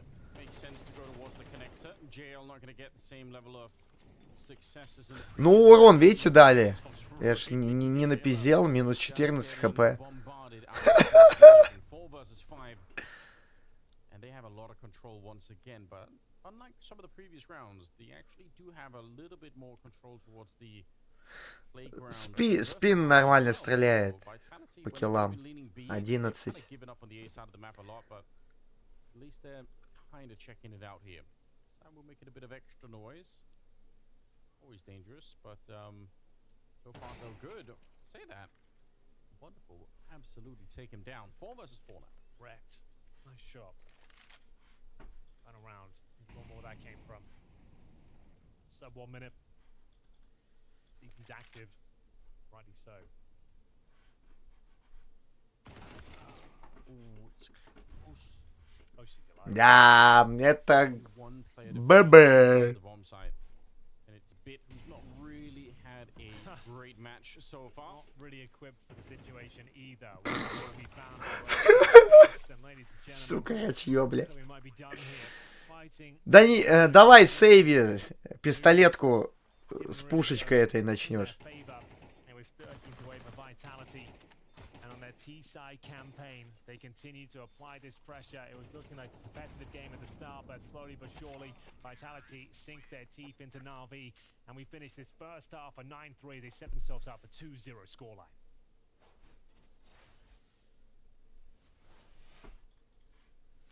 Ладно, пацаны. Я попиздую. Ну, на G2, наверное, подрублю как-то так. Да, там секретный стрим будет сейчас. Ну, немного секретный. Вот.